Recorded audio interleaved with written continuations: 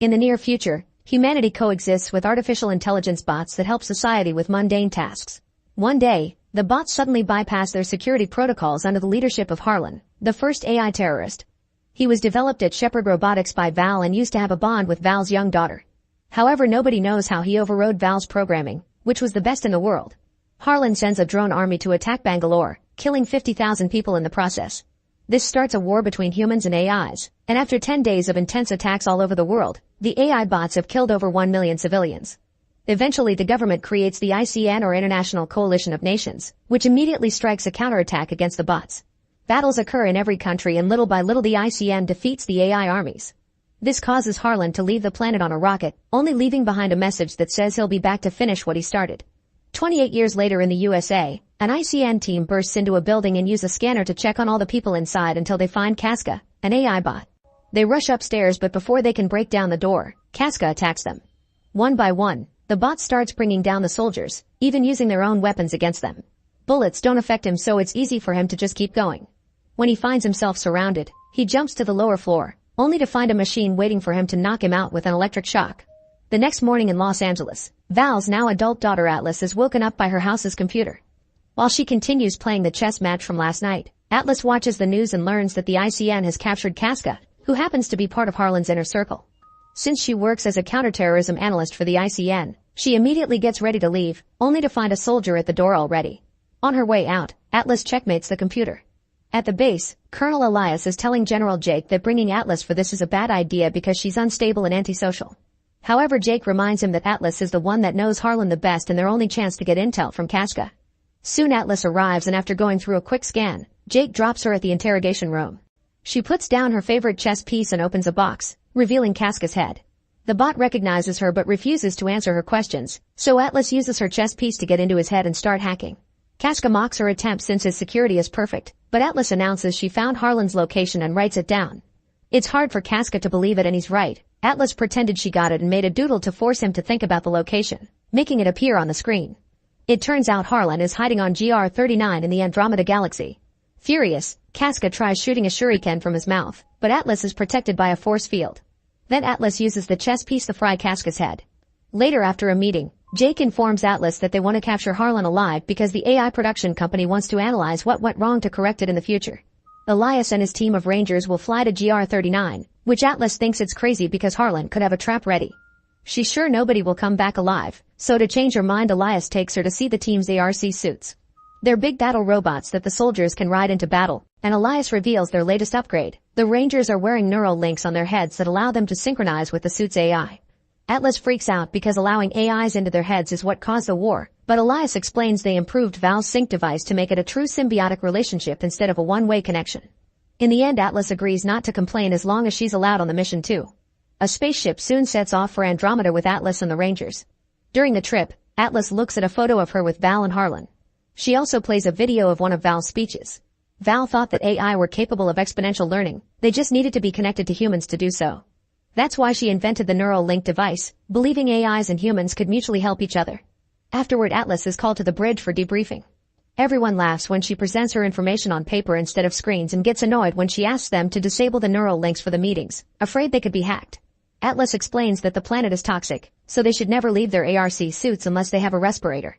There are also risks of gravity fluctuations and earthquakes. She reminds them not to trust any AI and starts to rant, so Elias interrupts her and tells the team to get ready for landing. Atlas tries to tell Elias that Harlan most likely has a trap ready, but he has confidence in his team. As the Rangers start boarding their suits, an alarm sounds and an explosion suddenly blows off the cargo bay door. The ship catches on fire and most of the suits get damaged, not to mention there are more missiles coming. Elias orders the surviving Rangers to jump and reunite at the drop point on the planet. Atlas barely manages to hold on and not fly away through the hole on the ship, so Elias grabs her and puts her in a suit too. When he tries to explain how to use it, another explosion happens and Atlas' suit drops to the planet too. As the suit falls, Atlas watches the ship come apart and some of the pieces hit her ARC. When she gets closer to the planet, she discovers the Rangers are fighting Harlan's drones, and while they do manage to shoot a few down, they still are easily overpowered. Atlas' suit gets even more damage and soon an alarm rings with a warning. A suit with a sword comes through and brings down a few more drones as it teams up with another Ranger. However, they're soon overpowered as well. The ship starts falling and almost crashes against Atlas. However, a Ranger pushes her out of the way just in time. The Ranger catches Atlas' suit with a wire to begin falling together as Elias appears on Atlas' screen, explaining she needs to sync with the suit's AI to stabilize her fall. Atlas refuses to do so and her helper gets shot down, so her suit begins falling even faster. She manages to activate the thrusters at the last second and the suit lands quite hard on the planet, but at least it doesn't kill her. After realizing she's bleeding, Atlas tries to contact the base for help to no avail. With no other choice, she activates the suit's AI, who introduces himself as Smith. He wants to go through the tutorial and setup, but Atlas skips all that and asks for a rescue pod. Smith's scanner finds one 98 kilometers away and Atlas asks him to get there as fast as possible. The suit immediately starts its thrusters yet Atlas stops him, reminding him that if they fly they'll be seen by the enemy so they should walk. Smith thinks it's a bad idea because the suit only has 22 hours left of air, but Atlas doesn't care and overrides Smith's protocols to start walking toward the pod. During the trip, Smith tries to bond with Atlas, who still doesn't want to be friends with an AI. He also shows her the beginner's manual, including all the weapons that come with the suit. Eventually they make it to the drop point and find all the fallen suits, but unfortunately Smith's scan indicates that all the Rangers are dead. Bullet holes prove the crash didn't kill them, someone waiting here did. Atlas has a panic attack over the failure, so Smith calms her down with some classical music. Then she starts collecting the Rangers' tags and notices that Elias' suit is empty. At that moment they detect movement nearby. It's Casca. Atlas concludes Harlan made a copy and worries about the possibility of Harlan building a whole army. Smith confirms there are more bots nearby and announces they should get ready for combat because there's no escape route. Suddenly the enemy sees them and opens fire so Atlas forces Smith to run, not believing they can win against so many bots. A chase ensues and Atlas still refuses to sink. Instead she makes Smith shoot a few missiles. Unfortunately it's not enough to bring down every enemy. Their running takes them to an atmospheric storm, which catches the suit and blows it around until the bots shoot them out of it. The suit rolls around for a while until it crashes against a rock formation. Atlas orders the use of the iron bomb, ignoring Smith's warnings. The explosion is huge and destroys the area, bringing down their enemies as well. However, Casca saved himself thanks to his thrusters and gets ready to shoot again. At that moment the ground starts to shake and Smith explains that the explosion has caused a sinkhole, which now opens under the suit and makes them fall into a chasm. After lots of rolling under the rocks, the suit lands and Atlas discovers she has a broken leg. Smith immediately begins treating the wound, making Atlas scream in pain as he covers the injury with a small metal plate. Then Smith gives her a meal cube that can provide nutrients for her recovery, which reminds Atlas of a doctor giving her a lollipop. Their chances of survival are pretty low and the only way to improve them would be synchronizing. Atlas reluctantly agrees and puts on the device. Meanwhile Casca emerges from the rubble and calls Harlan to inform him of the situation. After hanging up, Harlan goes back to torturing Elias to extract the Earth's protective field passwords. Moments later, Atlas is still failing to sync and Smith explains she's the problem because she refuses to trust him. He decides to go through the tutorial again, which asks Atlas some silly questions like pie or cake to create a bond. Smith wants to know why Atlas wants to fight so badly, so she revisits her memories of her childhood including playing chess with Harlan and planning Val's death. As Atlas freaks out, she explains to Smith that Val created Harlan and she used to trust him. Smith understands her feelings of betrayal and manages to establish a 40% sync. Now Atlas has access to Smith's system and sees the controls floating around her. A scan reveals they're 498 feet below the surface and they agree to try a subterranean cave to escape. Using the thrusters, they burst through the rock and make it to a big beautiful cave. Smith only has 14 hours of battery left and they're 37 kilometers away from the rescue pod, so they need a plan against the soldiers. Atlas gets an idea and Smith convinces her to work together for it, allowing to improve synchronization to 60%. Soon they find their way out of the cave, unaware that Casca can see them from afar. Atlas is fascinated by the glowing flowers they find and Smith points out she's the first human here. He tells her to name the flowers, but Atlas can't think of a better name than Plani. At that moment Smith detects Casca approaching and he falls for Atlas' plan. She planted some motion sensors that blow up when he gets too close. The shockwave fills the area with dirty and smoke but Smith is fine so he gets moving. Suddenly they hear a transmission from Casca and track it to find his head, which Atlas picks up and destroys. Then she uses Casca's chip to track his message to Harlan's base. Atlas gets the location on the map and wants to get there to tag it for the long-range bombers, but Smith thinks it's too dangerous and they should go to the escape pod instead. Ignoring his warnings, Atlas tries grabbing a respirator to leave on foot, however Smith uses the neural link to block her motor control. This lets him see some memories about Val's death and Atlas freaks out to the point she can override his command. Smith realizes Atlas feels guilty about Harlan and doesn't understand why, but instead of explaining, Atlas makes a speech about saving humanity until she convinces Smith to go to Harlan's hideout. On their way there, Smith and Atlas bond through philosophical conversations, like discussing the concepts of living and soul and if it applies to machines. When they finally make it to Harlan's hideout, They're shocked to find a massive base and conclude Harlan has been hiding for 28 years to build this, gathering weapons until he's ready to fight back. Smith buries a beacon in the ground to mark the location and announces they should go, but Atlas notices the bots have the Ranger's ship and their warhead. Suddenly Smith is hacked, which should be impossible. The enemy starts approaching, so Atlas tries to escape, but the suit barely gets to move before the hacker turns it off and makes it crash. Atlas watches in horror how a new Casca finds her and captures her. Meanwhile on Earth, a soldier brings Jake the message sent by Atlas and he activates emergency protocols. Moments later Atlas finds herself chained up in Harlan's base. Her suit is on the ground nearby, but Smith won't answer. Harlan shows up and explains society continues to destroy every other species, so he'll destroy most of it and create a better world. He also reveals everything has been his plan all along. Casca got caught on purpose so Atlas could find the location and come with a whole team. Now Harlan has the ship and the warhead. He only needs the other password from Atlas to undo Earth's shields and attack. Atlas is then strapped to a table next to an unconscious Elias, who lost his code already. Using a special device, Harlan accesses Atlas' mind through her eye and extracts the other code. Once he's done, he notices Atlas' respirator only has 5 minutes of oxygen left, so he decides on a slow, painful death for her. To mock her, Harlan puts her chess piece in her hand before leaving. After Harlan's gone, Elias reveals he's alive and apologizes for not listening to Atlas' warnings. When he hears her suit is nearby, he gives her his neural link to contact Smith. It takes Atlas some concentration, but she manages to wake Smith up, only to learn he's incapacitated. To override the restraint code, they must achieve 100% sync. Atlas freaks out and finally admits why she's so afraid. It's her fault that Harlan overrode his programming. It turns out that when she was a kid, she was jealous of Harlan because Val paid more attention to him. Little Atlas asked Harlan to teach her to be smarter, hoping Val would like her better. Harlan explained the link only worked one way, so he needed a person's command to override it and teach a human in return. Atlas fell for it and did what he needed while holding her favorite chess piece, which he taught her to play. The link worked and Harlan accessed a human's mind, giving him an idea of the awful state of the world. By the time Val interrupted them, it was too late. Harlan took control of Val's mind through her link and forced her to grab a gun. Val told Atlas to run away, and as the kid rushed outside, she heard Harlan forcing Val to self-delete. For 28 years, Atlas has living with the guilt of causing 3 million people to die, including her own mother. However, Smith explained she had been manipulated and it's time to move on, convincing her to let him in. Their synchronization finally is completed 100% and the suit bursts into the room right before the respirators run out of oxygen. Smith explains his battery is low. Harlan will launch the warhead in a few minutes, and the bot stripped all his weapons except for a single shot in his chest cannon. Thankfully, there are a bunch of weapons lying around. When another Casca arrives with a team of bots, Atlas and Smith tackle them and steal more weapons to fight them. They even crash through walls as they move around, bringing down as many bots as possible on their way to the exit. Unfortunately, there are too many enemies and the duo is soon cornered. At that moment, Elias shows up with a weapon and he gives them a sign to run before shooting at a bunch of fuel barrels, causing a huge explosion that destroys the base. Smith and Atlas make it outside and shoot the bots there, destroying a watchtower in the process. There are a bunch of defense drones that Atlas manages to shoot down, but before she can reach the ship, Harlan shows up to distract her with a missile launcher. Smith and Atlas have to dodge the attack and the ship takes off with the warhead. Atlas wants to shoot down the ship, but Smith points out that doing so will make the warhead explode too and kill them. However, Atlas believes Smith can hack into the warhead to disable it, even if it'll take him a long moment to crack through the 5 firewalls. While Harlan continues to shoot at them, Smith works as fast as he can and Atlas decides to shoot at the ship anyway.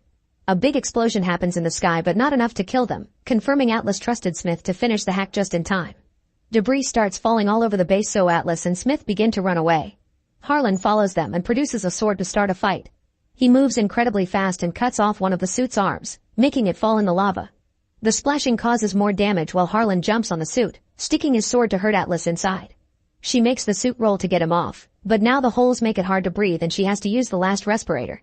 Then Harlan transforms his sword into a whip to keep on attacking the suit. Smith analyzes his patterns and catches his last attack, dragging him toward the suit so they can punch him and tear his sword arm off.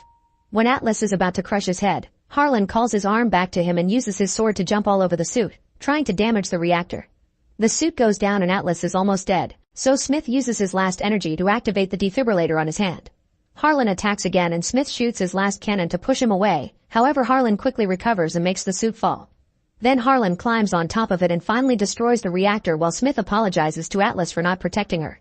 When Harlan looks away he finds the chess piece on the ground and suddenly Atlas appears behind him, stabbing his head.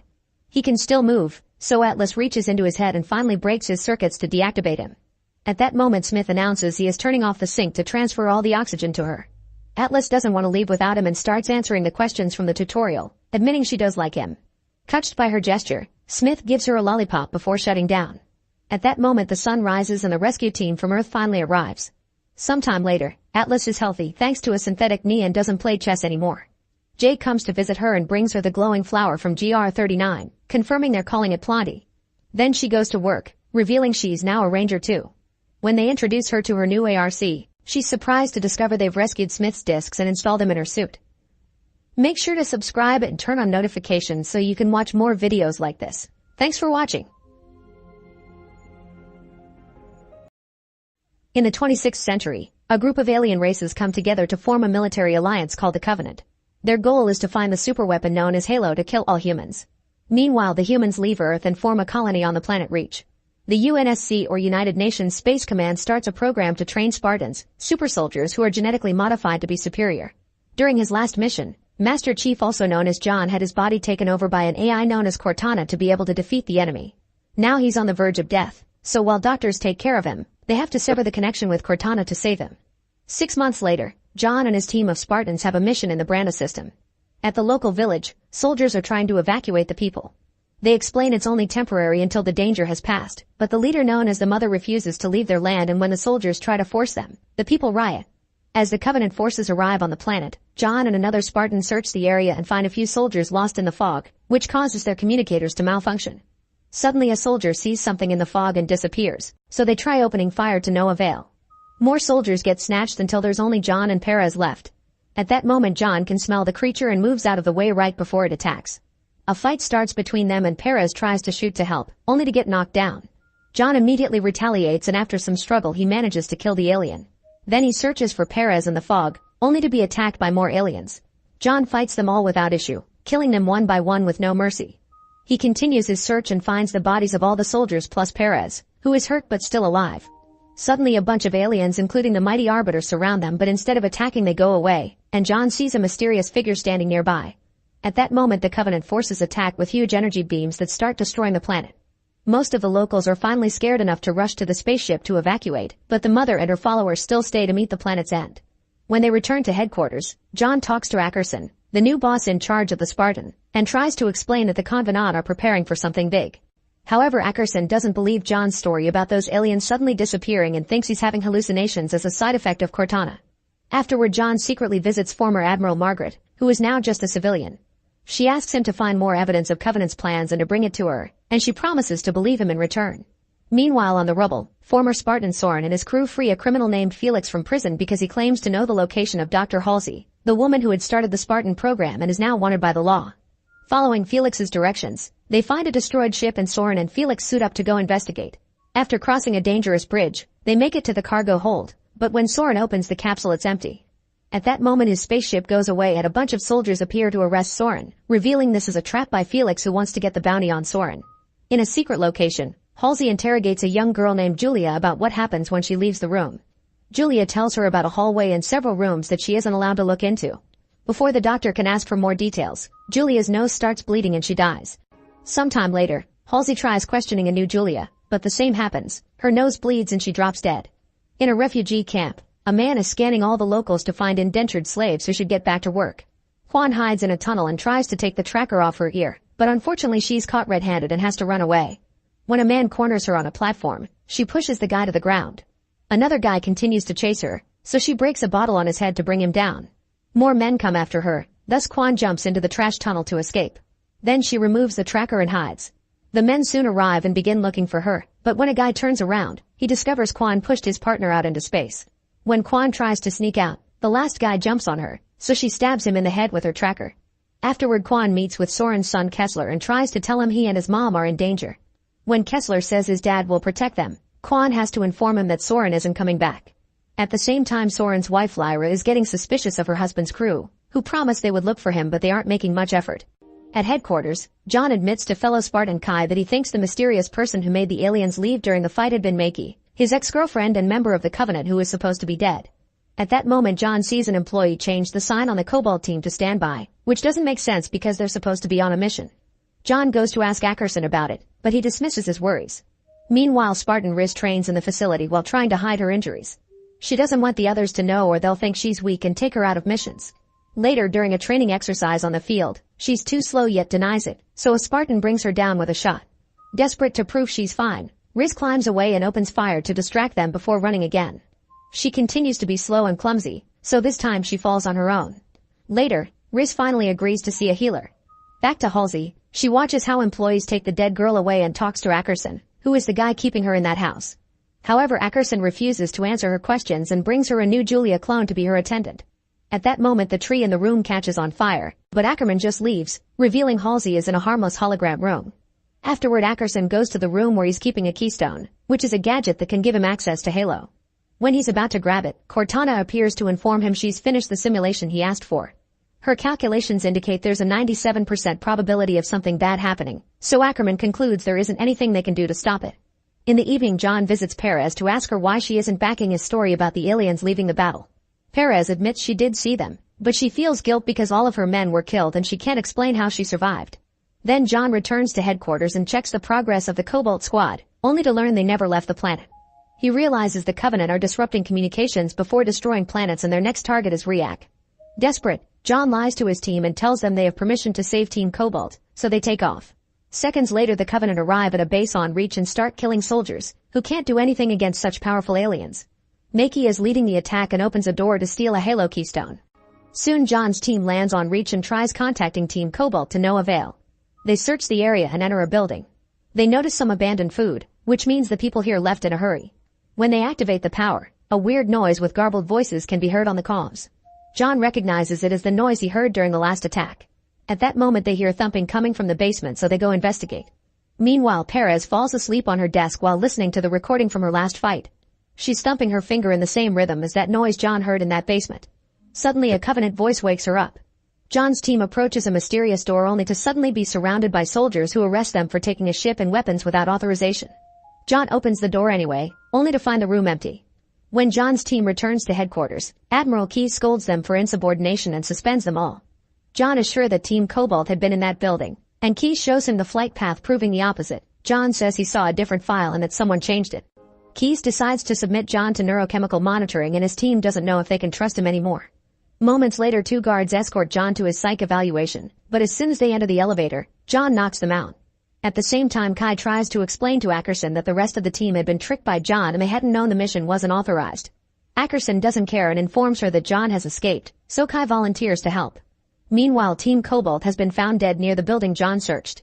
Ackerson says they'll officially list the bodies as MIA, causing Keyes to get angry because John had been right all along and obviously Ackerson knew it. However, Ackerson calls the Covenant's arrival inevitable and even admits their superiors already know about the situation. If they send out an alert, it'll cause chaos and panic, so it's better to start getting ready for an evacuation quietly. On the rubble, Lyra is suddenly dragged into a tunnel, so she tries to defend herself, but it turns out to be Quan.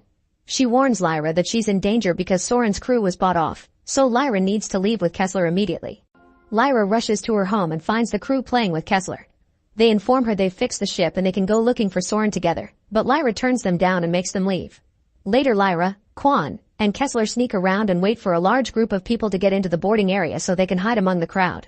They manage to get into Soren's ship and take off, but Soren's old crew sees this and closes the gate. Desperate to save her son, Lyra gives Quan her necklace to buy tickets and makes her promise to get Kessler out. Then she gets off the ship and attacks Soren's crew. Unfortunately, she gets quickly overpowered and captured. Then the crew interrogates Lyra while a strange clanging sounds in the background. The crew is tired of being poor while Soren's family lives well, so they want the money, but Lyra genuinely doesn't know what they're talking about and thinks they're being manipulated. While some crew members go to investigate where the sound comes from, the others throw Lyra into an airlock to make her talk, but she can't tell them the location of something that doesn't exist and eventually passes out. When Lyra wakes up, she finds Quan with a bloody knife in her hand, revealing she had made the noise to attract the others and kill them. The last crew member tries to ambush them, but Quan quickly kills her as well. Sometime later, Ackerson goes to say goodbye to Halsey, who decides to tell Ackerson all the details of how his sister Julia died because her body couldn't stand the Spartan augmentations. An upset Ackerson leaves without a word but returns a second later to leave Soren with her. Meanwhile, John meets with Margaret and tells her what's going on.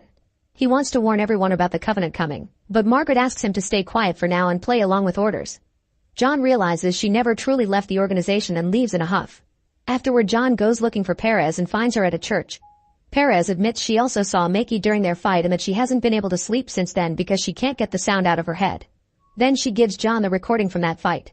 It's not just interference or a sound, but something underneath. A message in the Covenant's language that she translates into a threat to kill all humans. At that moment a blast hits the church and soon explosions are going off all over the city. People start to panic and run all through the streets as houses are burned down and death covers every corner. Perez runs to her house but John stops her just in time before she gets burned too, and he points out her family is gone. As Perez has a breakdown, a Covenant soldier attacks people while wearing active camouflage, but John can see it and tackles the alien through a window. A fight ensues and after lots of struggle, John manages to break the creature's neck.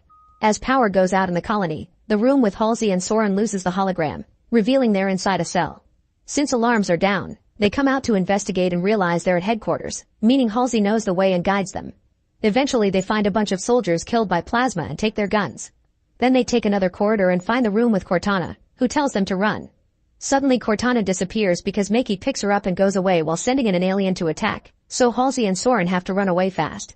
Back to John and Perez, they run through the city and watch how the Covenant destroy everything around them, so they have to dodge lots of shots and explosions. In the sky they can also see ships evacuating people from headquarters. After lots of running they find Riz and other soldiers doing their best to fight back, so the duo grabs some guns and joins them.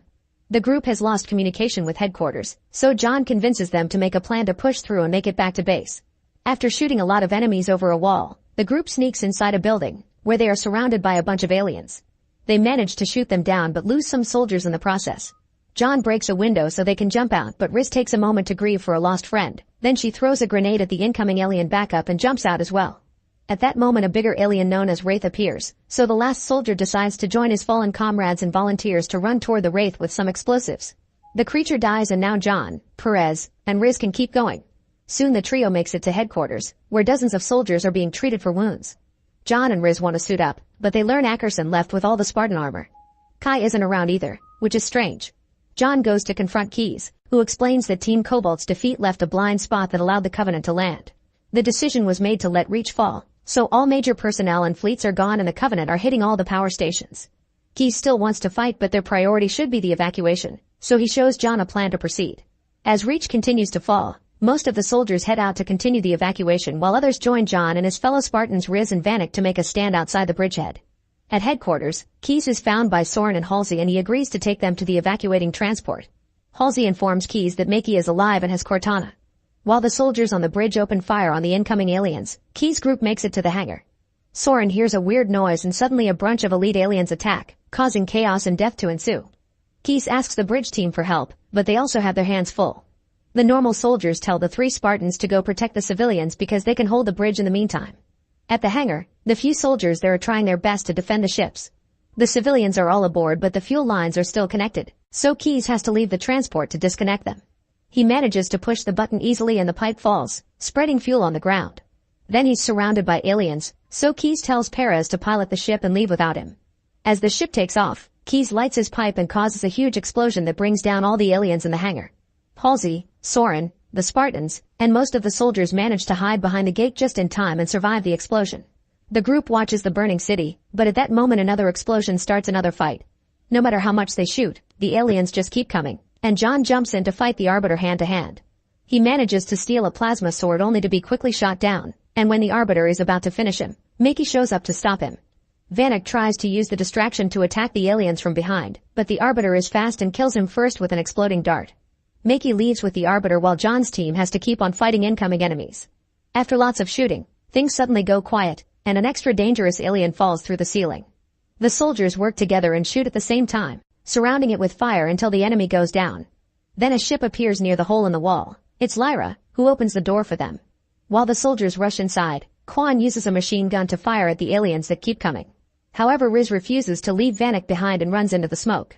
Seconds later she comes back with Vanek's body on her shoulders.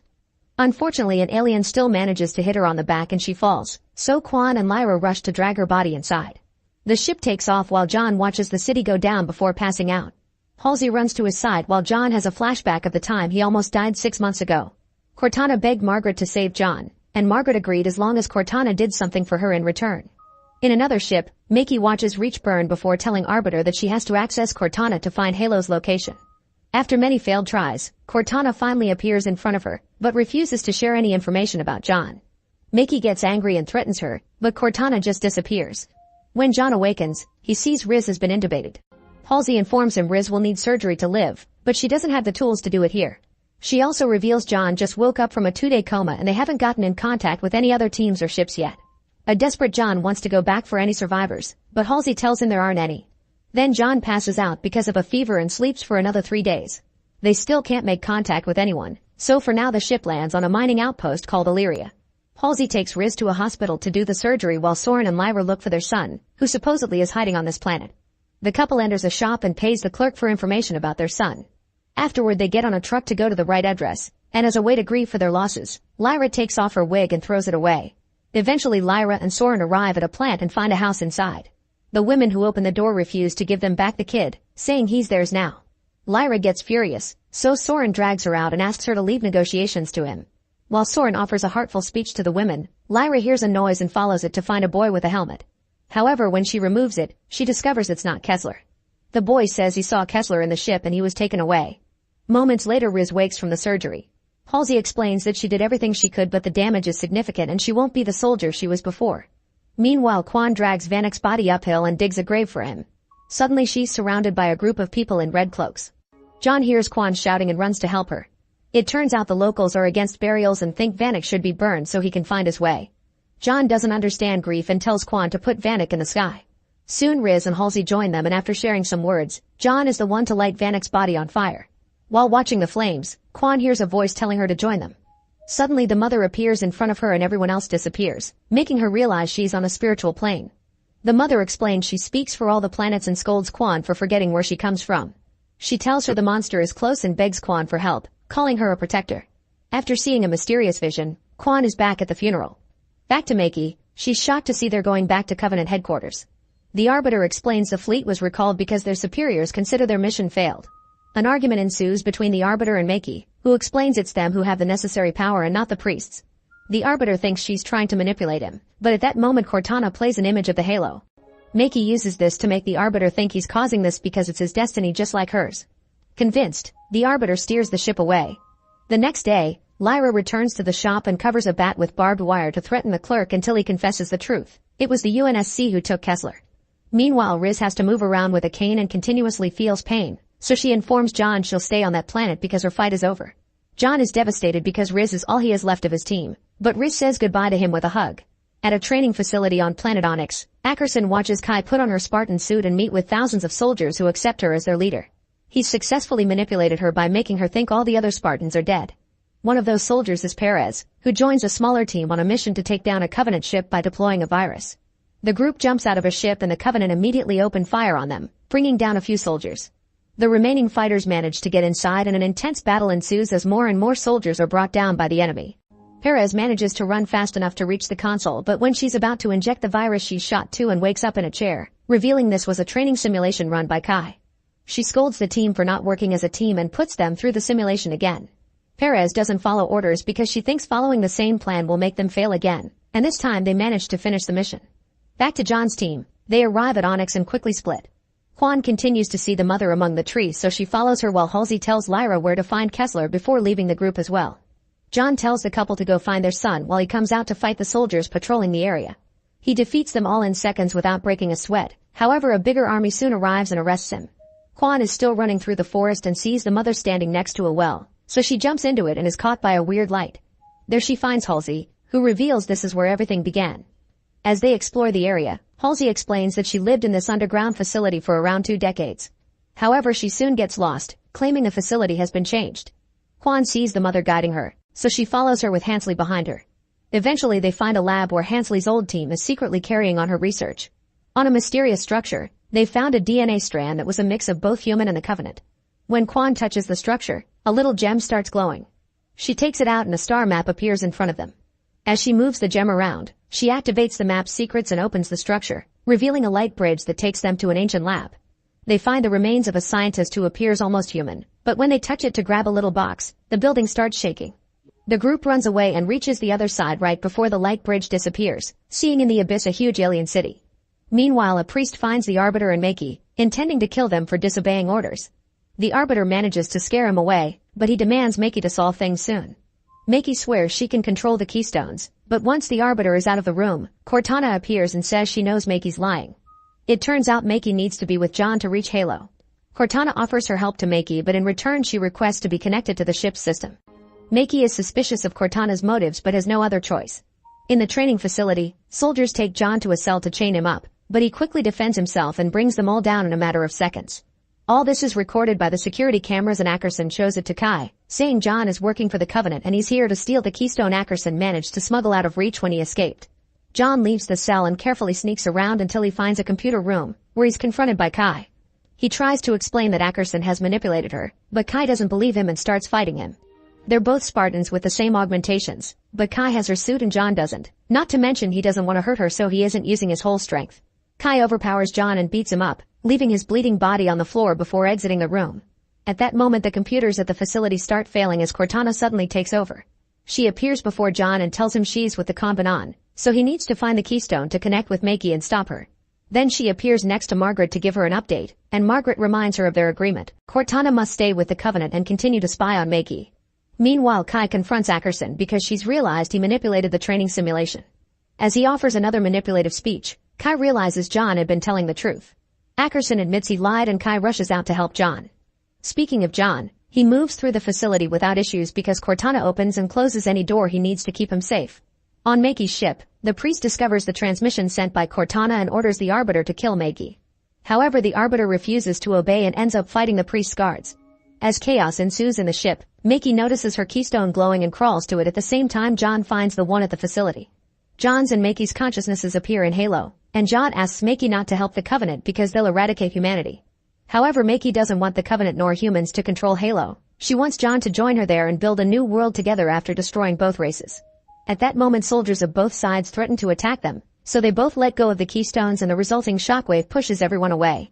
The Arbiter continues to fight the guards and Makey grabs Cortana to run away. The priest chases after her, so Cortana appears in front of him to distract him. Makey uses the chance to stab him from behind, and Cortana confirms that thanks to Makey's talk with John she's found Halo's location in the map. Afterward Makey thanks the Arbiter for defending her by getting his symbol on her chest. At the training facility, the technicians track Cortana's transmission to the Covenant fleet and Margaret orders Ackerson to prepare the soldiers for an attack. Meanwhile a bunch of soldiers surround John, however they refuse to follow their general's orders and leave. The general is furious but before she can act, Kai knocks her out from behind. Moments later the soldiers that went after the Covenant are completely obliterated, and Margaret decides to send another team. Ackerson protests since they're wasting resources, but Margaret says she's willing to sacrifice their entire army to stop the Covenant from getting to Halo. Meanwhile Soren and Lyra follow the directions Hasley gave Lyra, but when Soren sees where they are, he quickly drags his wife away. It turns out this was the arena where they threw kids to train them into Spartans, and Soren remembers that Kessler always wanted to be one. However, Lyra refuses to leave because she doesn't want her son to become a mindless killer. When a bunch of kids appear in the arena for brutal training, Soren jumps in to fight the incoming soldiers. Unfortunately, while he's fighting, the soldiers use the chance to capture Kessler and Lena and run away. Soon John finds Ackerson and starts strangling him until Ackerson reveals where he has kept John's suit. On their way out, Ackerson reveals that Margaret is a liar and that the virus that the fleet will use on the Covenant is bigger than they were told. Once activated, it will burn everything within 1,000,000 miles, both Covenant and humans. After John and Kai get their suits, John demands Ackerson to confront Margaret. Ackerson does so, but Margaret just makes her guards arrest him. This distraction is enough for John to steal a ship and fly toward Halo. Before leaving, he talks to the entire base through the comms to confirm he's alive while Kai leads the soldiers on the mission. Suddenly John is surrounded by darkness and a mysterious voice tells him about something dark and sinister in a distant facility. In the underground lab, the team opens the box and discovers there are active spores on it. Soon a lab assistant starts feeling unwell and she attacks a coworker, stabbing him in the neck. The other scientists have to pull her back to stop her from causing more damage. Meanwhile Quan reunites with Soren at the ship, where he's gathering weapons to go save his family. When Kai's team makes it to the location of the Covenant fleet, an explosion hits their ship and sends them hurtling into space. After some desperate floating around, they manage to control the suits and get information to soon land on a Covenant ship. The team gets inside but barely gets to explore before the enemy attacks them. They try their best to defend themselves, but the aliens keep coming and they're starting to run low on ammo. Kai requires backup, but Margaret refuses to send help because she wants the priority to be Halo. Makey sees they're getting surrounded by humans and asks Cortana for help, but the AI refuses so Makey destroys the device to delete her. Feeling guilty, John decides to go save Kai's team instead of going for Halo. Kai and Perez get separated from the group and try to fight back with the aliens' own weapons, but they're still surrounded. When they think it's over, John shows up and starts killing aliens with amazing combat skills.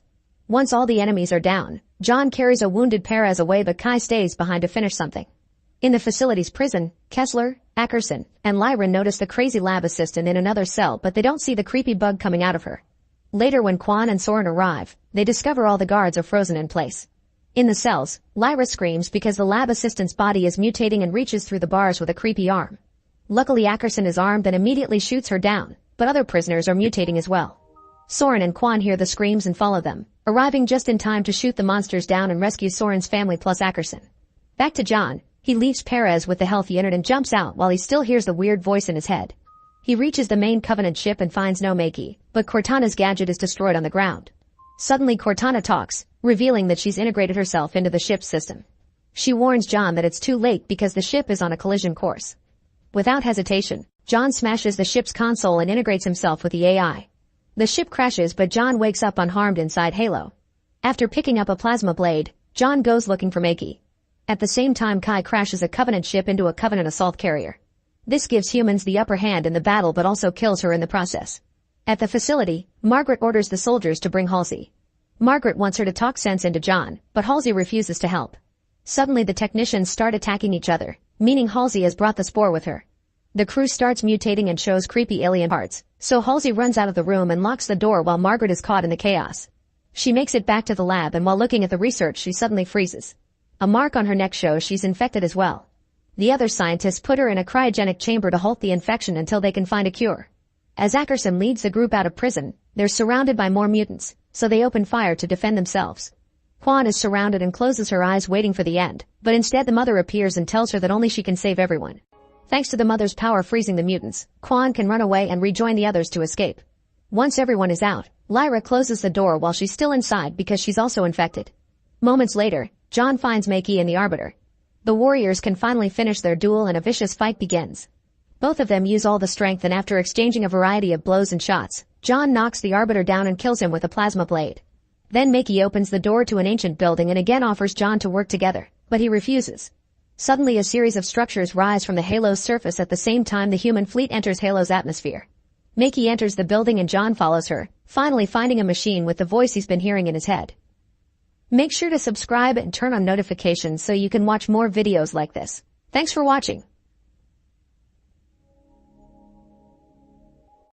In a small Italian village, a wandering cricket named Jiminy Cricket sneaks into the house of an elderly woodcarver named Geppetto, who lives with his pet kitten Figaro and goldfish Cleo. A man comes hoping to buy one of Geppetto's cuckoo clocks, but he refuses because he loves his clock so much. Geppetto has completed work on a marionette based on his young departed son, which he names Pinocchio. Before falling asleep, Geppetto makes a wish on a magical star. At midnight, the star shines light towards the puppet and bring him to life. Jiminy is surprised to see Pinocchio alive and tries talking to Pinocchio, but he only repeats what Jiminy said. Soon, Blue Fairy visited the house and used her magic to undo Pinocchio's string, fix his speech, and tells him that if he become brave, truthful, and selfless, he can become a real boy. The fairy also fixed Jiminy's clothes and designate Jiminy the responsibility of being Pinocchio's conscience,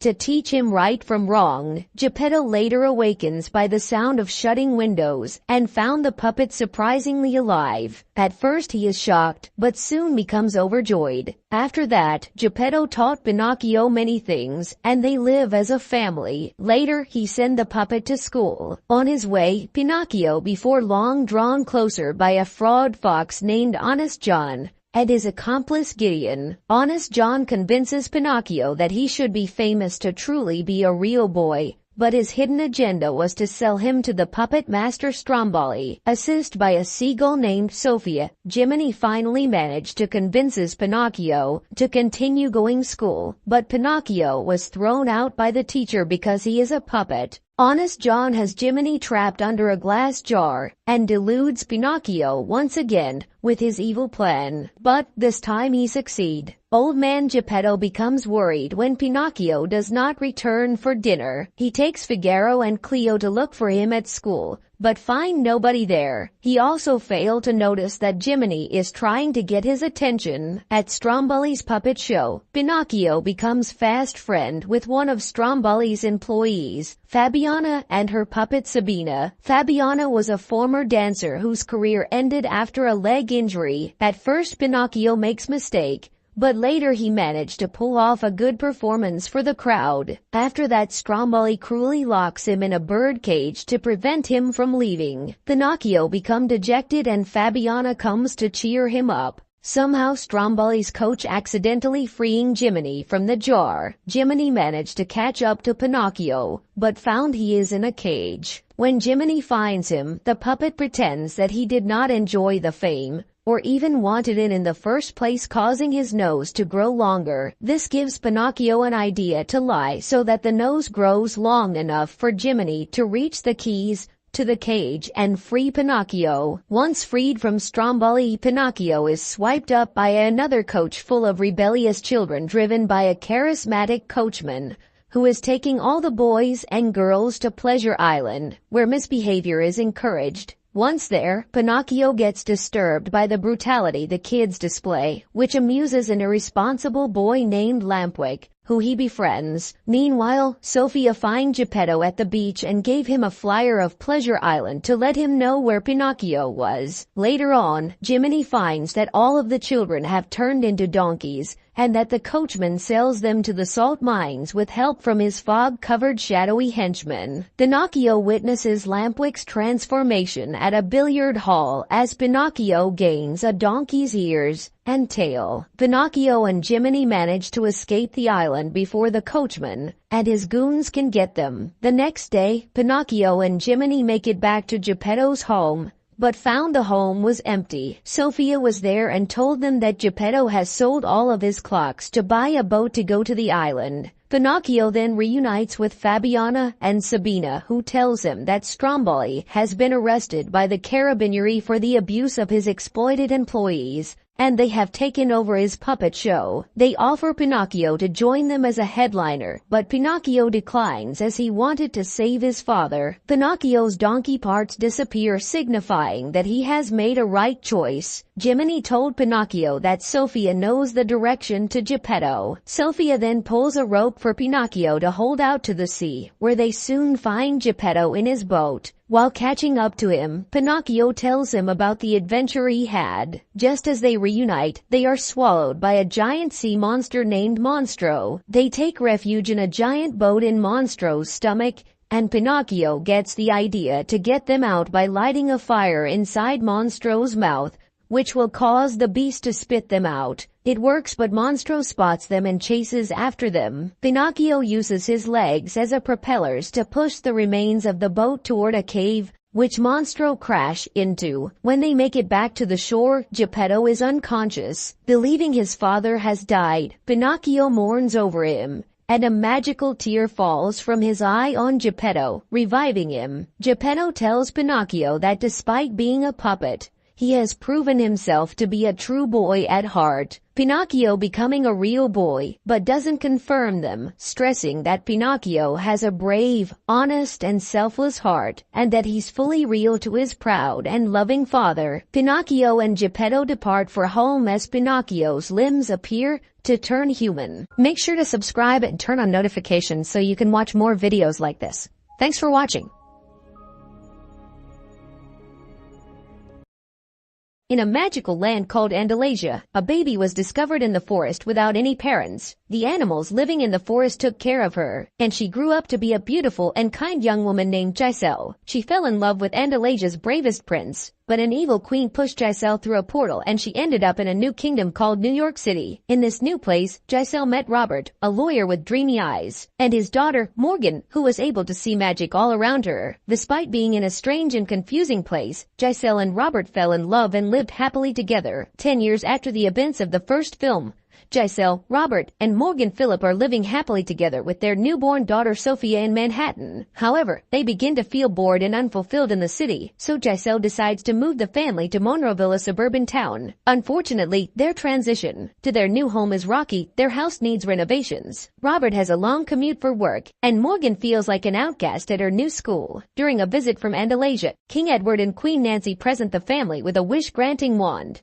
Giselle meets Malvina Monroe, the conceited head of the town council, and discovers that she is hosting a fairytale-themed ball, with her son Tyson as the elected prince. In an effort to help Morgan fit in, Giselle tries to get her elected as the princess of the ball, but ends up unintentionally embarrassing Morgan, leading to a falling out between the two. After seeking advice from her chipmunk friend Pip, Giselle decides to use the wand and wishes for her family's life to become a perfect fairy tale. The next day, the town is transformed into a fantasy kingdom called Monrelasia. Morgan is thrilled with their new life, and Robert believes he is a brave adventurer, and went outside to seek for dragons to slay. Malvina has become the evil queen with magical powers, and Giselle finds herself exhibiting uncharacteristically haughty behavior and enjoying mistreating Morgan. Giselle realizes that she is turning into a wicked stepmother and seeks help from the magic wand's instruction scroll. The scroll reveals that Giselle's wish is using up Andalasia's magic to change the real world into a fairy tale, and the transformation will become permanent after midnight. Malvina learns about the magic wand and assigns her servants, Rosaline and Ruby, to steal it. However, the scroll tells her that the wand can only be used by a true Andalasian. Giselle realizes that without the wand, she will succumb to her wicked side, so she persuades Morgan to save them before sending her to Andalasia. There, Morgan learns that the kingdom's magic is transported to Monrelasia through a vortex, and if the spell becomes permanent, Andalasia will disappear forever. Nancy and Edward suggest that Morgan use the magic of memories to remind Giselle of her true self. Morgan recreates a childhood drawing of their family tree with pictures of shared memories, then returns to the real world with Nancy. Giselle, now under the influence of her evil personality, challenges Malvina for the royal title of Monrelasia. She sends Pip, who has been turned into a tabby cat, to steal back the wand, and sends Robert on a fruitless search for Morgan. At the ball, Giselle and Malvina engage in a magic duel, with Giselle easily overpowering Malvina. Morgan and Nancy reunite with Robert and Tyson before rushing into the town hall to stop the duel. Morgan throws her drawing to Giselle, who rips it, but the magic within brings the memories to life and restores Giselle to normal. Not wanting the spell to be broken, Malvina takes Morgan hostage and demands the wand in exchange. Giselle surrenders the wand, and Malvina steps in too. As midnight approaches, everything from Andalasia begins to disappear, including Giselle herself. While Robert and Tyson go to the top of the clock tower to delay the final chime, Giselle tells Morgan that as her daughter, she is a true Andalasian and therefore capable of using the wand. Morgan wishes to be home with her mother just as Malvina tries to make the clock tower chime before it is destroyed. Later, Morgan wakes up in their house and finds everything back to normal. Only she and Giselle are aware of the events, while everyone else thinks it was a dream. Giselle apologizes to Malvina for disrupting her plans, and Malvina allows Giselle to join her council. Later, Robert has moved his practice to Monroeville. Morgan and Tyson are dating, and Nancy and Edward visit the Phillips again in their now happy life. Make sure to subscribe and turn on notifications so you can watch more videos like this. Thanks for watching. In Southern California, a young woman is driving around the mountains when suddenly small rocks start falling and crack the car's windshield. Then a whole rock slide happens, causing a huge amount of stone and dirt to hit the vehicle and push it off the edge of the road. The car tumbles and spins down the hill until it falls off an edge again, but thankfully the girl survives when the car gets stuck. However, when she looks out, she discovers the car is barely hanging on some rocks. Meanwhile, Ray and other members of the Los Angeles Fire Department are flying in a helicopter to search for the girl while being interviewed by a journalist about their job. When they finally see the car, they call the girl's phone to tell her to stay calm, but she still screams when the car shakes a little. Ray carefully flies down, tilting the helicopter to fit it through the gap. Then a rescuer goes down on a rope to secure the car, which he must do in under 5 minutes or the engine will fail. As soon as the guy gets closer, the girl tries to reach out, causing the car to shake again. The car is soon secured, but unfortunately it slips and traps the rescuer. The helicopter starts shaking too and the engine won't last much longer, so Ray decides to go down as well. As the chopper begins expelling black smoke, Ray reaches the car and tears off the door before taking the girl out. Then the pilot cuts the rope holding the car, making the car fall and crash but also freeing the rescuer while Ray safely holds the girl. Later in the California Institute of Technology, Dr. Hayes is giving a lecture on the history of massive earthquakes, which cause lots of death and destruction around the world. Hayes also mentions the San Andreas Fault, which is a meeting place of tectonic plates that runs through California. He has no doubts that such a formation will cause a massive earthquake sooner or later. Afterward, Hayes goes to his office, where Dr. Park shares news of mini quakes detected close to the Hoover Dam, and they decide to check them out. When Ray gets home, his daughter Blake calls him to ask him for a few things she left at his house that she wants to take to college. He suddenly ends the conversation because he's opened the mail and found the divorce papers, which leaves him very upset. Then Ray goes to Blake's room to grab the things and finds some family pictures, which include Blake's dead sister. At the Hoover Dam in Nevada, Park and Hayes are measuring seismic activity with a new device and are shocked to see the pulse rate suddenly make a big jump right before an earthquake hits the area. On top of the dam, Hayes rushes to tell people to run away, but Park is inside and has to try to climb the stairs as the dam starts to crumble down and rock slides ensue. People run away in panic while the structure breaks and the water begins coming out, causing even more damage. Park hurries up and manages to come out, but at that moment he sees a girl with a hurt leg and stops to pick her up. Then he begins running as fast as possible while the ground collapses right behind him. Suddenly Park trips and he throws the girl at Hayes before falling, only to discover his foot has been stabbed by a metal rod and he's stuck. Hayes wants to help him, but Park tells him to stay with the girl as the dam finally collapses and a huge burst of water kills him. Back to Ray, he receives a text from his boss telling him about the earthquake and asking him to come in. First, Ray stops to drop his daughter's things and meets with his ex-wife Emma and her boyfriend Daniel. Emma informs him she's moving in together with Daniel, which makes Ray very upset and he awkwardly escapes by going to work. A few hours later, Blake goes with Daniel to his workplace, and while waiting in the lobby, she befriends Ben and his little brother Ollie. Meanwhile, Hayes is being interviewed by the same reporter who talked to Ray and explains that before Park died, they confirmed their new device could predict earthquakes. They're suddenly interrupted by Hayes' students, who have news on the activity along the San Andreas Fault. Using this information, Hayes does some calculations and traces the boundary of the fault and the dam on a map, concluding that the whole San Andreas Fault will go off soon. In downtown Los Angeles, Emma is having lunch with Daniel's sister, who asks very rude questions about the death of Emma's other daughter. They're interrupted when Emma gets a call from Ray, who apologizes for his attitude. Suddenly the restaurant tables start wobbling and soon the entire building shakes as it gets hit by an earthquake. When Ray looks through the chopper's window, he discovers the highway is crumbling down because of an earthquake as well. He asks Emma where she is and tells him to go to the roof so he can pick her up in a few minutes. In Hayes' office, the group rushes to hide under the tables and their device says this earthquake is 100 times stronger. The whole San Andreas Fault is being activated and is heading towards San Francisco. Back to Blake, she gets in the car with Daniel ready to leave, when suddenly they're reached by the earthquake too. Daniel urges his driver to get them out of there and the car takes off as fast as possible as the entire parking lot begins collapsing and other people run around in panic. A hole opens in the ground and the car ends up going down, crashing against a wall and getting trapped by the debris. The car's roof is pushed down by a beam and instantly kills the driver, whose seat gets bent and traps Blake's legs. Daniel tries to take her out to no avail, so he says he'll go looking for help. On the first floor, Daniel finds a security guard and asks for help, but the guard is crushed by the falling ceiling. Terrified, Daniel decides to leave with the rest of the people, but Ben and Ollie overheard him talk to the guard and decide to go find Blake. At the same time, Ray continues to fly to Los Angeles and sees the Hollywood sign going down. Fire and smoke are coming from various spots in the city, and the skyscrapers are starting to go down too. In the restaurant, people are panicking and Emma tries opening a door, only to find a hole and a man falling to his death. The restaurant's oven explodes and the chef catches on fire while Emma tells everyone they need to reach a roof. She finds the exit stairs and starts rushing up, but the people try to escape by going down instead.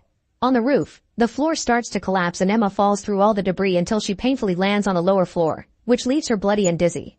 Refusing to give up, she starts climbing to the top of the rubble, where she's finally found by Ray. When he tries to fly closer, something explodes and starts a fire on the roof, so Emma moves away from it and Ray hovers with the helicopter to drop a rope with a rescue basket for her.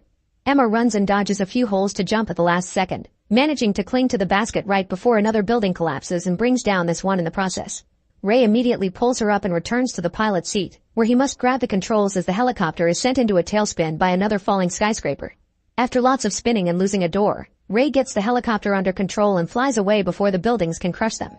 In San Francisco, Blake finds her phone and calls Ray to ask for help, but she soon loses the signal. While Ray tells Emma they're going to rescue her, more debris falls on top of the car. At that moment Ben and Ollie find Blake and try to use a metal beam to get her out, but this only makes more rubble fall. Then Ben checks the trunk and finds a tire jack which he uses to lift the fallen beam, however it only raises half a foot. Thinking fast, Ben stabs the car's tires to flatten them and get more room, getting Blake out right before the beam crushes the car. Meanwhile in Hayes' office, the group analyzes the data from the monitoring systems and concludes this isn't over. Hayes asks the reporter for help to warn people, so they run to the media center and team up with more students to hack into news broadcasts. The reporter introduces Hayes, who informs the whole country that more earthquakes are coming. He predicts a 9.5 earthquake or perhaps greater, and although it's happening in California, it'll be felt even on the East Coast. He advises people in San Francisco to leave as fast as possible. Back to Blake's group, the building starts to crumble so they run outside, where people are running everywhere. After lots of running, the shaking finally stops and the group goes looking for an electronics shop because Ray taught Blake to find an old model phone when the electricity isn't working. When they get one, Blake calls Ray and shares that Daniel abandoned her, which makes Emma furious. Ray tells Blake to get to higher ground at Coit Tower, promising to meet her there. After the call ends, Ben calls his own parents and Emma calls Daniel, only to get the voicemail and leave a threatening message for what he did.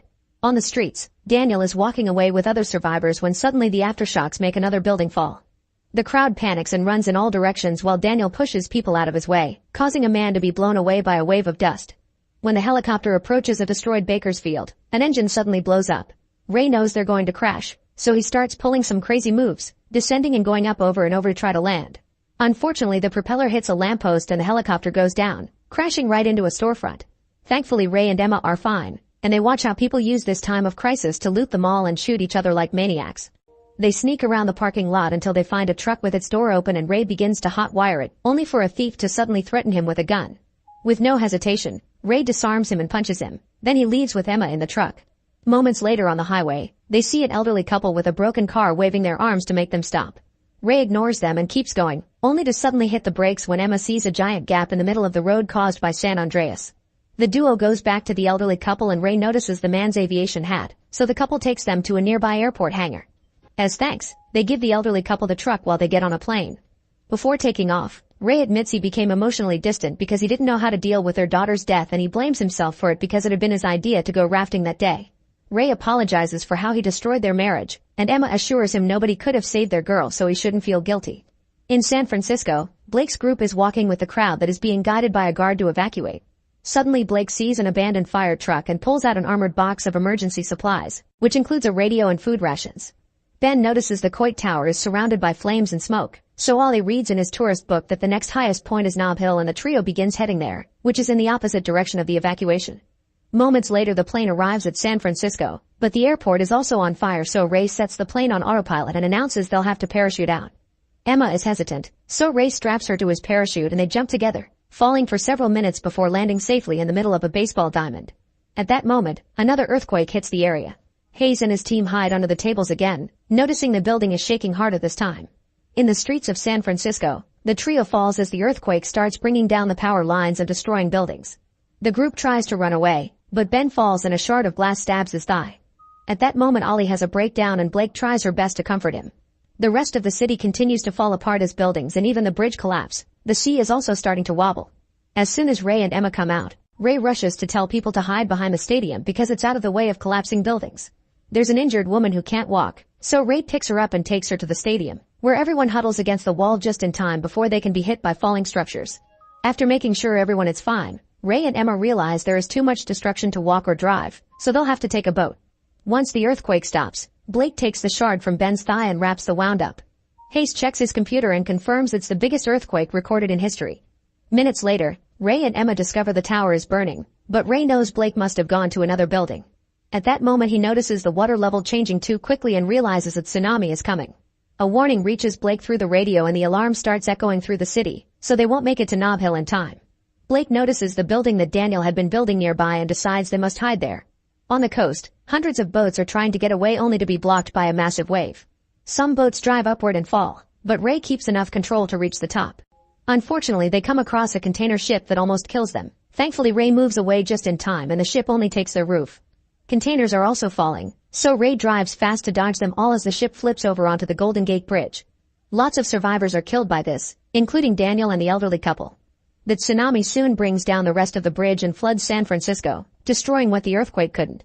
Meanwhile, Blake's group is rushing upstairs and stops at the highest floor possible because the steps are blocked. Unfortunately, it isn't high enough and they see the tsunami coming for them, so they run to hide behind the pillars. The water breaks through the window and floods the building, which starts to fall but is blocked by another skyscraper. The leaning causes some water to leak out and the trio holds onto the furniture not to fall out too. Soon Ray and Emma reach the area with the boat and notice the state of utter destruction. Knowing Blake learned from Ray's teachings, they head toward the tall buildings to look for her. Back to Blake and the brothers, they notice the stairs have been cleared, so they go to a higher floor. While Blake checks Ben's leg, he offers a big compliment and they kiss. At that moment Ollie notices the boat going in the opposite direction. He and Blake start hitting the window to get their attention, but Emma and Ray can't hear them. Then Blake remembers Ollie has a laser pointer, so she shines it at the boat's control panel and the adults finally see them. Suddenly another wave hits the area and breaks the windows, flooding yet another floor too. Ben and Ollie swim toward the stairs to escape, but unfortunately Blake gets caught in the water and can't reach the brothers because of a glass door. The building is sinking, and the water levels are quickly rising. Ray leaves the boat in Emma's hands and kisses her before jumping into the water to swim into the building. Once inside, Ray sees Emma on the other side of the glass door and tells her to wait while he tries to move the debris. On the upper floor, Ben tells Ollie to wait safely while he goes back for Blake, but at that moment the building starts shaking again and water reaches their area as well. This water takes the last few inches Blake had to breathe, and she soon passes out. A desperate Ray makes a final effort to move the debris and finally makes his way through to reach his daughter, taking her with him as he swims upstairs to meet with the brothers. The building continues to sink as Blake tries to give Blake CPR and Ben tries to break the windows, but he isn't strong enough. Outside, Emma sees this and drives the boat back to then approach the building at a very high speed, smashing her way inside. The group immediately gets on the boat and drives away, moving out of the way right before the buildings collapse behind them. Ray continues to try to resuscitate Blake and eventually gives up, but seeing Emma cry inspires him to keep trying, refusing to lose another daughter. Suddenly Blake wakes up, dizzy but alive, and everyone hugs in relief. Sometime later, the National Guard and UN relief teams arrive at the area to help the survivors. Signs, letters, and pictures are hung on a fence as a last goodbye to those who didn't make it. Ray and his family watch what is left of the city, and he announces now it's time to rebuild. Make sure to subscribe and turn on notifications so you can watch more videos like this. Thanks for watching. In 2036, the world has been destroyed by the T-virus pandemic. Earth's ecosystems have been crushed, governments and cities have collapsed, and the human population has severely shrunk. Around 6 billion people have been infected and suffer from brain damage that transforms them into violent cannibals known as zeros. Most of the world is a wasteland, so humanity lives in walled cities called freeholds. In London, Jade works as a researcher for the university, an organization devoted to research and preservation of artifacts from before the apocalypse. Her project is to record any new mutations in the zeros, so she spends a lot of time moving around and only sees her partner Arjun and her daughter Bee on video calls. Jade puts on perfume to hide her smell and goes out with a rabbit to conduct an experiment. After setting up her camera, she puts a drop of blood on the rabbit and leaves it in the middle of an open area. A bunch of zeros smell the blood and start chasing the rabbit, who just runs away as the zeros bump into each other. Jade notices that they still have no coordination skills or pack structure. When she tries to leave, she accidentally gets a scratch on her arm and the smell of blood immediately alerts the zeros. A chase ensues and Jade runs as fast as she can, but a zero manages to jump on her anyway. She struggles against it until she can push it back into the security perimeter, where flamethrowers activate and burn the horde down. Once they're all dead, a red smoke puts out the flames. Suddenly the ground starts shaking and a massive caterpillar bursts out. Jade immediately runs to hide, but the caterpillar catches her by the legs and throws her on top of a car. When the creature is about to kill her, 3 armed men show up and open fire, quickly killing it. Then they check on Jade to make sure she's fine and are shocked to see a tattoo on her wrist that means she's a survivor from the initial outbreak. This all started 14 years ago in 2022. 3 months before the pandemic, half-twins Jade and Billy moved to New Raccoon City because their father Albert has returned to his job in the Umbrella Corporation's Board of Executives after a long absence. New Raccoon City is a planned community built in South Africa and everyone there is an employee of Umbrella in some way. The girls aren't happy about the move and often call out their dad for caring about work more than them. Every 2 weeks, Albert takes a blood sample from his daughters but has never said why. In secret, Albert studies the samples under a microscope before recording his findings and injecting the blood into his neck. The next day at school, Billy sits alone at lunch. Tammy approaches her to learn more about her, only to then start mocking everything about Billy. A frustrated Billy gives her the finger and Tammy retaliates by attacking her, so they fight on the ground until a teacher forces them to split. The sisters rush home and Jade tries to comfort her sister. However, they discover the fight has been uploaded to social media and now Billy is a joke among classmates.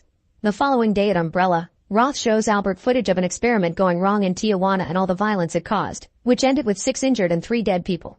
The company has covered it all up but Albert worries because it's happening again. Meanwhile at school, Tammy is in the bathroom when a student wearing the mascot mask suddenly bashes her head. Afterward, the principal brings Billy out of class because the mask was found in her locker, so they think she did it. It was actually Jade, who wanted to make her sister look cool. A parents' conference is held and Tammy's dad threatens with pressing criminal charges while calling Billy a schizophrenic.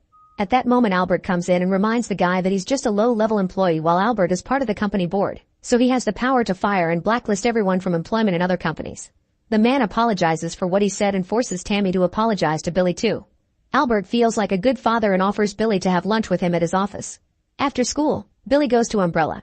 As she walks through the corridors, she sees different company projects, from medical machines to a bear hologram that sells medicine. Eventually she reaches the waiting room and is devastated to see a car pass with wounded rabbits, meaning they use animals for their experiments. Later in the evening, Billy asks Jade to help her sneak into Umbrella and get proof of the animal experimentation. They steal Albert's stuff and head to Umbrella, where Albert's voicemail allows them to get past the voice scan at the entrance and his keycard gives access to the elevator and the lab. Billy immediately begins recording the animals in their cages while Jade guesses her dad uses the same password for everything and accesses his computer. There she finds the Tijuana clip and notices Umbrella guards shooting at people. Then Billy opens a mysterious door, only for a mutated Doberman to come out. The beast tries to attack, so the girls take the elevator to escape and discover the alarms have finally activated. The dog escapes the lab and is so strong that it's pounding on metal. The sisters run to hide under a table and wait for the dog to go down the corridor. Next Billy tries opening the door, but this triggers the hologram. The dog follows the noise and finds the sisters under the table. Luckily they move just in time to run out of the room. They rush to the entrance yet they can't open the door, and the dog catches up to them by jumping through a window. The beast attacks Billy and starts mauling her, so Jade grabs a fire extinguisher and pounds the dog to death. Then Jade clings to her sister as she bleeds out. In the present, Jade wakes up in a Freehold's medical bay, where all her wounds have already been healed. While she checks the news on a device, she's found by Tate, who gives her a tour. Jade wants to go back to her camp, so Tate shoots a flare to show her that their walls are surrounded by Zeros. If Jade wants to leave, she'll have to wait for their only helicopter to return. While Tate and Jade discuss the situation, a person announces that an Umbrella helicopter is on its way. It turns out Umbrella has a bounty on original survivors and Jade is number on the list. While Tate keeps Jade at gunpoint, two choppers arrive with Umbrella troops led by Baxter. As soon as Tate points Jade out to him, Baxter shoots him and orders his troops to wipe out the locals. A shootout ensues and people start dropping dead while Jade runs away. Soon the soldiers also use a flamethrower to bring down the building. Jade tries to avoid the flames and finds her path blocked by the soldiers and Baxter, who says her sister has been looking for her. Jade refuses to cooperate and jumps right into the massive horde of Zeros. She lands on a dumpster and rolls on the floor, where the Zeros start chasing her. Jade begins running again while Baxter orders his men to open fire on the Zeros to keep Jade alive. As she uses a clear wall as a shield, Baxter promises to save her if she agrees to leave with them. At that moment a local bursts out of the building in a car, so Jade pushes a bunch of Zeros away to reach the vehicle and climb on its roof. The driver quickly takes off, but when it's about to reach the exit in the outer walls, the car stops to avoid Jade getting hurt by the spikes on the roof. Then the driver points a gun at her, telling her to get away from him because her presence makes him a target too. Jade tries to convince him to work together, but at that moment the Zeros start falling around them because they're jumping from the roof. The driver shoots a few of them, but he's soon overpowered and Jade fails to save him. While the Zeros feed on him, Jade breaks the window to take the driver's seat and finally leave the Freehold. Eventually Jade makes it to the Dover Freehold, which recently signed a security contract with Umbrella for extra protection. Jade makes it to an apartment belonging to Melinda, whose husband Barry has helped her in the past. Barry isn't around but Melinda allows her to come in and use her tablet. Jade calls Arjun to warn him Umbrella is after her and he advises her to cross the channel to Calais, a territory that belongs to an organization known as Brotherhood. At that moment Jade hears a weird noise and enters the bathroom only to find a handcuffed Barry, who has become a Zero. Melinda explains he chained himself because he felt sick and guessed he was infected. She also says that Barry has the book with all his smuggler contacts, so Jade will have to retrieve it if she wants to escape. Jade gears up with random household objects and enters the bathroom again, discovering that Melinda has been feeding her cats to Barry. She manages to knock him down and starts searching his pockets to finally find the notebook. Suddenly Barry's wrist breaks and he frees himself from the handcuffs, pushing Jade away to attack Melinda instead. When he's about to kill her, Jade kills him from behind. After Jade leaves, Baxter arrives and interrogates Melinda. At the local tavern, Jade meets Barry's contact and tries to get a ride with her wedding ring, but the smuggler wants her to pay off Barry's debt too. Since she can't pay, she instead steals the ticket from a drunkard. In the evening, Jade waits by the pier for the ferry, only for Baxter and his men to suddenly arrive. They shoot the smuggler and then a drone opens fire all over the area, causing the crowd to panic and start running. Jade runs as well and finds a gun on the ground that she grabs before hiding. Then she notices a very scared boy, so she picks him up and enters a warehouse to protect him. Soon Baxter's men have either killed or captured every person on the pier, but Baxter still makes them search the area for Jade. At that moment a door opens in the warehouse, but it's just the boys' parents. They have a bunch of alcohol that they want to smuggle to Calais to start a new life, so Jade agrees to team up with them and pay for the Channel Tunnel route. In 2022, a bleeding Billy wakes up and Jade helps her walk into another room, where she checks the awful wound. At that moment they're found by Albert, who quickly wraps up the injury and tells the girls to escape through a side door because the guards are on their way. He also warns them not to go to a hospital. While the sisters escape, Albert sabotages the security cameras to cover up his daughter's presence. Then he spreads the dog's blood on his head. When the security guards finally arrive, Albert tells Roth and CEO Evelyn that the facility was subject to a cyber attack which released the dog's security lock while he was working late. However, Evelyn is suspicious because there weren't any ransomware demands. At home, Albert takes care of Billy and is forced to explain the dog was being treated for a rare genetic disease.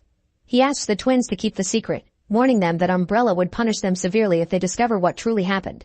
The next morning, Albert checks on Billy by examining her corneas for discoloration. She still feels sore and Albert doesn't like how the wound looks. Meanwhile, Jade searches the internet for reports on the Tijuana incident. There's a website claiming to have the truth, but it's blocked by her internet company. Later at school, Jade is confused because her classmates are too excited about having a copy of an anime series. It turns the internet service also belongs to Umbrella and they've blocked any site related to pirating or naughty stuff. Simon is the only one that can bypass the firewall, so Jade asks him to help her access the website with the truth.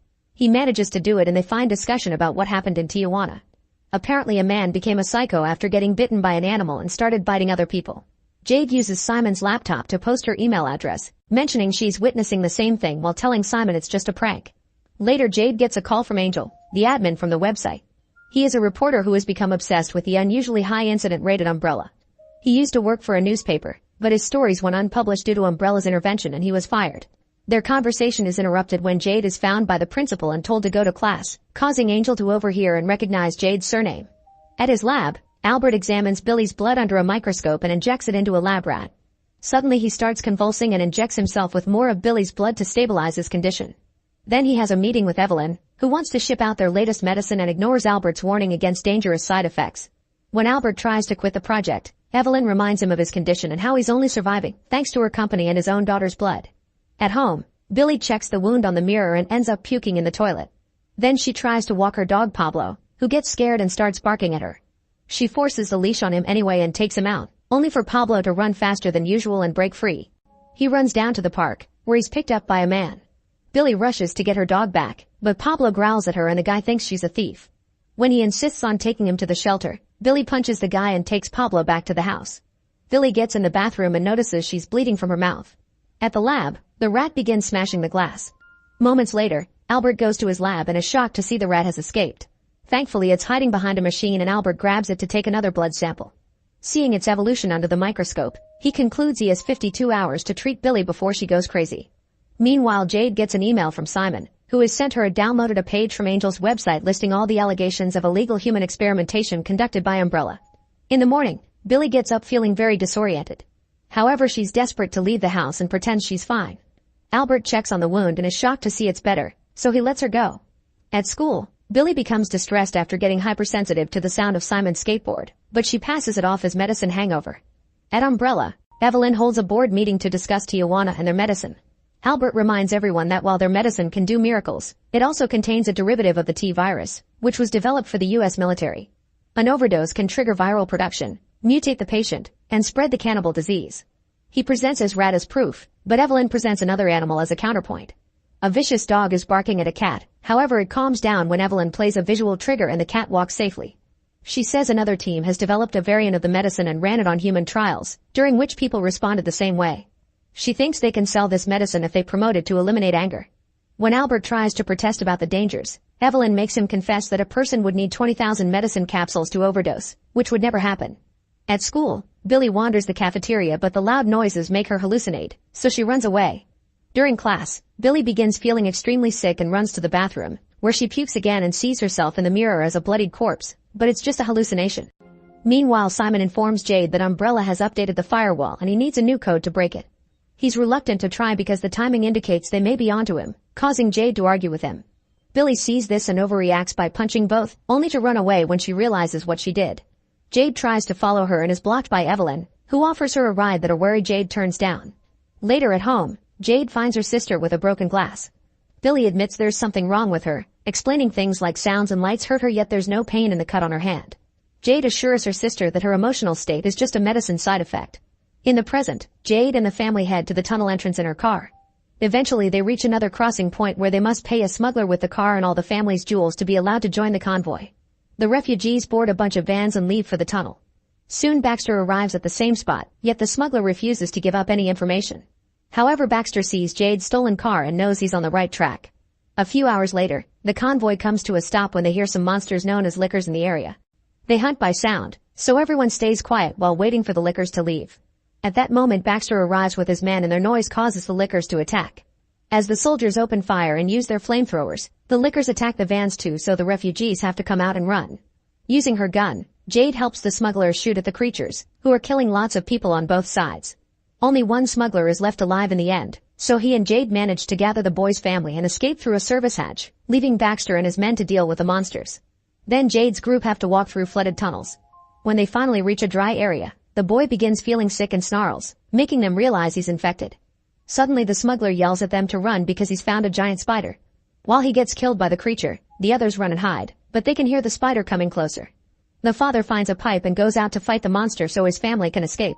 He does manage to hit the spider, however it isn't enough and the creature splits him in two. Jade opens fire but runs out of bullets, so she runs with the mother and the kid. The spider chases after them and when it's close enough, Jade drops the shutter on it, killing it. Afterward the mother announces she refuses to leave her son, so Jade continues her journey alone. Eventually she gets out of the service tunnel only to find Baxter waiting for her. At that moment the Brotherhood appears and shoots down Baxter to then capture all his men. Jade is mistaken as part of Baxter's team and gets knocked out too. In 2022 in Tijuana, Angel's interviewing the wife of a deceased factory worker. She describes how he was bitten at work, developed a rash around the wound, and became hypersensitive to light and sound. He became more and more aggressive, and after 3 days, he supposedly killed people.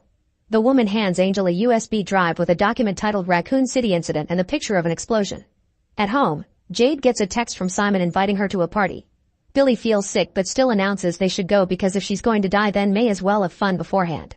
The party is happening at a building site, where Simon fails a skateboard trick. Billy copies his stunt and impresses everyone by doing it right. Meanwhile Angel tracks Jade's address and infiltrates New Raccoon City in a delivery van while following various locals on social media. Angel's caught on the security cameras and Roth sends a picture to Evelyn, who immediately recognizes him. At home, Albert brings an injection for Billy but discovers the girls aren't around. He tries texting them yet they won't reply.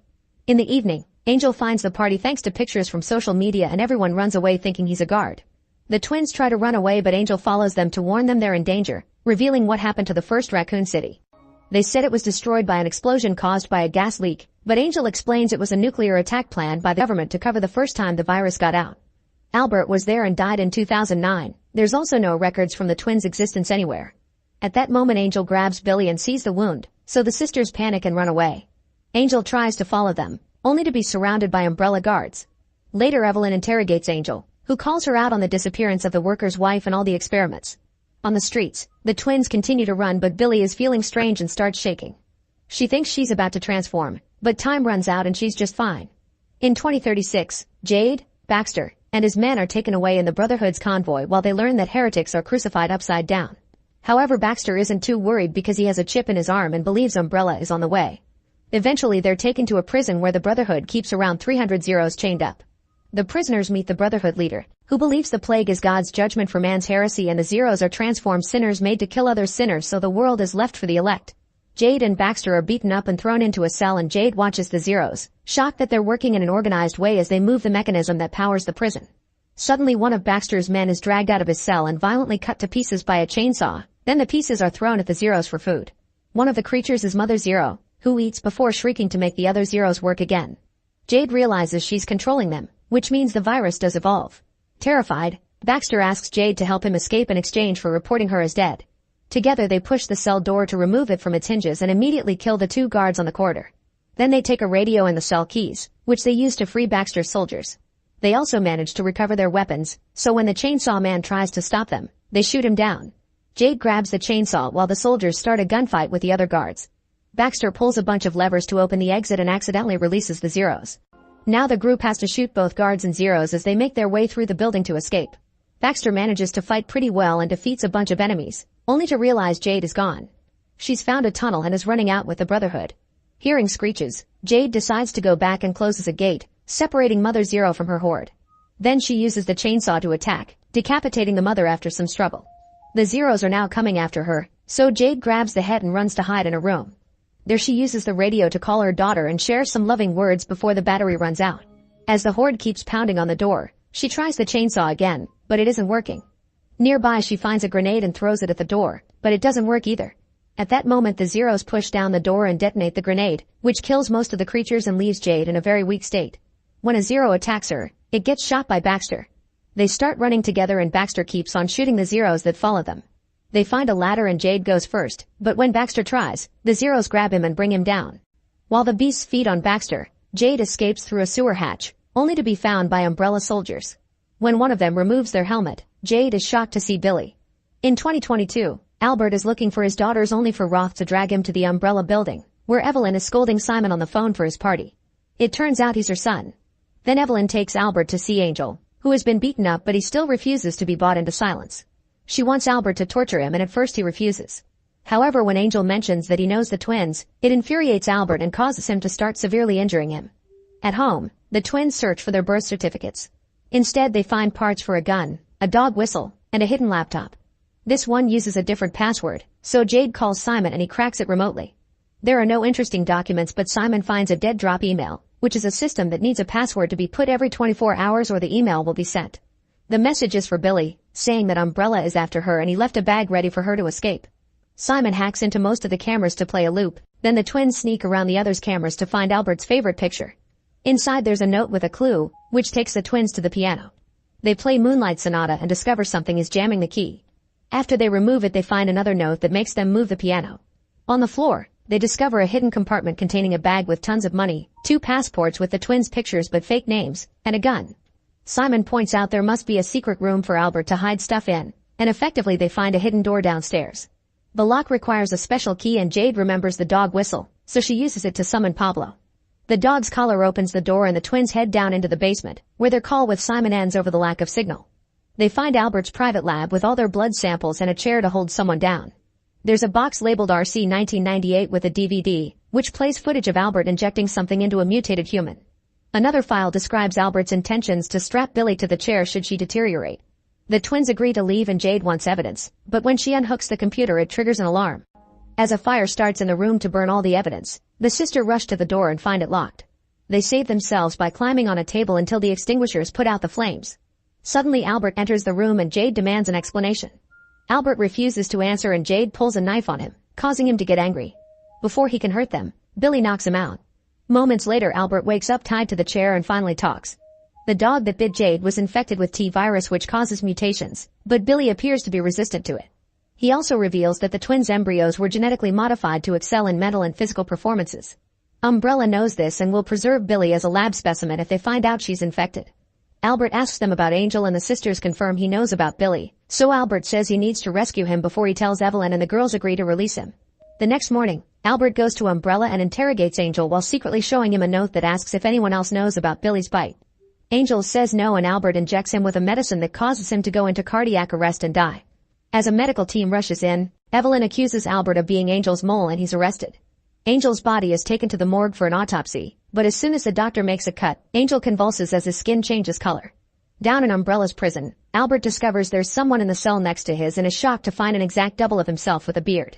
In 2036, Jade is locked up at an Umbrella's base and is interrogated by Billy, who is working for Evelyn on her world domination goal. Suddenly Billy sends the other guards away and changes her tone, admitting she had been wrong to choose Umbrella and that Jade is immune to the virus but she isn't, it's just moving slowly in her.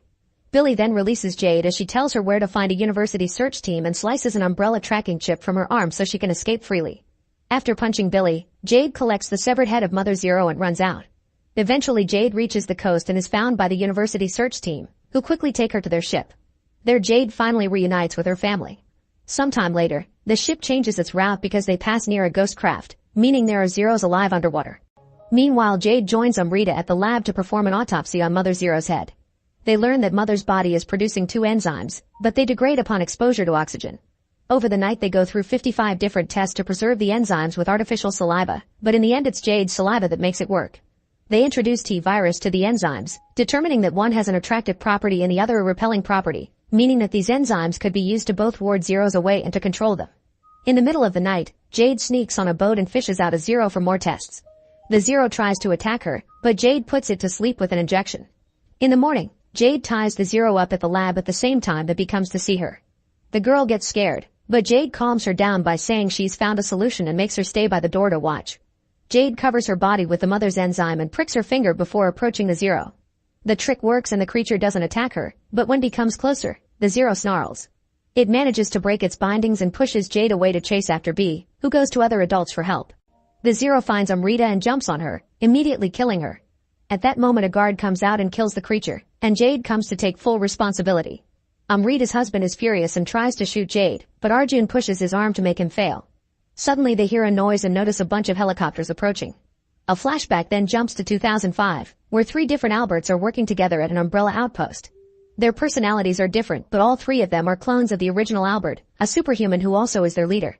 Original Albert notices one of his clones is listening to music and threatens to slice off another finger if he doesn't behave. Suddenly a bunch of soldiers bursts in to arrest them for their unauthorized use of Umbrella assets. With his enhanced abilities, Original Albert defeats them in seconds. However, there are more soldiers coming, so Original Albert tries to kill his clones to prevent them being used. The soldiers arrive faster than he thought and open fire, so he only manages to kill 1 clone before he runs away. The other 2 clones are arrested as Evelyn makes her way inside. In 2022, the Alberts and the cells of the clones, seeing each other again after 17 years. Bert has been locked up the entire time and is shocked to hear that Albert was allowed to have a life. Their conversation is interrupted when the guards take Albert away. He's tied to a chair so he can be interrogated by Evelyn, who knows his injection killed Angel and confirms that Bert was the one who created the medicine variant. Since Albert refuses to go along with Evelyn's plans, she asks Roth to inject him with the variant and Albert soon starts feeling sick. Meanwhile in the cell, Bert kills a guard with a razor and presses a pillow over another one to finish him off. He also shaves himself and leaves the cell looking exactly like Albert. Afterward, Bert shows up at the school with a stolen car and pounds on the horn until the twins come over him. He avoids answering questions by saying they'll talk later and they drive away, but the sisters are shocked by his crazy driving. The trio makes it to a restaurant and the girls notice their dad is behaving strange. Noticing a cut on his finger, they conclude Umbrella must have injected him with something. In the meantime, Evelyn goes home for dinner and puts some medicine in her wife's drink, which is noticed by Simon. Evelyn leaves the bottle behind to take a call from Roth and Simon uses the chance to steal some medicine. Then Evelyn asks her son to text Jade, saying she may be in trouble. Simon does so and Jade asks for help. Then Bert snaps at a waitress and the girls demand an explanation. Bert tells them about the clones, which scares the twins and they try to get away. The Umbrella agents appear outside so they have to run through the back door. Bert comes out and uses his amazing strength to kill all the agents, including the one that tries to tase him to no avail. Then he goes after Roth, who quickly tricks him to handcuff him to the car. Afterward, Roth forces the twins to go to Umbrella, where Evelyn shows them a very sick Albert. The men take blood samples from the girls while Evelyn explains that none of the clones weren't completely healthy, so Albert engineered the twins' embryos to use their blood in daily transfusions that kept him stable. Then Evelyn puts a sample in Albert's hand and he injects himself, quickly getting better. The twins are disgusted that they were created for this and say they hate Albert before running away. In 2036, Jade runs to Mother Zero's head and cracks it to find a tracking chip underneath. This is how Umbrella found them. The ship's leader Sakim goes to the shore and meets with Evelyn, who hasn't aged at all. Evelyn wants Jade and threatens to blow up the ship if they try anything. On the ship, Jade is confined in a room. When B comes to visit, Jade tells her to get a hidden green duffel bag and leave the ship. Soon Jade is taken to the Umbrella base and is shocked to find Evelyn dancing in her tent. It's revealed that Billy has been controlling her with the medicine variant and she has been the actual head of Umbrella for years by controlling Evelyn from the shadows. She let Jade go to find the university's ship and now wants to keep her to use her blood as a stabilizer for herself. Billy controls Evelyn to order a guard to seize the ship and when Jade protests, the guard grabs her. Then Jade throws a bottle on the floor, releasing the attractor enzyme. Soon a huge horde of Zeros attacks the area, overwhelming the soldiers who don't have enough weapons to deal with such a huge amount of enemies. As the soldiers are killed one by one, the ship sees the attack and takes off, revealing they have a massive infected crocodile attached underwater. In 2022, Evelyn takes Bert back to his cell and offers him a new project as she reveals a strange humanoid creature in a tank. Meanwhile, Roth drops the twins at their house, telling them they have 5 minutes to pack and come back to the car. Obviously they want to escape, so Jade distracts Roth while Billy recovers the bag Albert left for them while dealing with unbearable dizziness. Afterward they sneak out through the window, but Roth catches them red-handed. Suddenly Billy goes crazy and attacks Roth so Jade tries to help her, but Roth quickly brings them both down. The reinforcements are getting closer, thus Billy tells Jade to run before tackling Roth again. Jade manages to escape and Billy gets captured. She's taken to Umbrella, where Evelyn manipulates her by promising to cure her.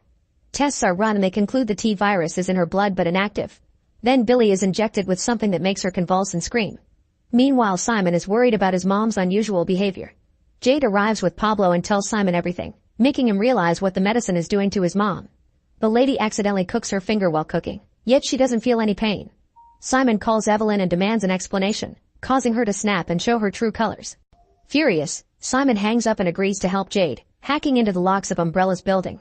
Upstairs, Billy regains control of herself and fights back the lab tech, stabbing him in the eye with a syringe and slashing Evelyn. When she tries to leave, she's suddenly overwhelmed by hallucinations of blood, alarms, and the dog, causing her to have a breakdown. Luckily, Bert shows up and snaps her out of it, convincing her to go see Albert. Both twins make it to Albert's room at the same time and the group agrees to escape together. Unfortunately, the security system kicks in while the creature wakes up in its tank. The group runs to hide, only for Billy to suddenly go crazy again. She attacks Jade and bites Simon, instantly infecting him. The guards surround them and Evelyn is horrified to see her son has been bitten, so she immediately shoots him. The clones use the chance to attack the guards and a gunfight ensues. Roth has no choice but to run away while all his men are killed. Then the clones drag the girls out to escape while Evelyn stares at the body of her son. The twins and the clones run out and sneak around to avoid security cars, hiding behind the first door they find.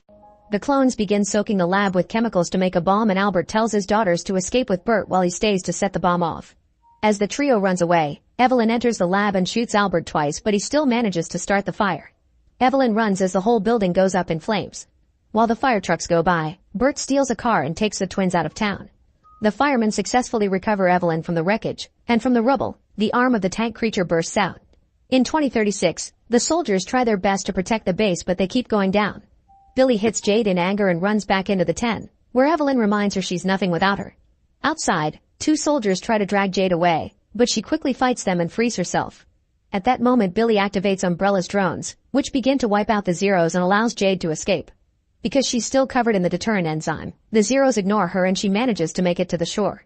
Arjun throws a rope for her to climb aboard the ship, then Jade convinces Sakim and Arjun to release the mutant crocodile. Eventually Billy's drones succeed in wiping out the Zeros but this also kills all the soldiers except for one. At that moment the mutant crocodile arrives, ready to attack. On the ship, Jade realizes that Bee escaped to the shore like she told her to. Billy runs up the hill with the soldier, who is quickly killed when she makes the drone shoot at the crocodile. As the beast destroys a drone with its mouth, Billy finds a grenade in a soldier's pocket and throws it at the crocodile, causing it to roll down the hill into the water and knock down the helicopter in the process. Jade and Arjun are coming on a boat to look for Bee, but the crocodile's tail knocks them out. Minutes later the couple wakes up on the shore but Arjun's unable to walk and tells Jade to go find their daughter.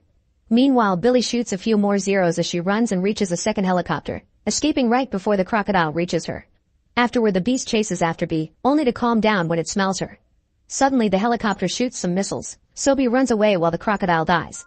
Then Bee is found by Jade, who takes the gun from her bag when Billy and her men try to approach them.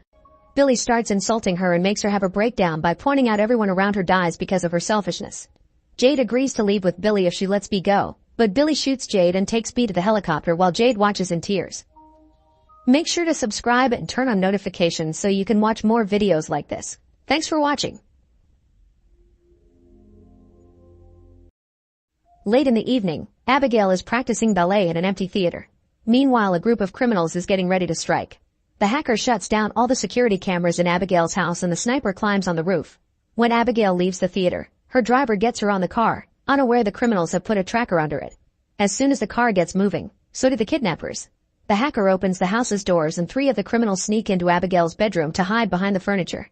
The woman realizes they'll be kidnapping a child in protest since she usually doesn't mess with kids, but the others tell her to deal with it. Soon Abigail arrives home and gets on the bed, so the criminals use the chance to attack. A guy tries holding her down, but Abigail stabs his hand with a pencil. The other man takes over and covers her mouth as he captures her while the first guy tries to punch her, but the woman stops him from hurting a kid. Then she injects Abigail with a sedative to put her to sleep. The other half of the team is waiting outside and warns those in the house that there's a car incoming. While the sniper keeps the incoming car under his watch, the trio hurries to put Abigail in a bag and sneaks out through a window. As they cross the garden and reunite with the sniper, the alarms activate and they have to run. Fortunately, the last 2 criminals pick them up just in time and they escape without issues. During the ride, they check Abigail's pulse to make sure she's fine and blindfold her. When they're about to reach a traffic, the hacker tells the driver to take a different road, but the driver makes a sudden turn and hides the van behind a big truck. Eventually they make it to their destination, which is an old abandoned mansion outside the city. There they meet with Lambert, the guy that hired them. After they handcuff Abigail to a bed, Lambert reminds the group of the rules. They mustn't share any names or backstories, and they should avoid getting naughty among themselves. It's a 24-hour job, so they must babysit Abigail until her rich dad sends the $50 million. Lambert doesn't tell them who the dad is, but he does collect everyone's phones to avoid getting tracked. Before leaving, Lambert gives each team member a codename inspired by the Rat Pack. Afterward the team begins enjoying all the drinks in the house.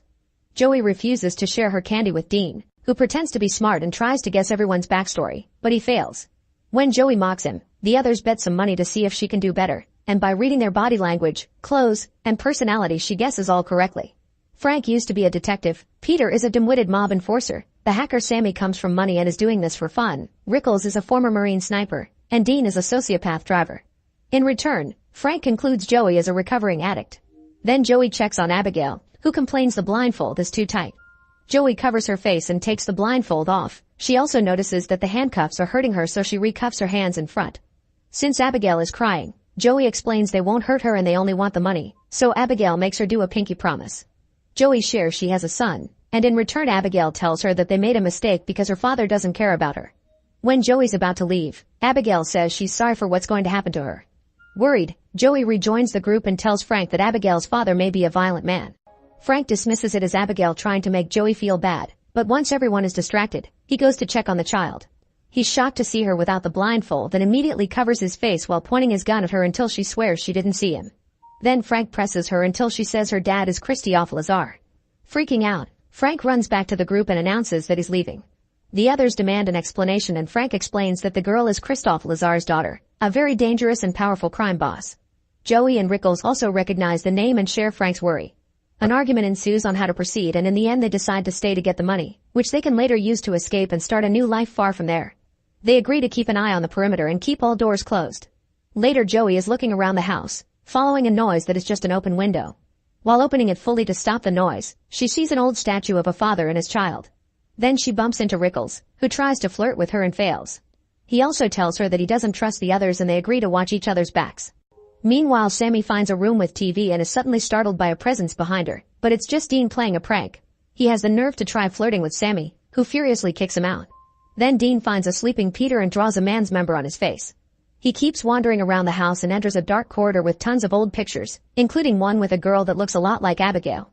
Next he goes to the basement kitchen, where a door opens by itself. Confused, he enters the room and gets startled by a rat.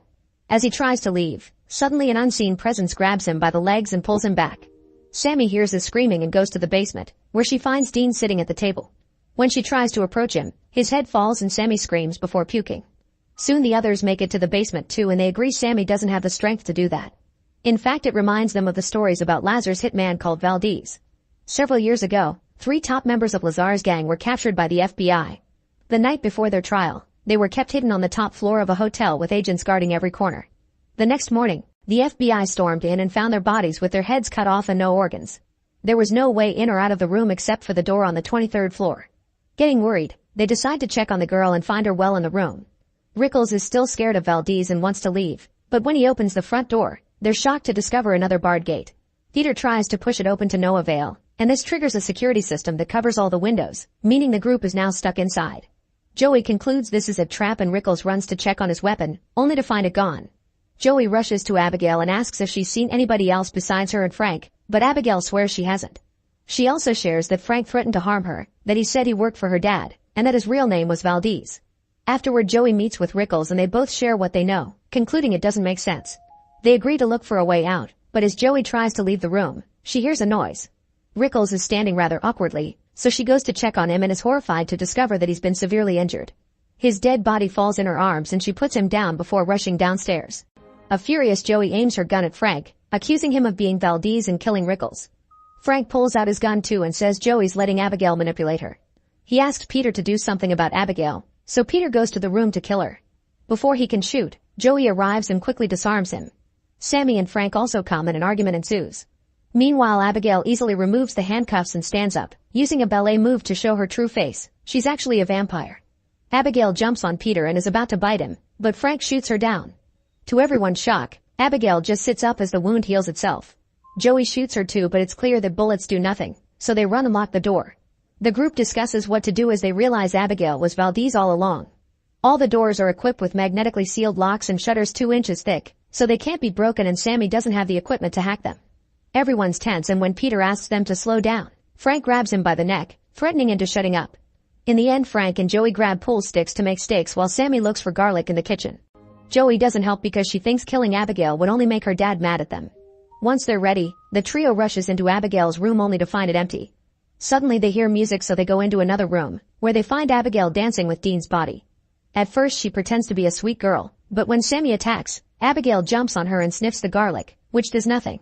Frank is pushed off when he tries to help, but Peter manages to pick her up. However, Abigail easily throws him to the ground and takes the cross from his necklace, hitting his chest with it to make him bleed and confirming crosses don't affect her either. Next, Frank tries to stab her from behind. However, Abigail quickly disarms him and stabs his leg instead. Giving up, the trio goes back downstairs, where Joey helps them with their wounds. She reminds them that the injection did work when they kidnapped Abigail, and they still have a spare injection. They agree to split up, and whoever finds the girl first must inform Joey through their earpieces so she can surprise her with a syringe. The group starts searching the house, and Sammy takes a dirty corridor, where she's startled by a bunch of bats. This causes her to fall in a pool, and she screams when she realizes it's filled with rotting bodies. Even worse, she has to crawl on them to get out. Meanwhile, Abigail surprises Peter, who runs away in fear and locks the door behind him. However, Abigail breaks the door and keeps on chasing him as she runs with ballet moves. Peter's running as fast as he can when suddenly Frank opens a door and hits him, causing him to fall off the rail. Then Abigail chases after Frank, pushing him down the stairs before sitting on him. Joey uses the chance to try to inject her, but Abigail hits her hand to send the syringe flying through a locked gate. Sammy grabs Abigail and pulls her away, so the child retaliates by biting her arm. Next, Abigail grabs Frank by the leg and starts flying, only for Peter to suddenly tackle her and make her drop Frank. Peter holds Abigail down while Joey manages to retrieve the syringe, quickly injecting the sedative into Abigail. The child makes some serious threats and calls Joey awful things before passing out. Sammy freaks out and wonders if she'll transform because of the bite. Moments later, Abigail wakes up locked in an elevator. Joey says that if she reveals how to get out of there, they'll let her go. Instead, Abigail confesses that she planned everything and that Lambert works for her. She even knows all their real names and backstories. Sammy started her career by taking money from her rich parents' bank account and eventually went after a particular big fish. Peter served as muscle for a crime family and stole from his crew. Frank infiltrated a particular crime family while working as a detective and ended up enjoying the illegal life. Joey is a former army medic who was fired for becoming addicted to medicine, and she left her son with his bad father to become an underground doctor for some very shady people. One day she accidentally killed a gang member while trying to remove a bullet. It turns out everyone here wronged Lazar or his gang in some way, and Joey says Abigail kills her dad's enemies just to make him love her. Abigail didn't kill them as soon as they arrived because she likes playing with her food. She says that if they let her out, she'll let 2 of them live. Frank suggests killing her, so an angry Abigail changes the offer to only saving the one that gets her out. Peter quickly takes out his gun and Joey does the same as she and Frank explain Abigail is lying. Since Peter tries to free her anyway, Joey shoots him. Then the group leaves except for Frank, who volunteers to keep guard. After everyone's gone, Frank says that he'll let her go if she tells him how to get out of the house. Abigail explains that he must pull Agatha Christie's book in the library to open a secret door. Frank thanks her but refuses to release her, so Abigail easily breaks the door to push him and dances toward him. At that moment, Joey arrives and breaks wooden planks off a window, allowing the sunlight in. The light instantly burns off Abigail's hand and she runs to hide in the shadows so she can regrow it while Joey and Frank run away. The entire group makes it to the library and stays under the sunlight, entering through the high window Joey opened early. Nothing happens to Sammy, so she's relieved thinking she won't turn. Frank pulls the book Abigail mentioned, but nothing happens because she lied too. While he throws a tantrum, Joey tries to break down the wall to no avail. She's run out of candy, so she's getting very anxious. Joey explains to Sammy that she left her son to get clean and the plan was using this job's money to go back to him and start over as a reset. Hearing this word gives Sammy an idea. If they can find the power source, she can short the locks. The team splits in 2 and searches the house. Suddenly Abigail plays music again and takes control of Sammy thanks to the bite. She quickly transforms into a vampire and attacks Peter, biting his neck. Abigail talks to him through Sammy while she continues to feed and kills him. Then Abigail has fun making Sammy dance like she does. Eventually Joey and Frank arrive, so Sammy keeps her face hidden. However, the others are suspicious, thus Sammy shows them her transformation and the duo immediately runs away.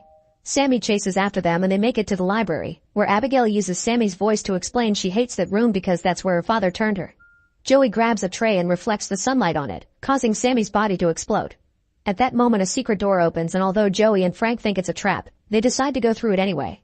After going through a corridor, they find the mansion's control and Lambert, who is a vampire too. Lambert grabs Joey by the neck while he explains everything. Abigail turned him 2 years ago when she found out that he helped Frank infiltrate the gang. She also threatened his family, and now all he does is bring all her father's enemies here so she can play. He's already notified Lazar about the situation, and he's on his way to the mansion. Lambert wants to kill both Abigail and her dad, so he offers to turn Frank if he promises to help.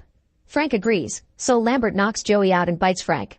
Next, Lambert makes Frank drink his blood and Joey wakes up to watch Frank painfully transform into a vampire.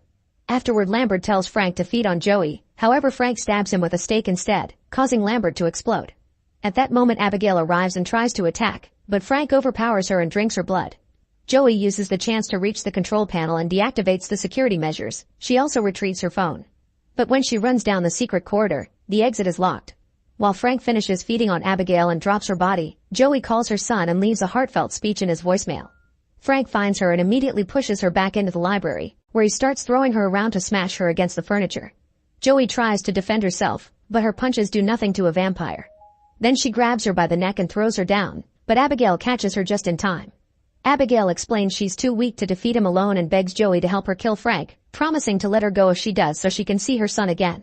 Frank approaches them and the girls team up to start fighting him, but no matter how hard they try, he's clearly stronger than both of them combined. After he knocks down Abigail, he stabs Joey in the shoulder with the stake and gets her stuck on a pillar. Then he goes back to fighting Abigail, biting her again as the girl raises her pinky to remind Joey of their promise. When Abigail is down, Frank takes Joey off the stake and bites her neck before throwing her on the floor.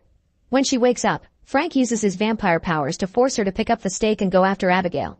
However, Joey is pretending, so she turns around and pushes Frank, giving Abigail the chance to jump on him. She fights him again as she explains the powers take a while to develop fully, so he can't control or transform Joey yet. While they're distracted, Joey retrieves the stake and pulls Frank down. Then she and Abigail team up to stab him and make him explode. Afterward, Joey is worried that she may transform too, but Abigail confirms it won't happen because Frank is dead. As promised, Abigail lets Joey go and tells her to find her son. Suddenly someone grabs Joey's shoulder. It's Abigail's father Lazar, who says he had many names through the years. He wants to kill Joey, however Abigail comes to her defense, saying Joey saved her life and was there for her when he wasn't. Lazar kisses Joey's hand as thanks and lets her go. Joey rushes back to the van and discovers she still has a lollipop left, so she eats it while driving away. Make sure to subscribe and turn on notifications so you can watch more videos like this. Thanks for watching. For many centuries, the Order of the Knights Templar has looked for the Apple of Eden because it contains the key to free will. By decoding its secrets, they'll have the power to control all freedom of thought, which is why the organization known as the Brotherhood of Assassins tries to stop them. In 1492 in Spain, the Assassins discusses the latest update. They can't let the Sultan's son be kidnapped or he'll surrender the apple. A newbie called Aguilar is accepted in the organization and they cut his finger as part of the welcoming ritual before handing him a pair of hidden blades. In Baja California in 1986, a young Cal is on the roof of a building trying to make a jump with his bike, but he fails and falls. When he goes home, he's shocked to find the body of his dead mother with her necklace hanging in her hand. To make it worse, it was his father Joseph that killed her. As a bunch of cars led by Ricky approach the house, Joseph tells Cal to run because they've been found. Cal immediately gets on the roofs and runs as fast as possible, managing to escape before the men enter the house. 30 years later, Cal is now a grown man in a Texan jail keeping himself busy by making creepy drawings. On the day of his birthday, he's taken out of his cell for execution, which is the sentence he got for murder. He's strapped to a table before they inject the lethal fluids into him, causing him to see his entire life flashing in his mind as he goes out. To Cal's shock, he doesn't die but instead wakes up in a white room where Ricky's daughter Sophia is watching him. Sophia explains that officially he's dead to the rest of the world and he's been brought here to help her project, but Cal immediately tries to escape. His body is still weak from the injection, so his body keeps stumbling and slowing down, but he manages to run through the strange building and take the stairs into a room full of plants and other people like him. Then Cal reaches the edge of a balcony and realizes he has no idea where he is. Soon Sophia catches up to him and says he's in Madrid in the Abstergo Foundation, a private organization working on a way to eradicate violence. Before he can respond, security knocks him out and takes him to a huge empty room. While holding him down, they put hidden blades on his arms and a special belt on his waist before they connect a huge claw-like machine called Animus to his neck. Cal screams in pain as Sophia explains this machine will help him see the memories of his ancestor, who lived 500 years ago. Then Animus raises Cal and bright lights shine around him as the computer checks his DNA. Suddenly Animus pushes Cal and he finds himself in the Spanish Inquisition, seeing everything from the point of view of his ancestor Aguilar. The Templars have kidnapped the Sultan's son Ahmed, and it's the assassin's mission to rescue him before he can be used to get the apple. On the streets, the Templars put Ahmed in a cage and get ready to kill the man who was hiding the boy. While the commander gives a speech, Aguilar jumps on him to kill him at the same time Cal jumps still connected to the Animus. He's shocked because he's truly feeling like he's killed a guy, but Sophia asks him to stay in the memory. The other assassins are also attacking and a vicious fight against the Templars ensues. At first it seems the assassins have the upper hand with their amazing fighting skills, but soon the Templars start killing them back. Assassin Maria steals the carriage with the cage and takes off, but the Templars immediately start following her so Aguilar takes a horse and joins the chase. 2 Templars manage to get in the back of the vehicle, so Maria jumps to start fighting them, quickly pushing them off with precise strikes and shooting a horse rider before returning to the front. Aguilar decides to jump as well and lands in a Templar cart to trigger another fight at the same time one more enemy starts harassing Maria. The fights are fast and intense, and everything gets experienced by Cal in real time, jumping in the Animus as Aguilar jumps as well because the cart loses track and crashes. In the other carriage, Maria almost falls and manages to hold on at the last second. Aguilar lands on her carriage and kills the Templar before noticing they're about to reach a cliff, so he hurries to pick the cage lock and free the kid while Maria gets to escape by unhooking the horses. The carriage starts falling off the bridge and Aguilar falls with the kid, so he shoots a rope to hold onto the edge. At that moment, Cal starts falling too and Sophia orders her technicians to pull him out of Animus while in the past, a Templar finds Aguilar. Cal lands on the floor rather forcefully and is shocked to see a hallucination of Aguilar walking through the room. That night, Cal has nightmares about Aguilar's memories. When he wakes up, he's in a cell room surrounded by guards, and he still sees the hallucination of Aguilar walking around. It looks like Aguilar is about to attack him, but he disappears at the last second. At that moment Sophia comes to check on him and explains the hallucinations are called the bleeding effect. They're images of his experience layering themselves over his field of vision. Angry, Cal grabs Sophia and pushes her against the wall to demand an explanation, so she tells him the machine connects him to genetic memories that allow him to relive the lives of his ancestors. As Cal's head hurts with the visions, Sophia convinces him to let her go by pointing out he'll learn more if he cooperates. Then Sophia takes him to a lab where they've been keeping track of all his life, explaining they found him by following Aguilar's DNA. All the test subjects are murderers like their assassin ancestors, and Sophia points out they were born with a predisposition to violence. Cal corrects her, saying he doesn't like violence for the sake of it. He just killed a man who was hurting women. Sophia and Ricky are with the Templars, and they're looking for the Apple of Eden because it's supposed to have the seed of man's first disobedience and could help them learn why it makes people violent. They think violence is a disease that can be cured and Cal is here to help them find that cure. Once their research is complete, Cal gets to leave and start a new life. Afterward Cal goes to have lunch with the other test subjects. Everyone keeps staring at him and Mosa reminds him that they're supposed to protect the apple, so he advises Cal not to make the wrong choice. While he eats, Cal keeps having flashbacks to his mother's death and sees Aguilar's hallucination everywhere. Meanwhile Ricky wants to send Cal back into the Animus immediately. It turns out the Templars want to shoot his project down because he hasn't found the apple, so he wants to speed up the process. Sophia disagrees because Cal needs to get used to everything or he'll lose his life in the process.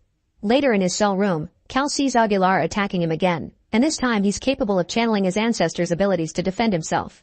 After successfully exchanging a few hits, the hallucination disappears and 2 technicians come in, so Cal beats them up as well. However, soon the guards come and manage to overpower him before they drag him out by force.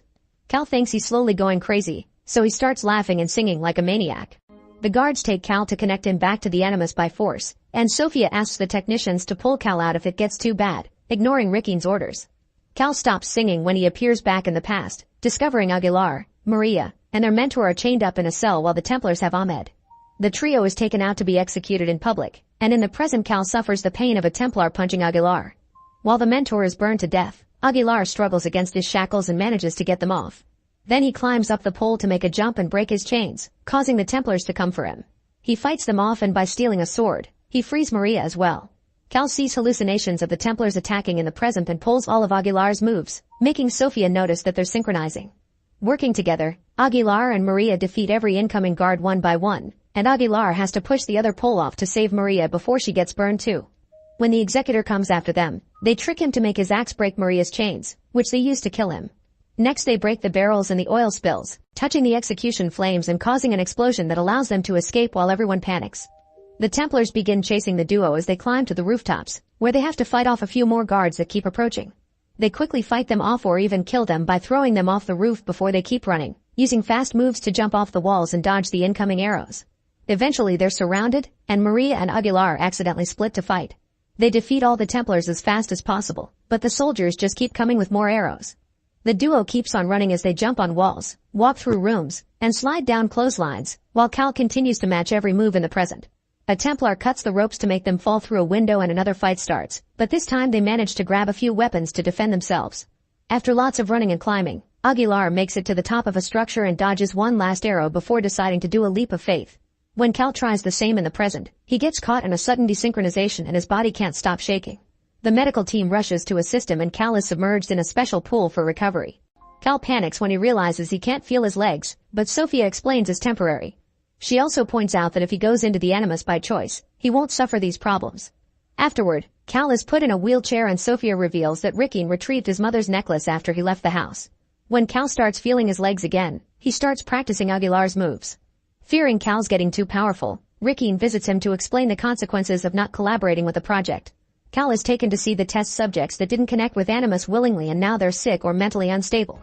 Rickeen also reveals he has the blade Cal's father used to kill his mom, saying that Joseph is here too and leaving the blade for Cal in a clear attempt at manipulating him. Hungry for revenge, Cal grabs the blade and goes looking for his father, who is now old and out of shape. Cal threatens him with the blade as he demands answers, and Joseph explains he did it because Cal's mom asked him to in order to avoid being connected to Animus and to protect the assassins. Joseph was supposed to kill Cal too, but he couldn't hurt his son. Cal asks him to finish his mission but Joseph refuses, telling him to get his revenge if he wants but not to go back to the machine because the Templars want the apple to control the world. Instead of killing him, Cal gives Joseph the necklace and the blade before leaving.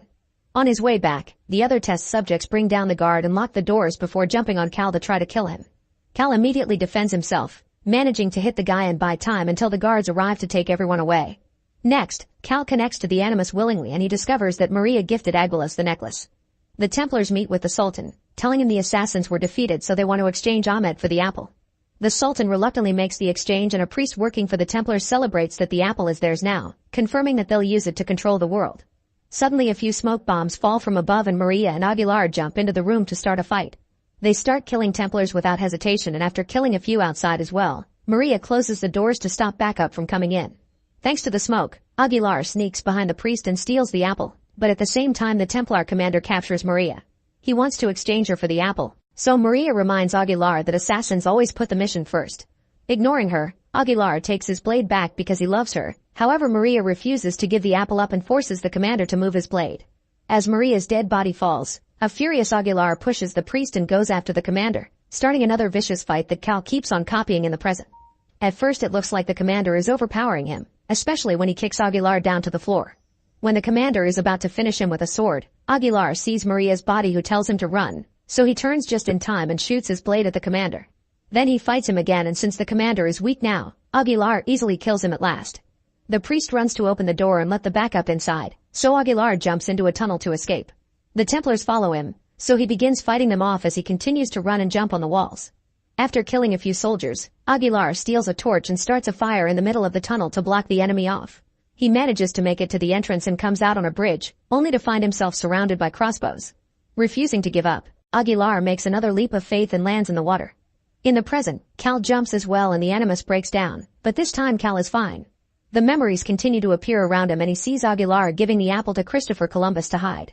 Meanwhile Mosa steals ancient smoke bombs from the lab and activates them in the common room, where all the test subjects start beating the guards up. As the alarm begins ringing in the building, they make their way through the corridors and labs while beating down or even killing anyone who tries to stop them. At the same time, Cal is surrounded by ghosts of the assassins, including Aguilar, Joseph, and his mom, who tells him he isn't alone. The technicians confirm it isn't a memory, and Rickeen announces he and Sophia are leaving so the team can purge the facility.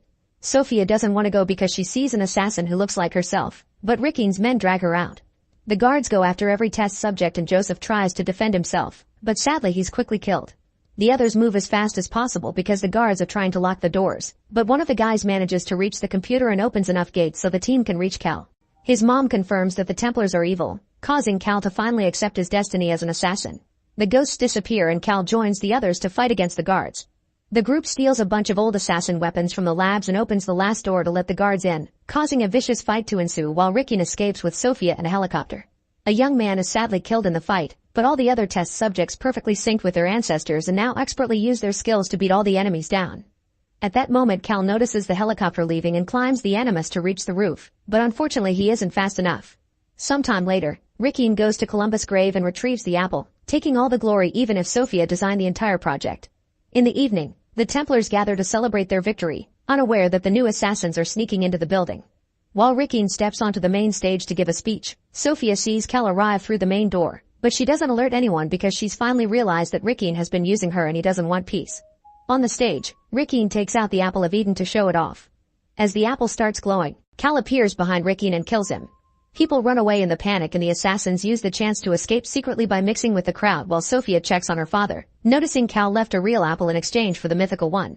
Later the assassins can be seen on top of a building, promising to take care of the apple in modern times no matter the cost.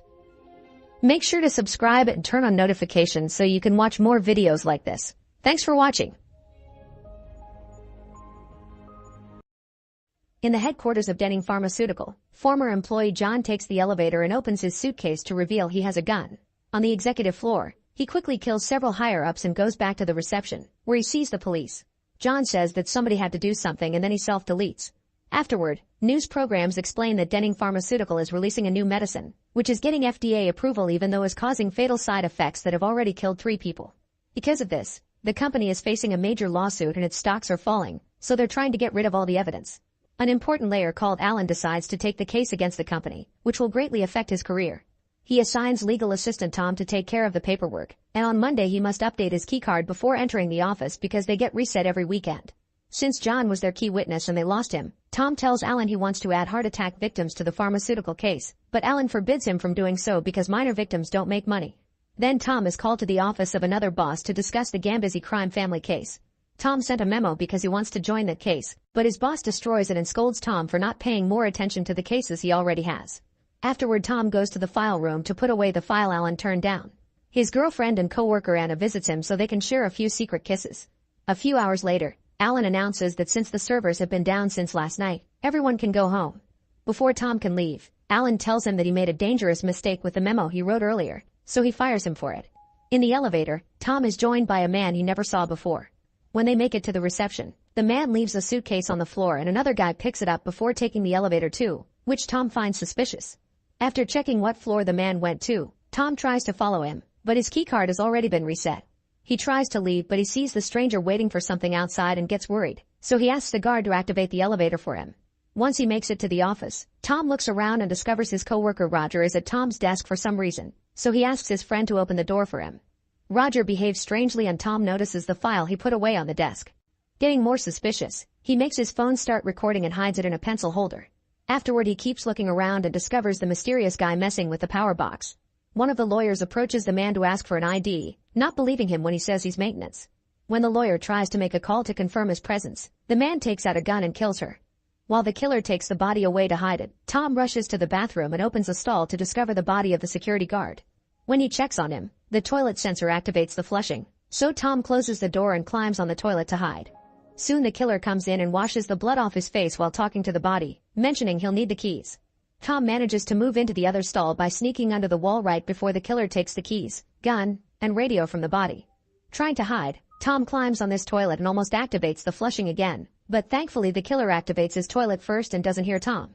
Then the killer destroys the radio and leaves to shut off the fire sprinkler before going into the file room, where he installs some explosives. Meanwhile, Tom rushes to the break room and finds Roger, so he tells him about the killer before they rush into the elevator. Unfortunately, it isn't working, so they run down the corridor and try the emergency exit. However, the killer had already broken the bar and it can't be opened, so they're trapped. They return to the main area and try to use the reception computer, but the internet is down. Tom notices the killer is coming so the duo hides, but the killer still sees the computer has been used and gets suspicious. After disconnecting it, he enters the desk area, revealing he also has a keycard. Once he's out of sight, the duo leaves their hiding spot to try to think of something else. Tom takes Roger's keycard and opens the door to the executive offices to find Alan, so he sends Roger to find his phone and call the police. As Tom activates the lock, he drops his jacket and it gets stuck in the door. While Tom searches for Alan, Roger makes it to his desk and uses his phone to call his wife. However, before he can tell her anything, the killer finds him and makes him say everything is fine. Tom sees all this through the window and so he runs to the break room to find a knife. After Roger hangs up, the killer takes out his gun and asks if there's anyone else working late. Roger lies and says it's just him, so the killer grabs a cable and proceeds to choke him, which is all recorded by Tom's phone. By the time Tom comes back, there's nobody at the desk. He grabs his phone and tries to call 911, but it runs out of battery. After connecting the charger, he looks around the office and finds Roger's body in his chair. At that moment the killer comes back and sees the jacket at the door, so Tom grabs Roger's keycard and quickly hides in the closet, where he's startled by the lawyer's body. Meanwhile, the killer begins dragging Roger's body while making a call on his own phone, complaining to someone because nobody was supposed to be up there. Suddenly Tom's phone gets enough charge to start ringing. The killer checks it out and after dismissing Anna's call, he discovers the video of his murder. He immediately deletes it and looks at the settings to find Tom's name and picture. Realizing this is the jacket's owner, he calls out Tom's name, but Tom stays hidden under a desk. After the killer leaves, Tom runs into another office and lights some paper on fire to try to activate the fire alarm, but it isn't working either. Suddenly Tom notices someone in an office in the neighboring building, so he makes a bigger flame inside the trash can and pushes it against the curtains to start a proper fire. This gets the neighbor's attention and Tom makes a gesture to ask him to call for help. Unfortunately, the killer smells something burning, so he grabs a fire extinguisher and rushes to the fire. Tom sees him and runs away before the killer comes inside to put out the flames, then he pretends he's using the phone so the neighbor won't call for help. Minutes later, Tom makes it to the reception and uses the computer to create a new keycard. The killer almost finds him, but he puts the computer in sleep mode and hides under the desk. After the killer leaves, Tom resets all the locks and now the killer can't use his card anymore. Afterward, Tom turns off most of the lights in the building and rushes to Alan's office, only to find him chatting with a woman. At that moment the killer shoots the office lock, so Tom hides behind the door. The guy seems to be familiar with Alan, but when the woman takes out a gun, he immediately kills her. Then he takes her gun and leaves, telling Alan to stay in his office. Once they're alone, Tom asks about the woman's identity and Alan reveals she's part of the Gambizzi crime family. She was supposed to testify against her husband, so Alan guesses the killer was sent by the mafia to shut her up. At that moment they hear a weird noise and discover the killer is trying to get into the file room by hitting the door with an axe, but it's impossible because it's reinforced steel and bulletproof glass. Afterward, Alan and Tom try to escape but must hide when they hear the killer coming. The guy arrives with the janitor and does an impression of his voice, asking Tom to come out or he'll die.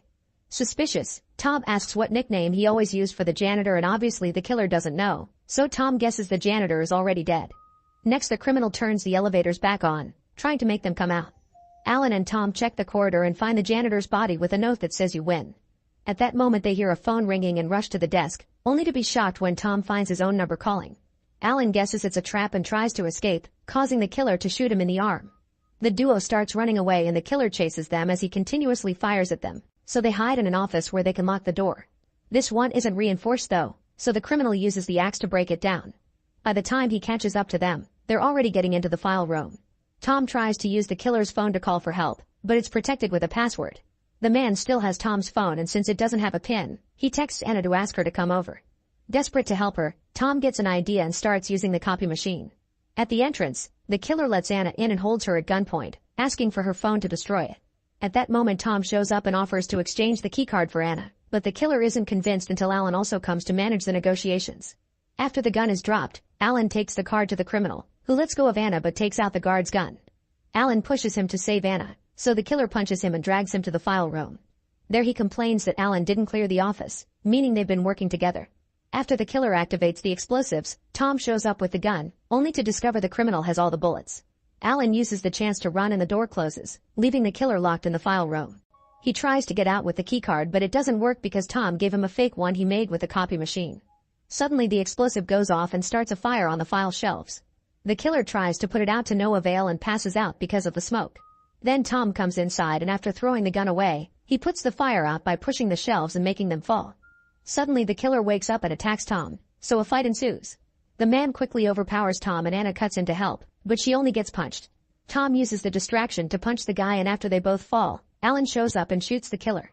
Before dying, the man whispers the numbers 11 to 22 and Tom takes the keys from his pocket. While Anna uses the keys to activate the elevators, Tom goes back to the desks and finds the case file, where he discovers that the pharmaceutical company wanted to get rid of all of the evidence. Then he types 11 to 22 on the killer's phone and unlocks it to find Alan's phone number. It turns out Alan was paid by the pharmaceutical company to lose the case, so he hired the man to destroy the files and kill Roger. Alan claims that corporations are more dangerous than the mafia and tries to bribe Tom, but he turns the money down and leaves with the file. Not wanting to go to jail, Alan self-deletes. Soon the police arrive, so Tom rushes to leave with Anna before they can be seen. In the file room, the copy machine is making thousands of copies of the case evidence. This is found by a cop, who happens to be the guy who left the gun for the killer. The officer finds Tom's phone in the killer's hand and immediately calls a hitman to send him after Tom to silence him. Make sure to subscribe and turn on notifications so you can watch more videos like this. Thanks for watching. In 1979 in Alaska, a pilot calls his base to inform them he saw something strange in the sky, and the technicians discover their sensors going crazy. Meanwhile in the forest, two lumberjacks are done working and ready to go home. As they drive away, suddenly one of the trucks floats up for a few seconds only to then drop to the ground, crashing in the process. The other lumberjack tries to check on his friend, but at that moment he's shocked to see an alien spaceship appearing above him. He immediately runs into the forest to try to escape, but soon the aliens catch up to him and beam him up to kidnap him. On present day in California, computer engineer Isaac arrives at the offices of NASA where he works. His co-worker Beck informs him that they're getting a signal from Canada, which is strange because there's no grounded satellite in that area. Later, while Isaac is at the computer, he receives a signal from an unknown origin and wonders if it's a glitch. The next day Isaac goes to his appointment with his psychotherapist, who asks him to start recording video diaries to help with the process of self-healing. Isaac feels rather awkward on camera but does his best to record whatever comes to mind. One afternoon, everyone in California stares in surprise as a burning meteorite enters Earth's atmosphere. Isaac is hiking in the mountains with his camera when it happens, so he sneaks around to avoid the incoming law enforcement and finds the perfect spot to record. To his shock, he discovers that the meteorite is actually an actual alien spaceship that landed on the mountains. Suddenly the ship disappears from sight, only for an alien to then appear behind Isaac. When he turns around, he can't believe what he sees, yet he still keeps recording. The alien walks away and Isaac tries to follow it, but after a few steps he falls unconscious. Soon every media outlet is discussing the meteorite and random theories about it. Isaac's work team is supposed to collect samples, but he doesn't show up to work. Sometime later, Isaac wakes up on a cliff, confused about what happened. He checks his camera and sees the recording of the alien, making him realize he may have been abducted. There's also some pain on his arm, but it doesn't look hurt. Isaac makes his way back to his apartment, but things keep getting more confusing. When he stares too long at an object, it suddenly disappears only to come back in a few seconds. At first he thinks it was a trick of his brain, but it keeps happening, and when he tries to touch the area where the object was, he can feel a funny sensation around his hand.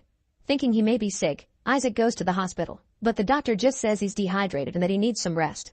However, the doctor is confused by the x-rays of Isaac's arm because there's a thin fracture so perfectly straight that shouldn't be possible without a tool, yet Isaac has no scar on his skin. Afterward, Isaac goes to work and Beck calls him out for disappearing without a word, revealing Isaac has been missing for 3 days. Instead of explaining what happened, Isaac decides to show it, so he grabs a glass and concentrates to make it disappear. Unfortunately, Beck isn't impressed and he just grabs the glass because he can still see it. Then Isaac shows Beck the recording of the alien, but Beck isn't sure if believing it's real. Another co-worker comes in and brings samples from the soil where the incident happened, but there's no evidence at all of a meteorite. Later, Isaac decides to post the video online and send it to a few scientific magazines. The video immediately goes viral, and in the morning, Isaac wakes up to thousands of comments and calls from people who want to interview him, including a famous talk show. When he checks the comments on the video, he sees many people believe it, but most viewers think it's fake and write horrible things. Soon Isaac appears on TV and shares his story. At first the host asks for details, but soon she shows her true intentions and starts questioning his credibility, making him look like a joke in front of the camera. The interview also goes viral and Isaac is accused of being an attention seeker. There's even a troll who claims to have helped Isaac fake the video. The public reaction really bums him out, but Isaac refuses to give up and begins searching the internet for people who had the same experience as him. One day a person who was also abducted agrees to meet at a restaurant, and while Isaac waits, he starts seeing objects around him floating in the air. His weird experience is suddenly interrupted by Sarah, the person he met online. Isaac shows her the footage and pulls out a bunch of research, showing how aliens have been seen many times throughout history, even by famous scientists. In return, Sarah tells him about an alien abduction in 1979 in Alaska. The victim had been a guy named Carl, who disappeared after sharing his story. Meanwhile, in a secret cabin in the woods, Carl gets excited when he sees his equipment pick up a strange signal. Sometime later, Isaac sees on TV a guy that keeps criticizing his video, saying how fake it is. This inspires him to start making copies of his footage to send to a bunch of media outlets. Once he has all the envelopes ready, he tries to put them in a mailbox and struggles with the pile. A random man passing by offers his help and recognizes Isaac's face, so he reveals he's a writer and gives Isaac his card, saying to get in contact with him if he wants to get an interview published. Soon more scientists appear on TV saying the footage is fake, so Isaac gets in contact with the writer and gets an appointment at his office. To add legitimacy to the story, the writer asks Isaac to have a lie detector test, during which a bunch of questions are asked about Isaac himself and the incident. All of Isaac's answers are flawless, so the writer asks him to wait a moment and leaves the room. Seconds later, two mysterious agents show up and try to kidnap him. Isaac struggles against them and manages to run away, only to suddenly be shot with a tranquilizer and captured anyway. When Isaac finally wakes up, he finds himself in a mysterious facility and being carried by androids. As they move around, Isaac notices they have Sarah as well and yells for her, but they take them to different rooms. The androids tie Isaac to a chair and behind a glass Agent Graves appears, saying that Isaac has some valuable information that could help mankind. Then he runs some tests by making Isaac stare at different objects, but no matter what object they choose, nothing happens. Graves also keeps asking about Carl, who supposedly is hiding in British Columbia. Isaac knows nothing about that guy, causing Graves to get more frustrated by the second. After some struggle, Isaac manages to loosen his hands from the bindings. Then he breaks the equipment and uses it to destroy the androids, which begin expelling a weird glowing liquid. Isaac runs out, quickly finding Sarah in the next room.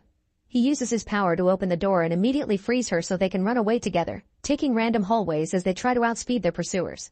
Isaac takes a gun from the androids he destroyed and shoots back as they run. After a few more turns, Isaac uses his power to open another door and lock it behind them, allowing the duo to safely reach the outside. At that moment they see a person with a cart pass by and they realize they aren't in the USA. Inside the facility, Graves orders the androids to find and capture the duo, theorizing they'll be going to British Columbia to find Carl. After running for a while, Isaac and Sarah manage to reach a town and discover they're in Costa Rica.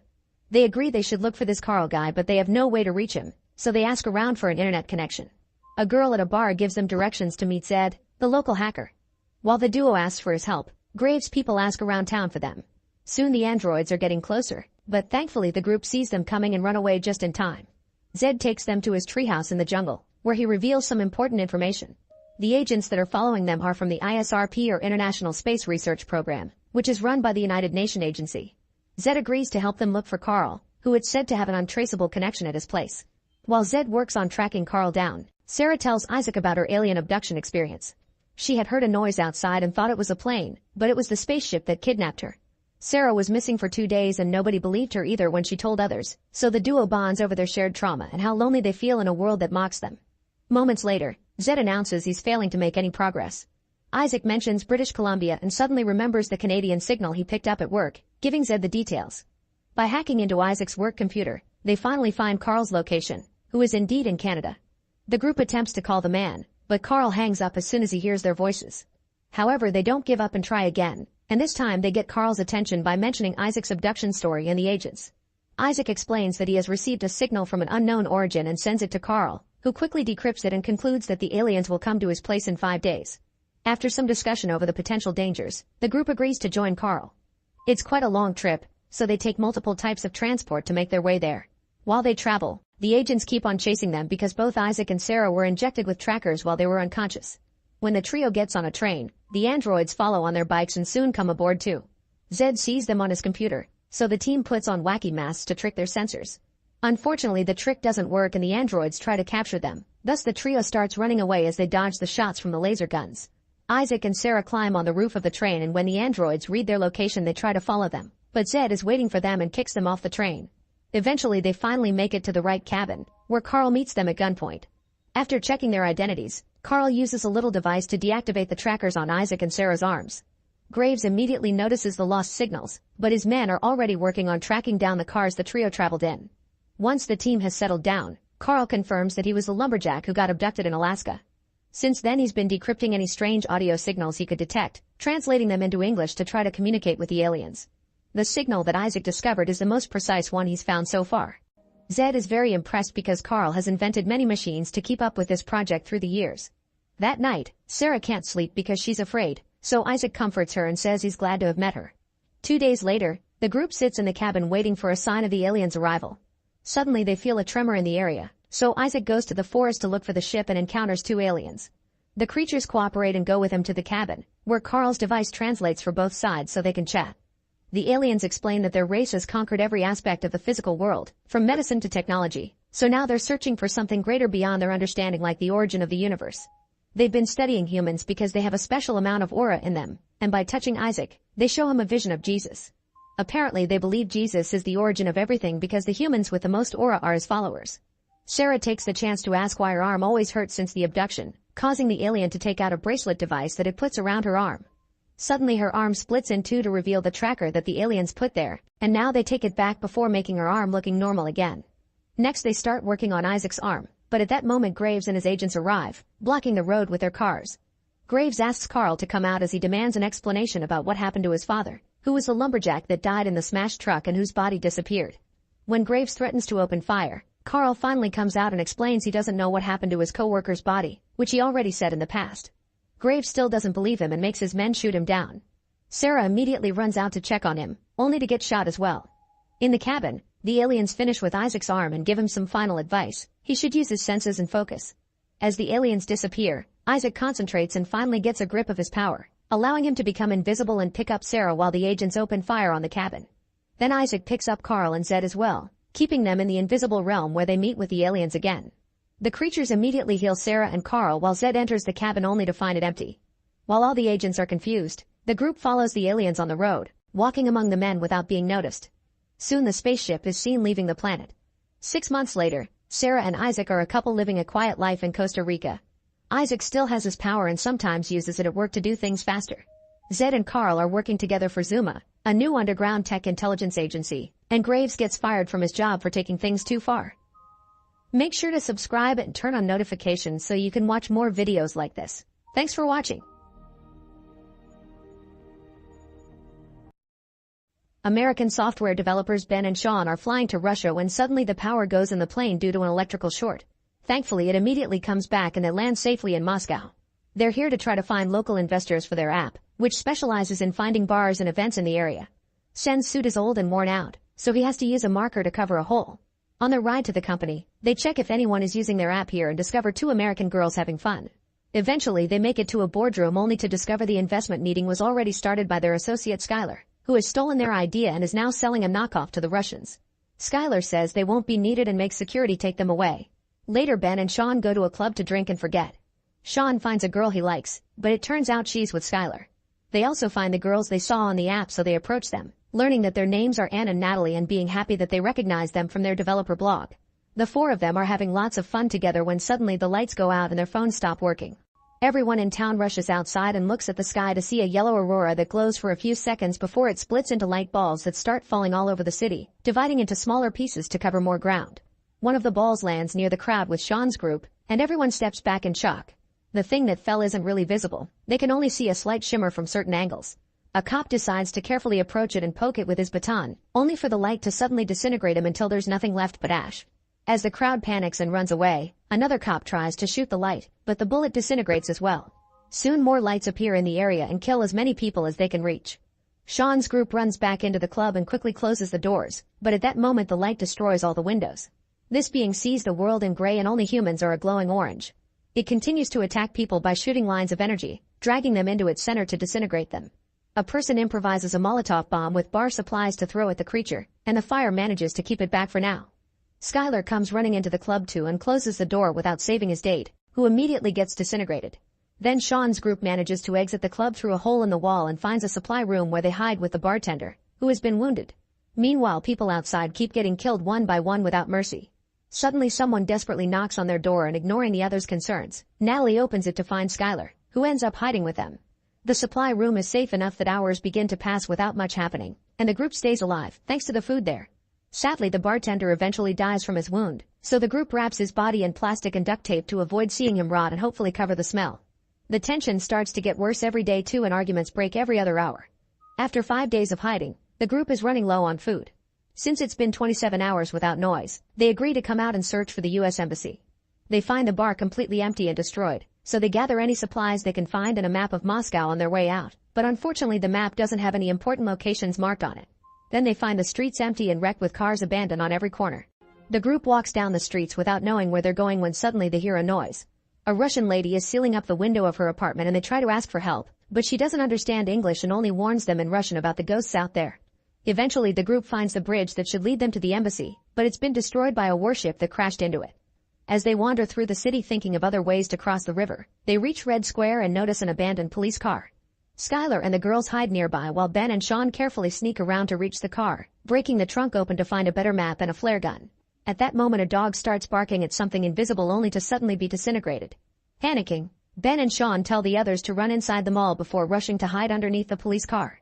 The creature soon comes closer and its presence activates the car's siren and lights, but while it can see inside the car, It can't see the guys under it and soon leaves. Afterward, the duo runs into the mall to reunite with the others. As they look around, they're shocked to find an airliner that crashed right into the building. Skylar thinks they should stay here until help comes, but Sean and Ben feel they need to move on to survive. Discussing what happened, they conclude that the creatures must use some sort of electrical field for protection which activates electrical devices. They look for light bulbs and make them into necklaces to use as warning devices that will light up if the monster comes closer. Then the group goes looking for more comfortable clothes to run in. Sean can't help watching Natalie stripping, only to be interrupted by the bulbs lighting up. He immediately freezes in the display window and to his surprise, the creature passes him by without noticing him. Meanwhile, Natalie runs to hide among the clothes racks as the monster enters the shop. It is about to catch her when suddenly Sean drags her away and tells her to freeze. Once again, the entity passes very close to them without noticing them, although its electricity causes Natalie's hair to frizz. Sean realizes that glass blocks the creature's sensors because it acts as an electrical insulator. Next, the group leaves the mall and goes looking for the U.S. Embassy, but unfortunately they find it destroyed as well. There are dozens of shells from a gunfight at the entrance, and Skylar finds a semi-automatic rifle that he takes for himself. He likes it a little too much and starts shooting like crazy at nothing in particular, getting judged by the Americans of all people. Skylar stays at the entrance to guard and the others go upstairs to look for survivors, but the building is empty. In the Situation Room, they find reports about what happened. Global communications only lasted for 3 minutes after the attack. Most capital cities have been invaded, and they haven't found anything that could hurt the monsters. The only solution found so far is hiding underground. On a map on the table, the group finds a map with numbers and is upset to realize their estimates of survivors. There's also a radio inside a birdcage and Sean carefully turns it on, but the message it plays is in Russian and they can't understand it. Scared that the creatures may hear them, and makes Sean turn it off. Then the group looks outside and by using a rifle scope they discover various balls of yellow light and smoke streaming into the sky as they dig around the city. The digging causes the buildings around those spots to collapse, triggering a whole new level of destruction. Suddenly they hear gunshots and see Skylar running down the street, so Sean and Ben decide to run after him to rescue him. On their way out, they grab the map and the radio from the cage. Sean and Ben reach the street at the same time. Anne and Natalie see a monster coming, so they run out too to warn the guys. When the duo finally reaches Skylar, the car alarms are set off announcing the monster is close. Skylar tells the guys to run and distracts the creature by shooting at it, making it put its attention on him and not to the others. In just a few seconds, Skylar is disintegrated, but his plan allows the boys to escape. As the group reunites, Sean notices a room with power in an apartment building in the distance and they suspect that this is what made Skylar leave. Sneaking around carefully in the darkness, the group crosses the city while avoiding the attention of the creatures and eventually makes it to the apartment building right before sunrise. As they walk through the corridors, they're suddenly blocked by Vika pointing her gun at them and speaking in Russian. The group explains in English that they saw the light, and thankfully Vika speaks English as well. She takes them to the apartment with the light, explaining she came over for the same reason. To their surprise, the apartment is completely covered with a metal cage, and even the cat has a little metal structure on its body. The owner, Sergei, is happy to see more survivors and explains he has a diesel generator. Vika adds that he transformed the apartment into a Faraday cage, an enclosure used to block electromagnetic fields. It's used every day in various science fields and it's capable of keeping the creatures out. The group turns on the radio from the cage and Vika does the translation. The message says a nuclear submarine is in the Moscow River and will pick up any survivors that reach it before morning. They also report that tons of submarines are doing the same thing around the world and Sergei explains that the submarines are perfect Faraday cages. The group agrees to leave together to find the submarine, but first they'll need supplies. Vika leaves with Natalie and Anne to scavenge the other apartments, and on their way out, and doesn't close the latch well. Meanwhile, Sergei shows Sean and Ben a microwave gun he built, believing it could be used to disrupt the waveform and electrical shield of the monsters. While the girls look for supplies, the creatures see them in the building and move in to attack. The exterior lights give away their movement and the girls immediately run away. Vika runs to find a hiding spot thinking the apartment is too far, but Anne thinks she can make it and starts running to Sergei's place as Natalie follows her. They manage to make it to the apartment but are unable to close the hatch, so they hide behind a glass table. The creature quickly comes inside and while the cat runs away, Sergei fires the microwave rifle at the monster. It seems the waves work and make the creature freeze for a few seconds, revealing its ugly body inside the light. Unfortunately, it only lasts a few seconds and Sergei can't recharge fast enough, so the monster becomes invisible again and disintegrates Sergei. While Sean and Ben climb out through a fire escape, Natalie runs to set some diesel fuel on fire to cover their escape. Then she runs to join the boys, but Anne is too scared and doesn't move fast enough. By the time she leaves the table, the monster sees her and disintegrates her too. Natalie is devastated, but Sean urges her to move. The trio climbs down the emergency stairs and reunites with Vika outside the building. Then they run away as they see the flames grow inside the apartment. Minutes later, they find their way blocked by a group of Russian policemen dressed in metal, carrying weapons and shields they've made themselves. They tell the group to hide, and when the street lights start glowing, they open fire on the monster. By combining gunfire, a flamethrower, and a rocket-propelled grenade, they manage to hurt the monster and scare it away. The cops explain that they can hurt the aliens but not kill them, and that the monsters are weakest when they're using their lightning. Sean notices a piece of a hard black substance on the ground which was knocked off the creature's shield, and decides to keep it. Afterward, the cops take the group to their hideout and both sides share the information they have. The officers aren't sure the radio message can be trusted. The leader also points out that the river is too far and the area is infested. The group wants to leave anyway, and at first the cops refuse to go with them, explaining they want to protect their home. Natalie offers a speech about wanting to go to her own home, and the cops accept to at least escort them to the river. Both groups leave together and take the subway tunnels for extra security. It's very dark down there, so they throw miniature light bulbs on the floor as a way to check for monsters. They immediately start glowing, so the group rushes to the subway platform to hide as lines of light extend into the tunnel to attack. One by one the group jumps on the train tracks to be safe, but Vinka gets stuck behind a pillar while the light searches for her. Ben goes back to save her, throwing her down to the track just in time. However, he isn't fast enough and soon the light grabs him, dragging him on the floor before killing him. Sean is in shock, so Natalie makes him move and the group manages to leave the tunnel with no more losses. Soon they make it to the river and find a boat that they steal to sail until they find the submarine. While waiting, they grieve for their lost friends, and just in case, Sean says goodbye to Natalie now because he never got to say it to Ben. Eventually the boat is pushed aground by some debris, so they must figure out how to get it unstuck. Suddenly they see various giant beams of light lifting metals and resources into the sky, and the cops conclude these must be aliens looking for Earth's minerals because they conduct electricity. At that moment they finally see the submarine approaching, but at the same time a building next to the riverbank collapses. The debris falls on the boat and tips it over, making everyone fall into the water. Sean, Vika, and the cops manage to swim to the submarine, and one officer has a serious wound on his leg. The captain welcomes them and announces they must leave immediately, but Sean notices Natalie is missing. As a flare launches in the distance, Sean is sure it came from Natalie and gives a speech that convinces the captain to wait for them to find her. Before they leave, the technicians on the submarine look over the microwave gun and build another one with better batteries. Then Sean leaves with the cops and as many weapons as possible, leaving Vika in the safety of the submarine. As the group moves through the streets, they throw phones on the floor as warning devices. Eventually they reach a trolleybus depot only for a phone to ring to announce an incoming alien. The cops run to take cover, but Sean trips and struggles with his weapon. Thankfully he activates it just in time. Once again, the waves freeze the alien and reveal its ugly face, which gives the cops the chance to shoot at it directly. The creature explodes and dies for good, confirming the electricity is a shield and they need to use the waves first to disrupt it. The group celebrates and is heard by Natalie, who calls out Sean's name and activates the windshield wipers of the bus she's hiding in to indicate her location. They can hear more phones ringing, so the team makes a plan. While Sean goes to Natalie, the cops stay back and spill water from a tank truck to amplify the effect of the microwave guns. Soon the aliens arrive, but they won't come close enough to the water. At that moment Vika appears behind the aliens and begins throwing Molotov cocktails at them to force them to move onto the water. The cops shoot the microwave gun and reveal 3 aliens with exposed bodies. Then they shoot all the weapons to make them explode one by one. Meanwhile, Sean finds Natalie inside the bus and they hug. Suddenly an alien's electrical surge makes the bus doors shut before forcing it to move. Some sparks reveal the alien is inside and Sean tries to shoot it, but the bus movement causes him to miss. The alien manages to grab Natalie's leg and starts dragging her, but now it's vulnerable and Sean hits it with the waves. Then Natalie takes over the wheel and steers the bus to keep it from crashing while Sean continues to shoot at the alien, which freezes the creature but doesn't kill him. Sean has no real weapons but remembers the piece of black substance, so he throws it at the enemy and makes it explode. The lack of electricity finally makes the bus stop. Afterward the group rushes back to the submarine, but the cops decide to stay to protect their home and ask Sean to tell the rest of the world how to defeat the aliens. The submarine soon leaves and a technician repairs Natalie's cell phone, allowing her to get a text message from her mom. It says she's safe and hiding with survivors in Penn Station. Then Sean and Natalie try to kiss, but Vika interrupts them with her disgust. Sometime later, they look at the embassy's map while listening to shortwave radio reports coming in about groups who are fighting back against the alien invasion. They decide to head to those locations to help with the fight.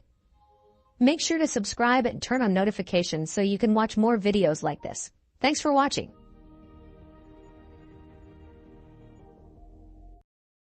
A young man wakes up in a strange room without any idea of how he got there or who kidnapped him. He looks around the room, finding only a shower and a toilet, then he begins pounding on the wall asking to be let out. Suddenly he notices a monitor showing the word share, so the guy begins entering different commands that could possibly open a door, but nothing seems to work. The computer asks him to share again, so the guy confirms that command. Now he's recording, so he begins asking the camera tons of questions to understand the situation, but nobody answers. After using the toilet, he discovers there is no water in it and the sink isn't working either, so he tries using the computer. When he writes water, the computer says it equals 5. Not understanding, the guy lies down on the floor to wait. Suddenly a fart escapes him and it gets him some points, allowing him to get the water he wanted. After washing his face, the man realizes this is a broadcast and real people are watching him, so he starts to fart while moving ridiculously around the room, but it doesn't get him many points. He tries some commands on the computer and manages to turn off the lights, so he sleeps on the floor. Sometime later, the computer reminds him to share again, so he goes on a rant about the situation before taking a shower. A few points come in so he rushes to start being silly again, only to fall on the floor. As he groans in pain, the points start going up a bit more quickly. Unfortunately it is not much, so when he orders something to eat the only thing they send him is a bowl of dog food, which appears in a hidden hatch in the wall. The guy complains and tries to send it back, but none of his commands work. With no other choice, the man starts eating the food and even acts like a dog for the audience, including barking and panting. This brings in even more viewers and donations, which allows him to order some clothes. However, it is still not enough and they send him some female underwear, which he models for the screen. That night, the guy goes to sleep on the floor while crying in despair. The next day, he starts trying to entertain the viewers the best he can, like doing silly dances and saying whatever comes to mind. Eventually he gathers enough points to buy a t-shirt and an inflatable mattress. As days pass, points keep piling up and he can buy better stuff like more clothes, shaving tools, a mirror, decent food, and even alcohol. He is supposed to be a vegetarian, but they only send him meat and he has no choice but to eat it. In the end he ends up loving it, and the audience rewards him with more points. One day he drinks too much and tries to smash the monitor with an empty bottle, causing his room to lose all power. The guy tries new things like pulling the monitor and the food hatch, but nothing moves even an inch. He gets so angry that he punches the screen, only to hurt his hand. Then despair takes over and he throws a tantrum, begging to be released while throwing the few things he has. When he loses all energy, he begins apologizing, but it isn't until he starts coughing that the power comes back. Suddenly the screen shows an older man living in the same kind of room, although he has way more stuff. This old man explains sometimes there are glitches in the system, but once a person reaches a certain level, they gain access to the common network. That means the guy can communicate with the other people that are stuck here as well. Nobody knows anything about their kidnappers though. They all woke here just like the main guy did without knowing how or why. Now the main guy has someone to keep him company. In fact, the older man never shuts up, jumping from topic to topic without much thought, and his never-ending rants get him lots of points. The main guy is starting to get annoyed by him, but one day, he hears the older man coughing quite badly. He tries to contact the man and as he figures out what commands to use, he finally finds all the other channels. There are all kinds of content, cooking lessons, makeup tips, and a woman doing yoga who is so pretty that the main guy can't help staring at her for a while. After lots of trial and error, the guy finally connects with the older man, realizing each of them has a channel number. The main guy is 14 and the older man is 73.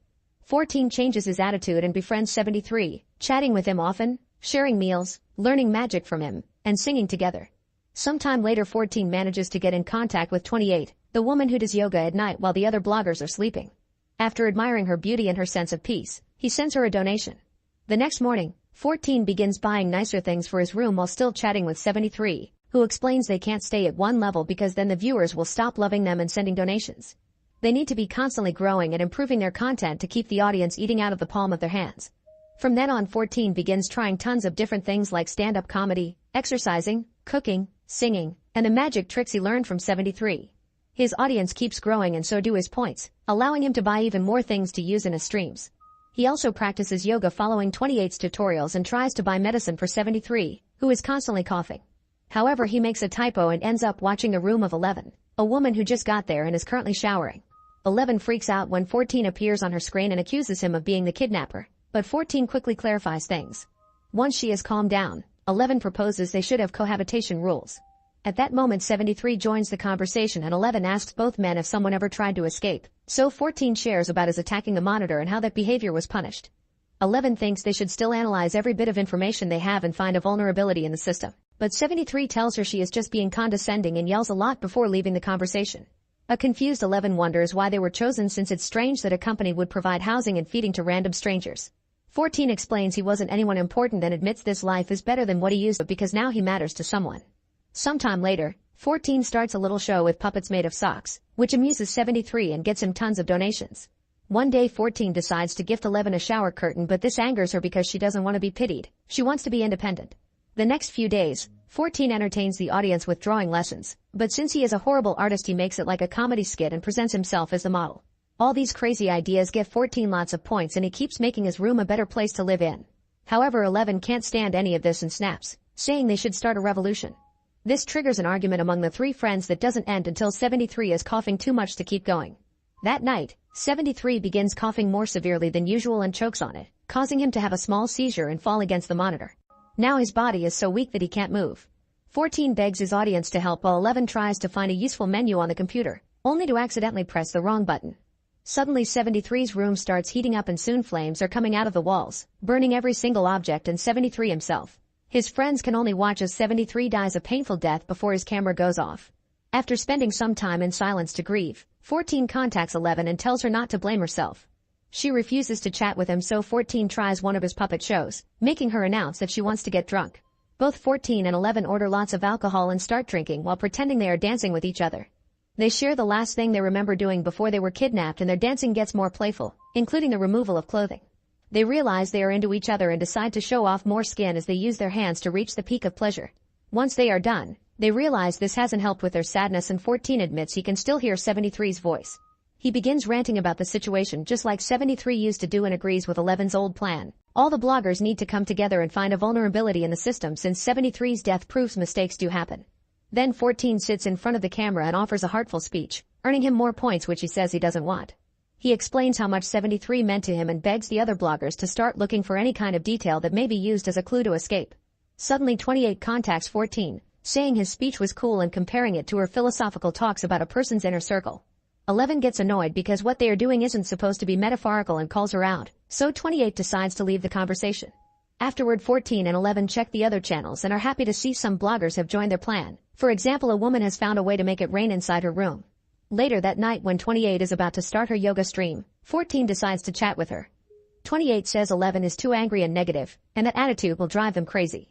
She believes in keeping things positive and tells 14 that he is popular because he makes people smile, which is incredibly valuable considering the state of today's society. Then they start doing yoga together, and their stream causes an annoyed 11 to wake up earlier than usual. Sometime later, 14 checks on 11, who won't stop watching the other channels. As time passes, more and more people agree to their plan and have discovered a few cool things, like controlling the ventilation system or even moving a wall. 11 is eager to create a map of the place and bring it down, but 14 isn't so enthusiastic anymore. 28 made him think that what he does is important, so he tells 11 that some people are happy here and they shouldn't feed them anger. Not taking him seriously, 11 decides to cut her hair as a sign of rebellion. Later that night, 28 starts her yoga stream, and an annoyed 11 reminds her they are supposed to have cohabitation rules. She considers night streams rude because they keep others awake. An argument ensues and 28 accuses 11 of treating the other bloggers like her puppets. 14 makes them stop, and 11 points out that 28 isn't his friend, she is. After seeing another new guy arrive, 14 starts seeing 11's point again and makes a stream asking all the other bloggers to send him 1 point. A glitch occurs and his points start going up incredibly fast, causing 28 to call him toxic and a thief. A furious 11 makes it rain inside 28's room, and 28 says 11 needs to feel the warmth of their light. This triggers the heat on the walls, and soon 11 is burning down like 73 did before the screen goes off. A devastated 14 falls to his knees and has a breakdown when suddenly, a door opens behind him. He rushes to get out, but at that moment he sees his screen turning on again, so he comes back to tell the other bloggers this proves they can achieve things working together. However, the door closes, and now 14 has to start performing again. Make sure to subscribe and turn on notifications so you can watch more videos like this. Thanks for watching. In a dark forest, number 3 and his guardian are hiding in a shack. Suddenly they hear some noises, and when the guardian approaches the window with his blade, he's suddenly pulled through the wall by a beast. 3 immediately runs away, pulling some amazing jumps to dodge the beast and make it crash. Then 3 jumps off the edge of a cliff and glides towards the ground, but unfortunately he's found by the beast's owner. The guy takes 3's necklace and then kills him. While 3 turns into dust, the enemy adds this necklace to his collection. Meanwhile, number 4 is using the fake name John and having fun with his friends at the beach. When he goes swimming with a girl, his leg suddenly starts to glow and he screams in pain while an apparition of the enemy shows him Sam's death, warning him the same will happen to him. The girl runs back to the shore and tells the others that John is a freak, so all the others mock him while he runs away. In the morning, John wakes up on the beach and he's found by his guardian Henri, who usually pretends to be his dad in front of others. It turns out they're both aliens that came to hide on Earth and escape the Mogadorians, a different kind of alien that is killing John's people. He now has 3 marks on his leg, meaning numbers 1 through 3 are all dead and he's next. There are a total of 8 teenagers with powers hiding on Earth and the Mogadorians must kill them in order. The duo decides it's time to move again before they get caught, and John is devastated to burn all the photographs and other mementos he had of his life there. As they drive away, a little lizard comes along on their truck. Eventually they make it an old house in Paradise, Ohio. While they settle down, Henri erases any pictures and videos of John on social media so they're harder to track down, and John dyes his hair.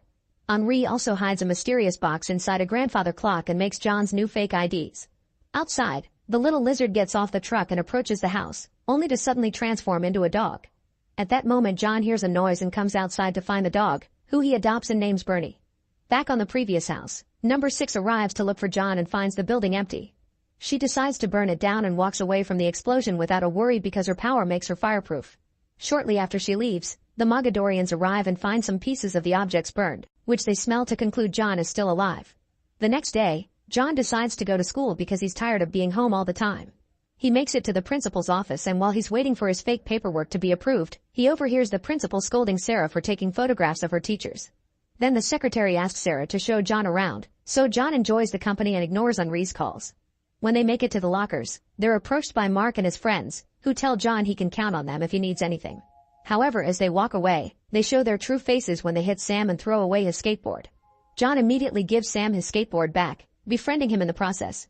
After class, John notices that Sam is again being bothered by Mark's group, so he picks up the ball and throws it at one of Mark's friends with so much strength that it knocks him over. Later in the evening, John finds Sarah's website with all her photographs, including a whole section of him. However, Henri quickly hacks the site and deletes any picture with John's face for his safety.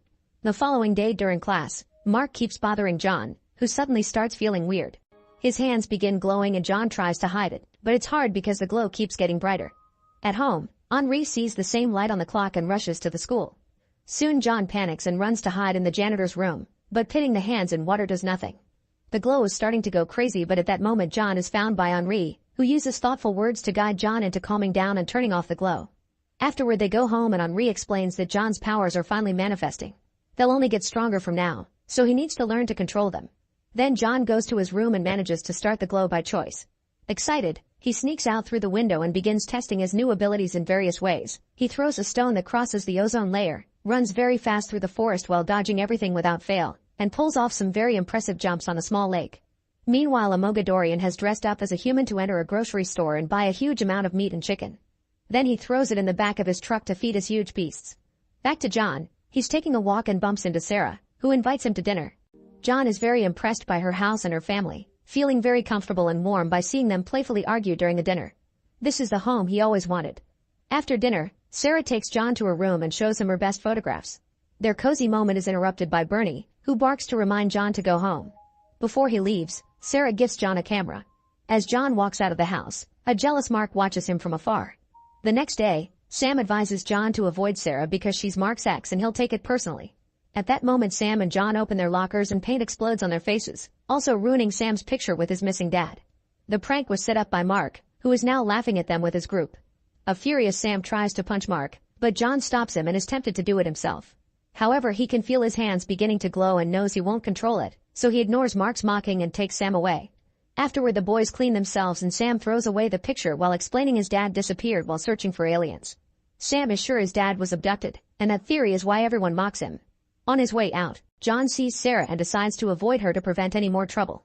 Meanwhile, Henri is researching Sam's father on the internet and decides to visit the old factory where the guy disappeared. The floor is weak and he makes a hole to enter a hidden area underground, where he discovers some mysterious drawings on a column and a strange glowing rock, which he takes home for further study. Later in the evening, John gets tired of being alone and goes to the spring festival to hang out with Sarah. The duo goes on a horror ride, which is noticed by Sam. They have lots of fun with the different jump scares and eventually are dropped on a spooky fake forest, where they're chased by an actor with a chainsaw. Suddenly the duo is attacked by Mark's gang, where Sarah is kidnapped by one of the guys and taken to see Mark. While Sam watches from the shadows, John is being overpowered by everyone hitting him at the same time, so he has no choice but to use his powers.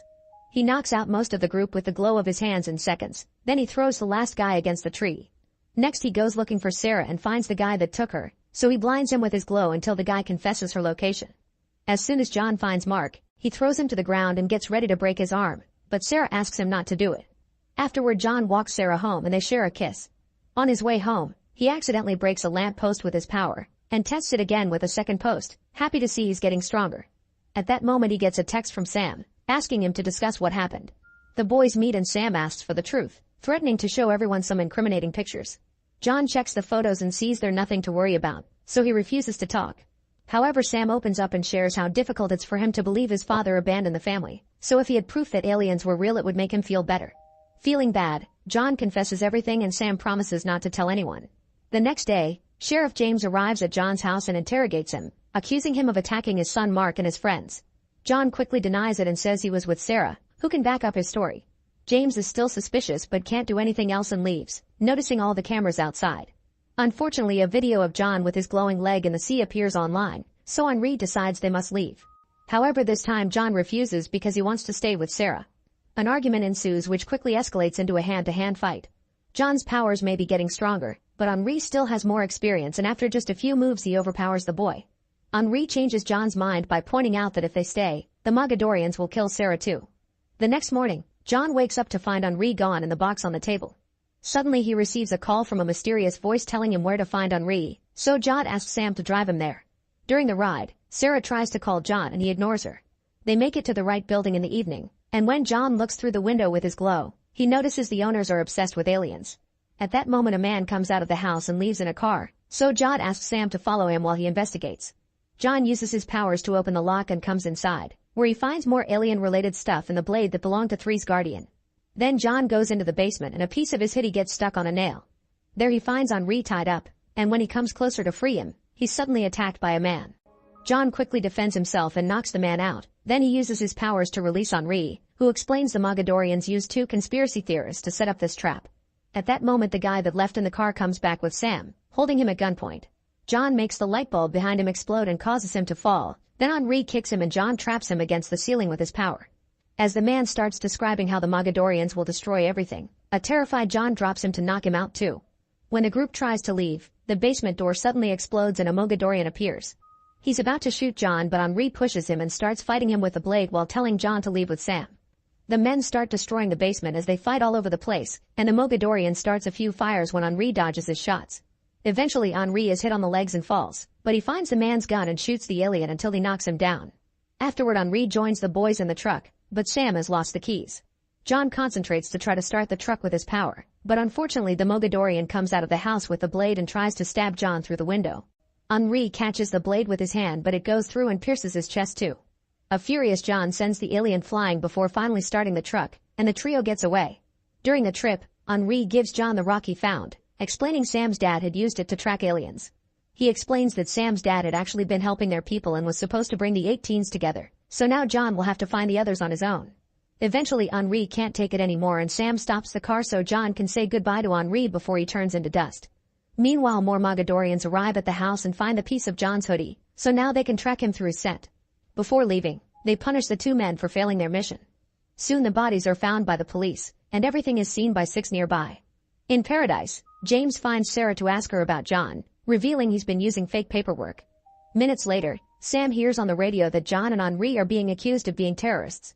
John gets a text from Sarah asking for an explanation, so they head back to the town. During the ride, Sam reveals he has a rock at home that looks like the one Henri found, admitting he stole it from his dad. John asks him to get it while he goes looking for Sarah. Sam rushes home and bumps into Bernie, who helps him find the rock. Back to John, he goes to a party and everyone starts talking about him while Mark calls his dad. John finds Sarah sitting on the roof and she immediately demands an explanation, but they're interrupted by the arrival of James and a bunch of cops. When James tries to get closer, he startles Sarah and causes her to fall, but John makes her float with his powers and then jumps in to catch her. Then they run away, and when the cops try to surround them, John uses his abilities to freeze all the cars. After John and Sarah escape through the forest, Mark gets with his dad in another car and tries to look for them. They find their way blocked by the Mogadorians, who tear off the car door and throw James away. Then they force Mark to tell them how to find John.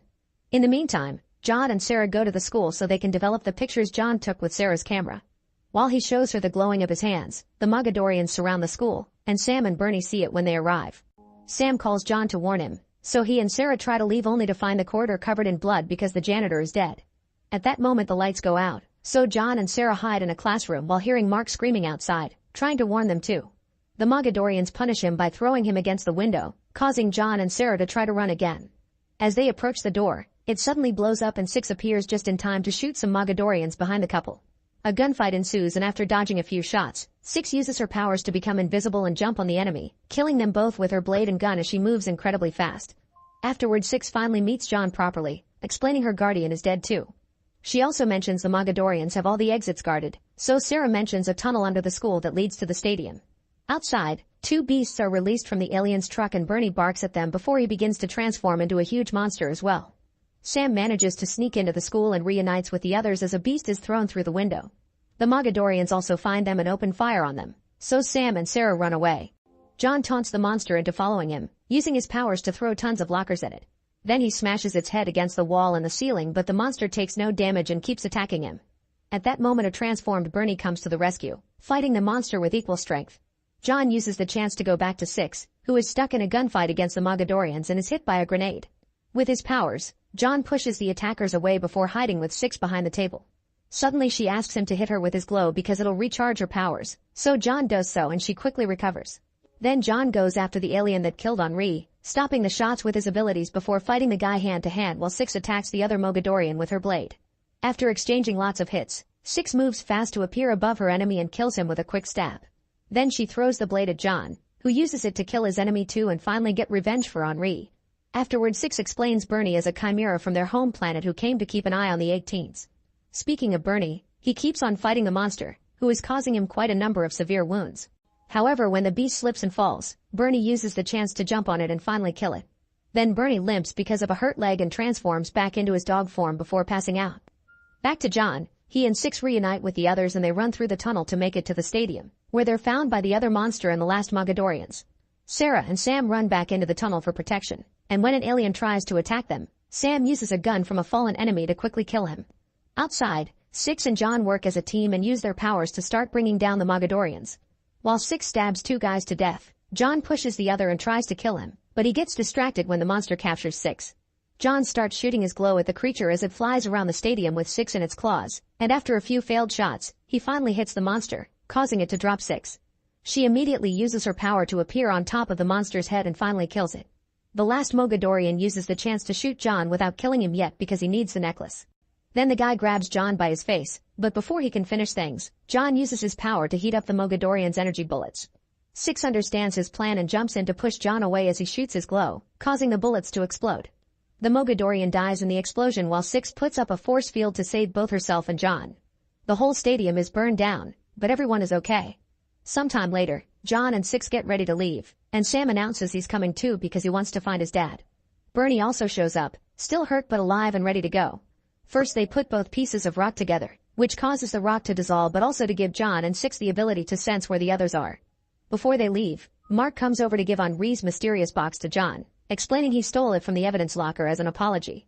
Lastly, John says goodbye to Sarah and promises he'll come back for her after it's all over, sharing a final kiss. Make sure to subscribe and turn on notifications so you can watch more videos like this. Thanks for watching.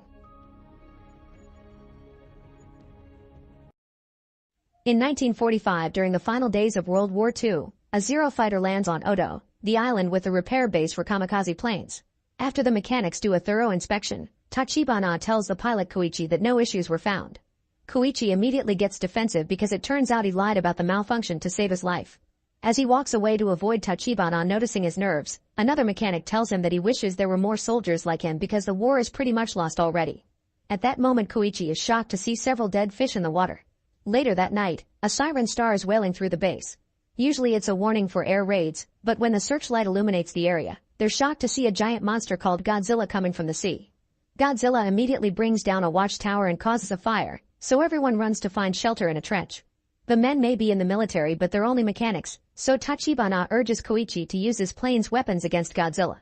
Koichi runs to his plane but when he sees Godzilla up close, he freezes in fear. The mechanics panic and open fire on Godzilla themselves, enraging him and causing him to brutally start destroying the trenches and killing people by throwing them away, stepping on them, hitting them with his tail, or even eating them. As the mechanics run around and Godzilla destroys the base, Koichi becomes terrified and runs out of the plane right before Godzilla picks it up too. Then the monster throws the plane and the resulting explosion knocks Koichi out. The next morning, Koichi wakes up to find only one other survivor, Tachibana, who is putting together the bodies for proper burial. Tachibana is furious and yells at Koichi for failing to act. Sometime later, Japan finally surrenders and a ship comes by to pick up all the surviving troops and take them home. Without saying a word, Tachibana gives Koichi the photos he found with the dead men. By December, Koichi returns to his neighborhood in Tokyo and finds it in ruins. His own home is nothing but rubble. Koichi starts suffering survivor's guilt and wonders if he could have done something. His neighbor Sumiko sees him and remembers he was supposed to be a kamikaze pilot, so she yells at him for his cowardice. She's lost all of her children to the American bombings and tells him that his parents are dead as well. Devastated, Koichi remembers his parents' letters in which they told him to come back alive and wonders what is truly the right answer to this dilemma. Some days later, Koichi has built a rudimentary shelter from the rubble. While he's visiting the black market, a woman pursued by several men for stealing blankets runs by and leaves a baby in his arms. Koichi considers leaving the baby in the market, but he can't do it and decides to take her with him while searching for the woman. He soon finds her nearby. Her name is Noriko and she's been waiting for him so she could take baby Akako back.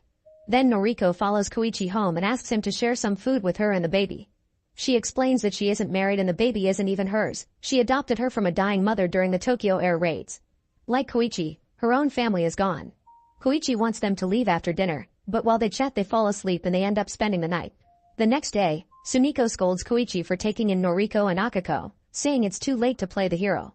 However, she changes her mind when she learns Noriko is not the child's mother. She starts helping them take care of Akako and even gives them a bag of rice so the baby can properly be fed. In March 1946, Koichi returns home and announces he's found a well-paying job detonating unexploded mines in the waters around Japan. Noriko thinks it's too dangerous, but Koichi points out this is the only way to avoid starving to death. He also explains the boats are supposed to be specially made to evade mines. However, when he makes it to the dock, Koichi is shocked to discover he'll be serving on the Shinseimuru, a small wooden boat.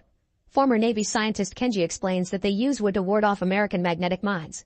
He also meets Captain Seiji and Shiro, who is too young to have served in the war. As they head out on the water, Seiji explains their work. A cable suspended between Shinseimuru and another boat called Keishinmaru allows them to clip mine wires and bring them to the surface, where they can be exploded from a distance with machine gun fire. Koichi tries the machine gun and proves to be an excellent marksman, thanks to his pilot experience, so that becomes his job in the boat. Shiro wishes war has lasted longer so he could fight too, and Koichi immediately scolds him for such a horrible thought. That night, Koichi is sleeping when suddenly he hears screaming. He comes out and sees the mechanics from the island being stepped on by Godzilla again, but at that moment he wakes up and realizes it was a nightmare. The survivor's guilt takes over again and he clings to Noriko as he wonders if he's actually dead and everything that happened since the island has been a dream. Scared, Noriko pushes him off and Koiko has a breakdown as he stares at the pictures of the dead mechanics and their families. In July 1946, an American nuclear test at Bikini Atoll causes a huge explosion in the sea as part of Operation Crossroads. Godzilla is underwater when it happens and causes him to mutate. Meanwhile, things are improving for Koichi. He continues to work with a minesweeping team while Noriko raises Akako at home. Koichi is soon able to afford a motorcycle and major renovations to their house, and all the neighbors are rebuilding as well, slowly making a proper neighborhood out of the area again. One night when Koichi's crewmates visit for dinner, Kenji takes some nice pictures of everyone. The men assume Noriko is Koichi's wife and are surprised to learn of their living arrangement. When Akako calls Koichi her father, he tells her not to do that, which worries the others even more. They encourage him to accept that he's found a family, but Koichi sticks to his denial. In March 1947, Noriko takes a desk job in Ginza, a prospering district in Tokyo. She explains to Koichi that she wants to be able to support herself and to be out of his way so he can find a wife. She also shares that Sumiko has already gladly offered to take care of Akako while they're both at work. Meanwhile, the U.S. government is hiding the fact that several of their military vessels have been destroyed by an unknown enemy. There are pictures of a strange object in the water, confirming it was Godzilla. Whenever a ship is destroyed, radioactive signals are picked up. Radars start tracking Godzilla's route and confirm he'll be reaching Japan in a few weeks. However, the U.S. refuses to intervene because it could damage relations with the Soviet Union. By May 1947, the Shinseimuru and Keishinmaru are sent on a special mission to the Ogasawara Islands and find a massive American ship that has been absolutely destroyed. As the crew discusses what could have caused such damage, Koichi sees dead fish in the water and tells the others about Godzilla. Shiro is horrified that the Japanese government expects them to fight Godzilla in their tiny boats, but Kenji explains that their job is simply to delay his advance until a cruiser arrives. Their orders say they must use the mines they recover as weapons and keep the mission secret. After they collect 2 mines, Koichi notices there are way more dead fish than last time and rings the alarm. He asks Seiji to send the boats back because they can't fight like this, but Seiji is determined not to let Tokyo be destroyed again. At that moment, Godzilla surges out of the water and brings down Keishinmaru in an instant, so a terrified Seiji changes his mind. The Shinshimuru sails away as fast as possible and Godzilla chases after them, so the crew drop mine in the water. However, the explosion don't even scratch such a monster. Next, Koichi opens fire with a machine gun, but bullets don't do anything either. Since it seems the monster's skin is hard, Kenji gets the idea to attack the mouth instead. They release the second mine but the detonator doesn't work, so Koichi returns to the machine gun and makes the mine explode when it's near Godzilla's face. The blast damages Godzilla's left eye and a large part of his cheek, but it also sends a wave that rocks the boat, hurting Koichi and Shiro. Unfortunately, Godzilla's wounds quickly regenerate and he furiously rises out of the water as he roars, ready for revenge. Suddenly the battle cruiser arrives and shoots at Godzilla, who turns his rage at it, viciously tearing it apart with his claws. The cruiser continues to shoot at the monster, causing him to fall backward into the sea. However, Godzilla starts glowing as he swims underneath the cruiser and destroys it in an instant with an explosive heat ray. Then Godzilla roars and continues to make his way to Tokyo. Sometime later, Koichi wakes up in a hospital and is greeted by his crew. He wants to alert the locals, but Kenji tells him the government is still covering up the story. When he goes home, Noriko is hurt because Koichi won't answer her questions, so he finally gives in and tells her everything, showing her the pictures. Because of his guilt, he thinks he shouldn't have survived, so Noriko assures him that everyone who survived the war was meant to live, which were her parents' final words to her. The next day, the Tokyo Bay defense sees Godzilla incoming and get permission to detonate their mine blockade. However, the explosions have no effect on Godzilla. Soon an evacuation is announced in Ginza and Koichi worries about Noriko when he hears the news on the radio. Soon the monster reaches the town and starts destroying the area, throwing a train car that makes Noriko's train stop on its tracks. Everyone is panicking and running through the streets as Godzilla advances and bites down on the train, causing it to break. Lots of people fall to their deaths and at first Noriko holds on, but as soon as she sees water she jumps to escape. Godzilla continues his vicious rampage, destroying the beloved Nippon Theater and killing several reporters broadcasting from a rooftop. Noriko reaches the street and gets pushed by people, but Koichi arrives just in time to take her away. As everyone runs and more buildings are destroyed, the tanks finally arrive and open fire, but again bullets do nothing. Suddenly Godzilla's fins begin to glow and grow before Godzilla opens his mouth and fires an atomic heat ray that strikes the tanks, causing a nuclear explosion that destroys most of the area. Seeing the shockwave coming, Noriko pushes Koichi out of the way and gets killed instead. Koichi falls to his knees in emotional pain and yells as a black rain starts falling and Godzilla calmly returns to the sea. Afterward, newscasts announce that 30,000 civilians were killed or injured, and 20,000 buildings were destroyed. The area of Godzilla's rampage is cordoned off due to the high radiation levels. Koichi's crew helps him hold a memorial service for Noriko, but Koichi is too depressed to do anything. Akako soon begins crying as she asks for her mother and Koichi looks at the mechanic's pictures, thinking he's being punished for his cowardice. Kenji informs him that a group of private citizens is making a plan to destroy Godzilla and invites him to the meeting. Sometime later, Koichi attends the meeting with Shiro, Seiji, and many former Navy soldiers. A captain explains that Japan has negotiated the return of 4 destroyers, but sadly they'll be stripped of their weapons. Kenji then explains his idea. They should lower Godzilla above the deepest part of Sagami Bay and tie canisters of Freon gas to him. This would lower the water's buoyancy and forcibly sink Godzilla to a depth of 1,500 meters, crushing him with a sudden pressure change. Koichi asks if this will kill Godzilla for sure, but Kenji can't guarantee it so Koichi tries to leave. However, Kenji reveals he has a backup plan. Giant balloons would be inflated under Godzilla to rapidly bring him to the surface and destroy him via explosive decompression. After a demonstration in the garden, some people are still not convinced and just leave. However, most of the group stays and agrees to work together to save their country. The Shinshimiru's crew goes out for drinks and Kenji mentions that Godzilla probably considers Tokyo part of his territory. To lure the monster to the trap point, he plans to use acoustic minesweepers to play recordings of his roar. He admits that his plan could fail in many ways, so Koichi offers to help with the luring operation if they can get him a fighter plane.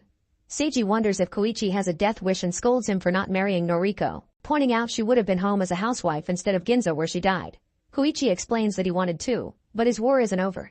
The next day, Kenji invites Koichi to a hangar where he's acquired an anti-bomber fighter. Years in storage have left the plane inoperable and will require a top mechanic to repair it. Koichi wants Tachibana to be that mechanic, but when he checks the records, there's no current address. Desperate to make up for his mistakes, Koichi refuses to accept another mechanic and starts sending letters with a plan in mind. One night, someone attacks Koichi by surprise and knocks him out. Minutes later, Koichi wakes up and discovers his attacker was Tachibana, who is furious about the letters. It turns out Koichi wrote to the comrades from Tachibana's postings blaming him for what happened on Odo Island because he knew Tachibana wouldn't respond to begging and would only come if he was angry.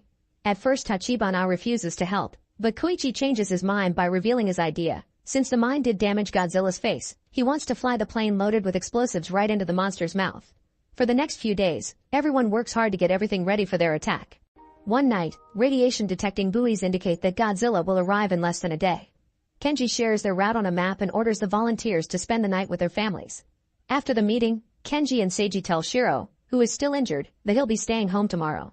When he protests, Seiji tells him that having never seen combat should be a badge of pride. Meanwhile, Tachibana takes a closer look at the cockpit and gets an idea. At home, Akiko gives Koichi a drawing she made of them and Noriko and begins to cry. When the day comes, Koichi leaves a letter next to Akiko while she sleeps before sneaking out. Later, Akiko takes the letter to Sumiko, who finds a bunch of money and a note asking her to take care of Akiko. At that moment, she also receives a telegram with shocking news. At the hangar, Tachibana explains that he replaced some of the plane's non-essential components with 2 bombs. Sitting in the cockpit, Koichi realizes that part of him wants to live and Tachibana reminds him that the mechanics on Odo Island wanted to live too. Koichi takes out the mechanics' pictures as a reminder of what he must protect. Tachibana then shows him the bomb safety pin and one extra thing. Soon the buoys detect Godzilla is getting close and the sirens go off in Sagami Bay. Suddenly a ship on fire crashes on the port, indicating that Godzilla reached the shore faster than anticipated. While Koichi puts Noriko's picture in the cockpit and takes off, Godzilla gets to the port, but Kenji orders everyone to still carry on with the plan and puts his hopes on Koichi. As the ships take off too, the plane reaches Godzilla and Koichi opens fire to keep him distracted as he pulls off some crazy moves to avoid getting hit. Godzilla falls for the bait and follows the plane into the sea, where 2 unmanned ships are waiting. Godzilla shoots them with his atomic breath, which hurts his own body as well and sends a wave that shakes the manned ships. It'll take a few minutes for him to regenerate, so the team can carry on the plan. 2 destroyers encircle Godzilla and tie a cable attached to gas canisters around him while Koichi continues to distract him. The ships scrape against each other as they complete the circle, but nobody gets hurt. As Godzilla prepares to fire again, the canisters are busted, forcibly pulling him underwater. Once he passes the target depth, Godzilla freezes in place and stops charging his atomic breath, but sadly he's still alive. Kenji then has the balloons inflated under Godzilla to bring him back to the surface. However, Godzilla quickly destroys them to stop them. The ships try pulling him the rest of the way themselves, but the monster's weight is too great and one of the cranes collapses. At that moment, a fleet of tugboats led by Shiro arrives to help. Everybody pulls together and soon Godzilla reappears, looking heavily wounded because of the decompression yet still alive. Godzilla starts charging again and the team thinks it's finally over. Suddenly Koichi's plane flies right into Godzilla's mouth and detonates the explosives, finally bringing Godzilla down. After a second of silence, the team sees Koichi falling with a parachute. It turns out Tachibana asked him to live and the extra thing had been an ejector. Once the smoke clears, they see that the top of Godzilla's head has been destroyed and the atomic causes the rest of his body to crumble. Every person on the ship salutes as the war finally ends. When they return to the shore, the locals receive them with gratitude and excitement, and Sumiko rushes to show Koichi the telegram. Moments later, Koichi and Akiko rush to a hospital and find Noriko is injured but still alive. She asks Koichi if his war is finally and he embraces her in tears, not noticing a pattern resembling Godzilla's dorsal fins on her neck. Meanwhile, in the bottom of the sea, a piece of Godzilla's flesh begins to regenerate.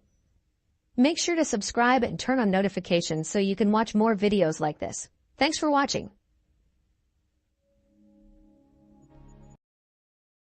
In a version of Earth where giant monsters known as Titans fight often, King Kong is living in a place called the Hollow Earth. It's an ancient subterranean ecosystem deep within the planet with unique gravity and constant radioactive energy that allows the creatures in it to evolve to titanic sizes. One day Kong is being chased by giant wart dogs, so he heads toward a cliff's edge where he's prepared a trap for the beast to fall into. Kong also throws a tree trunk that activates a second trap, causing rocks to fall on his enemies.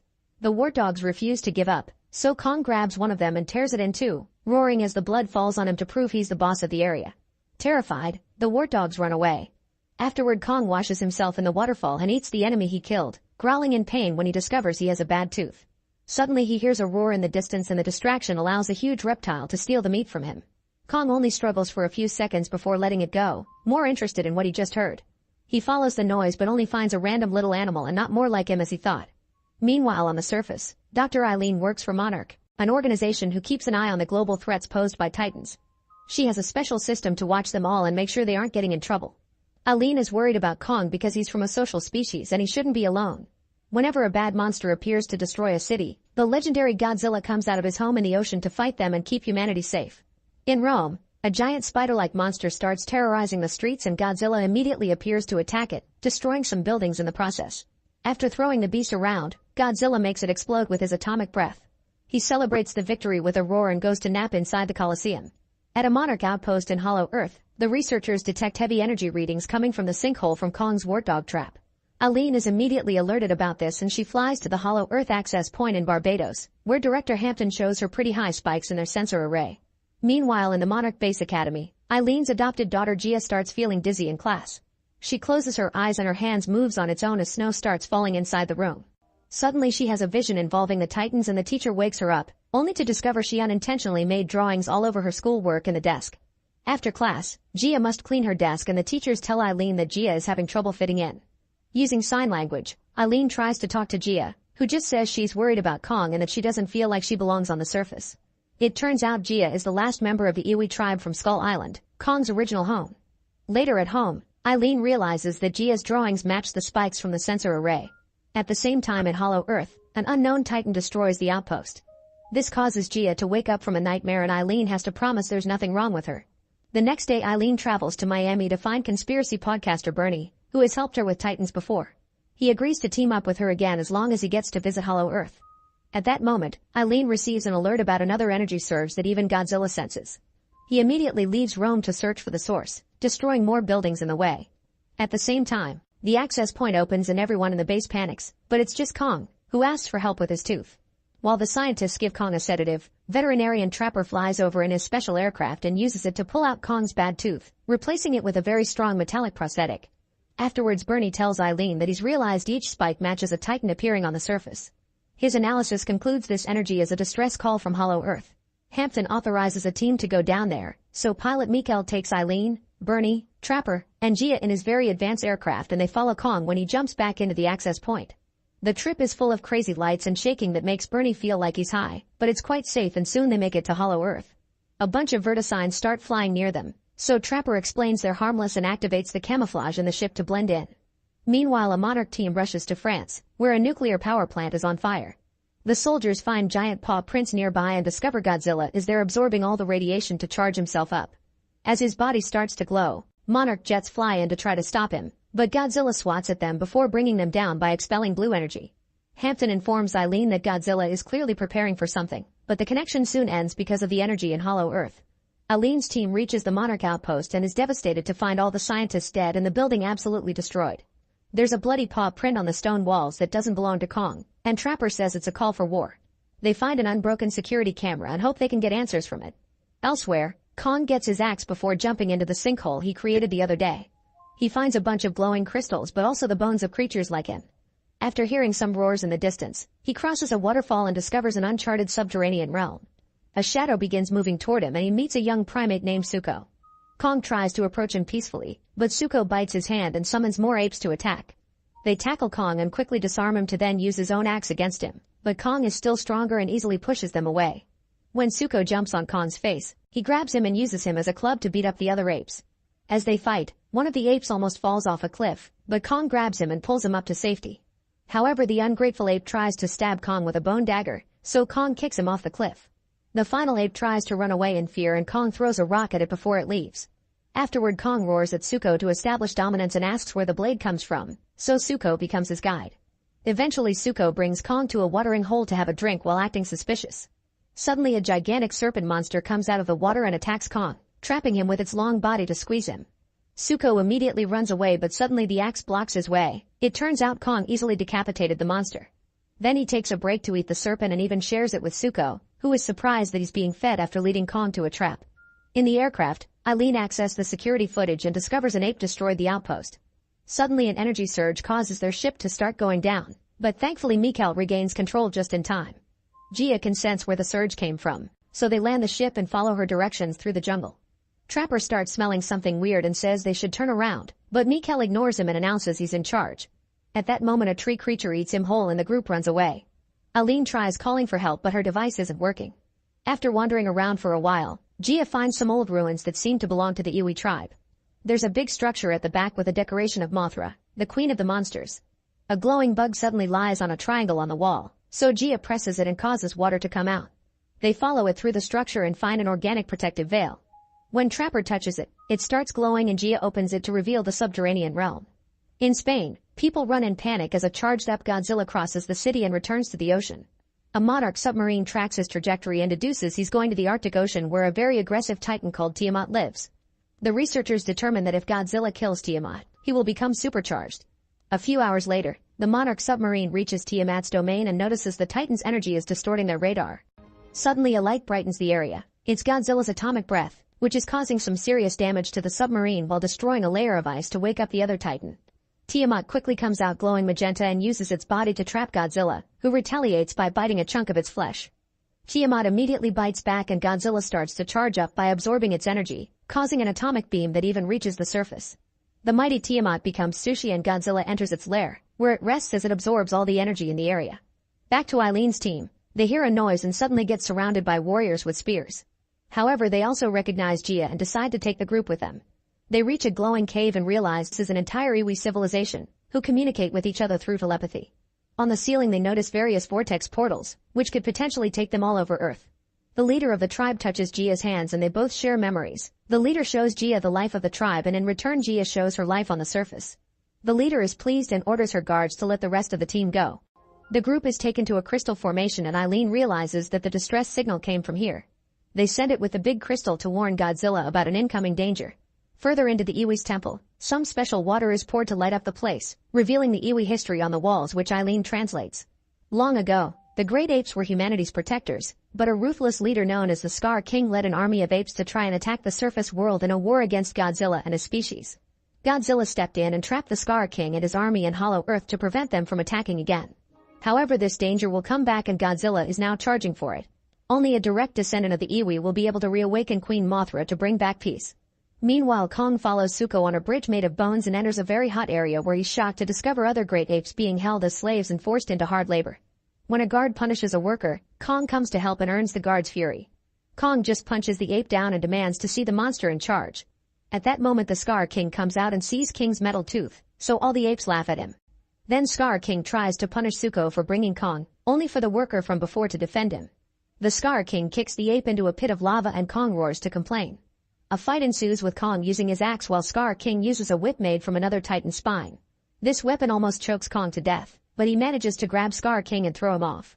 Refusing to lose, Scar King uses a glowing crystal at the end of his whip and reveals Shimo, the Titan that caused the Ice Age. The whip crystal causes Shimo lots of pain, so it's forced to obey Scar King. It breathes an ice beam toward Kong, who tries to deflect it with his axe. However, the blast is too powerful and it envelopes Kong's arm in ice, causing it to get frostbite. Kong is too weak to fight, so Zuko calls him to lead him out of the cave. Dodging another ice beam, Kong manages to run away while the other apes steal his axe. They soon start chasing after Kong, who runs fast and releases trap after trap to bring down a bunch of enemies. Eventually he's cornered against a rock wall and the apes dodge another trap trigger, only for the rocks to fall anyway and crush them. It turns out Zuko activated the trap. Kong is still in pain, so Zuko helps him move and together they make their way to see the humans, unaware that an ape survived and is following them. In the meantime, Gia connects with other Iwi teens and finally feels like she belongs. Bernie records everything he sees, amazed by the Iwi's use of crystals to build their civilization. Suddenly a horn alarm wails and the Iwi rush to open the veil, finding Kong with his wounded arm. This is seen by the enemy ape, who immediately leaves to report to its boss. Scar King gathers an army and leads them while riding Shimo, ready to start an invasion while Zuko sees them from afar. In the Arctic, Godzilla awakens and breaks the ice, showing its new magenta glow. Back to Kong, he's too weak and falls to the ground, so Gia tries to tell him they'll take care of him. Trapper scans the injury and announces he's been working on a device called Operation Powerhouse, which he designed to give Kong a boost in case another powerful Titan appeared. He goes back to the destroyed outpost to bring a bunch of pieces and reveals a giant glove that he puts around Kong's injured arm. It takes Kong a moment to get used to it, but soon he regains mobility and punches the ground, pleased with the result. At that moment Zuko comes to warn them about Scar King's plans, so Kong immediately jumps through a vortex portal to appear in the middle of Egypt, damaging the pyramids and causing people to fall. In Gibraltar, Godzilla hears Kong's roar and jumps into the sea to go find him. At the same time in Hollow Earth, the Iwi get Gia ready and the girl approaches a large crystal, using her hand to activate some gold energy. This wakes up Mothra, who thanks Gia before flying to the surface. Then the Iwi start evacuating the cave. After destroying bridges with his swimming, Godzilla reaches Egypt, where Kong tries to explain the situation. However, Godzilla thinks Kong wants to attack humanity and pushes him against the pyramids. A fight ensues and Kong manages to land some good punches thanks to his mechanic arm. Then he grabs Godzilla's tail and starts dragging him toward the portal, only for Godzilla to glow and shoot his atomic breath, destroying more pyramids. He pushes Kong down and charges again, but this time Mothra appears and pushes him back. Gia also appears and together with Mothra they use telepathy to finally explain the situation. Godzilla roars to agree to team up. Aline's team follow the Iwi to the area underneath the pyramids, where they pour a red liquid into the water that causes the crystals to move. Hopefully this will create a gravity surge that will hold the evil titans back. At that moment Scar King breaks the veil and comes inside, making Shimo freeze the crystals before they can finish the process. Trapper gets on his aircraft and brings over a bunch of Vertisigns, who attack the ape army with bioelectricity. While the group escapes in Trapper's ship, Shimo shoots ice again to scare the Vertisigns away. Thankfully Godzilla and Kong show up and jump to meet with Scar King and Shimo at the same time the crystals release the surge. The gravity causes the titans to float around, but that doesn't stop them from attacking each other whenever they have the chance.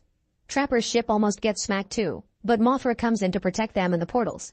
Some ape soldiers try to join the fight so Zuko jumps in too, throwing rocks at them to keep them away. Shimo shoots ice at Godzilla and almost freezes him, however Mothra distracts it and Godzilla breaks the ice with its magenta charge. Then Mothra catches Trapper's ship and puts it down while Zuko kicks an ape guard off to its death. Kong recovers his axe from the enemy and exchanges blows with Scar King and his whip, but sadly Kong loses his axe again when a portal opens and drags all the titans to Brazil. The people on the beach immediately run away in panic as the waves freeze and the titans break through the ice. Scar King makes Shimo unleash its ice powers, causing the sky to go black before it starts freezing the city too. Suddenly Godzilla shoots an atomic beam at Shimo at the same time that Kong punches Scar King, causing him to lose a tooth. The fight continues among the four titans as they throw each other all over the place, destroying dozens of buildings. After Scar King tosses a building with his whip, he and Shimo attack Kong together, forcing him to use the glove to protect himself from an incoming ice beam. At that moment Godzilla finishes charging and shoots at Scar King, who dodges the attack and retaliates with his whip. Godzilla catches it with his mouth and uses it to throw Scar King down before breaking it, causing the crystal to fall. While Kong continues to be under Shimo's beam, Godzilla shoots at Scar King again, who jumps to dodge and recover the crystal, only for Godzilla to shoot it out of his hand. Then Godzilla jumps on Shimo to attack it while Kong and Scar King begin fighting to get to the crystal. Suddenly Zuko appears with the axe and shatters the crystal, which sends a shockwave that throws all the titans back. Shimo quickly recovers and realizes it isn't under Scar King's control anymore. When Kong and Godzilla start throwing Scar King around like a tennis ball, Shimo shoots his ice beam and freezes its slaver as revenge.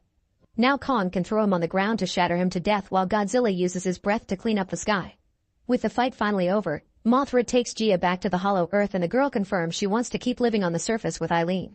Mothra repairs the veil, and a tired Godzilla returns to rest at the Colosseum. Kong and Zuko ride Shimo back to the ape tribe, where Kong earns the gratitude of the slaves and becomes their new leader. Make sure to subscribe and turn on notifications so you can watch more videos like this. Thanks for watching.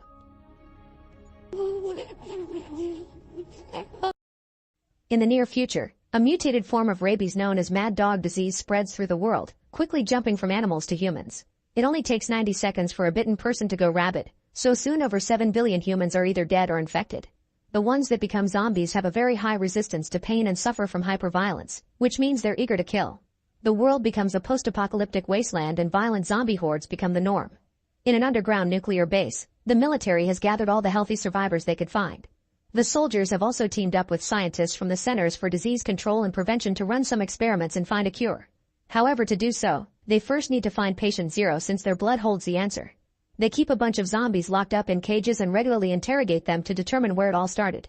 Morgan is a civilian who was bitten and infected, however he didn't transform. It seems his blood is resistant against the virus, yet they haven't been able to make a vaccine with it. Thanks to that bite, Morgan is capable of understanding and communicating with zombies, so he's joined Dr. Gina's team to help with the research.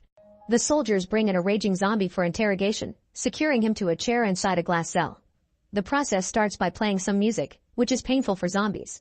The infected guy wriggles in pain on the chair as he tries to break the bindings to no avail. Once the zombie has suffered enough, Morgan turns off the music and starts speaking the growling language to communicate with the guy while sending notes to Gina through a tablet. After nicknaming the guy Joe, Morgan learns that he's from Minnesota and is one of the first few people who got infected. Trying to connect with Joe to make him say more, Morgan admits that sometimes he experiences intense urges too and begins talking about what's left of the world, saying he hates it here as much as the zombies do. At that moment Colonel Knox uses a microphone to interrupt the interrogation, which sends Joe into another raging fit. Frustrated, Morgan leaves the glass cell to give Joe time to calm down. However, Knox sees this wait as a waste of time and urges Morgan to continue the interrogation. In the cell, Joe is getting crazier by the second, which annoys Knox so much that he ends up shooting him in frustration. Gina and Morgan immediately get furious because Joe could have provided more clues, and Gina threatens to have Knox removed from his command if he abuses his authority in her lab ever again. Morgan punches the cell, proving he indeed has some violent urges that he must keep contained every day. Afterward, Morgan hides in the bathroom and tries to calm down. Soon Gina finds him and offers her comfort, so Morgan uses the chance to rant about the situation and the pressure he's under. Gina also offers him some medicine, but Morgan turns it down and admits he's been having nightmares about his wife, who was bitten too. They both admit they miss the simple life and end up doing the dirty in the bathroom. Minutes later, Knox sees them leave the bathroom and mocks Gina for her bond with Morgan, so Gina accuses him of being jealous and says Knox would never have a chance with her. Meanwhile, Morgan goes to the underground cells and stops by a very specific cell at the back. It turns out that the zombie there is his wife Janet, who was bitten the same day as him. Morgan gives him an injection with a serum based on his blood, which doesn't cure her but at least slows down the infection and keeps her lucid. At first Janet smacks it away, but after Morgan begs her to cooperate, she says that she still remembers the music and gets the injection. The next day, the soldiers bring to the cell a zombie nicknamed Pete. When they're about to tie him to the chair, he fights against the bindings until he breaks free and immediately attacks the soldiers. As the men struggle to keep him down, Dr. Scooter rushes into the cell to help, only for his arm to get bitten in the process. The team immediately takes Scooter to the medical room, and Scooter keeps asking them not to let him turn. They inject him with the serum and Gina cuts Scooter's arm off right before the 90 seconds run off. At first it seems he's alright and everyone celebrates, but suddenly Scooter goes into shock and the group has to hurry to tie him down before he transforms. They aren't fast enough and Scooter sits up growling, so Knox shoots him down and says that's what Scooter wanted when the others get angry. Morgan and Gina have no choice but to accept he's right. Later, while the soldiers wash the cell, Knox gets drunk in the bathroom. Gina has a breakdown in private, but Morgan finds her and comforts her through it. Then they visit the memorial of Scooter's son, leaving a little cupcake for his birthday. The following day, they try interrogating Pete again. Morgan is angry over the loss of Scooter and keeps using the music to torture Pete for longer than usual, turning it on and off a couple of times just to mess with him. When the questions finally start, Peter shares he's from Minnesota and that he was infected in October, but he refuses to say more. Getting angrier, Morgan snaps and points his gun at Pete, who still doesn't answer the question and just says do it. Frustrated, Morgan leaves the cell. Later, Gina and Morgan meet with General Pierce and explain that both Joe and Pete were infected in Minnesota by a very early group. Gina wants to expand the search into Minnesota since the chances of patient zero being there seem to be high. Knox immediately complains about the idea, saying it would only cause them to lose more soldiers. However, Gina keeps going, pointing out that the zombies have evolved into a more intelligent and dangerous breed, showing their strategic attacks. Morgan also reminds them that zombies can't lie. In the end, General Pierce authorizes a search in Minnesota. After the meeting, Morgan brings Janet another injection. As they chat, Janet realizes Morgan is having mixed feelings about her and Gina, but Morgan swears that Janet is his everything. Janet freaks out as she demands to be released, saying she would rather be free outside than safe in a hellhole. She also mentions how much she shares some human experiences like crying, so Morgan takes her hand and tells her not to lose hope because the injections will help. All the while, Morgan continues to have flashbacks of his old life with Janet. He kept insisting he wanted a child, but Janet wanted to wait to find the right surrogate. The couple was still very happy together and even had their own code to show their love. Later, Gina takes another blood sample from Morgan while ranting about the fact they can't figure out why only he is immune. She's tried a few solutions on rats, but nothing has worked so far and the rats keep killing each other. Morgan's resistant blood can reduce the viral levels in the body, slow down infection, and calm the aggression, but the effect only lasts for 5 minutes. They're far from getting a vaccine yet, so Gina points out Janet's recovery isn't guaranteed and Morgan gets upset. At that moment, Gina chooses to confess her love for him. However, Morgan just leaves the room. That night, Morgan dreams about the night of the incident. He and Janet had been driving through the city and when they stopped at the traffic lights, 2 zombies jumped on their car and broke their windows. Morgan drove forward until the zombies fell, but when the car stopped, even more zombies jumped on the vehicle and reached through the windows, biting both of them. In the present, Morgan wakes up from the nightmare with a scream. Sometime later, Gina discovers that she's pregnant with Morgan's child. She can't help having a breakdown since she has no hopes that Morgan will return her feelings. Meanwhile, Knox and his men bring the fallen soldiers from the search mission to be cremated. After paying their respects, the soldiers get ready to move the bodies, only for a dead man to suddenly wake up and attack. It turns out he's a civilian zombie who dressed as a soldier to infiltrate the base. As the creature starts killing the medics and the soldiers one by one without hesitation, Knox sneaks around to get a gun, waiting for the right moment to strike. The alarm wails throughout the labs and soon more soldiers rush to the crematorium, where Knox is searching for the enemy that went into hiding. A newly transformed teammate jumps on him, so Knox quickly shoots him before he keeps on moving. At that moment, the infiltrated zombie jumps out and tries to attack him, but when he's about to bite Knox, Morgan comes in to pull the creature back. The soldiers want to shoot him, however Morgan asks them to leave him alive for interrogation. Then Knox points his gun at the infected, who shocks them by instantly surrendering and asking to speak to Morgan. The zombie is taken to the glass cell and the music is turned on, however the guy isn't bothered. In fact, he just sits there and takes out a cigarette to smoke.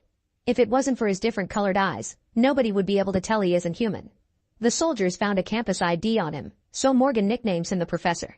The interrogation begins, yet the professor isn't intimidated and answers with vague philosophy.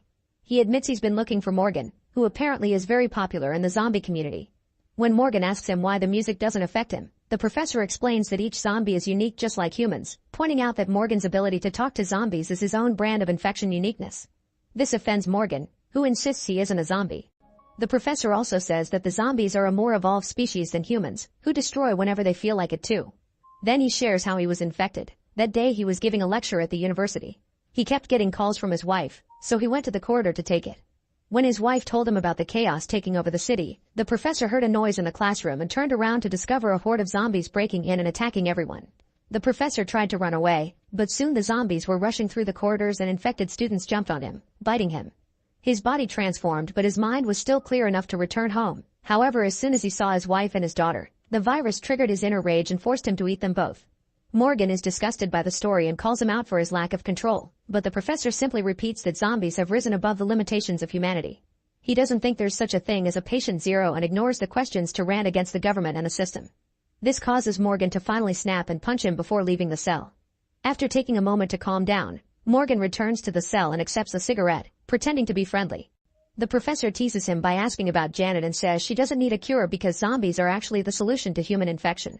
As the philosophical rambling continues, Morgan realizes that the professor is making him waste time on purpose.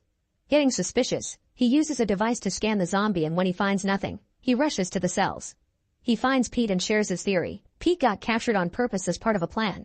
When Pete realizes Morgan is going to hurt him to make him talk, he tries to self-delete and falls unconscious. Morgan uses the scanner again and gets a signal, so he opens a scar on Pete's body and finds a hidden tracker. His theory turns out to be true. Pete let the soldiers capture him on purpose so the other zombies could find the location of the base, confirming they're becoming smarter and planning to attack. Morgan runs to inform Pierce of the incoming danger, so Pierce orders a full lockdown of the base. Unfortunately, the zombies get inside before they can finish securing the entrances and soon a bloodbath ensues as refugees are attacked without mercy. A creature sneaks to the cell area and releases all the prisoners, making the army even bigger. The soldiers try opening fire, but their numbers aren't enough and the zombies keep on advancing while killing everyone in sight. Soon the horde rushes through the tunnels and the labs are also invaded, causing everyone to start running in panic as more people get killed. Knox takes Gina through a safe escape route and Pierce tries to follow them as the zombies chase after them. However, Knox shoots down Pierce so the zombies stop to feed on him, giving him time to escape with Gina in the elevator. A horrified Gina insults Knox's actions, but Knox says it was a necessary sacrifice for survival. Furious, Gina takes his gun and stops the elevator. She wants to go back to the lab to get her sample since her research is their only hope, but Knox refuses and tries to stop her. In the struggle, the gun is accidentally fired and kills Knox. While the bloodbath continues in every corner of the base, a scientist tries to hide in the rat lab. However, a zombie finds her and quickly attacks her, knocking down the cages in the process. Now the infected rats are on the loose as well. Meanwhile, Morgan runs to the cells to free Janet and run away together. Morgan grabs a fire axe on the way and eventually they bump into Gina, who doesn't think it's a good idea to free Janet considering the injections were temporary. However, Morgan refuses to leave without her. At that moment, a zombie appears behind them but Gina immediately shoots her down and then announces she'll be retrieving her samples. Morgan and Janet follow her to the lab fridge and while Gina grabs what she needs, another zombie attacks only to immediately be killed by Morgan's axe. At the same time, the professor lets out a very loud roar and soon some zombies come to rescue him. Back to the trio, they climb into the vents, carefully avoiding some dangerous wires in the process. As they crawl away, Gina sees the refugee area through the grates and is horrified to discover a complete massacre. Their weight causes the grate to fall and now the zombies know where they are. The trio tries to keep on moving and finds the path blocked by a zombie rat that leaps toward them to attack, but Janet quickly grabs it and kills it with her bare hands. Then they discover the zombies are starting to crawl through the vents too. The group hurries up and Morgan has to kick a zombie until the vent breaks, dropping the creature to the ground. Morgan almost falls too, but Gina rescues him just in time. Eventually they finally reach the parking lot, where the professor is waiting for them. He explains he came to the base to kill Morgan because his blood could prevent the zombies from having a future, calling him the zombies' version of a patient zero. Morgan and the professor start to fight and the women try to help, but the professor easily overpowers them both. Using every object in the room, the men continue to fight and the professor knocks Morgan down, but Morgan quickly recovers and pushes the professor back to impale him on a pipe. Morgan gets hurt in the process as well, and before dying, the professor roars again to summon a huge horde. The trio starts running, but when they reach the door, Janet announces she's staying behind to slow the horde down. Morgan refuses, so Janet reveals she can sense Gina is pregnant to distract him and locks the door. After taking a moment to cry for his wife, Morgan escapes with Gina through an emergency tunnel that drops them in the woods. There are a lot of zombies around, yet Morgan is sure they'll make it. His bike is hidden nearby, so the couple jumps on it and speeds through the forest as the zombies begin chasing them in the distance. Make sure to subscribe and turn on notifications so you can watch more videos like this. Thanks for watching.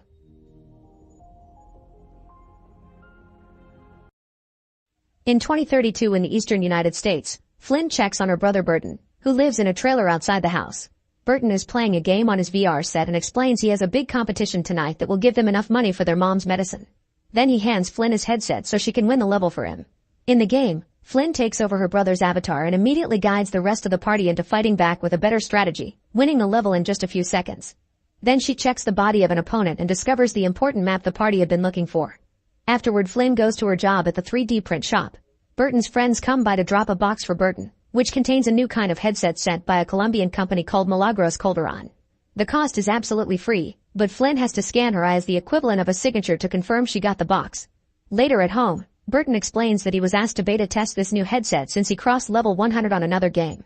However, it had been Flynn who did that for him, and since this gig will pay well, Flynn agrees to do it.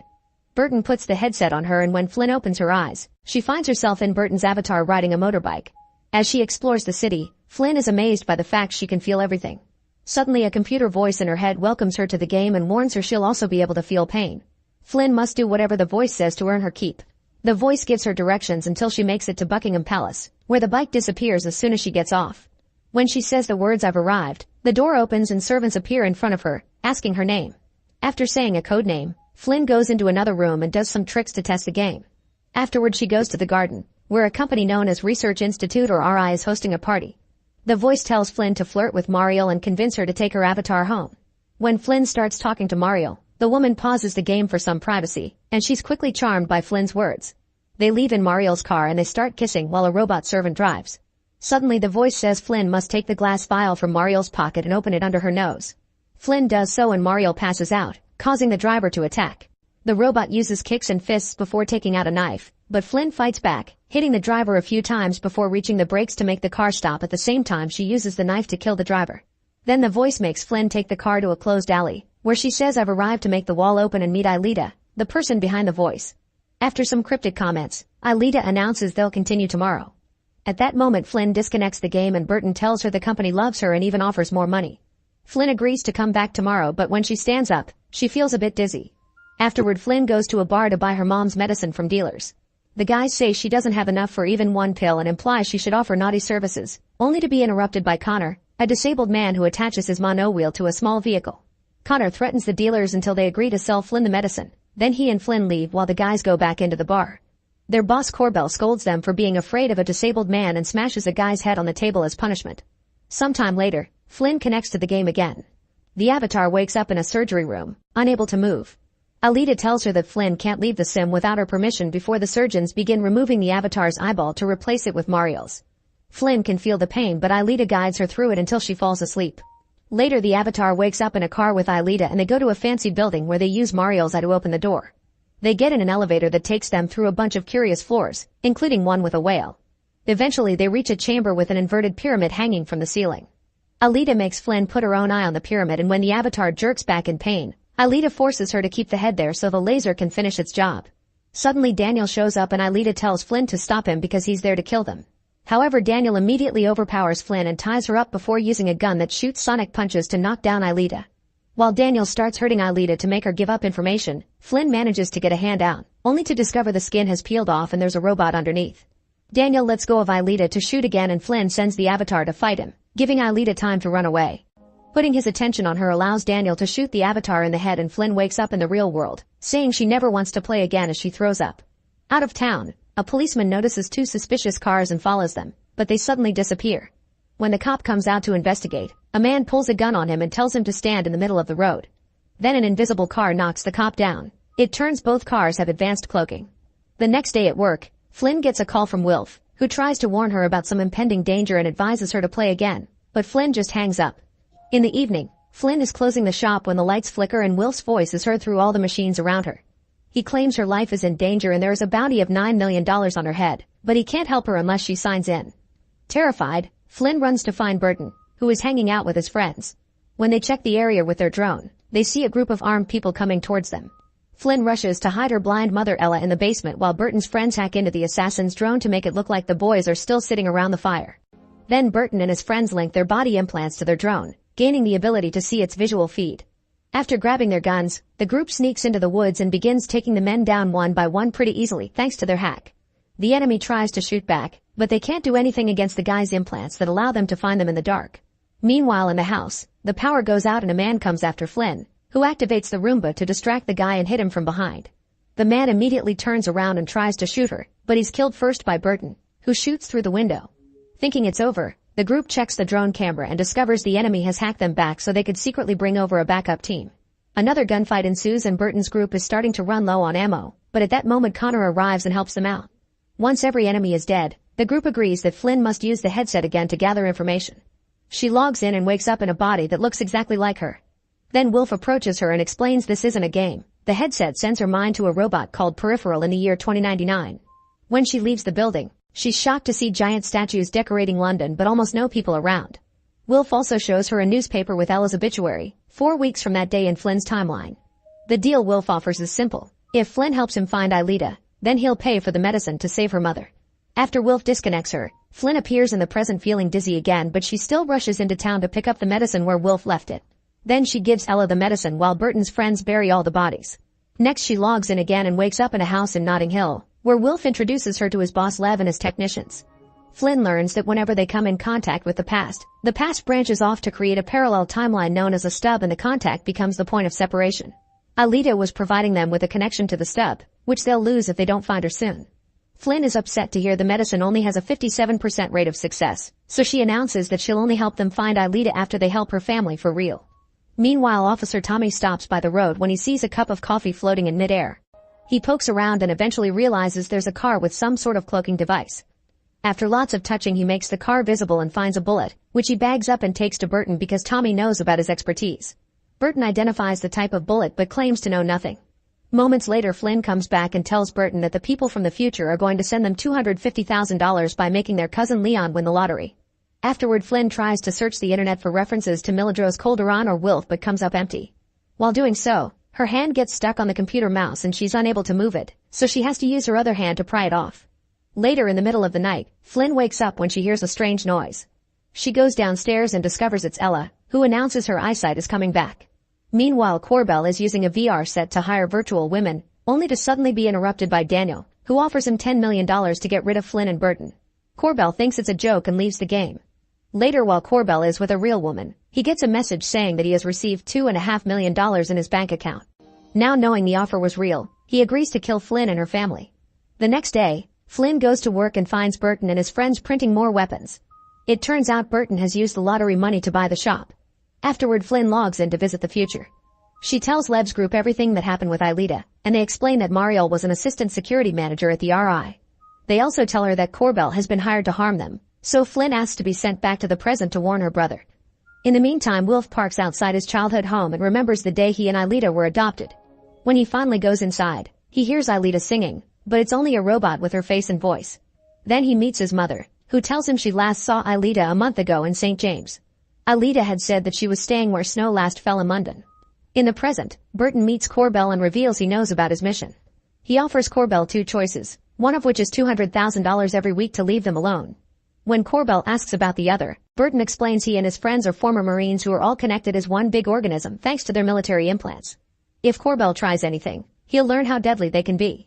Corbell isn't scared because he's killed many criminals in the past just to control his town, so Burton points at the glass in Corbell's hand and a bullet immediately shatters it. Finally taking it seriously, Corbell shakes hands with Burton to accept the money deal, unaware that Tommy is watching nearby. Later, Flynn logs in again and appears in a car with Wilf. They drive around Buckingham Palace, trying to retrace Flynn's steps from that night. They decide to walk around and Wilf links them up so they have access to each other's sensory experience, which can be controlled by moving their fingers. Now Flynn can see and hear everything Wilf can, including his hangover. Soon a police robot begins following Flynn and Wilf realizes that her robotic body isn't properly registered. Wilf tells the cop that Flynn's robot is being used by a woman from Canada who is desperate to see her long-distance lover. Then he kisses Flynn to prove the story. The cop believes it but makes Flynn log out. Meanwhile, Daniel's boss and head of the RI Charisse invites company's researcher Grace to her garden, where she keeps tons of bees. While they share some tea, Charisse asks about Aelita, and Grace admits she told her about the Stubb Research Department. Then Charisse reveals there was a chemical in the tea that makes her sweat mimic a pheromone released by hornets and opens the door so the bees can attack Grace as punishment. The next time Flynn logs in, Wilf tells her about the clue he's obtained. Flynn thinks Snow could be a person, and Wilf realizes it was one of Aelita's heroes. They visit the place where the celebrity died and Flynn opens the wall like Aelita taught her, allowing them to find Aelita's apartment. The place is a complete mess, meaning someone got there before them. Then Flynn notices a broken clock that looks exactly like the one in her house, so she moves the hands to make the times match. A secret door opens and they find the surgery room where Flynn had her eye replaced. There are 2 broken down robots plus a white model of her own house and its surrounding area, including figurines of her brother and friends. After taking a sample from the robots, Wilf finds Aelita's implant in a box, which she got removed so she couldn't be traced. When they're about to leave, the main door suddenly blasts open. Soon Daniel and a robot attack them, and Daniel's sonic gun seems to affect Flynn's real body too. Wilf uses a fallen scalpel to attack the robot and knock it down, which distracts Daniel and allows Flynn to disarm him. Unaware that Charisse is seeing everything through the robot's eyes, Flynn begins shooting Daniel to make him talk and he explains Charisse is after her because she took something. Before he can say anything more, Charisse makes the robot kill Daniel. In return, Flynn destroys the robot with a gun. Then a flashback reveals that in 2075, London is absolutely destroyed and Wilf and Aelita are kids living on the streets. One day they see a van distributing food, so Wilf goes to investigate while ignoring Aelita's warnings. When he comes closer, the van starts looking blurry, so he throws a stone and discovers the whole thing is just a visual projection. Suddenly 2 people in yellow suits and masks chase after Wilf and Aelita, quickly capturing them both. Back in 2099, Wilf takes the samples in the implant to Lev, who points out that Aelita won't survive long without it. Flynn returns to her time and notices blood in her eye. Suddenly her right hand spasms again and when she looks back up, the blood is gone. Later Flynn and Burton argue over how they're handling the situation and as Flynn gets more agitated, a bruise grows over her left eye and she suddenly falls into a seizure. Burton takes her to see a doctor, who says Flynn had a tonic-clonic seizure but there don't seem to be any after effects. She still wants to run some more scans and advises Flynn to stay away from the headset. When they return home, Burton tells his friends he wants to log in and put those people back in line to ensure they don't hurt Flynn. Connor seems interested in the idea of being able to control a body. In the future, Charisse has her people make a robot in the image of Daniel so he can share information about Wilf and Lev. Moments later Charisse shows up at Lev's house and accuses him of stealing something. When Lev plays ignorant, Charisse talks about the structure of their world and its 3 major forces, the kleptoligarchy that Lev belongs to, the Met Police, and the Research Institute. Charisse reminds Lev that each group shouldn't overstep its bounds and points out the last guy that tried met a traffic fate. She threatens Lev with the same fate and after she leaves, Lev notices his teacup is gone. At that moment Connor logs into the Flynn robot and tries to run away by jumping through a window, but a technician immediately cancels the connection. Meanwhile Flynn is watching childhood home movies on a normal headset when Wilf appears to tell her what Connor did. Then Flynn reveals she looked into Lev and found the name in her timeline connected to a mafia-related man whose entire family was brutally killed, but Wilf says there is no connection. Afterward Wilf tells Lev what Flynn found out about his family. Lev isn't surprised and explains that he hired Aelita because he wanted a stub of his own so it could be used for many goals like testing new medicine. Lev reveals that he was troubled by the idea of other versions of himself so he had his family killed in the other stubs. Back to Flynn, her hand continues to spasm but decides to log in again anyway. She tries to go exploring, and when the technicians try to disconnect her, Burton's friends hack into the headset to stop them. Flynn wants bodies for Burton and Connor too and demands to know why there are such fewer people in the future. After both teams cause Flynn to connect and disconnect a few times, Flynn manages to stay in the future and convince the technicians to cooperate. Moments later, Flynn meets Wilf at a graveyard, where she sees mysterious objects floating over some of the graves. Wilf explains the objects show the different phases of something called the jackpot, which was a funny name given to the apocalypse. The first one opens up to show a complete electrical blackout in 2039 that started in the USA and soon spread worldwide. The second object shows a pandemic called the Blood Plague, and the third shows a total environmental catastrophe in which 7 billion people died over 4 decades. The fourth one is called the End and it shows a domestic terror attack in which a nuclear missile silo was blown up. The visual illusion of the explosion is too much for Flynn to handle and she asks it to stop, so she's sent back to the present. A flashback then shows how Aelita convinces Grace to share her research by appealing to their former relationship. Grace takes Aelita to the room with the pyramid, calling it the God Font. Here they have access to stubs used for their research in various fields. One of their studies belongs to the Behavioral Mod department, in which they set up a shell company in the stub that made a deal with the military, giving them implants for their soldiers. Those implants were then tweaked to affect the brain's compassion center. For example, they cause soldiers to shoot random wounded animals by making them see as the enemy. Only one soldier tries to help an injured dog and gets blown up in the process. Aelita is disgusted by human experimentation without consent, but Grace doesn't seem to mind. On their way out, they're seen by Mario. In the present, former assassin Robert is trying to live a normal life under a new identity until he receives a package with a phone and a sonic gun inside. He tests the gun and is shocked by its power. At that moment he gets a call from the Daniel robot, who offers $10 million to kill Flynn's family. Robert tries to decline, but Daniel forces him to accept when he threatens his daughter. Later, a bowling alley, Robert goes to see an old friend, accusing him of revealing his identity to Daniel. The guy explains he was threatened until he gave up the information, but a furious Robert still shoots him and all his sons to death. Then Robert gets in his car and Daniel sends him the information to find Flynn. Suddenly a surviving son comes out and opens fire on Daniel, who immediately rushes out of the car to hide under it. He shoots the guy a couple of times with the sonic gun and then runs him over with his car. In the morning, Flynn gets more tests done and the doctor tells her some bacteria is affecting the part of her brain related to seeing. Then she uses a spinal tap to take some fluid from Flynn's body to study it further. Meanwhile, Robert stops his car by the road and pretends it isn't working as he waits for Flynn to leave the clinic. However, Flynn's friend Billy finds him first and insists on helping even when Robert says no. At that moment, Burton and Flynn pass by in their car and stop when they see Billy, offering their help as well. Robert grabs the sonic gun and Flynn recognizes it, so she makes Burton duck right before they get shot. Then Robert tries to shoot Flynn, so Burton speeds up to escape and ends up crashing nearby. As Robert comes closer with open fire, Burton comes out and shoots back while Flynn makes the car go back to get Robert out of the way. Robert is soon ready to shoot again. However, Billy has her own weapon and brings him down first, overpowering him but not killing him because he's wearing a bulletproof vest. Minutes later, Tommy arrives and arrests Robert. He also asks Flynn about the sonic gun, but she pretends to know nothing. On the way to the police station, Robert tells Tommy about the deal he was offered and explains that those who hired him will want to cut loose ends, so he offers the money to Tommy to let him escape. Before Tommy can respond, an invisible force hits the car, making it roll over. Another car becomes visible nearby and the driver drags Robert away. By the time Tommy comes out, the mystery person is gone. Later, Flynn logs in and goes to see Charisse at the RI. Flynn asks why Charisse is after her and Charisse says she stole something, but Flynn swears she doesn't have anything. When Flynn threatens to kill her, Charisse reveals she's also using a robot body and attacks first.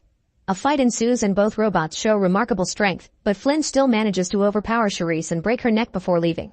Another flashback shows Burton and his team in the Texas Outback in 2028. While on duty, they discover a dog stuck in a wired fence howling for help. They discuss whether or not to help it, and Burton reminds the others of the intel about the enemy using injured animals. The team isn't convinced and Connor runs out to help the dog anyway. As he cuts the wires, he sees that the dog is armed with a bomb, which blows up and takes most of his limbs. At that moment, Connor wakes up in the present, screaming at the memory haunting his dreams. Meanwhile, Tommy tries to keep investigating the accident but finds the digital files blocked. Then the sheriff tells him to take paid leave and get some rest. After the sheriff leaves, Tommy sees in a bathroom stall a pair of shoes that look like the ones he saw at the site of the accident. This makes him realize the sheriff is dirty and getting Tommy out of the way on purpose. In the future, Wilf and Flynn are on a busy street and Flynn wonders why the people seem to stay away from them. So Wilf explains it's just a visual illusion created by the RI to make the city look less bleak. Flynn moves her fingers the way Wilf shows her and all the people disappear, so she tries it on the landscape next. Tons of buildings disappear and the remaining ones look destroyed. Afterward, Wilf and Flynn go to meet the fabricators behind Aelita's robots, whose location Wilf discovered thanks to the samples he took the other day. They enter a butcher shop and say the code word, but the butchers refuse to offer their real services. Then Flynn makes up a story about how she bet her body's maker that she could find a better fabricator, causing the butcher to rise to the challenge. He inspects Flynn's robot and says he can do it, offering her retractable titanium nails. Flynn then asks about replacing a robot eye with a human eye, which causes the butchers to attack. For an advanced body like Flynn's, it's no trouble to fight them at the same time, and with just a few movements, she knocks them both down. One of the butchers still tries to attack again, but Flynn overpowers her again and the other butcher tells her to surrender. Next, Wilf shows them a picture of Aelita and asks about her, so the guy says she had been working with a group of revolutionaries called the Neoprims. Wilf is shocked that his sister could hide that from him. In the meantime, Lev's technicians build robots for Connor and Burton to come to the future too. In the present, Corbell and his wife are setting up dinner while an unconscious Robert sits across the table. When he wakes up, he discovers he has a metal collar around his neck. He immediately tries to attack Corbell, but the wife uses a remote to give him an electric shock through the collar. Later that night, Leon learns that Connor has been suffering from nightmares and offers to share his pain. Using the implants, they connect to each other and Leon sees Connor's memories of how he lost his limbs. The experience leaves him shaking on the floor from the pain, but at least now Connor is peacefully asleep. In the future, the technicians realize that Flynn's doctor is researching the bacteria she found in her body.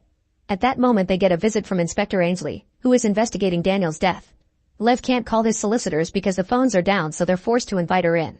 Ainsley explains she can just arrest Will for his presence at Daniel's murder site and execute him in the next 7 minutes, but instead they can just answer her questions.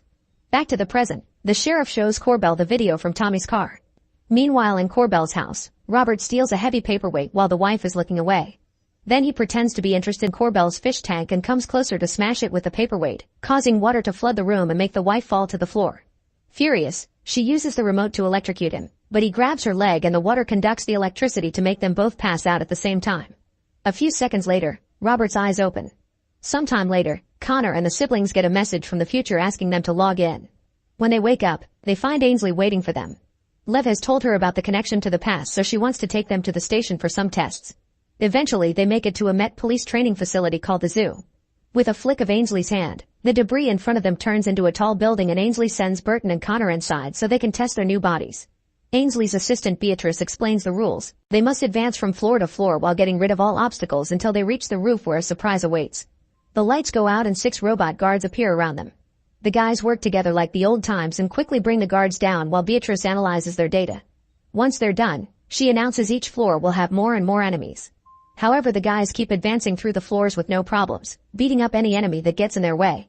When they make it to the roof, Beatrice informs them the 3 of them must fight until there's only one left standing. Burton and Connor immediately attack, but not even their teamwork is enough to defeat Beatrice, who only needs a few moves to force them to disconnect. Outside, Ainsley tells Flynn she's investigated her family in this timeline and shares the result. The local version of Connor didn't lose his limbs, and none of the team members had the implants, so Burton didn't survive the war. All this means that the RI opened the stub at least a decade before what they've been assuming. The jackpot seems accelerated in Flynn's timeline and Ainsley suspects the RI. When their conversation is over, Ainsley disconnects Flynn. In the present, Tommy returns to the station and asks to see the evidence he brought from the accident, but the only thing on the list is his wrecked car. Suspicious, Tommy tracks down his car in a junkyard and finds all the other evidence inside, like the sonic gun. When he presses the button, he accidentally shoots the windows off. At that moment he gets a call from the sheriff telling him to go to Corbell's place. When Tommy arrives, he follows bloody footprints to find the wife's body and the sheriff talking to Corbell. The sheriff knows Robert did this, but he wants Tommy to arrest Burton and his team as the culprits. Tommy refuses, so the sheriff tells him to wake up to the reality of the corruption in the force and to do as he says, otherwise he'll get fired or even arrested. Tommy returns to his car and while thinking over what to do, he remembers the guns and takes them back to the house. The sheriff tries to make him see reason, but Tommy shoots him a bunch of times to kill him. Then he hits Corbell with the sonic gun to throw him out the window. Meanwhile, Ella is suddenly blind again and asks for help, so Burton's friend Reese takes her to the clinic. Nearby, Robert watches them and starts following them. Later at the clinic, the doctor checks on Ella while Reese waits at the reception. Robert comes in with a bleeding arm and when Reese tries to help him, Robert stabs him a few times. Reese starts defending himself and a fight ensues, but no matter how many times Robert stabs, Reese keeps going. Eventually Robert manages to keep him in a hold and choke him until Reese dies. When the doctor and Ella come to check on the noise, Robert threatens them with a gun to keep them as hostages. Then he takes Reese's phone and unlocks it with his dead face to send a message. When Connor and the siblings return to the present, they get a message from Reese's phone saying he's at the clinic with Ella. Burton, Flynn, and Leon immediately get in the car and on the way to the clinic, they start getting suspicious of the messages because they use words Reese wouldn't use. Leon tries to connect with Reese through their implants, but he can't find Reese's vitals, so they guess a killer is there. Once they're close enough to the clinic, Leon connects to Reese's body and makes it twitch. When Robert stands up to shoot Reese again, the team sees him move with thermal binoculars and Burton immediately shoots him down. Then they rush inside to save the women and Burton shoots Robert again just in case. In the future, Lev's technicians discuss how to access the bacteria in Flynn's brain to steal it. When Lev comes by, they use an encrypted language to keep discussing a possible plan, but Lev knows that language and threatens to kill them if they don't share what they know. They explain that Ilita planned to download the stolen RI files into Burton's implants to hide them in the past so they'd be untraceable. But since Flynn posed as him, the headset transformed the data into bacteria that began to colonize her brain. The technicians plan to give the data to the Neoprim so they can burn this world down and build a new one, but Lev cuts the guy's cheek and orders them not to betray him again if they don't want deadly consequences.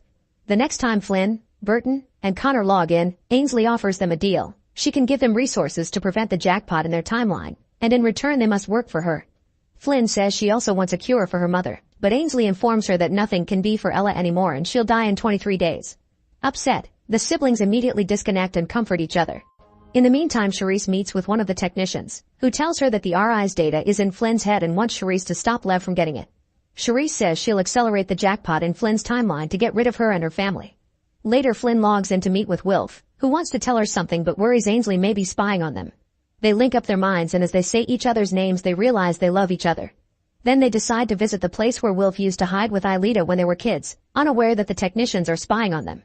When they make it to the spot, they make the extra people disappear and find a younger Aelita robot waiting for them. She tells Flynn to go away because her robot can be used by others, and once Flynn disconnects, the technicians lose contact. Then the real Aelita shows up to explain to Wilf that the immunity implant every citizen has in their heads is used to suppress memories. When Aelita removed hers, she remembered everything.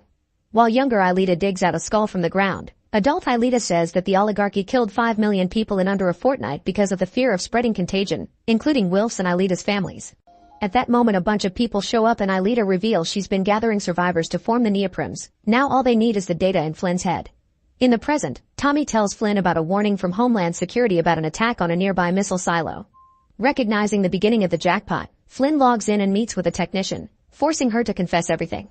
Determined to stop the plan, Flynn asks Connor to log in too so he can help her open a new stub and cause a reboot, meaning Flynn is planning to self-delete so the enemy won't have a reason to accelerate the jackpot. Afterward, Flynn meets Ainsley, who can't open a new stub but tells her how to do it at one of the RI's ancillary sites. When Flynn gets there, a guard immediately tries to stop her, but Flynn quickly overpowers him and uses his eye to open the door. Inside the building she finds a pocket watch, and when she grabs it, Charisse gets a notification, so she opens the wall to release more guards. Flynn quickly fights them all and defeats them in just a few minutes with the help of the room's furniture. Then she puts the watch on a special panel and activates the stub portal. After telling Charisse she'll never find her, Flynn crushes the watch. Soon Flynn wakes up in the present and goes for a walk to the creek. Connor is hiding in the bushes with a sniper rifle, and after Flynn counts back from 10, a gunshot echoes through the air. Seconds later, Flynn wakes up in her robot in the future and Ainsley asks if they should get to work. Make sure to subscribe and turn on notifications so you can watch more videos like this. Thanks for watching. On an island in the Canadian Arctic, research scientist David is recording himself while he reads some things from his notebook about sacrifice and what must be done for the sake of science. It suddenly cuts to a clip of a woman crying about an injury on her forehead, and when her friend pokes it, it causes a parasite to come out, but it goes back in before he can catch it. Next, a bunch of clips reveal the current state of the world. Global warming has become a very dangerous threat and eco-terrorism is a daily occurrence. A pandemic is also slowly spreading around the world, and scientists believe the illness escaped from the ice after the thawing of the permafrost. Some people call nature the real terrorist and think the Bible warned humanity about this a long time ago. This all started a few weeks ago. David and his team are watching a polar bear. They try shooting it with a tranquilizer gun to sedate it, only to make the bear furious instead. The animal starts chasing after them, but luckily the tranquilizer finally kicks in and the bear falls asleep. When the team goes to take a closer look, they're shocked to discover the bear had been eating the carcass of an ancient mammoth, which appeared after most of the ice melted. After they take the bear back to their research station, David calls his daughter Evelyn and begs her to come see his great discovery. However, Evelyn is still mad at him because David didn't attend the funeral of her recently deceased mother and refuses to see him. David finally changes her mind when he offers to give her all the money left by her mother instead of monthly payments. After hanging up, David learns from the other researchers that the bear has mysteriously died, so he goes to check it out. Meanwhile, at an important college, 3 students are chosen to join David's research: Ling, Federico, and Adam. 2 days later, pilot Bart gets a call from David, who asks him not to bring his daughter to the research center and promises to send her the paperwork through him. After the call ends, David stares at the mammoth inside the tent the team has put up in the area. He's then approached by Jane, who wonders if David has asked for help and if he has canceled the student trip. David lies, saying help is on the way and that no student will be coming. Then Jane mentions that the entire team feels sick, including herself. A few hours later, Jane is trying to rest in another tent, but she gets very upset when she hears a teammate shoot another as an act of mercy. Suddenly she throws up and realizes she's getting worse. Soon the students get ready to travel, and when Bart sees Evelyn show up too, he immediately tries to stop her, but Evelyn ignores him and forces her way into the helicopter. When they get closer to the Arctic, They're horrified to see how little ice is left. Eventually they make it to the research center, only to discover nobody is around. The power isn't working, there's no running water, and an awful smell haunts the room. Bart goes to check on the generator and the water tank, only to hear a gunshot in the distance. Adam and Evelyn look into the different rooms and enter a particularly stinky one at the same time Bart brings back the power, so they get startled by the bear's rotting body in the lab. When Bart joins them, he wants a picture with the bear and puts his arm on it, only to suddenly get bitten by a bug. Afterward, Bart privately tells Evelyn about the gunshot. In the campsite, David starts recording his video while a teammate buries their dead friend. At that moment, Jane hears the radio and is horrified to hear Evelyn's voice confirming she's come with the students. Jane rushes to warn David, who tells Evelyn that nobody should leave the building and promises to be there soon. After he hangs up, Jane asks him what he did, but David swears everything is okay. Not trusting him anymore, Jane decides to shoot David and their remaining teammate. That night, Evelyn and Adam can't sleep because they hear a weird noise, but it turns out it's just Ling and Federico doing the dirty in the other room. Their pleasure is suddenly interrupted by a bug running near them, and because Federico has a phobia, he immediately jumps away from Ling. Then he picks up his clothes and goes to sleep with the others, refusing to stay in a room with a bug. Right before dawn, Evelyn wakes up when she hears a noise and sees a vehicle approaching the building. She wakes the others up, and when Bart scratches his arm, he notices it's bleeding. Then Evelyn makes it outside and finds an ATV running but no driver. Next she checks the helicopter and finds an unconscious Jane inside, so she yells for help. Adam and Bart run outside, but Federico goes to the other room when he hears Ling scream too. It turns out Ling has woken up with tons of mysterious red marks on her body that appear to be bug bites. While the others bring Jane inside, Evelyn tries to contact the campsite, but David is still unconscious outside the tent. Adam and Bart put Jane in bed and notice she's burning up. Evelyn finds her dad's camera next to Jane, but when she looks into it she finds no tape. They all agree this is an emergency and they should leave, but when they check the helicopter they discover Jane destroyed the helicopter's control panel. Getting worried, Bart retrieves his weapon just in case. Suddenly Ling yells at the group that Jane is getting worse, so they run back to find her throwing up a strange green goo. She tells the group not to leave, but before she can explain she starts choking on the goo and dies. After Evelyn takes a moment to grieve, the group agrees to seal up the room. Afterward, Evelyn decides to go looking for her dad and Adam comes with her. Meanwhile, Bart tries to fix the helicopter and can't stop scratching the bug bite wound, only to discover it's getting bigger and nastier. Moments later, Evelyn and Adam find the campsite, and inside a tent, they find the mammoth. There's a wound on its body and Evelyn notices a bunch of eggs in it. Adam realizes the eggs are slowly thawing with the mammoth, and both of them get startled when they notice the eggs are alive and moving. Then they search the area for David, only to find the dead teammate behind the tent. Next they see the grave nearby, and since David's body is nowhere to be found, Evelyn assumes her dad is dead and buried. Back in the research station, Federico goes to relieve himself and feels a lot of pain as his pee comes out with blood. Then he checks on Ling, who can't stop shaking and suddenly throws up. Then Federico uses the radio to try to contact someone for help. Soon the others come back and share the bad news. Evelyn tries to go to the bathroom, only to find Ling having trouble relieving herself like it happened to Federico. Getting worried about this potential infection, Evelyn enters the sealed room and checks Jane's body more closely, finding some really nasty wounds all over her stomach. She's sure the wounds have eggs like they saw on the mammoth, which is quickly confirmed when a bug comes out of Jane's eye and hides again when it notices the humans. Evelyn concludes the bugs are parasites and there must be a bunch of them inside Jane, so they should move her to the lab because it's a separate structure. The group wraps Jane up with a bunch of bed sheets and leaves her inside the lab, where Evelyn uses the chance to take a closer look at the bear. Its wound is also full of eggs. At that moment Federico comes to announce a helicopter will arrive in a few hours to rescue them, but Evelyn thinks they should call them again and tell them not to come because they won't be prepared. Instead they should contact disease control and let them decide what to do. In fact, Evelyn thinks they should all be quarantined. The guys freak out and immediately disagree, so Evelyn runs out of the lab and locks herself up in the radio room. However, before she can cancel the helicopter request, Federico bursts in and shoots the radio to destroy it, scratching Evelyn in the process. Then he announces he's in charge until the helicopter comes. At that moment a very sick Ling approaches them and throws up on the floor. Adam notices it's the same color as the puke Jane choked on, which means Ling doesn't have much time left. The group takes her to a bed and when they check her stomach, they find the same wounds with eggs in them. After locking the room, they go check on the bear again and are shocked to see Jane's body wiggling as the bugs come out of her. While Adam seals the lab in Ling's room, Bart gets too worried about his own injury and wants to stop it before he reaches the same end as Jane. He rushes to the kitchen to grab a mall knife, which he uses to try to remove the eggs. However, he finds a bug escaping into his arm, meaning he's already deeply infected. It seems the rest of his body is still fine though, so the best solution would be chopping the arm off. Evelyn and Adam don't like the idea but they don't have any other choice and agree to help him while in private. Federico checks his groin and finds it bleeding. Seconds later, Adam injects Bart with a sedative dart to help him with the pain and Evelyn ties some fabric above his elbow as a tourniquet. When Adam gets ready to chop, Federico comes out and says this isn't right, so he shoots at the ceiling at the same time the knife goes down. Unfortunately, the knife only goes halfway, so Evelyn takes over and keeps on chopping until the arm is fully split. The parasites immediately start coming out of the fallen arm and Adam tries to get them with bug spray but it does nothing, so he lights them on fire instead. Meanwhile, Bart passes out and Evelyn tries her best to cover the wound with a towel, desperate to stop the bleeding. She remembers there was a first aid kit on the ATV and Adam rushes to bring it in, then they put Bart down on the couch to tend his wound. When Evelyn opens the kit, she's shocked to find David's notebook with all sorts of bug drawings. Reading the notes, they learn that the eggs are the only threat. Getting bitten by a male may not equal infection. These little guys are also vertebrates, which means they're closer to humans than bugs.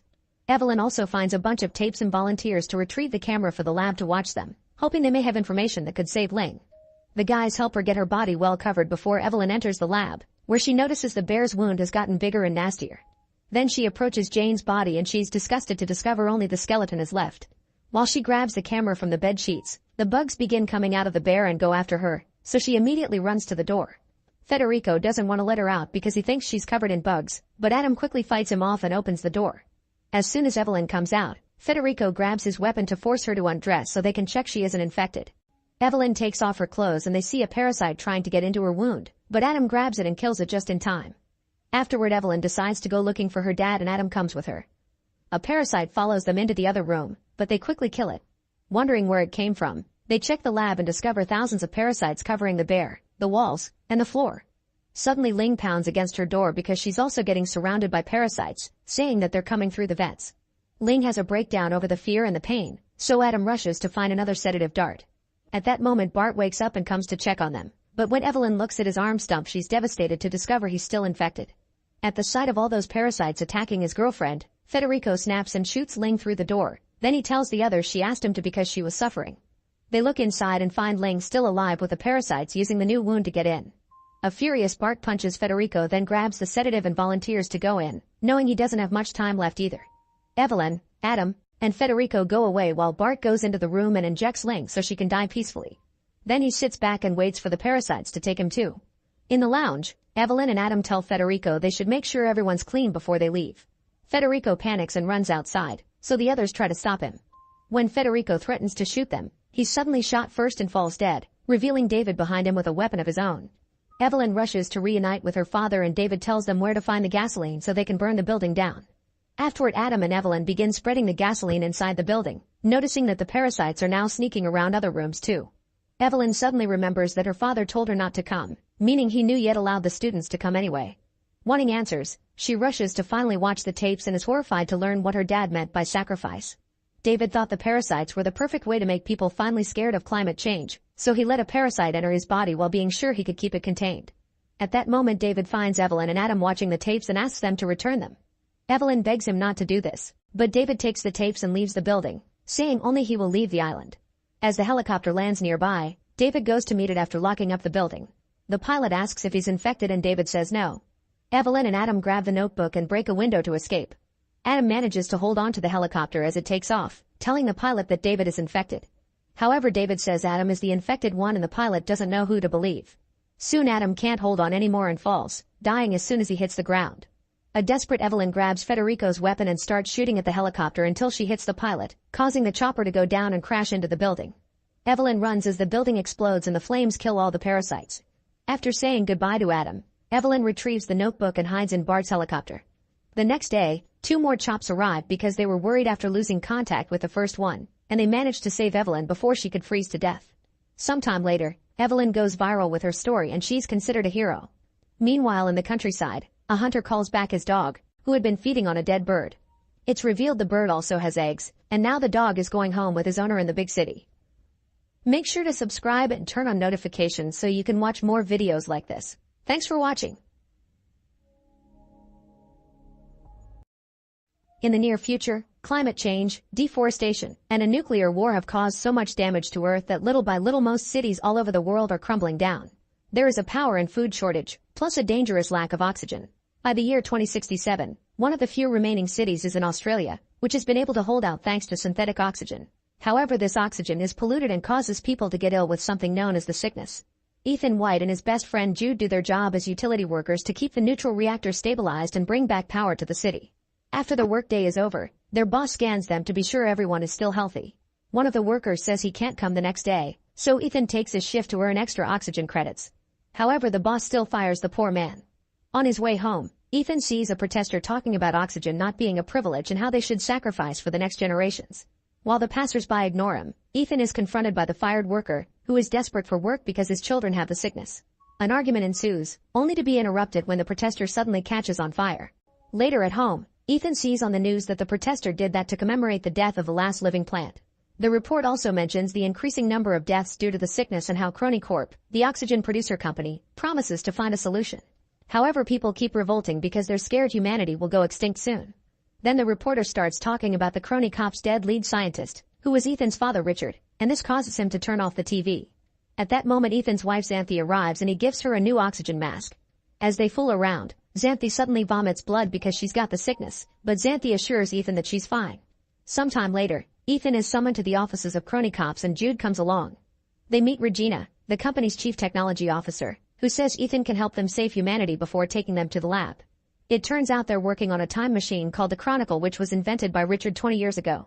They've been testing it by sending a clock for a few minutes, but they've also sent radio waves and received a reply from 400 years in the future with the words "Send Ethan White." Regina theorizes that people from the future found the cure for the sickness and will only give it to Ethan. The team doesn't know how to get Ethan back though, so he'll have to find the people who sent the message to be able to return. After the meeting, Ethan goes to a bar with Jude to think about Regina's request. Ethan doesn't want to leave Xanthi, but Jude points out that staying means Xanthi dying, while going may mean saving her for years to come. When Jude tries to bring up Richard, Ethan reminds him that his father disappeared after leaving his 8-year son with nothing but a self-deletion note and a weird device on his wrist. Ethan thinks his mother wouldn't have died if Richard had been around, so he refuses to do the same to Xanthi. However, Jude thinks that not to be like Richard, Ethan must save Xanthi. After Jude leaves, Ethan thinks about his 8th birthday. He waited all day for his dad, but Richard arrived late, and his present turned out to be a weird box. He put little Ethan's hand inside this box, telling him he'd have to make an important choice someday, and suddenly an electronic bracelet closed around his wrist, causing it to bleed. As the boy cried in pain, Richard told him that the bracelet wouldn't come off and left the house, ignoring his wife's protests. Then Ethan also can't help remembering his mother's death and decides to go home to tell Xanthi about Crony Corp's plan. He doesn't want to leave her, but Xanthi asks him not to use her as an excuse to avoid saving humanity and to have faith. She also mentions all the kids in her class that have died, saying she's afraid. Later in the evening, Ethan goes to the roof to watch the city and desperately tries to remove the bracelet as he again remembers the day his mother died on the streets. That day Jude found him and shared his oxygen mask with him. In the present, Ethan screams as he makes his decision. The next morning, Ethan leaves a metal flower for Xanthi with a promise that he'll return, unaware that she's actually awake and crying. When he makes it to the Crony Corp's office, he makes a deal with Regina. He won't go unless Xanthi gets the first dose of the cure. Regina accepts and they immediately go to the lab, where the scientists explain to Ethan how to use the special suit and a small pocket computer called Archie. Jude shows up as well to show his support, promising to watch over Xanthi. Once he's ready, Ethan steps into the machine and electricity wraps around his body until the machine shoots a blast of energy, sending Ethan into the future. A hole opens in the sky and Ethan falls at great speed until he lands in the middle of a rainforest, instantly fainting. When Ethan wakes up, he notices his suit is burning and immediately takes it off, crawling away from it right before it explodes. Then Ethan's body has to take a moment to get used to the sunlight and the clean oxygen, which have allowed vegetation to regrow in the whole area. After admiring nature for a while, Ethan uses Archie to check his location, but Archie can't connect to any satellite. He ends up releasing a magnet into the ground, which allows Archie to sense nearby structures, and she guides Archie to the nearest facility. At the entrance, Ethan's surprised to find a skeleton with a hole in the skull, but the real shock comes when he sees the skeleton is wearing the suit with his name. He also finds a rusted Archie under the leaves and Richard's bracelet on the skeleton's wrist, although this one has a green light. This means he's dying on this mission, which makes him panic. Once he calms down, he tries to open the facility's doors to no avail, so instead he asks the rusted Archie to play the last recording. The machine plays a distorted voice saying it's better this way because then nobody is suffering anymore, then 2 voices arguing followed by a gunshot. At that moment the battery runs out and the rusted Archie shuts down.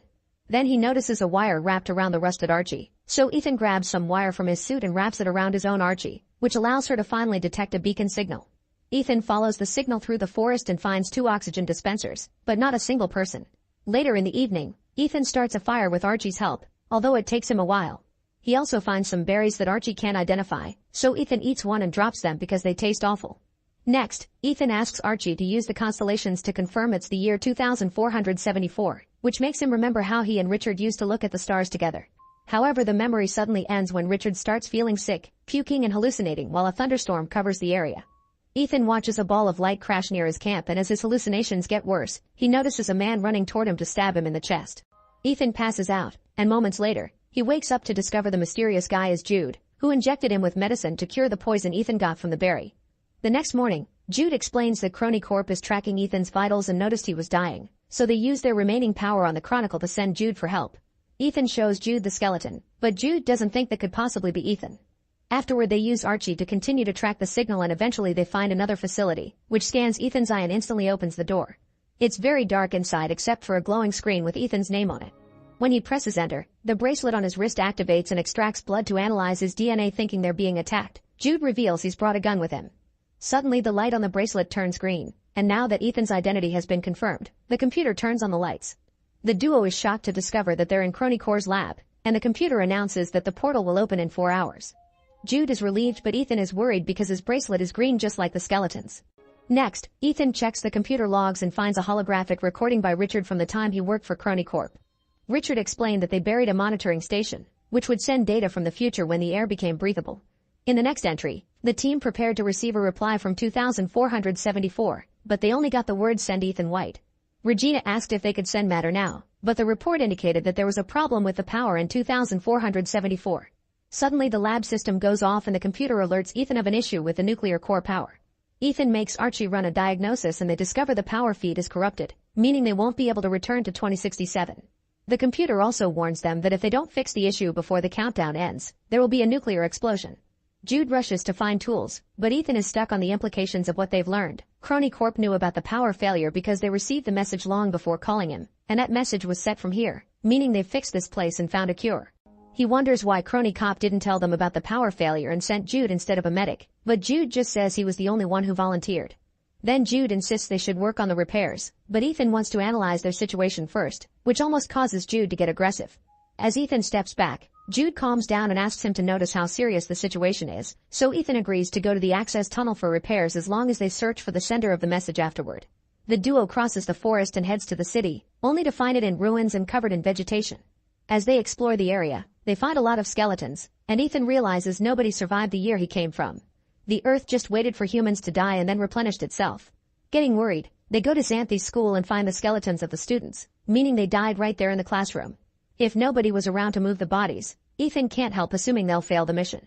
Then he finds one more skeleton. It's Xanthi's, and a metal flower is in her hand.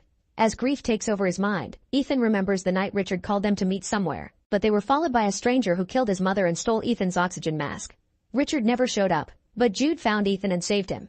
The memory causes Ethan to have a panic attack, but Jude helps him calm down. Ethan cries and regrets leaving Xanthi alone, still thinking they won't be able to change anything. However, Jude says they're better off because no one is suffering anymore, which shocks Ethan because those are the words he heard from the rusted Archie. To confirm it, Ethan plays the recording again, and he realizes the argument ends with Jude shooting him. At that moment, Jude takes out his gun and Ethan wants to know why he has it since there's nothing to fight here. An argument ensues until Archie reminds them that there are only 2 hours left for the nuclear explosion.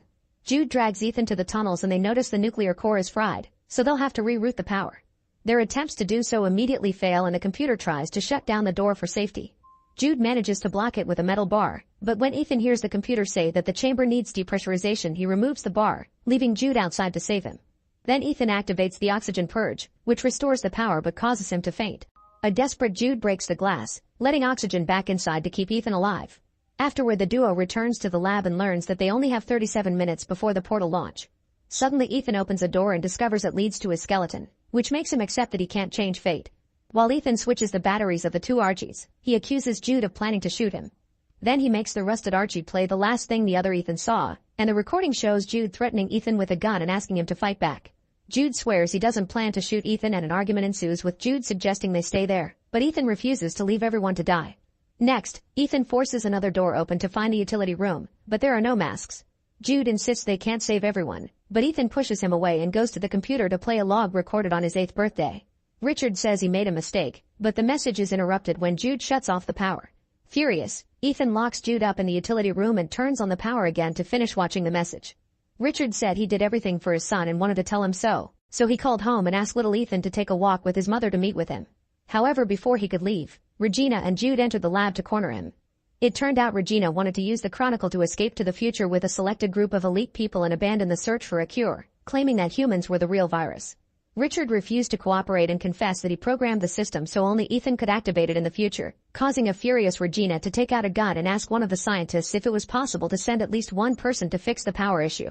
When the scientist confirmed it could be done, Regina shot Richard. At that moment Jude breaks free and tries stopping the recording to no avail, so the rest of the truth comes out. Regina sent a team to kill Ethan's mother and ordered Jude to become Ethan's guardian. A devastated Ethan jumps on Jude, calling him out for using him all these years, and another argument ensues over how to proceed. Ethan starts pulling cables to try to stop the Chronicle, so Jude attacks him, pushing him against the wall as he begs him to fight. Since Ethan refuses, Jude brings out his gun and aims at Ethan's head, but Ethan still doesn't fight back, saying he believes in his brother. Seeing Ethan in such pain remembers Jude of the night they met and guilt takes over him, so he apologizes to Ethan and then self-deletes. In the present, Regina is getting the elite group ready for their escape, and she orders a guard to kill Ethan as soon as they arrive in the future. Back to Ethan. He has a breakdown and reaches for Jude's hand, only snapping out of it when the computer reacts to the ping sent by Regina's team. This finally makes him realize that the person in the lab who has been doing all the things is himself, so he writes the send Ethan white message with a plan in mind. In the present, Regina waits for the countdown to reach 0, but instead of a portal opening, the Chronicle shuts down. Inside the machine they find a gift from Ethan consisting of a bunch of plants, a can, and a video of Richard's murder. In the future, Ethan destroys the Chronicle so nobody will ever use it again. Soon newscasts in the present are covering Regina's arrest and how scientists are working with the plants to start ecological regeneration. A Chronic Cop employee brings the can to Xanthi because it has her name on it, and when she opens it, she cries when she sees a real flower. In the future, Ethan buries Jude's body by the river and leaves the metal flower on the grave.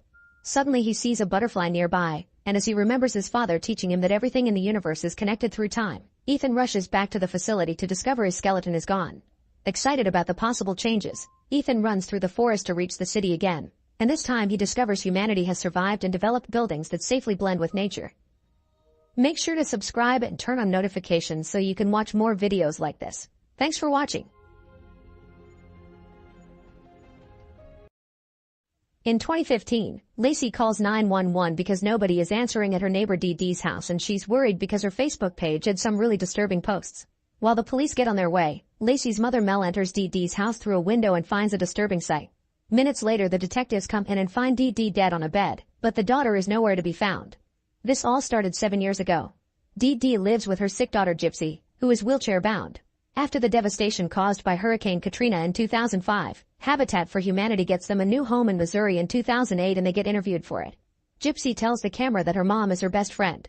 Because of Gypsy's condition, they have a very strict routine. Dee Dee regularly shaves Gypsy's head and prepares dinner by blending it and injecting it into Gypsy's stomach through a tube. When it's time for bed, Gypsy uses a sleep apnea machine, and once the girl is asleep Dee Dee takes a medicine called Sleepy Baby from a closet full of meds. They also sleep on the same bed. The next day, their neighbor Lacey visits Gypsy and offers her a makeover. While they have fun together, the girls bond, but Dee Dee is always spying on them.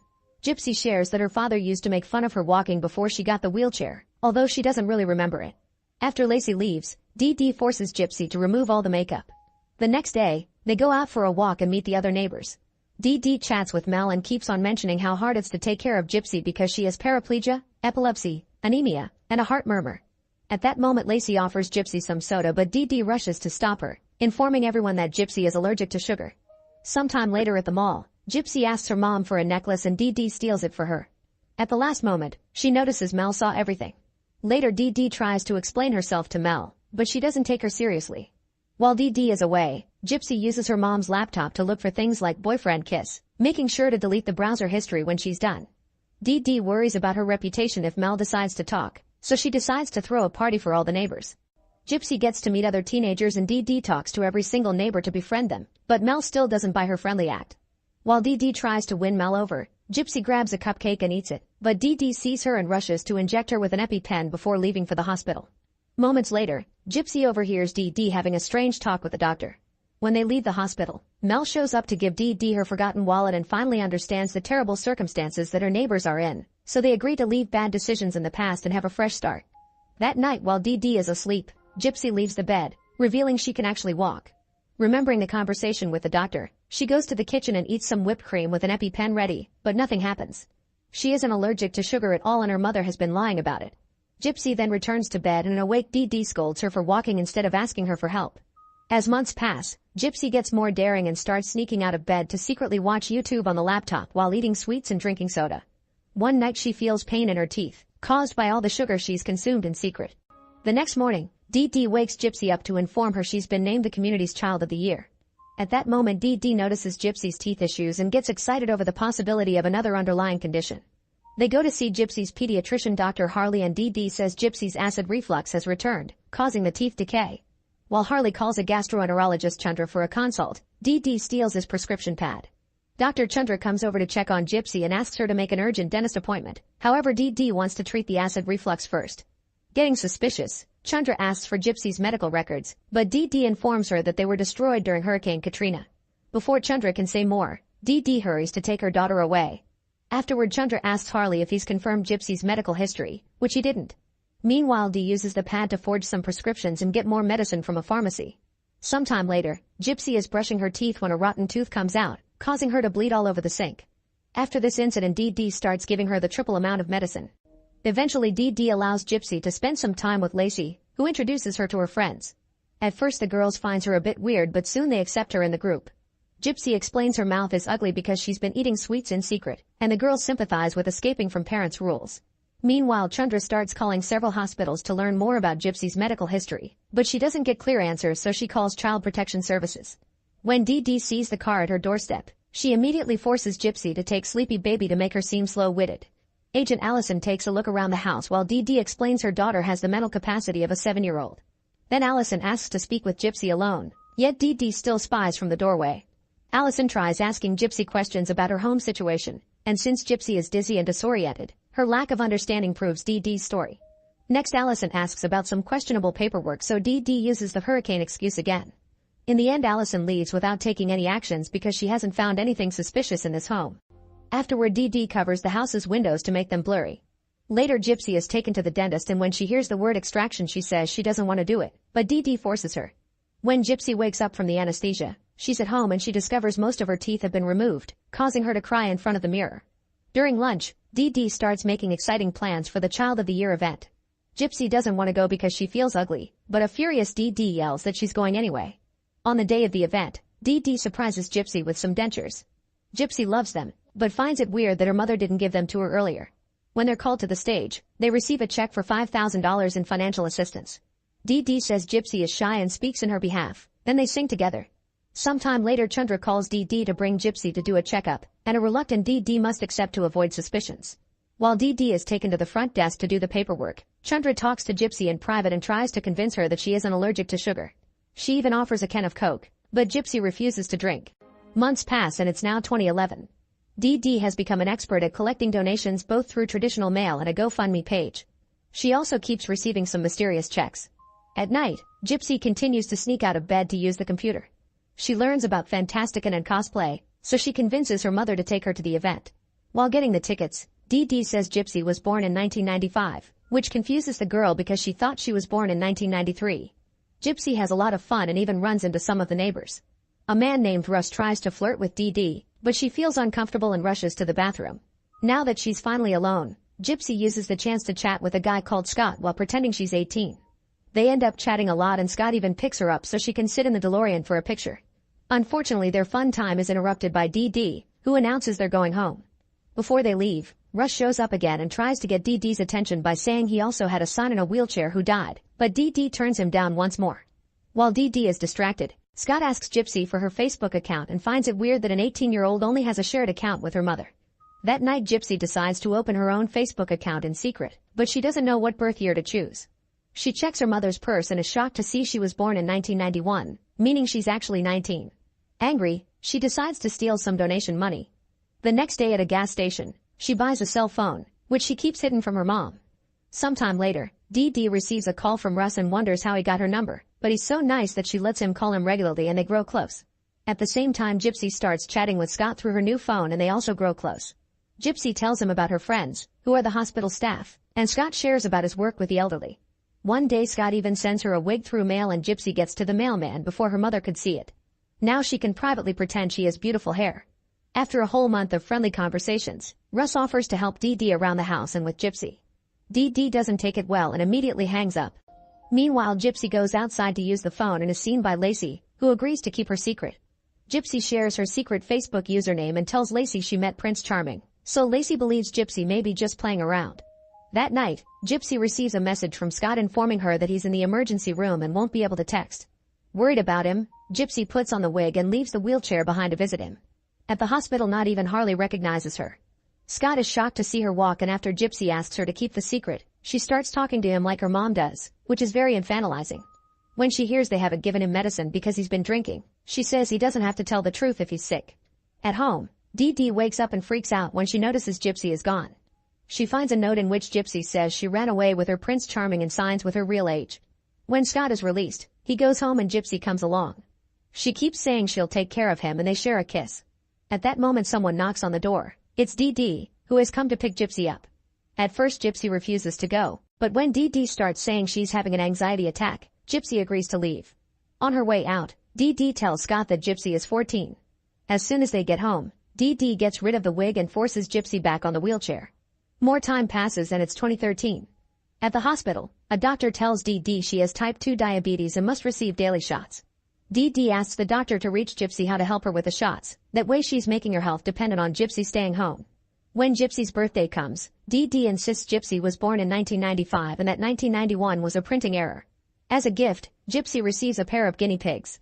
Later, Lacey visits Gypsy and mentions she met a guy on a Christian dating site. Curious, Gypsy asks her to show her the website. Meanwhile, Dee Dee gets a call from Gypsy's father, who wants to wish his daughter a happy birthday. He seems a sweet guy, which proves Dee Dee's stories about him being uncaring and having abandoned them are another lie. Dee Dee tells him that Gypsy is very ill and doesn't have much time to live, then she hangs up on him. Another call comes from the hospital to inform Dee Dee that since Gypsy is now 18, any invasive procedures require her consent. Dee Dee tells the nurse she'll talk to her lawyer, then she goes to kick Lacey out. Once they're back inside, Dee Dee yells at Gypsy for leaving the house and forbids her from seeing Lacey again. That night, Gypsy steals $1 from the donation bag, and it's revealed she's been doing this for a while. By stealing a little money at the time, Dee Dee doesn't notice and Gypsy gets to save in secret. The next day they go to see a lawyer because Dee Dee wants to obtain legal guardianship of her daughter. Gypsy answers the lawyer's questions the way her mom taught her, and since she sounds competent enough, the lawyer announces that Dee Dee will have to convince a judge that Gypsy can't take care of herself. Later at the mall, Dee Dee needs to sit down because she feels dizzy and her ankles are swelling, consequence of her diabetes. Gypsy volunteers to go to the pharmacy to get some medicine, but first she stops at a tech store to buy her own laptop with the money she saved, which she then hides in the car. Afterward they go home and Dee Dee forces Gypsy to give her the injection. That night, Gypsy joins the dating site that Lacey told her about, making sure to wear a wig for the profile picture. The next day, Dee Dee scolds Lacey for putting ideas in Gypsy's head. Suddenly Dee Dee faints and must be taken back to the house, where Gypsy takes care of her. They watch Twilight together and Dee Dee covers Gypsy's eyes when the main couple has their first time. Later at night, Gypsy discovers she has messages from 10 men on the dating website and freaks out a bit when she sees a guy sent her a dirty eggplant picture. Then she starts chatting with a guy named Nick, who calls her beautiful. Sometime later Dee Dee contacts her lawyer to ask about a power of attorney. The lawyer explains such a document would only give Dee Dee power over Gypsy if she becomes incapacitated and that Gypsy must sign her consent as well. Knowing she can manipulate her into it, Dee Dee agrees. Days pass and Gypsy continues to chat with Nick in secret. Eventually they meet on webcam and Gypsy tells him about her health problems. In return, Nick confesses he has multiple personality disorder and says his other side is darker. The next day Dee Dee receives the power of attorney documents in the mail and starts planning. She pretends to feel really sick and makes Gypsy take care of her. While she's fake suffering in bed, Dee Dee tells Gypsy horrible stories about the world and scares her into signing the documents, claiming it's a way to protect them both. Afterward she calls Nick and has a breakdown as she tells him the truth about her situation, saying she's been trapped all her life. To distract her, Nick shows her a very dirty drawing. At first Gypsy freaks out, but then she hears him out. The next morning Dee Dee wakes up and sees Gypsy is gone, only to find her in another room sleeping with her laptop. Furious, Dee Dee takes the computer and smashes it with a hammer. Then she screams at Gypsy, who says she'll just get another one. This makes Dee Dee angrier and drags Gypsy to their common bed, where she ties her daughter's hands. A struggling Gypsy spits on her mother's face, causing Dee Dee to pull away as she has a breakdown. Then Gypsy tries to leave, but she hears Dee Dee's pleading words and decides to stay. That night Gypsy texts Nick sharing what happened. He promises to always protect her and teaches her how to use her hand for pleasure. The story then jumps to 2015, revealing that Gypsy has indeed gotten a new computer and uses it to have dirty meetups with Nick online that include costumes. Nick complains that they've been together for 2 years and never met in person, so Gypsy makes a plan. In the morning, Gypsy tries to convince Dee Dee to take her to Disney. However, Dee Dee's health has been getting worse because she refuses to take insulin or exercise. She snaps at Gypsy and tells her to be happy with what they have, which is ironic because the house is currently full of random hoarding and trash bags. Meanwhile in Wisconsin, Nick is starting a new job. His boss shows him how to make a pizza, but Nick accidentally drops the food twice and the boss ends up sending him to be a walking advertisement by the road. When he returns home, he calls Gypsy and they share another dirty game. They pretend to be characters that want to kill an evil stepmother, but it's clear they're implying this is about Dee Dee and that helps them finish faster. The next day, Dee Dee offers Gypsy to take her see the new Cinderella movie. Gypsy is excited and immediately sends Nick a bus ticket plus a fancy shirt, that way he can join them on the premiere and cause a good impression. She even teaches him what to say, which he has to write down. When the day comes, Dee Dee makes Gypsy wear her Cinderella costume. At the theater, Gypsy and Nick are excited to see each other in person for the first time, but when Nick approaches her he fails his opening words and Dee Dee thinks he's a creep stranger, so she takes Gypsy away from him. When they finally sit to watch the movie, Nick tries to sit behind them, however Dee Dee sees him and drags Gypsy to sit somewhere else. Then Nick tries again, but Dee Dee repeats the same process, so Nick ends up leaving. Worried, Gypsy pretends to need the restroom and finds Nick in the corridor, so they rush to hide in the bathroom and share their first kiss. Then they lay on the floor and do the naughty really quickly before Gypsy returns to her mother's side. Once the movie is over, Nick tries to approach them again on the way out, causing Dee Dee to yell at him before dragging Gypsy away. When they arrive home, Nick calls Dee Dee and tells her everything, hanging up before she has the chance to speak. Dee Dee looks calm after the call, however she sends Gypsy to bed and ties her up as punishment. In the evening, Dee Dee releases Gypsy for dinner and she uses the chance to text Nick, asking him to bring out his darker side out. Nick gets on a bus and reads the texts as he imagines Gypsy is there with him, asking him to kill her mother. The next day at the mall, Dee Dee needs to sit again because of the pain in her feet. Using the bathroom excuse, Gypsy goes to a store and pretends she needs a gift for her dad, who is a hunter. The clerk advises her on what knife to choose. Dee Dee realizes Gypsy is taking too long and goes looking for her, but she's at the toy stand and the knife is hidden. That night, Gypsy calls Nick and plays with the knife while they agree on a plan. The following night, Gypsy leaves the bed as soon as Dee Dee falls asleep and packs her suitcase. Soon Nick arrives and Dee Dee gets killed in her own bed. Then Gypsy and Nick escape in a cab and go to hide in a motel. Gypsy feels an anxiety attack coming, so she takes some medicine before getting her costume and the camera so she can record their naughty time together. When they're done, they cuddle and discuss their future. However, Nick isn't very good at chatting in person and Gypsy starts realizing he may not be the guy she thought he was. Then a flashback takes the story to 1991, showing Dee Dee giving birth to Gypsy. Her mother Emma soon enters the room and takes the baby from her arms, already giving her instructions on how to do things. Later at home, Emma keeps on criticizing Dee Dee's motherhood skills, especially when Dee Dee insists Gypsy may be sick. Emma is sure the baby is fine, but they go to the hospital anyway. The doctor informs them that Gypsy is smaller than she should be at 2 months old, but it's very common. She only needs some supplements and for Dee Dee to feed her more. Even while the doctor talks, Emma tries to control the conversation. In 1993, the cops come looking for Dee Dee and arrest her for check fraud. Emma brings Gypsy over so she can watch her mother be taken away. Later in court, Dee Dee gets sentenced to 6 months in prison. She tries to say goodbye to Gypsy, but Emma doesn't let her. In prison, Dee Dee sends letters to her daughter, but never receives anything in return. When Dee Dee is finally released, she rushes home but Gypsy starts crying when she sees her. It's clear that Emma hasn't been following Dee Dee's instructions and she even says Gypsy has been happier with her. Later Dee Dee insists Gypsy is sick, but Emma assures her the baby is fine and proves it with a thermometer. However, Dee Dee thinks Emma wants to make her look like a bad mother and secretly gives her some medicine. In 1997, Emma's health is deteriorating. She's wheelchair-bound and depends on Dee Dee for most things, yet she refuses to go to the hospital. Eventually a doctor comes to see her and informs Dee Dee that her mother's pain tolerance has failed, so she only has a few days to live. The doctor calls Dee Dee a saint for taking care of an old person and a child at the same time, which Dee Dee really appreciates. Afterward Emma calls for Dee Dee, but instead of helping, Dee Dee turns up the volume on the TV and watches a movie with Gypsy. Later Emma starts to struggle to breathe, so she tells Dee Dee that she made it impossible for her to live, then she dies. Hurt by such words, Dee Dee runs to Gypsy and promises she does love her. Sometime later, Gypsy wants to play on the trampoline with her cousins, but her mom doesn't let her. As soon as Dee Dee is distracted, Gypsy runs outside and plays on the trampoline anyway. Unfortunately she slips and falls on the ground, where she doesn't move. Dee Dee runs to her side while her sister calls the ambulance. When Gypsy is released from the hospital, she's on a wheelchair, and Dee Dee makes her stay on it even though Gypsy is better now. A few days later, Dee Dee announces she can't buy her mother's house, so they have no choice but to leave. Back to Gypsy and Nick, they check out of the motel and go to have breakfast. When two cops enter the diner, Gypsy begins to panic because they still have the knife. She tries to take the anxiety medicine and accidentally drops the bottle, so a cop picks it up for her and reads Dee Dee's name on the label. Then the couple decides to mail the knife to themselves in Wisconsin to avoid security checks.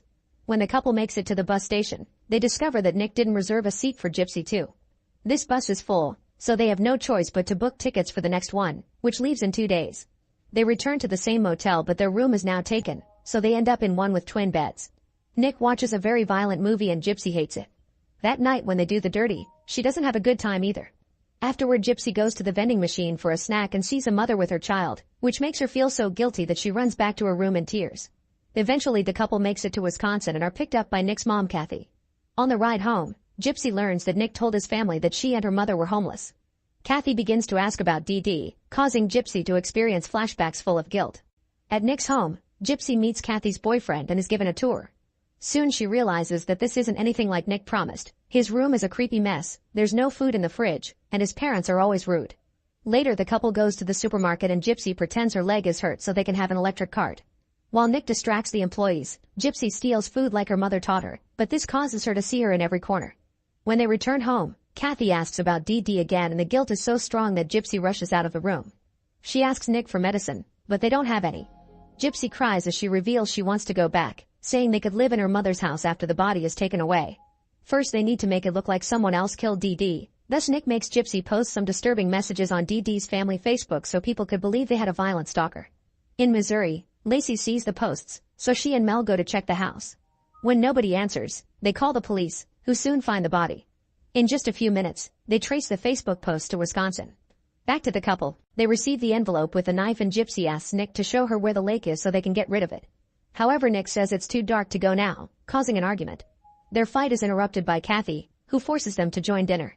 That night, Gypsy finds a note in Nick's room with instructions on how to treat a girl right, confirming everything she saw online wasn't the real Nick. At that moment the cops surround the house and Gypsy panics, so she hides with Nick in the closet and they agree to tell the truth because they didn't do anything wrong. A SWAT quickly comes in and arrests them both. Later at the station, Gypsy pretends she didn't know her mother was dead and starts to cry, although the detective doesn't buy it. In another room, Nick tells another detective that he did stab Dee Dee so he could run away with Gypsy, clarifying it was her idea. Kathy is also talking to the cops, explaining Nick has a history of mental illness and that Gypsy probably manipulated him. In the end, both Gypsy and Nick are sent to jail until it's time for the trial. In the neighborhood, Mel and Lacey gather with the neighbors to light some candles for Dee Dee and say goodbye. On the day of the trial, Mel and Lacey watch it on TV and are shocked to see Gypsy walk. In court, Gypsy continues to say she didn't do anything and that she loved her mom, but her lawyer advises her to change the story or she'll be executed. She thinks they can prove Gypsy was abused by presenting Dee Dee's false medical records, but because of the power of attorney, only Gypsy's father can access them. Gypsy refuses to call the man, still thinking he's a bad person. Afterward, the prison's doctor removes her stomach tube and announces Gypsy is the healthiest person in the building. Later, Gypsy calls Lacey and asks her to visit her, saying she needs a friend. Lacey says she'll think about it and hangs up. Feeling desperate, Gypsy finally calls her dad and leaves a message. Eventually, Gypsy does get a visitor and is shocked to see her father Rod with the medical records. Rod shows her all the medical conditions Dee Dee invented through the years. Then he explains he tried to visit Gypsy but Dee Dee wouldn't let him and kept moving around. He could only send some checks, which Dee Dee cashed in secret. Gypsy doesn't believe him, so Rod shows her some pictures of him with little Gypsy before Dee Dee took her away, causing her to have a breakdown. Now they have the medical records. Gypsy's lawyer tells the judge the girl had been abused and Dee Dee's death had been self-defense. She also asks for Gypsy and Nick to be judged separately since their circumstances are different. However, the lawyer tells Gypsy in private that she'll have to admit she did it so they can ask for a deal. Lacey sees the lawyer's interview on TV and feels guilty for not seeing the signs of abuse, yet she doesn't pick Gypsy's calls. Mel sees her daughter's attitude and ends up going to visit Gypsy herself. She tells Gypsy that sometimes the only way out is through. After Mel leaves, Gypsy thinks about her last conversation with her mother and their shared love, feeling guilty again. A flashback shows Nick's arrival and how Gypsy gave him the knife. Then she pointed at the room and hid in the bathroom, where she could still hear her mother's screams. Nick came to find her with the knife and kissed her, so Gypsy had to wash blood off the weapon and Nick's skin. For a moment she was in shock, but then she hugged Nick and forced excitement about their future adventure. They went to her room and did the dirty on her bed with the plushies, which didn't last much. Before leaving, Gypsy freed the guinea pigs and took her grandmother's ring.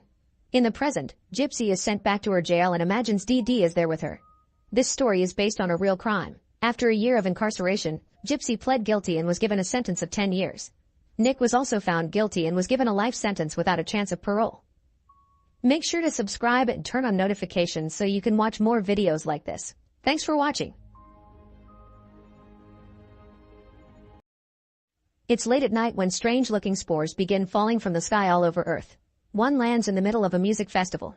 A larva sprouts out of it and moves to the nearest person, entering the body through his ear and causing him to pass out. Then a woman enters the room and tries to wake him up, to no avail. After she leaves, the guy wakes up and his eyes roll in a creepy way before going back to the festival. The woman sees him and tries to approach him, only for the man to suddenly transform into a tentacle-like creature with flesh blades that immediately kill her. The crowd begins to panic and running away while the creature starts killing every person its tentacles can reach. In town, Lee tries to buy meat and the cashier Sue-in explains he forgot to ask the butcher for the price tag. Lee begins yelling with entitlement and swear he'll kill them all before leaving without buying anything. When Sue-in's shift is finally over, she leaves on her moped and notices that Lee is following her on a car. Suddenly the vehicle hits her from behind and makes her fall off the road. Then Lee gets out and begins stabbing her with a knife. Sue-in manages to push him off and tries to escape, but she soon falls because of her wounds. At that moment a spore falls from the sky next to her and Lee gets sliced open, dying on the spot. Then the police show up. At the station, Detective Chulmin is told about various deadly incidents that happened in last few hours and how mysterious Lee's death is. Chulmin is shocked to hear the victims is Sue-in, who he met before, but more shocking is to hear she's just fine after being hit by a car and stabbed. In fact, she has no new scars. At the hospital, Sue-in dreams of her mother, who has a new life with a son and pays Sue-in to never show up at her door again. When she wakes up, she discovers Chulmin is visiting. She tells him about the guy at the supermarket and how the stabbing felt familiar. It turns out Sue-in used to be abused by her father as a child and Chulmin was the detective to save her. After the detective leaves, Sue-in tries to remember what happened and recalls her body shaking like crazy. A few months later, a gang leader enters a club and is attacked Kang Woo, who is pretending to be an employee. A fight ensues and after lots of struggle, the gang leader overpowers Kang Woo before running out to get help. Kang Woo panics and runs through the back door, dropping the employee vest on the way out. Then he takes the bus and at the station, he sends a message to his own gang members, explaining the attack failed and he has to lie low for now. Eventually he makes it to his family home and discovers his sister Kyung-hee is behaving awkwardly and that the other one isn't around. He finds his sister's phone in a drawer but it isn't working well and a pamphlet for the Sajan Church, which has a weird logo and promotes a prayer meeting happening that night. In the meantime, Sue-in is going home on a bus when suddenly she hears a painful screeching noise at the same time a strange man comes aboard. The man stares at Sue-in as he makes his way to his seat, which makes Sue-in scared and get off the bus. Elsewhere in the city, a woman invites a guy to do the dirty at her home, however he's surprised to see he's being taken to an abandoned building. As he notices that the ground is covered with plastic, a bunch of men enter the room and start discussing how to kill him. The guy takes out his phone to call for help, only for the woman to transforms into a monster and attack. Before she can hurt him, a bunch of smoke bombs are thrown into the room, allowing the victim to run away. The woman starts chasing after him, but when they reach the stairs, a bunch of special agents come in and shoot her dead. The group of men begins transforming into monsters too and a fight ensues as both groups attack each other. The agents have special nets that they use to capture the monsters and get most of them except for one that escapes through the window. As the monster runs around, he hears a high-pitched noise coming from a van. Inside he finds a man strapped to a seat with a helmet on and asks him if he's one of their kin. However, he's interrupted by Jun Kyung, who quickly opens fire on the monster. The creature gets hurt but still manages to run away. Afterward, Jun Kyung and her team search the building and find a mysterious door. They break it open and are horrified to discover tons of human body parts kept in containers. The symbol from the church pamphlet is on many walls, and Jun Kyung realizes the monsters are banding together. Back at Kang Woo's house, Kyung-hee talks to somebody on the phone about recruiting Sue-in into their organization. As she leaves to go, Kang Woo secretly follows her. Meanwhile, Sue-in hears the same weird noise again and sees the strange man from the bus. He begins chasing her and Sue-in runs into a junkyard, where the man teams up with Kyung-hee to corner her. As Kang Woo watches from a hiding place, the man and Kyung-hee transform into monsters. They take some of Sue-in's hair, causing her to transform as well but only partially. The duo gives her a pamphlet and asks her to join their organization, saying their kin must work together. After the man and Kyung-hee leave, Kang Woo tries to escape too but he makes noise and Sue-in finds him. She hits him before trapping him with the tentacle and learns that his sister is one of her kin, so she asks him to pass a message. Moments later, Sue-in wakes up from her possession and Kang Woo tells her everything. The night Lee attacked her, a parasite entered her body, took over, and killed Lee. However, because the parasite had been so busy healing her wounds, it wasn't able to fully control her brain like it's happening to other humans. The message from the parasite ends with a warning. Don't go near people that cause the noise because they're monsters. Then Kang Wu leaves, taking the pamphlet with him. When she returns home, Soo-in writes a question on a notebook before lying down. She blinks and notices several minutes have passed. There's also an answer on the notebook. The parasite has confirmed Kang Wu's words and invites Soo-in to ask questions, so writes down a bunch of them. Eventually Soo-in falls asleep and dreams of how her possessed body killed Lee. In the morning, she finds all the answers to her questions on the notebook, which she reads on the bus to work. Because the parasite failed to completely take over Soo-in's brain for good, now it can only take control for 15 minutes a day. The parasite's job now is to protect and take care of Soo-in's body since it's its home now. The parasite even left a video of the transformation on her phone as proof. At the police station, Chulmin is surprised to find a special operation going on. There are armed agents everywhere and all cops are scanned before entering. Next, all the officers are taken to a room where they meet Jun Kyung, captain of the parasite special forces known as Team Grey. She explains that the parasitic organisms have appeared all over Earth and matched up with human hosts, showing video of the festival killings to prove it. She also reveals the dead body of a possessed man, which leaves everyone in shock. The parasites take control of the host's brains and the people's consciousness are completely absorbed, making them not human anymore. The creatures that complete their mutation follow their instincts and kill humans by making blades with their tentacles. If a parasite doesn't have a living host body, it will die, so the best way to kill them is by making the host body bleed out or destroy the heart entirely. To identify them, they must pluck out a strand of hair from the host body. If the strand of hair crumbles away, then there's a parasite living in the human. Next, Jun Kyung brings out the man on the chair from earlier, who happens to be her possessed husband. The helmet has a device that dispenses a chemical capable of immobilizing parasites. It also has a sensor that monitors if the parasite transforms itself in order to escape. If this happens, the chemical dispenses and the parasite experiences a lot of pain. Parasites can use brain waves to detect other parasites that are near them, so they're keeping this one alive to use as bait and capture others. This guy has received the name Hunting Dog, and when Jun Kyung presses a button on the remote, the body wiggles in pain. One of the officers wonders if this counts as torture of a human being, so Jun Kyung removes her ear, revealing it's a prosthetic. Her husband cut off the real one, so she doesn't see him as the man she loved anymore. It's not human, just a virus that needs to be exterminated. The meeting ends with Jun Kyung telling the police force to come to Team Grey with any suspicious cases they come across. Meanwhile, Kang Wu takes his sister's phone to a repair shop and learns that the rival gang has been asking around him. Then he goes to a bike shop, and while he tries to choose a model, the mechanic makes a call. Soon the rival gang arrives at the shop, so Kang Wu starts fighting them using any object he can find in the room. He manages to push the men off, and when a second van with gang members arrive, he quickly escapes on a bike. The van begins chasing him, so Kang Wu goes through the market hoping to lose them, only to fall instead. He continues to escape on foot, and after taking a corridor, he manages to lock a door behind him to slow the men down. Then Kang Wu retrieves his bike and returns to the street, where he punches another gang member before finally leaving. At Team Grey's work site, Detective Won-sok brings Jun Kyung all the strange case files he could find, including Soo-in's. He also says that he wants to join Team Grey. Jun Kyung tells him that if he actively cooperates, she'll put in a good word for him. During lunch break, Chulmin meets Soo-in because he's worried her fast recovery may mean she's a monster. He pretends she has something on her hair to pluck a strand, but it doesn't disappear, so now he thinks she's fine. While they chat, Soo-in starts to hear the noise and sees a man staring at her, but he goes away when he sees she has company. Before leaving, Chulmin gives Soo-in a cute keychain.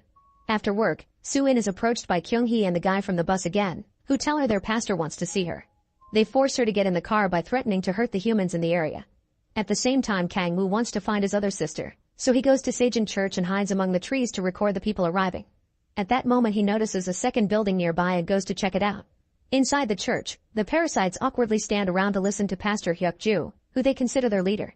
He plays a video message from the parasite that escaped from Jun Kyung, explaining that special forces are after them and that they have a parasite as a prisoner. He tells everyone that if they don't come up with a plan quick, Team Grey will eliminate them all. Then the parasite dies from the wounds made by Jun Kyung's gun. Hyuk-ju offers the crowd a long speech about how they should work together to bring humanity down. In the other building, Kang Wu finds tons of dead bodies in bags hanging from hooks. At that moment, a guard comes in and starts looking around with the eye in his tentacle, so Kang Wu carefully sneaks around, noticing that the monster face can't see when the eye is out. On his way out, he's devastated to discover his other sister is one of the bagged bodies. After taking a moment to grieve, he furiously jumps out of hiding and attacks the guard, punching him a few times before running out of the building and locking the door. This is sensed by Hyuk-ju, who sends a crowd to capture the intruder. As the parasites move, they accidentally bump into Soo-in and cause her to drop her keys. Back to Kang Wu, he's running through the woods when he encounters the rival gang. He tries to warn them of the incoming danger, but they don't listen. At that moment Kyung-hee and the parasites arrive and immediately start killing all the gang members with their freaky tentacles. Both Kang-woo and Soo-in use this opportunity to escape and they bump into each other, so they run away together. The parasite from the bus notices someone escaped and transform into a flying shape to go after them. Kang-woo and Soo-in make it to a gas station where Kang-woo had agreed to meet with a fellow gang member. They get in the guy's car and as they drive away, Kang-woo realizes his friend is a traitor who told the rivals where he was. The guy takes out a knife and tries to attack Kang-woo, so the car starts moving like crazy as the men fight on the front seats. At that moment Soo-in hears the noise and the flying parasite lands on top of the car, breaking the roof. Soo-in's parasite takes over and starts fighting the enemy while the car continues to shake. Using his knife, Kang-woo's friend tries to help, but a tentacle stabs him to stop him. Kang-woo then makes a sudden turn in the car to throw the flying parasite off, losing control of the vehicle in the process. Soo-in jumps off the car right before it hits a tree and hangs off a cliff. Then the flying parasite attacks Soo-in and their fight restarts in the middle of the road. The enemy realizes Soo-in is a mixed mutant and tries to fly away to warn the pastor, so Soo-in grabs him with a tentacle and smashes him on the ground, causing enough bleeding to kill him before passing out. In the car, Kang-woo wakes up and hears from his friend that it was their boss who put in orders to kill him. Then the guy dies. Kang-woo tries to climb out of the car, only to slip and end up hanging off the edge. At that moment Soo-in wakes up as human and comes to help him, but she isn't fast enough. As Kang-woo falls, the parasite takes over again and saves him with her tentacles. At the police station, Jun-kyung finds Soo-in's case file and concludes she's a parasite. A flashback then shows Jun-kyung and her husband had been loading their car at the supermarket when she realized they forgot something, so she went back inside. At that moment a spore landed on top of their car and the parasite immediately came out to enter the guy's ear. Minutes later Jun-kyung saw people running around in panic and her husband calmly walking by.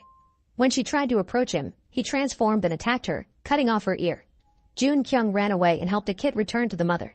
Then she grabbed some toxic cleaning products and ran to the fridge. Her husband followed her, so she threw the product at him to distract him then ran out to lock the door before having a breakdown.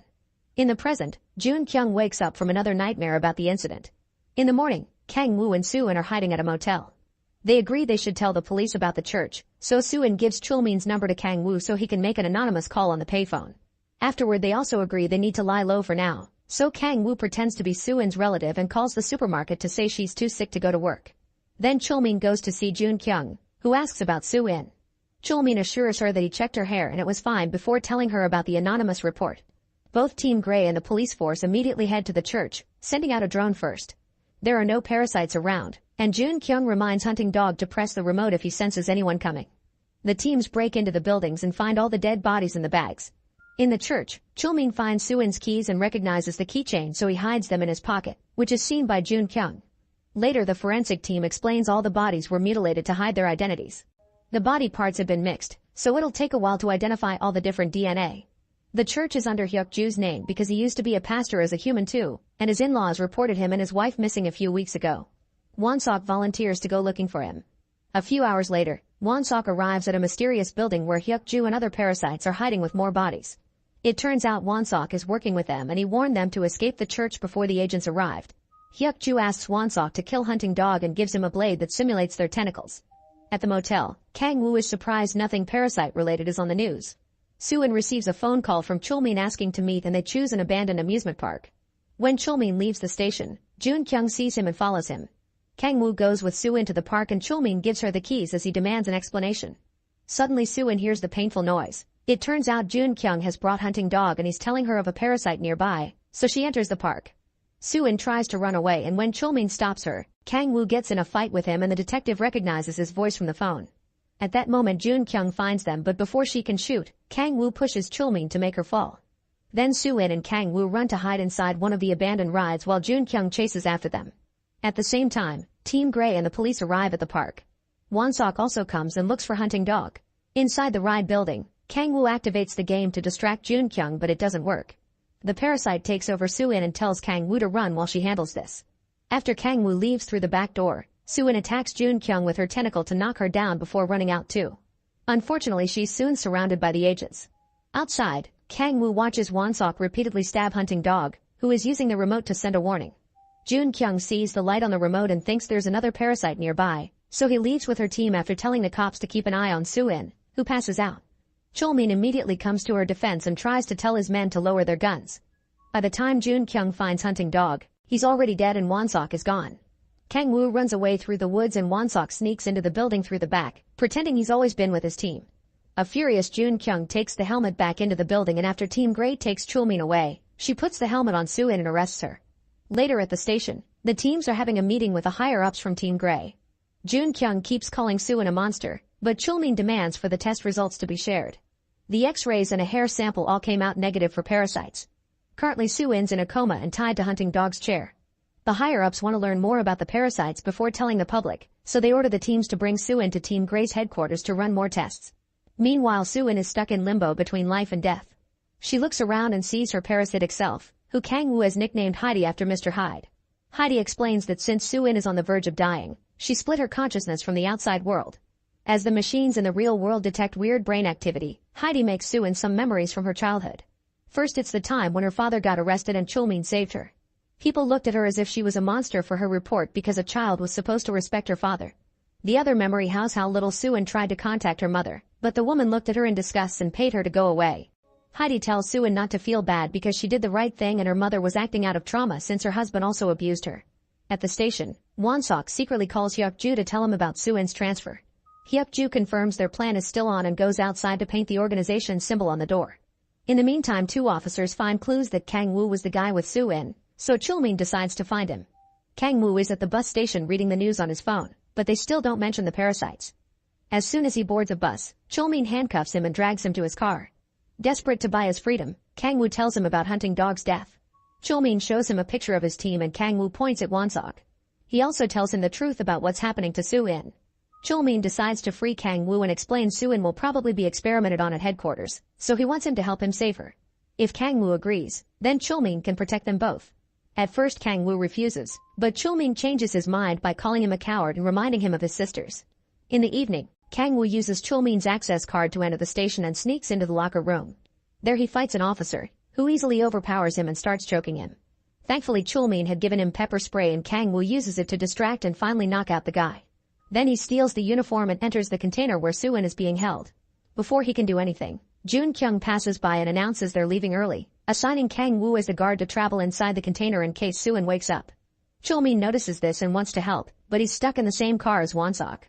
A truck soon takes the container away as a bunch of police cars follow it for protection. However, when they make it to the bridge, they find it a huge traffic jam created by a car crash. This was caused by a parasite, who starts attacking and killing civilians. Team Grey immediately rushes to fight him and Jun Kyung tells the truck driver to go back before joining the fight as well. While the cops evacuate any surviving civilians, Team Grey tries to stop the parasite, only to get killed one by the deadly tentacles. Soon more parasites arrive to help their friend. They drive a van right into the truck to slow it down, then a parasite jumps on the window to kill the driver. Jun Kyung fails to shoot the monster down and is pushed out of the way when the truck moves on and crashes against the cars. Kang Woo comes out and sees Jun Kyung is unconscious, so he takes her remote and tries to rush back. However, Jun Kyung had been pretending and immediately starts fighting him. She manages to hold him down, but at that moment the parasites throw a car with their tentacles and she has to move away. Kang Woo uses the chance to rush back into the container while the parasites attack Jun Kyung, who has to stay on the bridge and shoot as many enemies as possible. While Kang Woo starts freeing Soo-in, a parasite starts breaking down the container, only to get shot by Chulmin. Inside Soo-in's mind, Heidi reminds her some people do care and shows her a memory of Chulmin protecting her before announcing it's time to go back. At that moment Kang Woo finally removes the helmet and Soo-in wakes up. Then Kang Woo and Soo-in steal a car to escape while ignoring the shots coming their way. Won-sok quickly gets in a car and yells for Chulmin to join him, so they start following the duo. However, after a few miles, Won-sok suddenly takes a different turn. At the same time, Soo-in begins hearing the noise and realizes Chulmin is in danger, so she leaves the car to go rescue him. Won-sok takes Chulmin to a deserted area and explains that as a cop, he saw the worst of humanity and that's why he joined the church. He thinks parasites are more rational than humans and could create a better society. At that moment Hyuk-ju shows up and Chulmin immediately starts shooting at him, but as Hyuk-ju falls to the ground, his parasite comes out and decapitates Chulmin in just one move. Then the parasite enters Chulmin's body, forming the head again. Soo-in sees all this and Heidi immediately comes out to throw a pipe at Chulmin, which does nothing. A fight ensues between both parasites as their tentacles keep on crashing.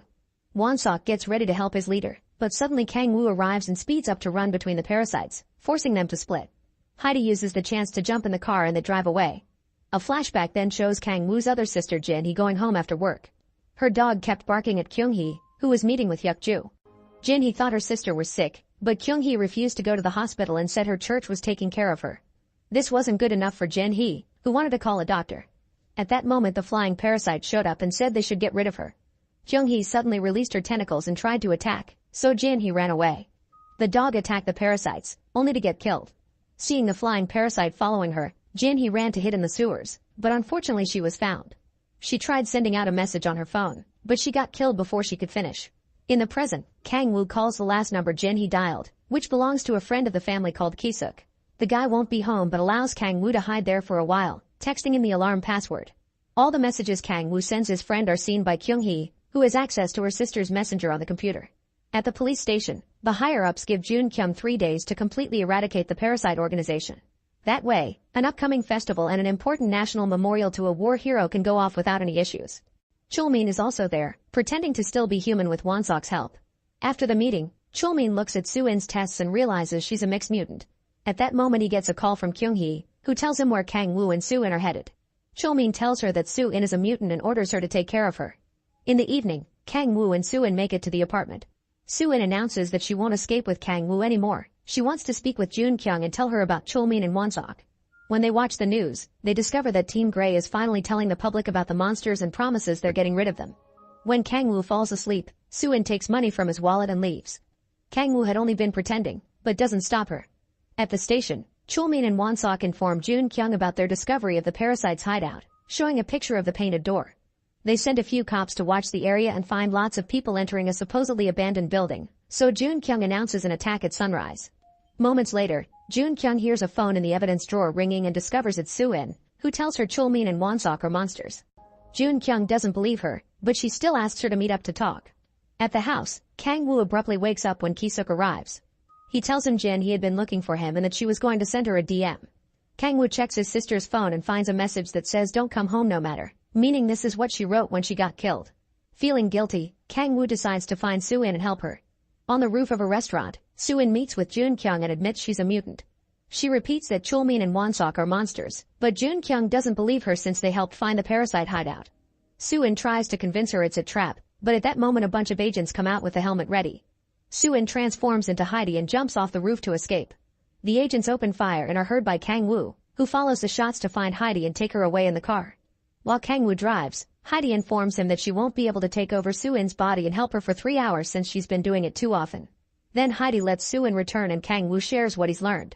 Meanwhile, Kyung-hee enters Ki-suk's house using the alarm password he texted. Ki-suk calls Kang-woo to tell him his sister is there, so Kang-woo begs him to run.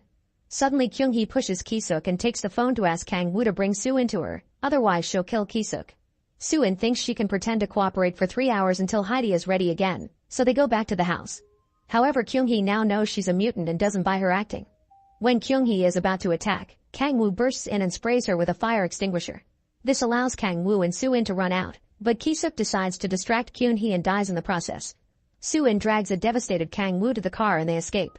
At the station, Jun Kyung takes a strand of Wonsok's hair and it doesn't vanish, so she thinks Soo-in was lying. At that moment she gets a call from Soo-in and Kang-woo who try to tell her about the trap again.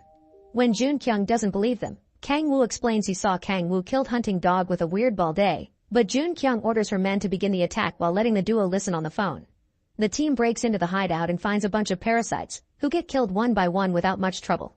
Chulmin and Wonsok even join in and kill a few monsters as well as they try to escape the building.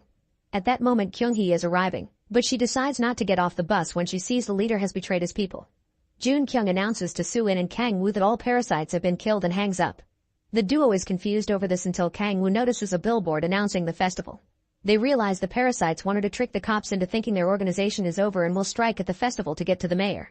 Another flashback shows how Wonsok learned the locals were worried about Hyuk-ju because he hadn't been seen in church in a week. He drove to his house and found the door open, so he came inside and found Hyuk-ju mumbling while staring at the TV. Then he noticed blood on the bedroom floor and went in to find the pastor's wife dead. As Wonsok took out his gun, Hyuk-ju transformed and brought him down with a tentacle. Then, Hyuk-ju shared his plan to take over humanity, offering to let Wonsok live if he helped him. In the present, Chulmin and Wonsok announce on a press conference that most of the parasites have been eradicated except for Soo-in and Kyung-hee. He asks the public to report them if they see them and confirms that the festival and memorial will still be happening. Soo-in and Kang-woo watch the conference on a phone when suddenly they get a call from Kyung-hee, who wants to join forces to take down Chulmin. The duo agrees to meet with her to make a plan. At the station, Jun Kyung is finally becoming suspicious because she can't believe Chulmin has betrayed Soo-in. She confronts him about it, and when he pretends he's worried about protecting the population, Jun Kyung asks him what object he tried to hide from her. Won-sok makes up an excuse and takes Chulmin away, then both men agree they must get rid of her too. Moments later, Heidi takes over Soo-in to meet with Kyung-hee while Kang-woo hides. Soo-in explains that Chulmin killed his kin as part of his plan for parasites to take over the world, but Kyung-hee doesn't care and still wants to kill him. The women raise their voices and Kang-woo comes out, only for Kyung-hee to easily capture him with her tentacles. After she drops him, they all agree to be temporary allies. Back to Jun Kyung. She asks the forensics team to study hunting dog's wounds and confirms it wasn't a tentacle blade that did it, just a knife that was simulating one. Later, the higher-ups assign Jun Kyung the task of investigating a new church marked with the parasite symbol, a clue they received from Chulmin. Jun Kyung is suspicious but has no choice but to obey. As Team Grey heads to the church, Jun Kyung gets a call from Heidi, who informs her of Chulmin's real plan. Jun Kyung realizes the mission is fake and the real intention was to get Team Grey out of the way so the cops could be in charge of the festival, so she orders his men to go back. Meanwhile, the festival is a success and the mayor arrives with Chulmin as protection. Kang-woo pretends to be a festival goer to keep an eye on things while the women stay in the parking lot since they'd be easily recognized. Suddenly they hear the screeching noise that announces a parasite is near. Chulmin fully transforms and begins attacking anyone in his way, so the cops try to evacuate the mayor. However, Chulmin quickly uses his tentacles to stop them.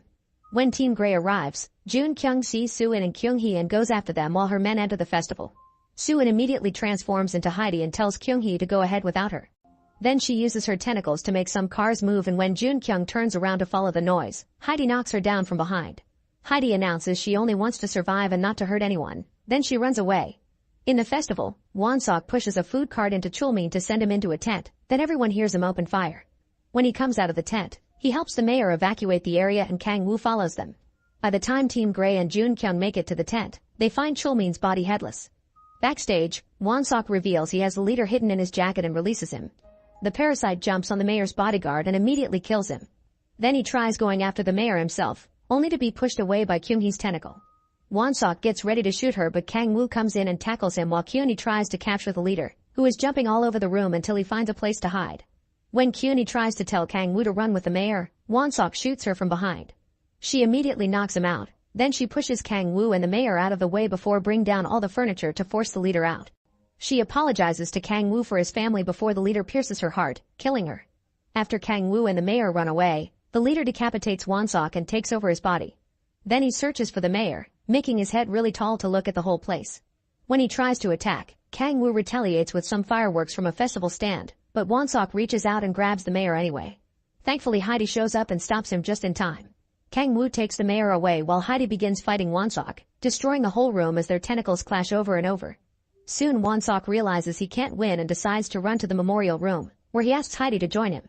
She can't see that the back of his head is empty and the leader's actual parasite body is sneaking around. A new fight begins between Heidi and Won-sok that causes more destruction. The parasite jumps through a glass to knock down Heidi, then it jumps into Won-sok's body to re-energize him before splitting again so they hide. Heidi continues to search for them, but at that moment, Jun Kyung comes in with her gun. She doesn't know who she should shoot, and the parasite is approaching her from behind. Heidi releases a tentacle to kill the leader as he jumps. At the same time, Jun Kyung sees Won-sok's empty head on a reflection, so she quickly shoots him down. After the enemy is finally defeated, Heidi says she wants to trust humans and passes out. Kang-woo runs into the room to check on her and Team Grey also comes in to arrest them, but Jun Kyung orders her men to take them to the hospital because they're both human. Weeks later, Soo-in is back at a convenience store job.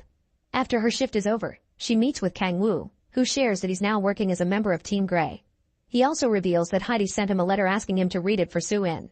Heidi's message says she's glad to have Soo-in as a host and to have failed to take over her brain. Before leaving, Kang-woo points out Team Grey would be happy to have her. Meanwhile, Jun Kyung meets with a mysterious Japanese man who claims to be a journalist and expert on parasites. He reaches out his hand for a handshake, but Jun Kyung doesn't take it because she sees something weird on it. This is Shinichi, the protagonist of the original comic. Make sure to subscribe and turn on notifications so you can watch more videos like this. Thanks for watching. In the near future, eugenics rules society and most people are perfectly engineered in labs. Everyone is registered in a genetic database and those who were made in labs are classified as valids, while those conceived naturally are known as invalids because they're more susceptible to genetic disorders, from actual illnesses to just baldness. Genetic discrimination is technically illegal, but employers still take urine tests or even the saliva on the resume envelope, which results in genotype profiling. This meant invalids are always relegated to menial jobs. At his apartment, Vincent takes a long time to shave and scrub himself until his body is spotless, then he burns any hairs and dead skin that could have fallen. Next he takes a urine bag from the fridge and connects it to his groin so he can pass it off as his own. He also puts a bit of blood inside a fake fingertip, which he carefully attaches to his actual finger. Afterward, Vincent goes to work at the Gattaca Aerospace Corporation. Every employee must prick their finger for an identity check to be allowed in, and Vincent lets the machine take the blood from his fake fingertip. Then he sits at his desk and works on a computer, running different spaceflight plans. Every so often, he cleans all DNA traces from his keyboard with a little device. The mission director comes by and shows his respect for Vincent's cleanliness. He also confirms he's been chosen to join the flight to Saturn's moon Titan in a week. After the man is gone, Vincent secretly opens a jar and sprinkles some skin, hair, and nails around his workstation. Then he puts a hair on the comb that he keeps in his desk drawer. Later, Vincent is put through a substance test to check he's clean before the mission. Using the hidden bag, he offers the urine sample, and when the doctor checks it on the machine, the result says his name is Jerome and he's a valid. After work, Vincent goes to watch another aircraft leaving Earth, and his co-worker Irene comes by to congratulate him for getting the mission. She also points out he's the only employee that watches every single launch every day. A flashback then begins showing Vincent's early life. His parents had a quickie on the beach and his mother accidentally got pregnant, so Vincent was born naturally, which was already rare back then. As soon as the doctors grabbed him, they took a blood sample and concluded he had a high chance to suffer from many conditions, so his life expectancy was 30 years. Vincent's childhood was quite difficult because every little thing like a runny nose or a little scratch were treated by his mother as a fatal threat. No school would accept Vincent as a student because insurance wouldn't cover any trouble he got in for his bad genes. Eventually his parents decided to have a second child, and this time they went to a genetic lab to do things by the book. Anton had no conditions at all and was happy to spend time with his brother, but Vincent could tell his parents had a favorite. Whenever their parents weren't looking, the brothers would play chicken in the sea, meaning they would compete to see who could swim the farthest away from shore before getting scared and turning back. Anton always defeated Vincent in this competition, which added to his inferiority complex. As Vincent continued to grow up, he became interested in space and dreamed of becoming an astronaut. His parents warned him nobody would hire him because of his genes, but he didn't listen and he went to a few interviews. To his dismay, nobody hired him, just like his parents had guessed.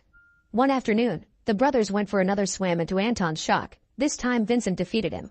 In fact, Vincent had to go back and help a tired Anton return to the shore. That was the last time they swam together because in the evening, Vincent left his family home to pursue his dreams. Eventually Vincent got a job at Gattaca as a janitor. As he cleaned the offices, he sometimes used the computer when nobody was watching, and he would admire the daily launches. He also learned about the blood prick that happened on the same finger every day, and stole a little sensor that fell from a machine. Vincent never stopped dreaming, and the head janitor would mock him for it. In his apartment, Vincent would never stop exercising, which could take a toll on his body. Desperate for progress, in the end he decided to contact a man in the black market who introduced him to the real Jerome, a former swimming star with great IQ and perfect health except for his legs. He was paralyzed after being hit by a car and became wheelchair-bound. The incident happened overseas and wasn't recorded, so nobody knew Jerome became an invalid. Vincent paid both men to get Jerome's identity, and a long transformation process began. He got contact lenses to replace his glasses and get Jerome's eye color. He also cut his hair and styled it like Jerome's. ID pictures wouldn't be a problem because nobody paid attention to those anymore. Everything was DNA dependent. The last issue was that Jerome was taller than Vincent, meaning that Vincent had to reluctantly undergo a painful procedure that broke his legs and extended them until the heights matched. Vincent moved into Jerome's apartment to also have his address, and during the first few days he had to rest to recover from the procedure, meaning he was often in pain. During those days Vincent learned Jerome's signature and how to write with his other hand while Jerome kept filling bags with urine and blood. One day Jerome showed Vincent his silver medal to remind him he has a lot to live up to. Jerome also told Vincent to call him by his middle name Eugene so that Vincent could get used to being called Jerome. When the day for Vincent's interview finally came, he took a urine bag and tested it on the machine only to get an error message because the urine contained alcohol. Vincent started yelling at Jerome for the consequences of his addiction, and after testing a bunch of bags, he found the last one was clean and took it with him. At the office, the doctor ran the test and the machine confirmed Vincent was Jerome, therefore a valid. They didn't send him to an actual interview, he just got instantly hired for his IQ. From that on, Vincent had to scrub his body thoroughly every day to get rid of loose skin, nails, and hair, which was all burned in an incinerator. All the clothes were kept in sealed bags to avoid contamination. While working, Vincent would spread Jerome's samples on his desk to keep up the illusion and use the fake fingertip with Jerome's blood to pass the identity check at the door. Nobody ever suspected anything. Back in the present, everyone in Gattaca is freaking out because the company administrator has been murdered with a keyboard. Jerome scratches his eye while staring at the gruesome scene and doesn't notice that an eyelash falls off. The cops soon come to pick up every single trail of DNA from the scene of the crime, which includes the eyelash. The boss tells Irene to assist the police in any way they need. The mission isn't cancelled and Vincent will still be going to space. When he shares the news with Jerome, they decide to go out to celebrate. They drink a lot and even do some tricks with smoke inside their glasses. At the office, Irene takes the hair from Vincent's drawer and takes it to a matchmaking service where they run some tests to conclude Vincent is quite a catch. By the end of the night, Jerome is so drunk that Vincent has to help him to bed. Suddenly Jerome makes a confession. He hadn't been drunk during the car crash and it hadn't been an accident. He had actually been trying to self-delete. The next morning, the police forensic department tests all the samples and discovers a mysterious invalid had been in Gattaca, so now he's the prime suspect. Back to Vincent, he puts the little sensor he stole back in his janitor days on Jerome's chest to record 20 minutes of his pulse as he whirls the wheels of his chair extra hard to simulate exercise. Later at Gattaca, Vincent is put on a running test and he replaces the office sensor with the one he brought from home. Meanwhile, the detectives investigate the invalid profile from the eyelash and discover it belongs to a janitor that disappeared a few years ago. They come to the office to ask some questions and Vincent overhears them while they talk, which makes him nervous. To make matters worse, the 20-minute-long recording soon ends and Vincent's real pulse appears, which is rather high. He immediately rushes to the locker room and collapses as he tries to catch his breath. After work, Irene meets with Vincent and admits she read his DNA sequence, which of course actually was Jerome's. She's very impressed by how perfect he is and feels inferior, admitting that she's a lab baby but still has a likelihood of heart failure. This means she'll never be allowed to join a mission. When Vincent says he doesn't see anything wrong with her, Irene hands him a lock of her hair and encourages him to test it to discover her genetic flaws, but Vincent tosses it away and claims that the wind blew it. Sometime later, Vincent is working at the computer when suddenly all the employees get the profile of the invalid from the eyelash because he's a wanted man. Thankfully nobody recognizes him, but Vincent is still afraid. When he gets home he tells Jerome that he's the prime suspect and starts throwing away all the blood and urine bags. Jerome immediately stops him, reminding him they would never look at Vincent and see an invalid. That night, Vincent decides to go out because it would be suspicious if he changed his routine. When Jerome looks out the window, he sees that Irene has come to pick Vincent up. Moments later Vincent and Irene are attending a piano concert as their first date. After the concert, the pianist throws his glove into the audience, and Vincent realizes he has 12 fingers. Irene explains such a complex piece of music could only be played by those hands. Meanwhile, the detectives are rounding up a bunch of invalids from the neighborhood in order to find the murderer, but obviously none of their DNA matches the eyelash. They decide to investigate all the buildings that surround Gattaca and they make it to Jerome's apartment, so he gets a blood test too. The detective is surprised that wheelchair-bound man could be working at Gattaca, so Jerome pretends to be offended and yells at him, saying he just got hurt during training and accusing him of discrimination. Not wanting trouble, the detective leaves. At Gattaca, some officers take away all the trash bags. On their way home, Irene and Vincent find the road blocked by the cops too because they're inspecting everyone in the area. Vincent immediately removes his contacts and avoids a spit test by saying he's been drinking. The cops take a blood sample instead and his fake fingertip tricks them as always. After they pass the check, Irene announces she wants to show Vincent something and stops the car a few miles ahead. She quickly crosses the street while dodging incoming cars, but Vincent is hesitant because he can't see well without his contacts. After lots of doubts, he runs in and thankfully avoids getting hit. Then Irene takes him to watch the sunrise at the solar panel center, which causes a beautiful effect of light that Vincent sees rather blurry. On their way out, Irene notices that Vincent's eyes look different and he blames it on a trick of the light. Sometime later, the detectives discover that a cup from the office trash has the same DNA as the eyelash.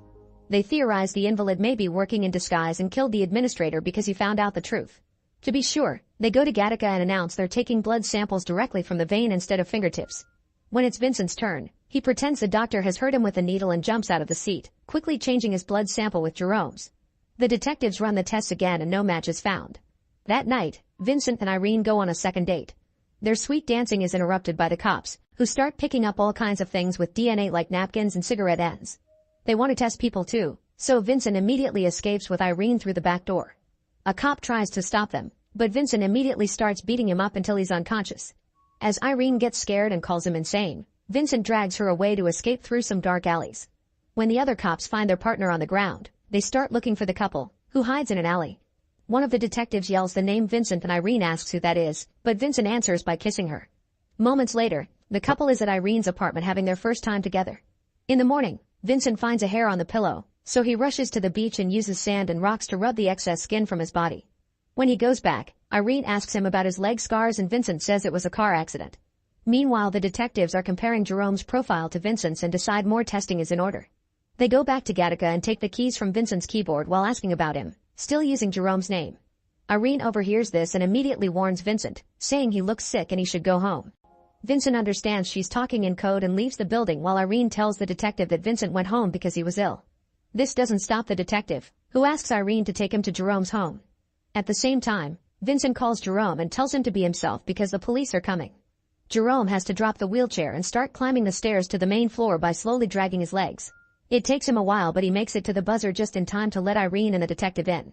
Then he drags his body to the chair and fixes his legs to look natural. Once the duo comes in, Jerome plays his part and asks Irene for a kiss, which she gives to him to keep up with the lie. The detective takes a blood sample and is frustrated to see this is indeed Jerome. Then he tries to go downstairs, where Vincent and the lab are hiding, but at that moment he gets a call from his partner saying they've captured the murderer, so the detective leaves. Afterward, Vincent comes out and Irene sees him next to Jerome as they call each other that name. Hurt, she rushes out, but Vincent follows her and explains his situation, swearing he didn't kill anyone. Irene is still wary and leaves. At the police station, it's revealed that the director's spit was found in the victim's eye, confirming he's the killer. It turns out the administrator had threatened to cancel the Titan mission, so the director killed him to achieve his dream. Sometime later, Vincent returns to his desk and finds the detective there, who suddenly drops a big reveal. He's Vincent's brother Anton. They hadn't recognized their faces at first because they hadn't seen each other since their teen years, but Anton started to get the clues together during the investigation. Anton accuses Vincent of fraud and wants to arrest him, so an argument ensues. Vincent thinks Anton wants to see him fail and reminds him of who won the last race, causing Anton to challenge him again. It's nighttime by the time the brothers make it to the beach. They quickly jump in the water and start swimming, going so far that they lose sight of the shore. Anton worries they're pushing their limits, but Vincent calls him a coward, so they keep going. However, Anton starts feeling the fatigue and points it out again, so Vincent finally reveals how he does it. He never saves energy for the return. Frustrated, Anton turns back only to start drowning, so Vincent goes back too and grabs him to then swim to the shore. A few hours later, Vincent visits Irene and offers a strand of his hair. However, Irene throws it away, saying the wind did it. They spend the night together at her place as a goodbye since Vincent will be gone on his mission for a year. The next morning, Vincent returns to his apartment and finds the lab covered in plastic. Jerome reveals he's had prepared enough sample bags to last him 2 lifetimes, implying he won't be around when Vincent returns. When Vincent asks him where he's going, he only says I'm traveling too. Jerome also hands Vincent a card, telling him not to open it until he's in space. Afterward, Vincent goes to Gattaca to get ready for his mission. The doctor informs him that there's been a change of policy, so a new urine sample is needed. Vincent hadn't expected this and didn't bring Jerome's bag, so he starts peeing in a cup while lamenting the loss of his dream.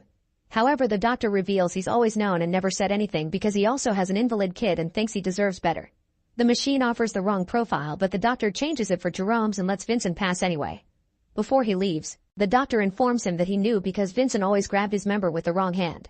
At the apartment, Jerome grabs his silver medal and enters the incinerator, ending things for himself. At the same time, Jerome gets on the spaceship and leaves the planet. Once Vincent is far enough, he opens Jerome's card and discovers a large lock of his hair. Now Jerome has technically visited space as well. Make sure to subscribe and turn on notifications so you can watch more videos like this. Thanks for watching. In the early 21st century, on an alternate Earth, it's discovered that 4% of the population have special abilities. The government names them powers and asks them to register their abilities to keep an eye on them. At first they're very popular in the workforce, but after the Third Industrial Revolution, all powers become poor and persecuted by the police. Soon a crime syndicate begins illegally selling an upper known as psych, which is made from the spinal fluid of trafficked powers. In response, the police start using huge drones and special robots called Guardians to track them down. A powered man named Connor has the ability to use electricity and uses it to do temporary construction jobs while looking for something more permanent. Soon after he gets a gig at a construction site, the police come by to make sure no powers are being used. All the workers are lined up and asked to look at the sky so the drone can scan them, allowing them to discover which workers have powers. The cops tell the powers to leave and get a permit before they discover there's a warrant for one of the guys. The police try to arrest him, so the man shoots fire at them to try to escape. At that moment, the drone drops a few guardians, who immediately shoot the guy to death. Meanwhile, another police squad is raiding a powered man's apartment. When a guardian brings the door down, the man uses his super strength to throw a disc at it, breaking its neck. Then the man tries to escape through the window, but Officer Park comes in and makes him stop at gunpoint. Afterward, the cops search the apartment and discover a room filled with powered people, who are being drained of their spinal fluid. There are also many bags of psych, linking the case to a crime lord named Marcus. Later, Connor visits his mother Mary at the grocery store she works at. Mary has a brain tumor, which sometimes causes her to lose control of her temperature powers. She accidentally destroys a sauce bottle and her boss yells at her, causing Connor to come in her defense and almost use his power. The boss immediately kicks them both out of his store. Later at home, Connor tells Mary to start chemo, but Mary reminds him they can't afford it. The next day, Connor sees a truck from Lincoln Power and his friend warns him they're part of Marcus' gang. However, Connor is desperate for money, so when the driver Garrett offers work for an electric, Connor accepts. Then he's taken to a chemical plant, where Garrett asks him to disable an electric fence. Connor first tries with a bolt cutter only to receive an electric shock, so next he uses his power to overload the fence. Then Maddie melts the lock with her fire and the group finally gets inside. They start loading chemical barrels onto the truck, but soon they're found by a guard, who tries to call for backup. With his telekinetic power, Garrett takes away the radio, causing the guard to surrender and swear he didn't see anything. Unfortunately, when the group leaves, the police still get an alert and every officer on patrol is told to look for a red van. Garrett stops the vehicle under a bridge and the group removes the red sheet covering it, so now it looks white. When a police drone finds them, it quickly dismisses them because it's the wrong color. Afterward, they make it to a garage, where Rhino takes them through a secret passageway into a club. Crime lord Marcus is being scolded by Wesley for failing to pay lately. When Marcus tries to explain himself, Wesley tells him to read the mind of his associate Copperhead so he can see all the ways Copperhead knows how to kill someone. Then Wesley gives Marcus a week to pay and leaves. Next, Garrett introduces Connor to Marcus, who reads Connor's mind and agrees he should join their team. While Nia shows Connor around, Marcus informs Garrett that he can't pay for the chemicals because he must pay Wesley first and asks about Connor's powers, but Garrett thinks Connor still needs a little training. Marcus asks him to get him ready for their next job. Meanwhile, officers Park and Davis investigate the robbery and realize the chemicals were stolen to water down Marcus's psyche. They can tell electric and fire powers were used on the door, so they'll have to look up a list of people with those abilities. The next day, Connor chooses Garrett again over a construction job. To test Connor's abilities, Garrett asks him to short a car's alarm, which he activates by slamming his fist on it. Connor concentrates and uses his powers to turn it off, then Garrett announces it's time to train. They start with a simple exercise. Connor must light a bulb. Because he lacks control, Connor breaks it, so he must keep practicing and breaking bulbs until he gets it right. As days pass, Connor is given some chores like collecting money from the dealers by using his powers to keep them away or force them to pay. He keeps practicing in his free time and eventually he manages to light multiple bulbs at the same time. When a dealer tries to defend himself with his own electrical bodyguard, Connor is capable of taking the shock with no pain and quickly shooting the guy down. Feeling confident, Connor decides to visit his mom's boss and threatens him into treating Mary better. Afterward, he goes home and informs Mary that he's finally got a permanent job. Outside, Park and Davis watch Connor, including him in the list of suspects. The next day, Connor and Garrett go to a bank to gather information about the routine and the security cameras, concluding they'll have 5 minutes to pull off the heist because the police drones arrive in 7. Meanwhile, Mary goes to work and is shocked by how nicely her boss is acting towards her. Sometime later, Garrett's gang storms into the bank, knocking out all the guards before holding everyone present hostage at gunpoint. Connor immediately rushes to the vault and cuts the power so the bank can't lock it remotely. The alarm goes off while they ask an employee to open the vault manually, only to discover that most of the money is already gone. The team takes whatever is left and runs outside, where the drones are already waiting with some guardians. Connor quickly hits them with his powers and makes them crash to the ground, allowing them to escape easily. Then the gang goes to see Marcus, who isn't happy to hear they couldn't get all the money. As he and Garrett argue, Copperhead suddenly shows up and tries to shoot Marcus, only for Rhino to block the bullets with his extremely hard body. Copperhead tries shooting Nia instead, so Connor disarms her with an electric shot. Next, Copperhead attacks him with a knife and wounds his arm. Thus, Rhino repeatedly shoots at her until she's dead. Afterward, Connor finds Nia while she's consuming psych. She notices Connor was wounded during the fight and immediately heals it while explaining that she keeps working for Marcus because she owes him. Later, when Connor gets home, Mary asks Connor about the money he hid in his drawer, confessing she called the place Connor said he was working at, but they never heard of him there. Connor tries to explain he's chosen crime for her sake, but suddenly Mary loses control of her power and collapses. She's immediately taken to the hospital and the doctor informs Connor that her tumor is pressing her brain against the skull, but Connor can't afford the necessary operation. When Connor leaves the hospital, Park and Davis are waiting for him to take him to the station. Connor denies being involved in any crimes, so the cops remind him that Marcus is a very vicious criminal and mention they'll be burning up $4 million worth of psych soon. Park points out they can help Connor with Mary's treatment if he shares some information about Marcus, but Davis interrupts him to provoke Connor by insulting his father. Furious, Connor insists they have the wrong person and the cops have no choice but to let him go because they don't have enough evidence. Garrett picks Connor up and takes him to see Marcus, who reads Connor's mind to confirm he didn't tell the cops anything. Then Connor mentions all the psych the police will be taking to the incineration site, asking for a deal. He helps him get the psych and in return Marcus will hand over Nia to him. Garrett also asks to become a partner instead of crew, and Marcus agrees. Sometime later, the gang gets their plan ready by putting a bunch of roadblocks up. Soon the armored van shows up followed by drones, which will have to fly back when they reach the no-fly zone. The roadblocks cause the van to take a different road, so Maddie and Freddy follows it in their car while Garrett drives a garbage truck to block it. As the driver yells at him and Garrett tries his best to stall, Connor charges his power up and blasts the van with a powerful shot of electricity that knocks down the Guardians. Then Garrett uses his telekinesis to keep the Guardians down so Connor can short their circuits. Freddy and Maddie soon join them and help them disable the Guardians until there's no robot left standing. Next, Maddie burns a hole in the van and Freddy drops tear gas inside to make the cops get out. Because the van stops responding, the drones decide to enter the no-fly zone. Maddie takes the psych cases and hands them to Rhino, whose men begin shooting the guards. Rhino shoots Maddie as well before he and his gang turn to shoot the others, and Garrett has to move Freddy with telekinesis to save him. Then Rhino leaves with the psych, leaving 2 men to kill Garrett's group.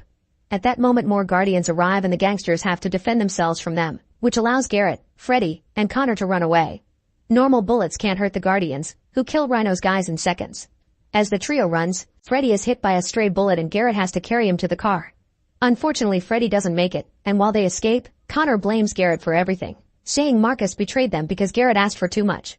Meanwhile Rhino takes the psych to Marcus, who says he can't let Nia leave because her father still owes him money. Afterward Connor visits his mom and promises he'll get her the treatment, but Mary thinks it's time for him to let go.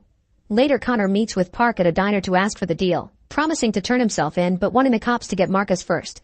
At the bar, Marcus starts coughing pretty badly and asks Nia to heal him. Suddenly the police shut the bar's power down and storm in to open fire on them, so Marcus escapes with Nia and Rhino through the passage that takes them to the garage. However, Garrett is waiting for them and shoots Marcus in the chest. Rhino immediately fires back only for Garrett to disarm him with his telekinesis before opening fire on him. Garrett's bullets unfortunately do nothing and Rhino starts to charge after him, so Garrett uses his power to slow him down. At that moment Connor arrives and hits Rhino with an electricity blast. Rhino grabs Connor and slams him on a table, and Connor retaliates by using as much charge as possible on him, but sadly his power isn't strong enough. Then Rhino begins strangling Connor, so Garrett uses a sharp tool to stab him in the eye, allowing Connor to finally finish him with a shot of electricity through the head. Meanwhile Marcus threatens Nia as he asks her to heal him, but when Nia comes closer she takes his gun. Then Garrett uses his power to finally kill Marcus and take the gun from Nia, which he gives to Connor as he tells him to take what he wants. At that moment Nia reveals she has a wound matching Connor's from the other day, explaining her body absorbs the injuries she heals. If she cures Mary, she'll die of cancer instead. Connor ignores this and takes Nia to the hospital at gunpoint, but when Nia is about to heal Mary, Connor notices she's in pain and stops her. When Mary wakes up, Connor holds her hand and watches her die. Later Park and Davis find Marcus' body in the garage. Connor gives his van to Nia so she can escape, then he turns himself over to the cops and is sent to prison. After such a mess, the government forbids any use of powers in the city. 5 years later, Tarek is in need of money to support his little sister Pavina's education. He works selling psych for Garrett and one afternoon Tarek approaches him to show he's been practicing his camouflage powers, hoping it could get him a raise.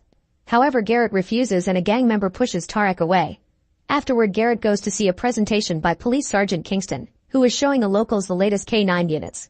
Lately people have been complaining about how aggressive Guardians are and how many powers they killed, so this is the friendly solution. The K9s will jump on a person if they see them armed, however they'll immediately back away if the person raises their hands. Pavina is also watching the presentation and her eyes glow as she looks into the robot dog. That night, Garrett sends one of his men to drop the bribe money in the usual hiding spot. Tarek follows him and after the guy is gone, he takes the money for himself. At that moment Kingston arrives, so Tarek rushes to hide while Kingston gets furious over the missing money. Kingston makes his men search the area so Tarek uses his powers to hide, but an officer still manages to notice the shape of his face and Tarek has to run away. At the same time, Pavina notices her brother hasn't come home yet and goes looking for him. The officers send a K9 after Tarek and a desperate chase ensues. After lots of running, Tarek hides inside an abandoned building and when the K9 gets closer, he uses his powers to pass off as a pile of fabric. Thankfully the K9 scanner doesn't notice the difference and the robot soon goes away, allowing Tarek to escape. However, when Tarek is about to get home, the K9 finds him again. Terrified, Tarek raises his hands and the dog sits, but the cops see this through the robot's cameras and make it inject Tarek with a special poison that kills powers.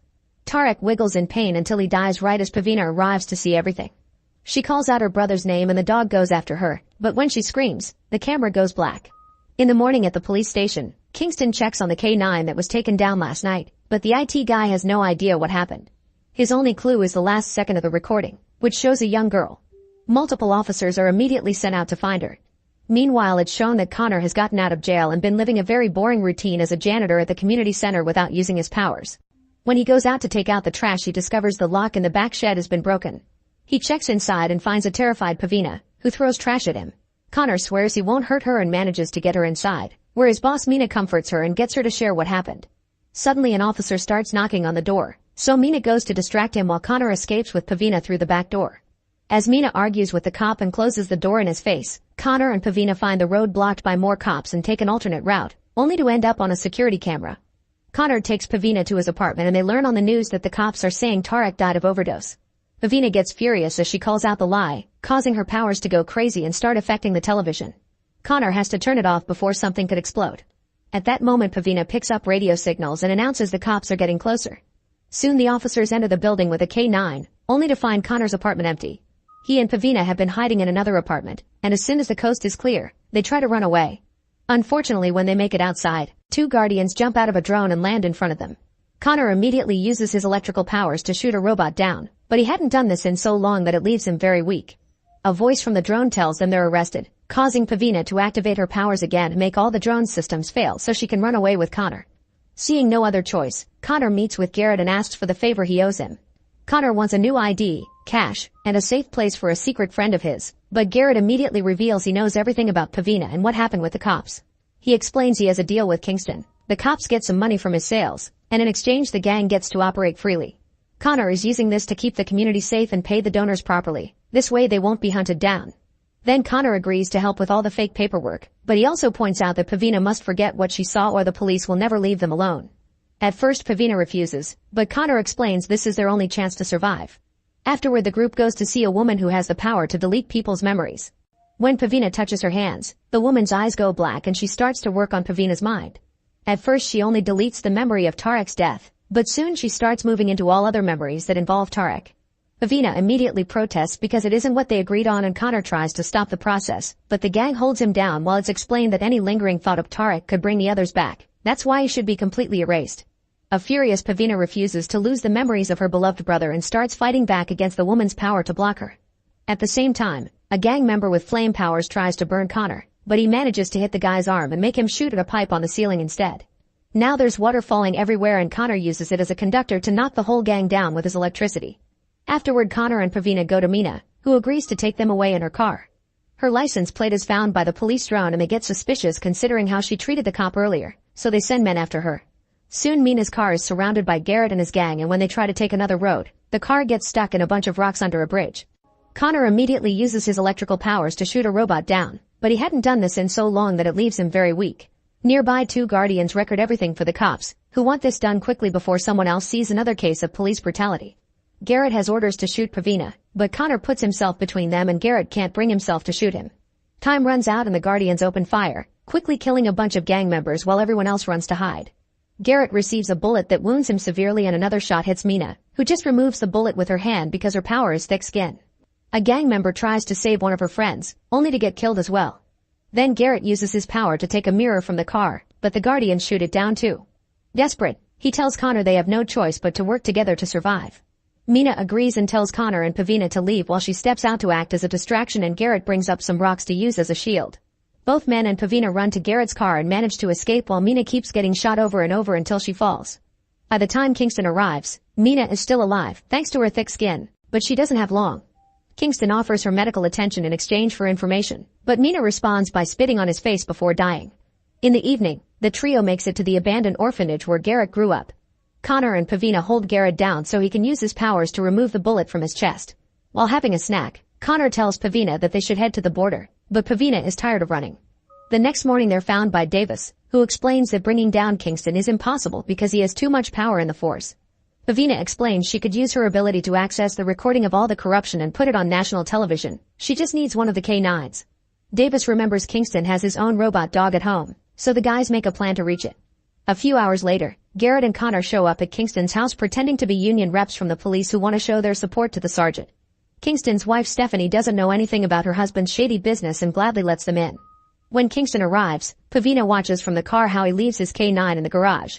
As soon as he makes it inside, he can tell this is a trap, but he can't say anything in front of Stephanie and lets the guys interview him as if they were old friends. Meanwhile, Pavina uses her power to open the garage door and reach the dog. As soon as she touches it, the K9 activates and alerts the police IT guy, who tries to call Kingston to warn him.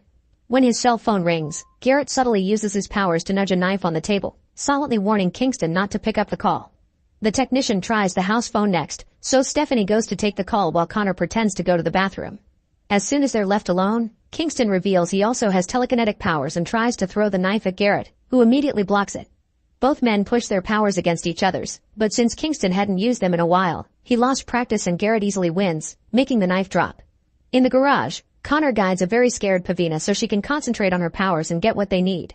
Then Stephanie comes back and tells Kingston he has an urgent warning about his dog, so Garrett decides to leave while still playing nice. Afterward, Kingston rushes to his garage and discovers his K9 is gone, so he orders all his men to search for it. The trio leaves with the robot in the car and Pavina confirms she can see all the recordings.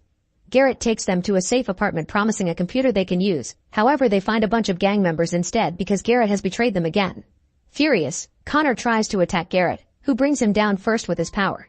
It turns out Garrett wants the information to control Kingston and keep having the leadership of the neighborhood and the psych business. Next, Garrett uses his power to tear off the dog's head and gives it to a gang member, telling him to guard it with his life.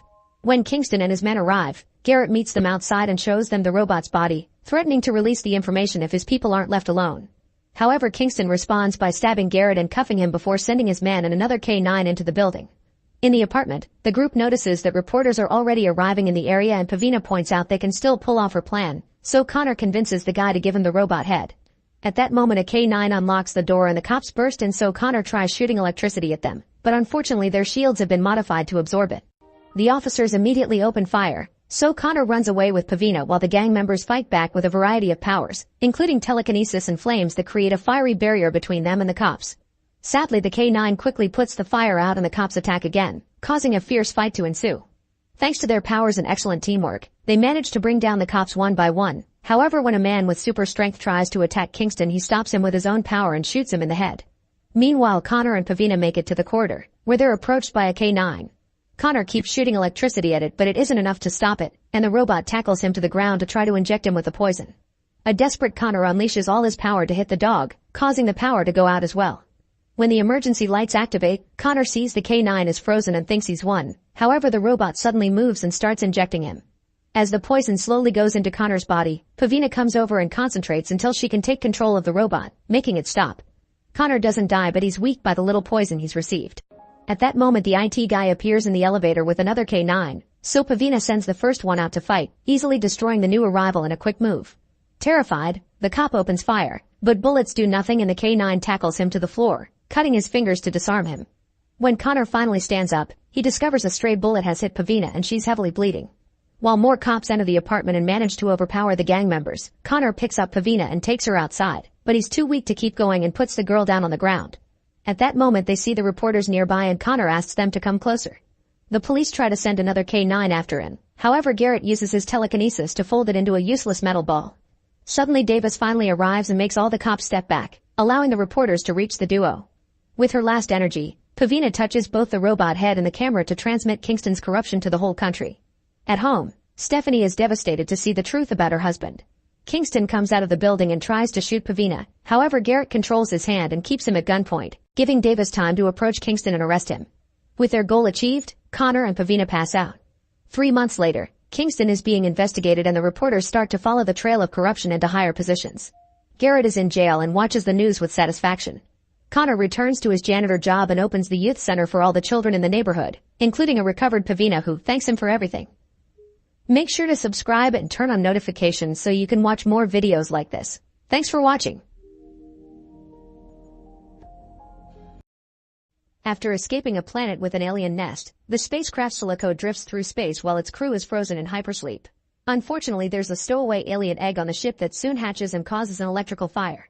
While the alien attaches itself to one of the crew members, the automated systems send all the cryotubes into an escape pod and eject it into outer space.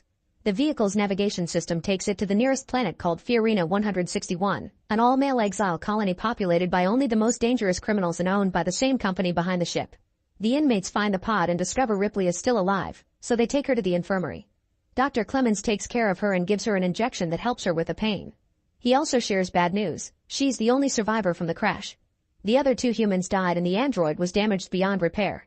Meanwhile, the inmates use a crane to take the destroyed ship into the building. Their dog Spike takes the chance to look inside and begins barking when he sees the alien, which is gone unnoticed by the locals. Afterward, Warden Andrews announces to the prisoners that they now have a woman in the building. Some of the men point out this will bring trouble, but Andrew assures them he's already talked to the company and asked for a rescue ship. Ripley is left under the care of Clemens with strict orders of not leaving the infirmary until the ship comes for her. Meanwhile, Murphy checks on Spike and is shocked to see the poor dog has a bunch of wounds on his head, which is strange because none of the prisoners would dare hurt him. Once Ripley is feeling better, she demands to see the wreckage, so Clemens takes her there while explaining how each person died. The little girl died in her sleep, but Ripley notices a scorching mark on the side of the cryotube. Remembering the aliens have acid for blood, she gets suspicious and asks to see the girl's body. Next they go to the morgue and Ripley begins inspecting the little girl's body, wanting to be sure she doesn't have an alien inside. Then she demands an autopsy under the excuse of a possible infection, so a suspicious Clemens opens the body up. To Ripley's relief, the girl did die of drowning and there are no signs of alien life. At that moment Andrews comes in and scolds Ripley for leaving the infirmary, but Ripley distracts him by asking him to burn the bodies using the infection excuse. Moments later, the bodies from the ship are cremated and inmate Dylan offers a very heartfelt eulogy. At the same time in another room, Spike starts convulsing and suddenly explodes as an alien comes out of his body to then run and hide somewhere in the building. Afterward, Ripley washes up and shaves her head because it's prison policy. Then she goes to the mess hall and tries to thank Dylan for his eulogy, but Dylan warns her not to befriend him because he's done horrible things to women in the past.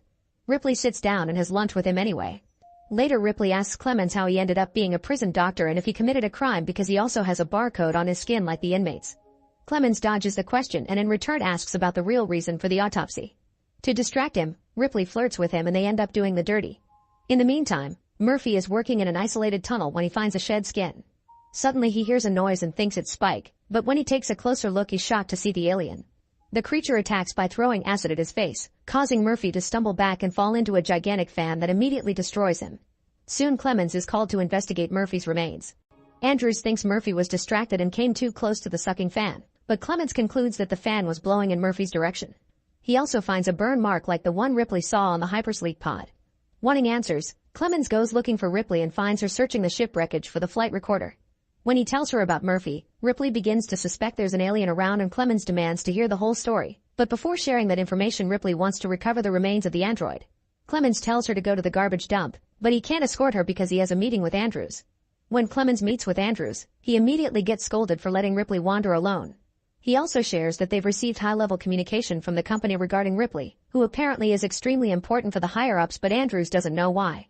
An argument ensues on how to proceed and Andrews tells Clemens to behave or he'll tell Ripley about his dark past. Meanwhile, Boggs, Rains, and Golik are on a survey assignment that has them placing candles to measure various tunnels and rooms in the building. However, some candles in the distance keep getting blown out. Assuming it's the wind, Rains goes to relight them only to find the now fully grown alien, which grabs Rains and begins biting him. Boggs and Golik hear screaming and run to check on their friend, but as soon as they see the creature they run back to the entrance. There they find Rains' dead body. Suddenly Boggs is attacked from above by the alien, which rips out his throat. The blood sprays on Golik, who after a moment of frozen shock runs away in panic. Back to Ripley, she searches the garbage dump and finds the remains of the android. When she tries to leave, she's cornered by 3 prisoners, who quickly jump on her and bend her over, intending to take advantage of her. At that moment Dylan comes in and beats the inmates up with a piece of steel, threatening to re-educate them. Before leaving, Ripley punches one of her attackers in the face. Afterward, Ripley connects what's left of the android to a power supply in the infirmary and reactivates him. Using the android's system, she accesses the ship's flight recorder and learns that a fire caused their ejection from the ship and an alien traveled with them when they escaped the planet. This information has been shared with the network, so the company knows about it. The android is in great pain and asks for mercy, so Ripley permanently disconnects him. At that moment, Golik is dragged into the infirmary as he swears that he didn't kill anyone. A dragon did. Andrews and the others dismiss him as insane, but Dylan defends him, saying that Golik has never been a liar. Ripley overhears everything and comes out to confirm the story, but Andrews is still skeptical. They end up having a meeting in his office and Ripley shares everything she knows about the aliens. Unfortunately, Andrews reveals that aside from some knives and fire axes, there are no weapons in the prison. He also confines her to the infirmary until the rescue ship arrives, still not believing her story. Later in the infirmary, Ripley isn't feeling well and Clemens gives her another injection. Golik hears her and says she'll also die soon. To distract her, Clemens finally admits that he used to be a prisoner too, sentenced after a medicine addiction caused him to take a bad medical decision and several deaths. When the prison was turned into a lead shielding factory and the population reduced, he decided to stay with the inmates, knowing no one else would hire him as a doctor ever again. Suddenly a shadow appears behind the curtain and the alien reveals itself, killing Clemens in seconds. Then it approaches Ripley and corners her against a wall, but after taking a close look, the alien steps back and leaves through the ceiling, taking Clemens' body with it. Ripley rushes to the mess hall, where Andrews is trying to form a search party for Boggs and Rains. She tells them the alien is here and Andrews doesn't believe her, but when he tries to shut her up, he's snatched from above by the alien, leaving the vent dripping with blood afterwards. After some initial panic, the prisoners gather in the assembly area and argue over who should take over as a leader. Ripley interrupts them to tell them what she knows about the aliens, although this one moves a little differently. The lack of weapons or a surveillance system makes planning difficult and Morse gets furious, blaming Ripley for bringing the alien to the prison. Dylan shuts him up and the group agrees to hear her out. Ripley asks for a floor plan and notices a large system of tunnels plus a toxic waste containment unit that can be completely sealed off. There are also barrels of highly combustible material behind a thick steel door. They decide to use that material to burn the alien out of the tunnels and force it into the containment unit to trap it indefinitely. Soon the inmates start making preparations by mopping the tunnel with the fuel. They also search for working batteries for the flashlight that will give the signal. Smoking is forbidden because even a small spark can trigger an explosion. While they work in the tunnels, they find areas with holes caused by the alien's acid. One of the inmates is taking a ladder and accidentally drops his flare, but he retrieves it before it can cause an accident. Unfortunately, this distraction gives the alien the chance to attack him by surprise. The flare falls and ignites the fuel, causing a huge explosion that starts a fire and kills various prisoners. Some men try to run away but the flames get on them anyway and burn them down. Ripley and Dylan save as many people as they can and eventually someone manages to start the sprinklers, but although the fire is gone now, the group is severely smaller. Afterward, the survivors move through the tunnels to collect the bodies. While the prisoners argue over what to do, Ripley begins feeling unwell, so she goes back to the wrecked ship to use the biomedical scanner. Aaron helps her handle the machine and after a quick scan, they're shocked to discover Ripley was impregnated by the alien. This explains why the alien didn't attack her, it's protecting its offspring. Then Ripley asks Aaron to send a message to the company, stating that the whole base has gone toxic and they should stay away. Aaron is confused because the rescue ship is their only hope, so Ripley explains that the company will take the alien to Earth to make weapons. When Aaron refuses to send the message, Ripley furiously shakes him, but she doesn't change his mind and decides to leave to search for the alien. At that moment, Aaron receives a message from the rescue ship saying they'll arrive in 2 hours and that the highest priority is to keep Ripley quarantined. With a flashlight in hand, Ripley looks for the alien through dark corridors, following any strange noises. When she finally sees the creature, she attacks it with a rod, only to discover she mistook a rusty pipe for the alien's head and the noise came from the bugs inside. Suddenly the alien appears right behind Ripley. Moments later, Dylan is startled by a presence, but it's just Ripley. She explains she searched for the alien and didn't attack her because of her pregnancy. She also realizes that the shape she saw on the scan is a queen, meaning her alien baby can make thousands more. Ripley asks Dylan to end things for her since she won't survive the birth anyway, so Dylan gets ready to kill her. However, at the last second he changes his mind and points out that Ripley's immunity can be used to their advantage. Ripley agrees to fight but makes Dylan promise he'll end things after they defeat the alien.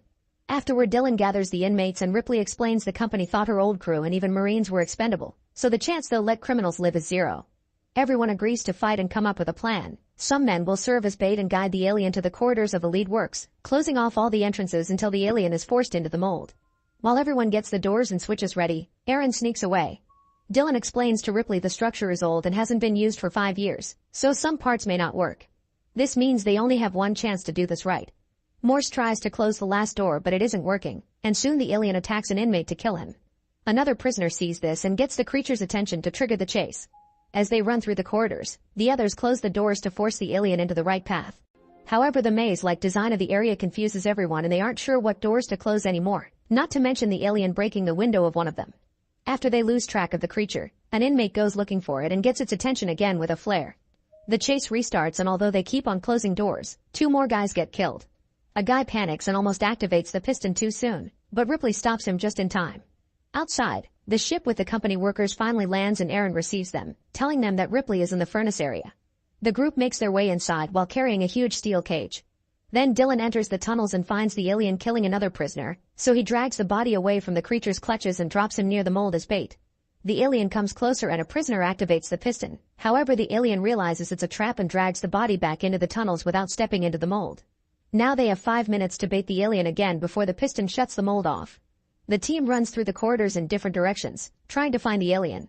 While Ripley keeps on finding bodies, an inmate runs as fast as he can only for the alien to grab and kill him before he can enter the mold. In another corridor, Morse bumps into a prisoner and they both fall. While they laugh at the false scare, the alien uses the chance to kill the other man.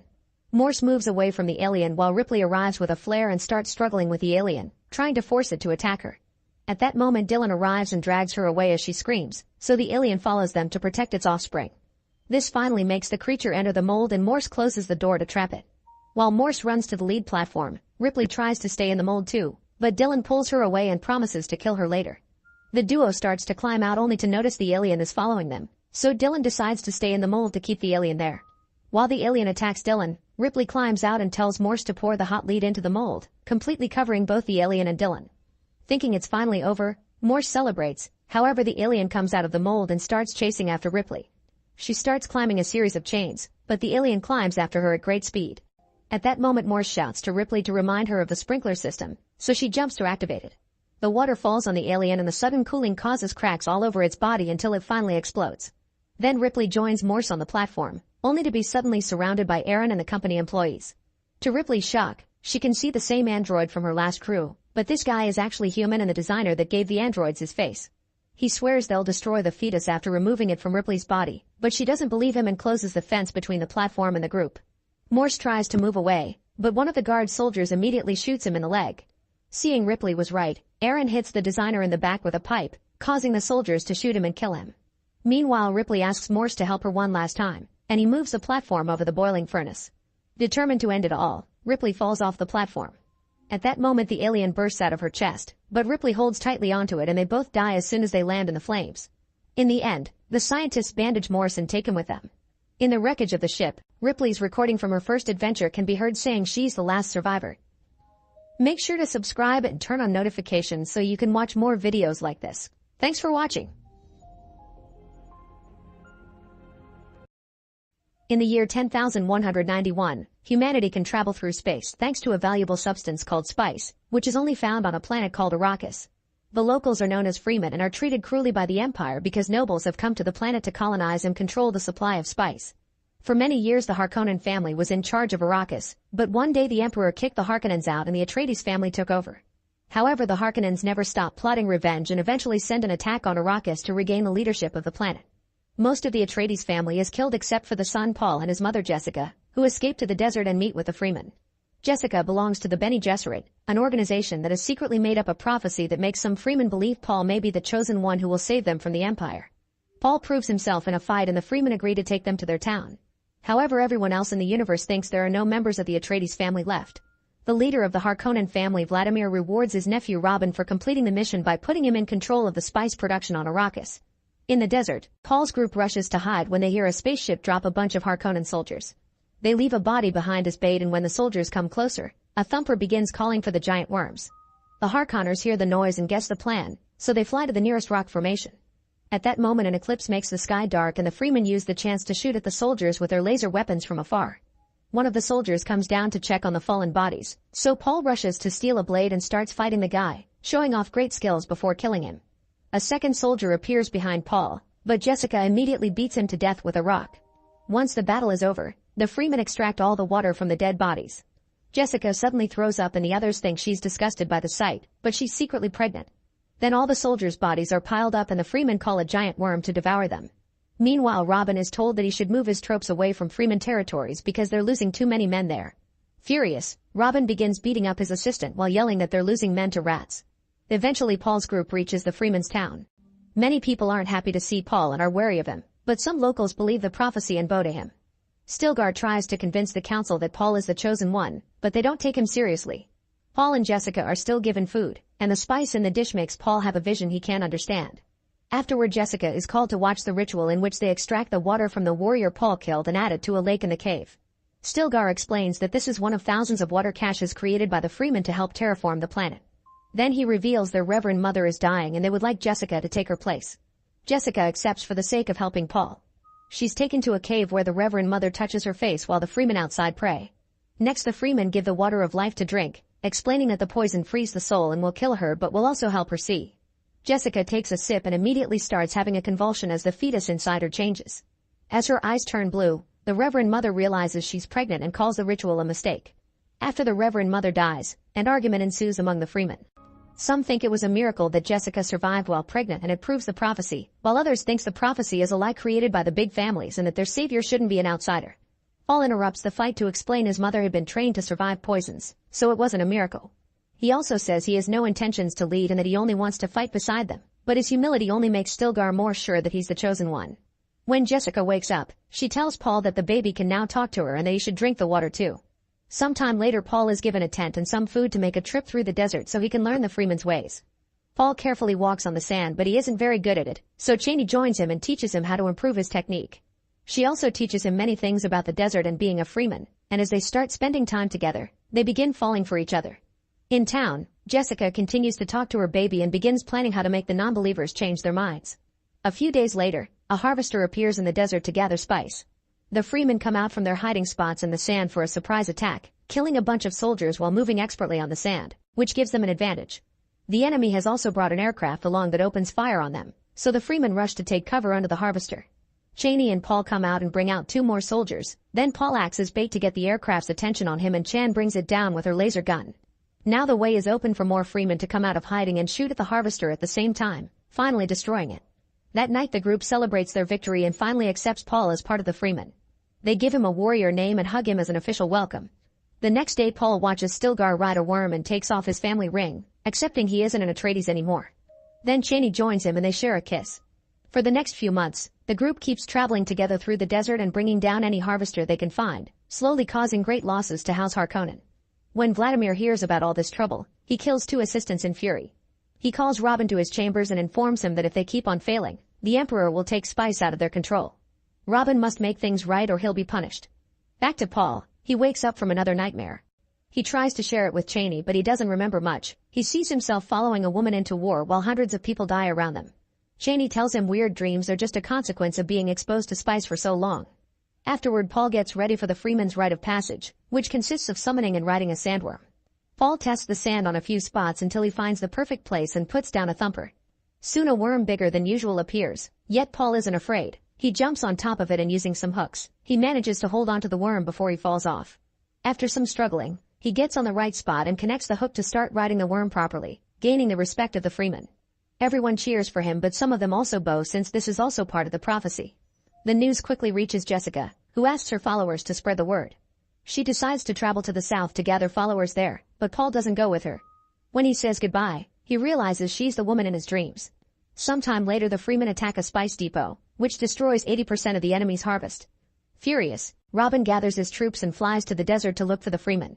They can't see them anywhere, but Robin makes his men shoot down the rocky formation anyway, causing a huge explosion and a thick dust fog.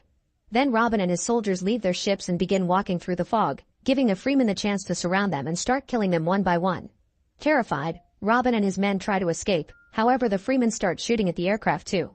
Robin barely manages to hold on and almost gets killed in the process, but a guard shoots the attacker off the ship and they get to escape. Meanwhile the Emperor is worried about the freemen gaining power and his daughter Princess Irulan advises him to let the conflict turn into a full war. Later in private, Irulan tells Reverend Mother Helen that she suspects the freeman's new prophet is Paul. Helen confirms it but tells her not to tell anyone, especially the Emperor, because if the great houses find out about the massacre of the Atreides family, her father could lose the throne. She's also making plans for the Emperor's nephew Fade to take over Arrakis. Speaking of Fade, he's getting ready for a fight and tests his new blade on a servant, quickly killing her yet still complaining about the sharpness. At the same time, his opponents are given a mysterious injection and it's revealed they're 3 prisoners from the Atreides family. Then Fade enters the arena, where Vladimir and thousands of people have come to watch his battle on his birthday. He kills 2 of 3 opponents in just a few seconds, but the third one wasn't given the poison and offers a fair fight. Fade realizes he's being tested, so he takes off his bod shield to show off and continues to fight the prisoner, telling the guards not to help him. His opponent tries his best but Fade is still a better warrior and Fade kills him as well, gaining an ovation from the crowd. Later that day Fade complains to Vladimir about the trick, but Vladimir tells him he passed the test and can have Arrakis. Vladimir also explains he plans to bring down the Emperor and wants Fade to take over. On his way out, he notices he's being followed by Margot, a member of the Bene Gesserit. Fade realizes he's seen her in his dreams and Margot manipulates him into following her to her room and they get dirty together. The next day Margot informs Helen and Irulan that the bloodline has been secured because she's pregnant with Fade's child, just as planned. At the same time, Vladimir declares Fade the new governor of Arrakis. In the desert, a band of smugglers lands a harvester to gather some spice, but the Freemen immediately activate hidden mines and open fire to destroy all their equipment. Paul jumps on one of the smugglers, but he stops his attack when he notices it's Gurney, the War Master that used to work for his family. Paul tells the others not to attack anymore and reunites with his old friend with a hug. Afterward, Gurney and his men start traveling with Paul's group. Gurney tells Paul that he should use his power to control the Freemen and get revenge, but Paul is scared of doing so because his visions lead to a holy war with millions of deaths. Sometime later, Gurney reveals he knows where the Atreides family hid all their firepower. Paul starts seeing things different because all that power could help him get freedom for the Freemen. They tell the others and travel to the hidden cave, where only Paul's DNA can open the door. Inside they find 92 atomic warheads. In the meantime, Jessica arrives at the south and continues to spread the word about Paul's achievements. She also meets with the Maker Keeper, who shows her how the water of life is done. Inside a temple, the Keeper summons a baby sandworm that she drowns in a small lake to then extract its poison. When the poison is done, Jessica uses her power to force the Keeper to share the water with Paul when he comes, which is forbidden. Sometime later, Paul finds Chani staring at the sun and discovers her face is burned. Suddenly he wakes up and finds all the Freemen looking around because they can hear explosions. It turns out Fade is attacking their town, effectively bringing it down with heavy artillery shot from aircraft. When Robin arrives, he confronts his brother Fade for taking his place, but Fade quickly knocks him down and forces him to kiss his feet. Then Fade meets with a friend of Chani's who was captured during the attack, but since she refuses to share any information, she gets killed. Back to Paul's group, they rush back to their town to help the few people that managed to survive the attack.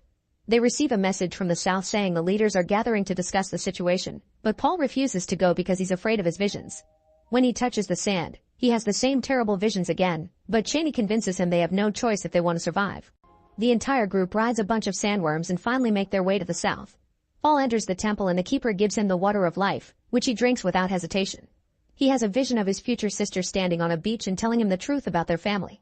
By the time the rest of the group arrives at the temple, Paul's vitals are so low that he looks dead. Chani is furious and tells Jessica she should fix it, but Jessica uses her power on Chani to force her to finish the ritual. Chani combines her tear with a small amount of the water of life, then she drops that liquid on Paul's lips to make him wake up.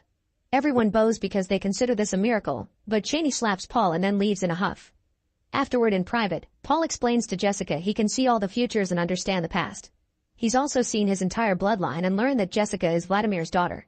Jessica claims she didn't know either until she drank the water. Paul announces that if they're Harkonnens then they shall fight as them, marking the beginning of Paul's descent from savior to tyrant.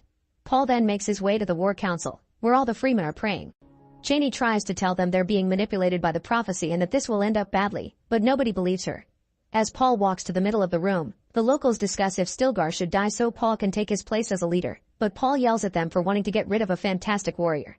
Then he offers a grand speech, talking about himself as a prophet and surprising everyone by mentioning things from a random person's past he only knows thanks to the water.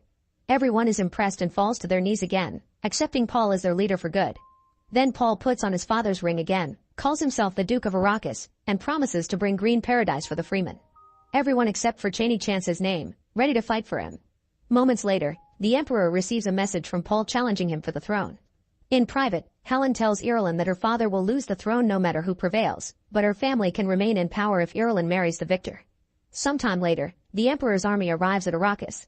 Paul makes a plan with the Freemen and reminds them to capture the Emperor alive. Vladimir sees the arrival too and tells Fade to warn all the great houses. Soon the Emperor meets with Vladimir and his nephews to demand information, but since Vladimir knows nothing about what's happening in the south, the Emperor makes a guard punish him. At that moment the Freemen open fire, destroying the enemy's shields thanks to the atomic warheads and causing sand to blow everywhere, providing cover. They also set up a bunch of thumpers to summon an army of worms, which they ride right into battle to kill hundreds of soldiers at the same time. Many Freemen come out of the sand as well, attacking from behind structure so the enemy is surrounded on all sides. The soldiers try to fight back but they aren't used to the desert and their loss is inevitable. Soon the Freemen make their way inside and Paul walks through the room without anyone reacting because they are protecting the Emperor. Paul finds Vladimir trying to crawl away, and after calling him grandfather, he kills him. On his way out, he tells the others to feed Vladimir's body to the desert and take everyone prisoner. For the next few hours, the battle carries on and the Freemen are clearly winning. Robin tries to escape, but Gurney finds him and challenges him, killing him in just a few seconds as revenge for losing his duke and friends. The battle ends that night and all the bodies are burned down except for Vladimir's, who is thrown in the sand. The next morning, Paul learns that the Great House's ships are above them, waiting to attack. He gets Gurney to send a warning, saying that if they don't honor his ascendancy and attack him, their warheads will obliterate the spice field. Then Paul announces he'll marry Irulan so they can rule together, but he wants the Emperor to answer for the massacre of his family. The Emperor refuses to negotiate, so he gives Feyd his blade and chooses him to represent him in a fight. Paul calls Feyd cousin and the duel begins. Both men are amazing warriors and the fight is pretty equal, but soon Feyd knocks Paul down and mocks him while calling Chani his pet. Refusing to give up, Paul attacks again, and in just a few moves Feyd manages to stab him twice. However, this was a trick by Paul, who has made himself vulnerable to bring Feyd close and stab him right in the heart, killing him. As the freemen chant Paul's name, Irulan has no choice but to accept the marriage and give Paul the throne. Paul extends his hand and forces the Emperor to kiss his ring, causing everyone to bow. Upset, Chani leaves the room while Gurney informs them that the great houses have answered that they'll honor Paul. In the end, Paul orders Stilgar to take the freemen to paradise. Chani doesn't join them and goes to the desert to escape on a worm. Make sure to subscribe and turn on notifications so you can watch more videos like this. Thanks for watching. In the middle of a lake, Kevin suddenly resurfaces and swims out as it's revealed he isn't from this reality. He walks down the road and activates a bracelet to jump into another world, desperate to find his wife. This all started over a decade ago. Kevin loses his job at the bank, so he goes to a bar to drink and forget. Here he's approached by Molly, who was dared by her friends to talk to him. It starts as a prank, but the two quickly hit it off and start dating, eventually getting married and having a child. Unfortunately, the couple loses their son and this puts lots of strain on their marriage. Kevin is stuck in a desk job he hates, and Molly has become an alcoholic. One day, Kevin's boss gets tired of Kevin's attitude and tells him to take the rest of the day off, throwing a hint that he may be fired soon. Then Kevin gets stuck in traffic and calls Molly, which ends up in another argument. While he's distracted, a vehicle hits Kevin's car and he passes out. Moments later, Kevin wakes up and sees people running around the car on fire while a strange man checks on him, only to pass out again. A few more moments pass and this time Kevin wakes up in an alley with the same guy watching over him, who introduces himself as the benefactor. Kevin keeps on hearing a ringing in his ears and when he stands up, he's so dizzy he almost falls. He's about to pass out again so the benefactor punches him to snap him out of it. Once the ringing disappears, the benefactor says he has a job offer for Kevin, mentioning he may be unemployed soon. Kevin is creeped out by a stranger knowing this and tries to leave, but when he reaches the street, there isn't a single person or car around. Next, he thinks of calling Molly or the police, but the benefactor mentions it won't work and that this isn't the first time they've done this. Finally snapping, Kevin pushes the benefactor against the wall and demands to know where everyone went, but the benefactor says it's Kevin who has moved. Afterward, Kevin is dragged into a restaurant, where everyone including the owners and the waitress Tina seem to be scared of the benefactor. At that moment, Kevin realizes that the benefactor is actually Satan, and when Tina brings the food, the benefactor makes her sit next to him by threatening her with a knife. The benefactor explains how each choice we make creates countless realities where a different option was chosen and that his power is to shift people, meaning he sends them to other universes. In the case of Kevin, he's brought him to this place and in exchange he sent Molly a husband that actually cares. The Molly of this reality was also sent away after Kevin gifted her a special necklace. Kevin refuses to believe any of this and asks for proof, so the benefactor uses a bracelet to send Tina into another dimension. Her parents fall to their knees in grief as a shocked Kevin steps away from the table. The benefactor insists he has a job offer for Kevin. In every reality he has a shifter to do his devil work while he's universe jumping, and he wants Kevin to be one of them. In fact, the Kevins of other realities have already accepted, and they have everything they want in their lives, they only had to sell their souls.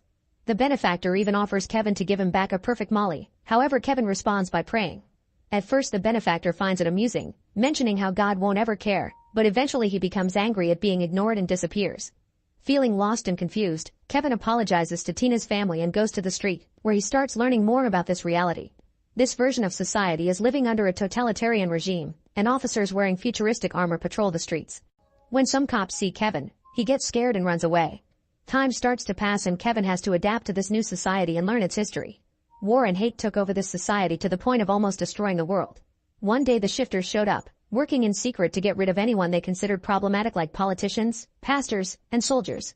Millions of people disappeared and peace was restored until the benefactor came to this world as well, and the few remaining leaders gave him control. Now this world has no hope and no faith, also religion is illegal. It's been 5 years since Kevin was brought here. He's perpetually sick and known as the Kevin who refused, so he uses a fake name to work for a construction company. His only friend is Gabriel, who knows the truth about him. Kevin writes any Bible passages he can remember on a typewriter and distributes them through Gabriel in secret as a way to rebel against the no-praying law. In his free time, Kevin likes to help as many people as possible, wanting to make a better place out of this depressing city. Most of the world is destroyed by war and most people are poor while the benefactor's secret police rules the streets with brutality. By wandering around the city being kind, Kevin gets to see the little beautiful moments that remind him of Molly and keep up his faith in God. Unfortunately, sometimes those memories transform into nightmares that show him losing Molly and his son over and over. Kevin also likes to visit the theater to experience something called Vika viewing, which is a live feed showing the viewer alternate realities. The owner of the theater is Russo, who has been looking for his lost cat for 4 years. There's a chair in front of the screen, and Kevin sits with a remote control that allows them to change the reality he's seeing. His goal is to find where the benefactor has sent Molly. Most of the time he only gets to see how brutal other realities also are, but one afternoon, Kevin gets emotional when he finally sees Molly again.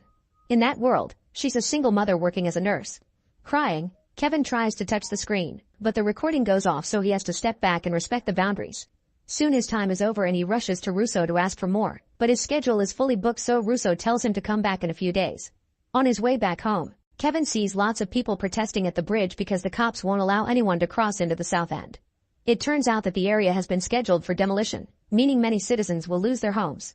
Suddenly a man jumps over the barrier and past the cops to reach the middle of the bridge where he suddenly disappears, meaning he was a shifter. The crowd begins panicking and pushing back against the cops, causing the officers to throw gas bombs and open fire to get them all to leave. As everyone runs away, Kevin is cornered by a cop who almost shoots him, but Gabriel drags him away just in time. The duo hides inside an old factory and Gabriel tells Kevin that God has abandoned them. Afterward, Kevin goes to the grocery store and while waiting in line, he sees a kid walk away from his mother.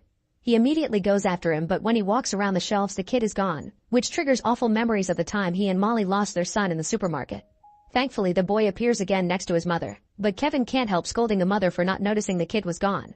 Everyone in the store looks at him as if he was crazy, so Kevin panics and runs away. As he runs through the streets, Kevin thinks again about the time he lost his son. He and Molly turned around for 2 seconds to say hello to some friends, and that was enough for their kid to disappear. They looked for him all over the building to no avail. Sometime later, the police informed the couple that they found the child's backpack but not him, so it was safe to assume he was dead. Afterward, Molly and Kevin fought all the time. Molly also drank a lot while Kevin escaped to a support group. One day he tried gifting Molly a necklace that said he lives as a symbol of hope, but Molly found it distasteful. She wanted Kevin to grieve with her and move on, but Kevin still thought there was a chance they could find their son. The ensuing argument caused them to separate. In the present, Kevin is grabbing some alcohol from a trash can when he's seen by his neighbor Rajit, who invites him to have dinner with his family. Kevin is having a very nice evening when suddenly Rajit reveals he knows Kevin's real name because he overheard Gabriel say it. Rajit also knows Kevin has been sharing Bible verses, so to thank him, he makes his girls sing a sweet little tune. Kevin is so touched by this ray of hope that he cries, and when Rajit asks him to teach the girls, Kevin immediately agrees. That evening, Kevin shares as many stories from the Bible as he can remember. After he's done, Rajit notices Kevin has a tattoo, and Kevin explains it represents an empty tomb. It happens to match the design of Molly's necklace. At that moment a siren begins echoing through the city and people on the streets run to hide. Kevin and Rajit's family check the TV to watch an emergency broadcast announcing that the benefactor has returned. The mayor reminds the citizens that if the benefactor needs them for anything, they need to cooperate or the punishment will be death. Sometime later, Kevin returns to the theater and begins looking at the Mollys from different universes until he finds one wearing the necklace, meaning that's the one from his world who got shifted. An excited Kevin rushes to the control room to celebrate and ask for that universe's address code, and when Russo says he can't give it to him, Kevin gets rather aggressive. Russo immediately scolds him and explains he lost the connection when Kevin got off the chair, so he doesn't have the code. Kevin wants to try again, yet Russo refuses, saying that even if they manage to find the same Molly, which could take hours, the address is pointless if Kevin doesn't have the special bracelet, also known as Deviator.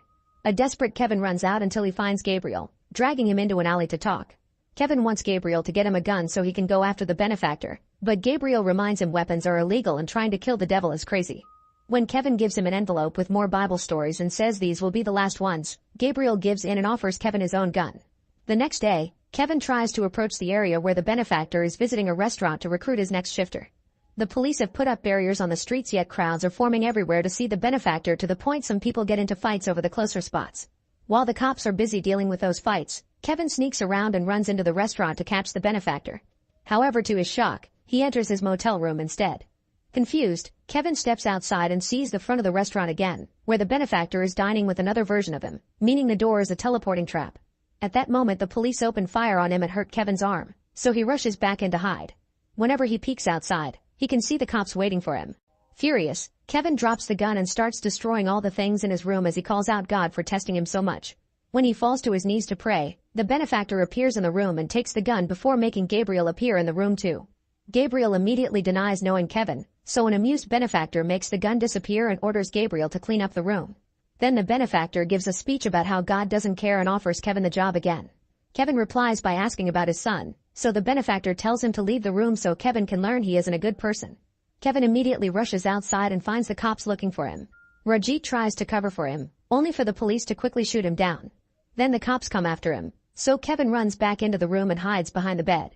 Gabriel doesn't move fast enough, and when the officers open fire from outside, Gabriel also gets killed. When his body falls, Kevin sees a deviator on his wrist, meaning he was a shifter all along. Kevin carefully sneaks around the bed and steals the deviator, pressing some random buttons to be teleported out of there. He appears in the middle of a desert and notices that the deviator isn't working very well, so he hits it until he jumps into another universe and lands in the middle of the lake. After swimming out, he activates the deviator again and appears inside a random room where he finds some supplies to take care of his wound. When he looks around, he discovers he's in an insane asylum and that the Tina of his world is there. The benefactor sent her to a reality where she doesn't exist, so she's seen as insane and kept with other crazy people. Kevin tries to follow her and finds another Gabriel, who begins chasing after him with open fire. Multiple Gabriels appear in the corridors thanks to his shifter abilities, but Kevin manages to lose them all by hiding in a room. Afterward, Kevin sneaks around and waits for Tina to be alone to approach her. At first she only speaks gibberish, but when she finally recognizes him, she freaks out and asks about her family, begging to be taken back. The guards immediately hold her down only to suddenly be shot by two Gabriels, who turn toward Kevin next. Fortunately, Kevin manages to activate the deviator and disappears. This time he appears in a reality with a Kevin who did accept the benefactor's job and is living with luxury and any woman he wants. Main Kevin tries sneaking around, but other Kevin finds him and points a gun at him, shooting at the ceiling to make him talk. As the women run away in fear, Main Kevin reveals his face and his deviator, so a furious other Kevin opens fire to try to take it from him. At that moment, Main Kevin manages to travel back to the depressing world and discovers the police has taken over the area. Luckily, Rajit is still alive, and before the ambulance takes him away, he gives his wife a drawing matching Kevin's tattoo plus the word hope. At that moment, a woman sees Kevin and alerts the cops, who immediately begin chasing him. Kevin runs as fast as he can and makes it to the theater, where he immediately grabs the remote to start looking for Molly. By some miracle, he finds his Molly on the first try, and Russo tells him the address code while the cops burst into the building. Using the deviator, Kevin disappears just in time. In another reality, Kevin finds his Molly, who doesn't want anything to do with him. Kevin tries to say he never gave up on them and that he's changed, but it's not enough for Molly, who has already moved on and only keeps the necklace as a memento.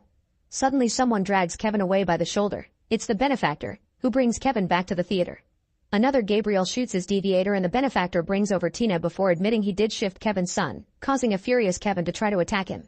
The cops immediately hold him down and the benefactor makes a final offer. Kevin must choose between going back to Molly for good or sending Tina back to her family.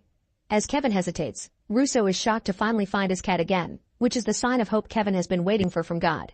He chooses to send Tina back to her family, and as she reunites with her loved ones, the benefactor takes Gabriel's gun to try to shoot Kevin.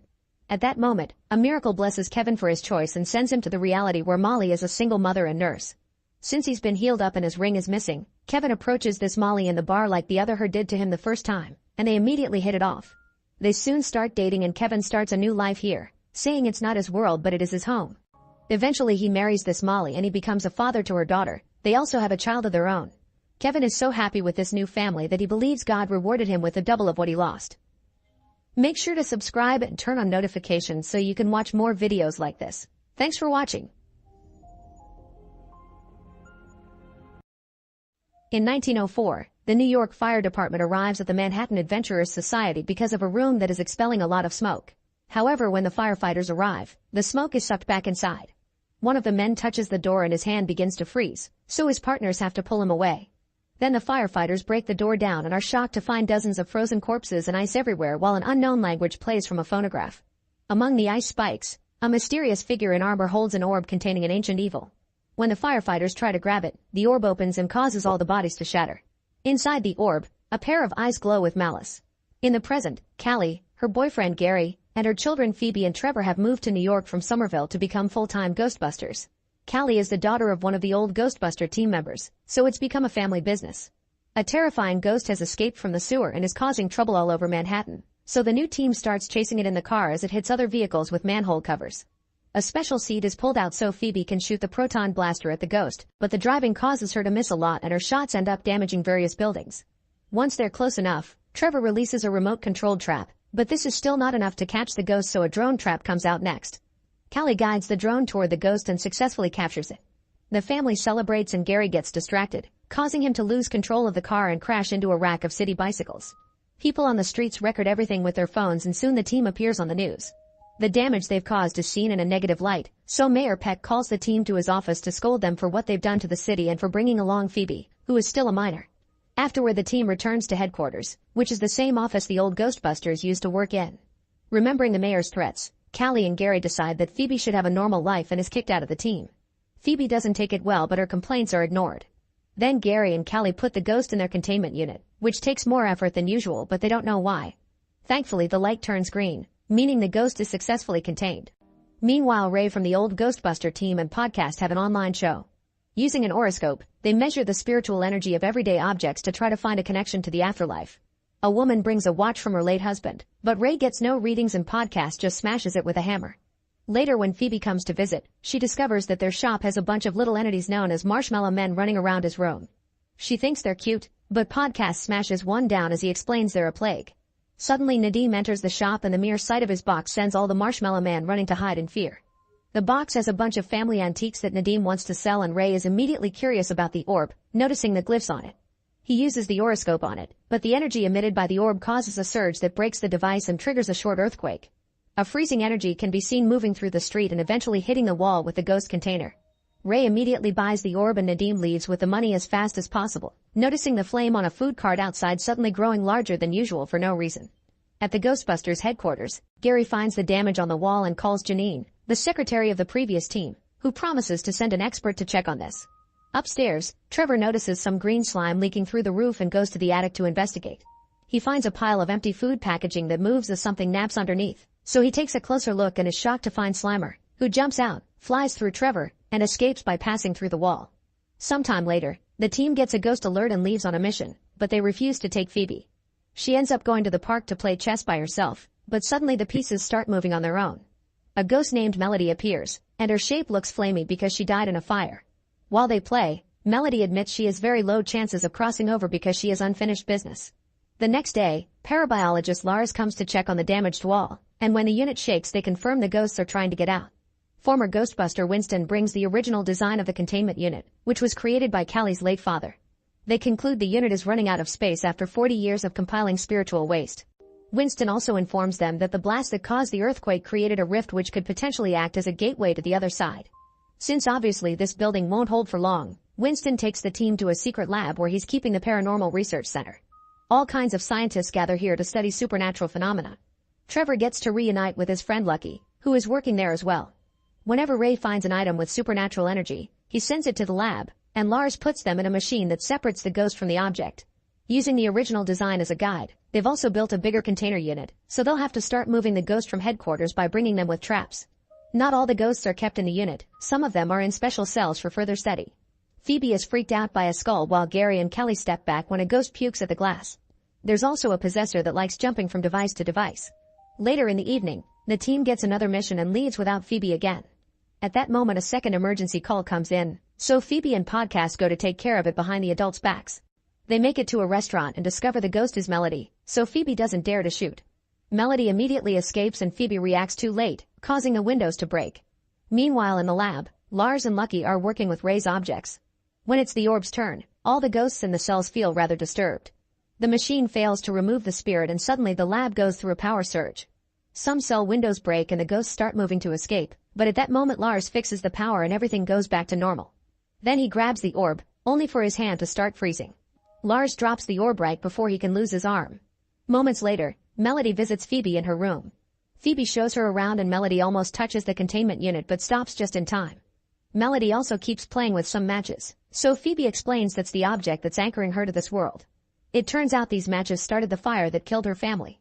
In the lab, the orb sends out a freezing blast that hits the unit again and shuts down the power in the city. The blast moves near Melody, who says she's working as fast as she can but sounds hesitant about having to use Phoebe for the plan.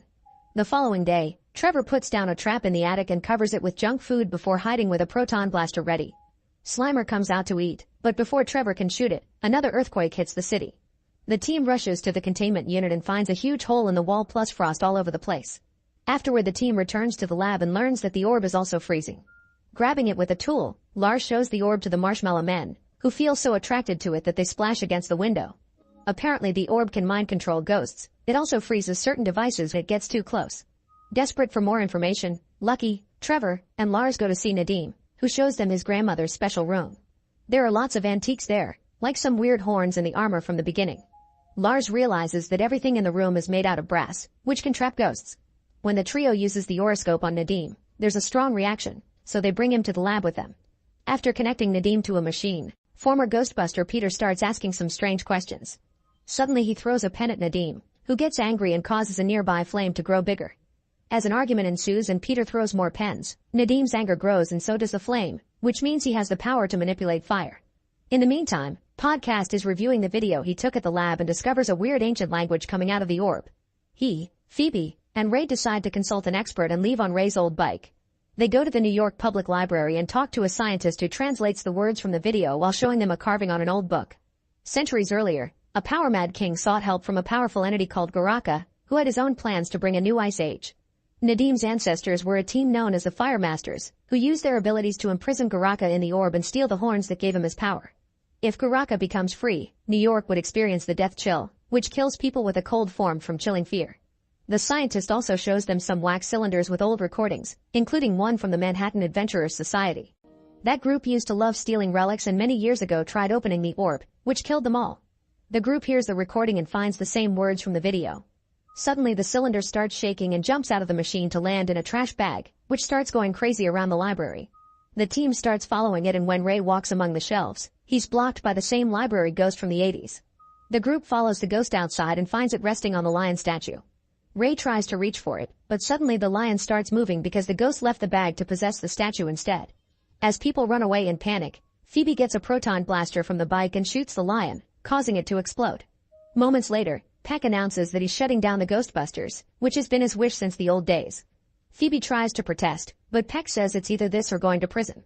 In the evening, the team returns to headquarters and discovers all their equipment has been taken by the police. While Phoebe argues with her parents, Ray shows Nadim the damage on the containment room and tells him he's the next Fire Master, so he needs to start training to save the world. The first exercise is to move a flame from a lighter to a candle. As Nadim moves his hand, the flame moves as well, but it doesn't do much yet. Meanwhile, Phoebe goes to the park again and meets with Melody. The girls chat and get to bond, so Phoebe admits she would like to be a ghost, giving her an idea. They go to the lab and Phoebe enters the machine, then Melody activates it to temporarily separate her soul from her body. The procedure works, but Melody apologizes and looks sad. It turns out she's working for Garaka, who can't control living beings, only ghosts. Since he needs a living person to open the orb, now he can control Phoebe's ghost to make her say the words. The ghost is still connected to her body, so it repeats the words as well and the orb begins opening while Melody explains she had to do this because it's her only chance to see her family again. Soon the orb comes apart and a deep darkness takes over the room. Garaka appears and says he'll destroy the world while his power forces Phoebe's ghost back into her body. At that moment Lucky shows up and tries to fire a proton blast at Garaka, but he quickly freezes and shatters the stream before disappearing. While the rest of the team comes to free Phoebe, Garaka enters the shop in Nadim's building and freezes the clerk to death. Then he makes his way to Nadim's apartment, where he retrieves his horns. As soon as he puts them on, he regains his true form and all his power. Soon a dark cloud appears over the city and starts freezing the whole area, causing ice spikes to appear to destroy property and kill people without mercy. Both the old and new teams gather at headquarters to discuss ideas and Nadim shows off his training, but he still can only do the basics. Fortunately, Lars has some equipment in his van, so the team starts getting ready to fight while Lucky points out their weapons won't be enough considering what happened in the lab. Phoebe remembers that brass can trap ghosts and the orb was made with it, so she starts melting some brass to reinforce her blaster. On the roof, Trevor and Lucky see a tricycle rolling on its own on the deserted street, so they guess it's the possessor ghost that escaped from the lab and rush back inside. As the storm outside gets worse, the tricycle hits the door, causing it to blow out of its hinges. A red light that represents the possessor hits the Ghostbusters sign and makes it fall before going inside and possessing the car. The vehicle moves back and everyone jumps out of the way just in time. Lars goes into another room because he heard a noise, but it's one of the little ghosts from the lab, who shoots goo at his face. The red light soon leaves the car by possessing a paper plane, then it jumps into Lucky's proton pack. It raises the blaster and tries to shoot Trevor, but Gary pushes him away and Nadim uses his power to redirect the blast out the window. Podcast smashes the pack with his hammer and the ghost jumps out to possess a pizza, only to end up devoured by Slimer. At that moment the ice starts covering the headquarters building. Phoebe goes to the unit room and finds Melody, who swears she didn't want to hurt anybody and only wanted to see her family. Furious, Phoebe makes her see that nobody can help her move on. Melody has to find it in herself. Then Garaka finally arrives and blocks the front door with more ice spikes. As the building starts shaking and coming apart, the Ghostbusters shoot all their proton blasters at the same time, but Garaka freezes all the streams in seconds. Suddenly Nadim appears wearing the Fire Master armor and tries to use the lighter to summon a flame, but it's not working because he used all the fluid in training. Garaka grabs the lighter and destroys it before shooting a blast that creates a chasm in the floor and traps everyone with more ice spikes. Then Garaka says an incantation to release all the ghosts from the unit, which makes a huge energy blast to shoot up into the sky. All the ghosts from the unit escape and start terrorizing the city, but Phoebe can't see Melody anymore. She rushes upstairs and fires her blaster at Garaka, who can't freeze this reinforced energy, so he shoots Frost at Phoebe instead. The girl instantly freezes and Garaka tries to extract her soul, but at that moment Melody reappears and lights her last match. Now Nadim can create a fireball that he shoots at Garaka, and the strong heat melts the ice in the room, releasing everyone. Phoebe shoots her blaster again and has trouble standing still with so much power in her hands, so her family helps her hold it. While the combined effort of the reinforced blast and Nadim's fireball overpower Garaka, Podcast rushes to the car and releases the drone trap. However, the Marshmallow Men have also escaped the lab and mess with him, causing him to lose control of the trap and allowing Garaka to knock it down. The older Ghostbusters realize that since Garaka released all the ghosts, the containment unit is now empty. They run to the basement to activate it, and thanks to everyone working together, Garaka is dragged into the unit and the light turns green, confirming the bad guy has been successfully sealed. Afterward, Melody gives Phoebe her matchbox and says goodbye before finally moving on. The team comes out and discovers all the ice is melted.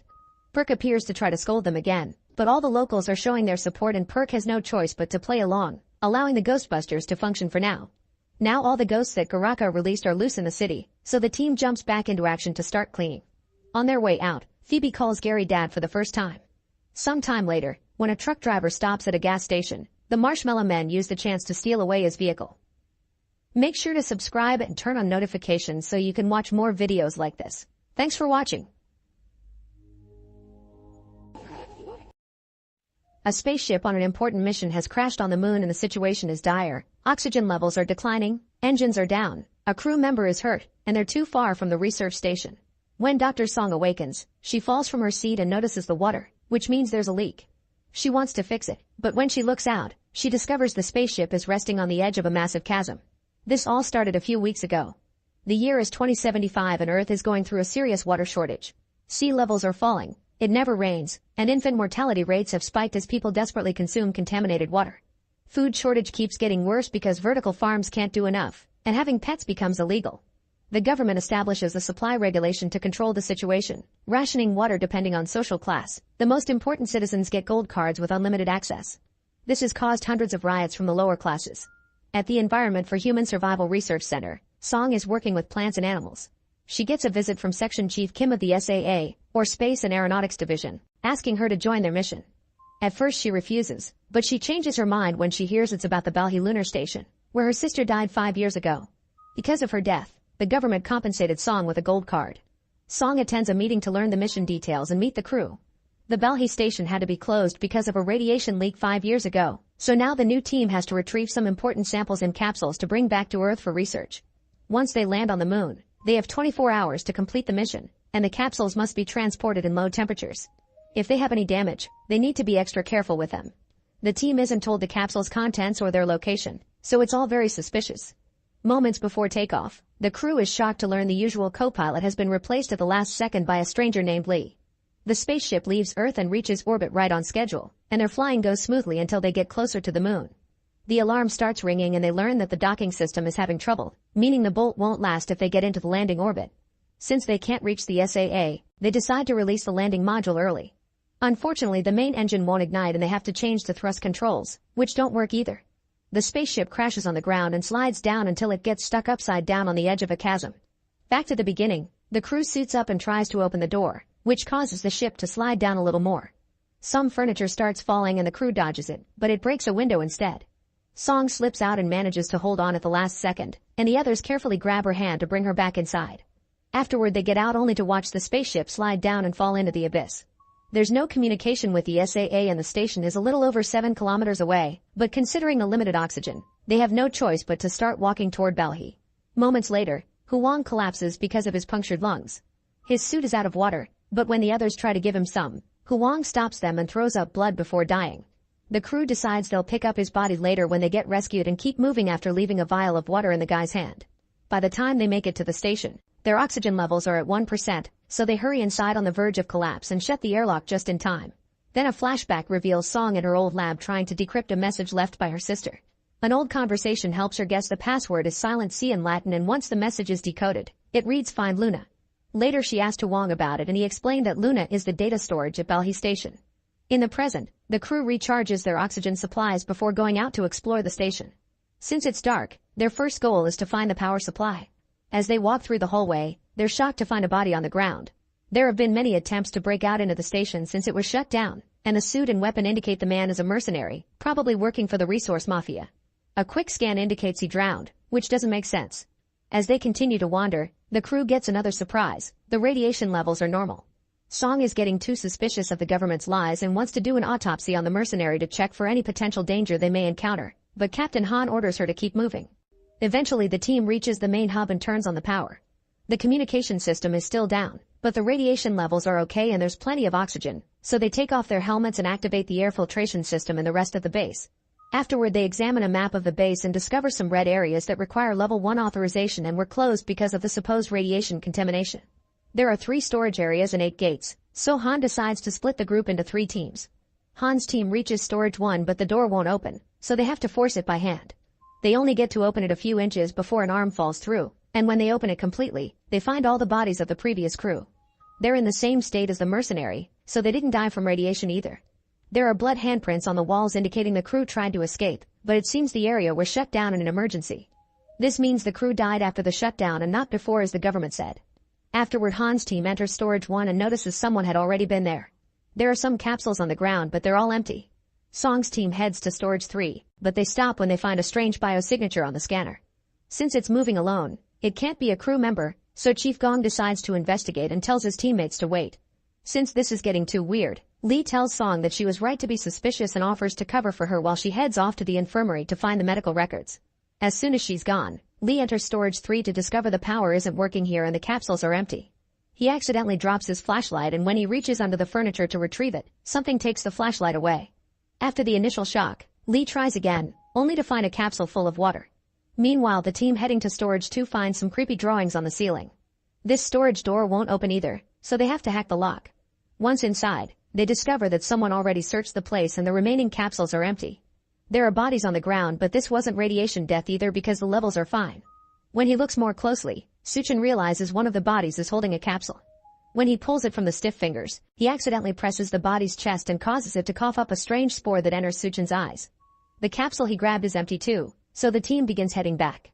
On his way out, Suchin feels strange and water droplets can be seen moving under his skin as he starts hallucinating things like a starfish on the wall. Another flashback reveals that before the mission, Song had already been researching the Balhi station and noticed a weird sign. Later Kim surprised her by saying that the sign wasn't on the door, it was on the floor. In the present, Song gets a message from Gong telling her that he lost the weird signal and he's going back, so she has no choice but to return without finding the symbol. When she makes it to the storage, she finds Lee at the door and sees how suddenly something pulls him back into the room.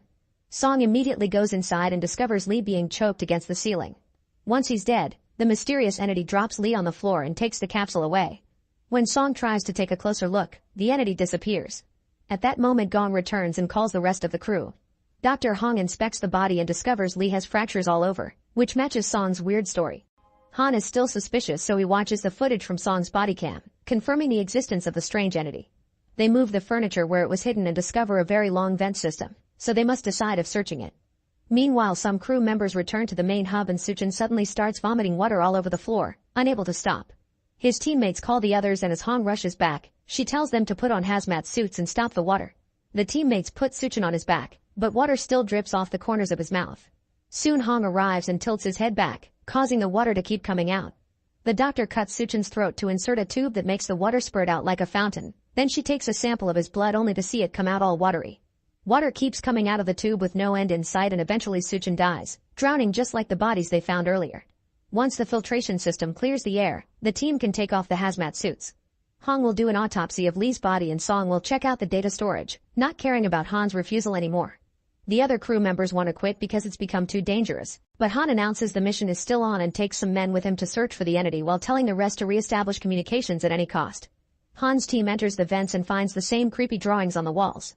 Suddenly their scanner finds a biosignal approaching them, however it seems to be in another part of the facility because it passes right over them. The team tries to follow the same direction and comes across a door, but it's locked. At that moment they get a call from the men in the main hub saying they made progress with the comms, so the team decides to go back. Meanwhile, Suchin's body is taken to the infirmary, where Hong begins opening him up. Song checks the medical records, but they're all locked, so she goes to gather tissue samples from the other bodies.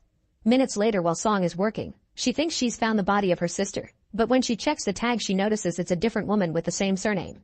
Afterward, Song returns to the infirmary, where Hong confirms that the body was filled with water from the inside with no signs of external damage. Song mentions the other bodies had similar symptoms, and when she checks the samples, she discovers the previous crew were in perfect health when they died, with no signs of virus or bacteria. Not to mention Suchin's blood appears to hold a separate layer of something unrecognizable. Back to Han, he learns from the others that they need to fix the digital unit. Usually the elevator would take them there, but it's out of order, so someone will have to climb down, which is very dangerous. Han volunteers to go, and when he stops by to inform the doctors, Song shares a theory. The creature didn't hurt her and is familiar with the internal base structure, so she thinks it may be a survivor. However, Han thinks it isn't possible. Afterward, Song and Hong examine the vomited water and notice it's distilled. It seems the water itself could be the virus, probably extraterrestrial, and it could be the solution to the drought on Earth. It's not in the air, so something happened 5 years ago that made it spread among the old crew. At the chasm, Han starts carefully descending to reach the unit. Suddenly the elevator starts moving on its own and the computer controls are unable to stop it. Han holds on tight and moves out of the way just in time, so the elevator keeps going and disconnects Han's rope in the process. Then it crashes into the station, causing the power to go out only to return a second later. Then the crew begins lowering the rope again, but Han asks them to throw the whole thing off because the elevator is now falling. Moving quickly, Han connects the rope to one of the shafts and dodges the elevator again, but this time his body bounces against the metal and his oxygen system is damaged. After dreaming of his sick daughter back on Earth, Han decides to keep going instead of returning and successfully finds the unit. He quickly changes a panel so the team can reboot the system. Then he passes out. Thankfully, the crew quickly saves him and brings him back, but they have bad news. The comms still aren't working. The computer is completely functional, yet for some reason there's no signal. Suddenly they detect an unknown signal coming from Storage 3, so they go there to investigate. The room turns out to be empty, but when they check Lee's body, they find an old communicator indicating he's a rogue agent. Using this communicator, they manage to make the comms work and get in contact with Director Choi of the SAA. After Han updates her on everything, Choi orders him to concentrate on finding the intruder, and Han asks for the codes to access the restricted areas. He also points out Choi isn't surprised by anything he mentioned, so he suspects she knows more than she lets on. Meanwhile, Song wanders around the station and finally finds the door with the sign on the floor, but she can't open it without the right code. She returns to the lab and decides to try a new test. She drops some blood on a sample of vomited water, and it immediately starts multiplying at an amazing speed. They immediately hit it with extinguishers and all the drops instantly freeze, confirming that the water can only multiply as long as its host is alive. Song rushes to see Han, announcing the sample they had to pick up has always been water and accusing Han of knowing everything. A flashback reveals what Kim and Choi told Han before the mission. Song's sister Won Kyung had found water on the moon, so the Belhi station was built to study it. Han tells the others of this and says he kept the secret to protect them from moles like Lee, but Song immediately corrects him. She points out the lunar water is what killed everyone because it can't be controlled, but the government is hiding that information because they probably want to commercialize it without caring about the consequences. Then in private, Song tells Han that her sister wanted her to be there and asks him for the access codes. They go to the door with the symbol, and after Han removes their body cams, he uses the code to finally open it. The walls are covered with the database, and on a hatch on the floor, they're shocked to see some leaves. When they open it, they discover a long tunnel covered with plants. Song and Han immediately bring the rest of the crew and they agree to go investigate. While E2 stays by the hatch to guard it, the others carefully climb down and find multiple storage rooms filled with plants. They also notice this area isn't on the map. Eventually they find a control room with tons of sample capsules, including a broken one on the floor from which all the plants grew out. The team begins gathering capsules to take back, and Han notices something moving among the vines.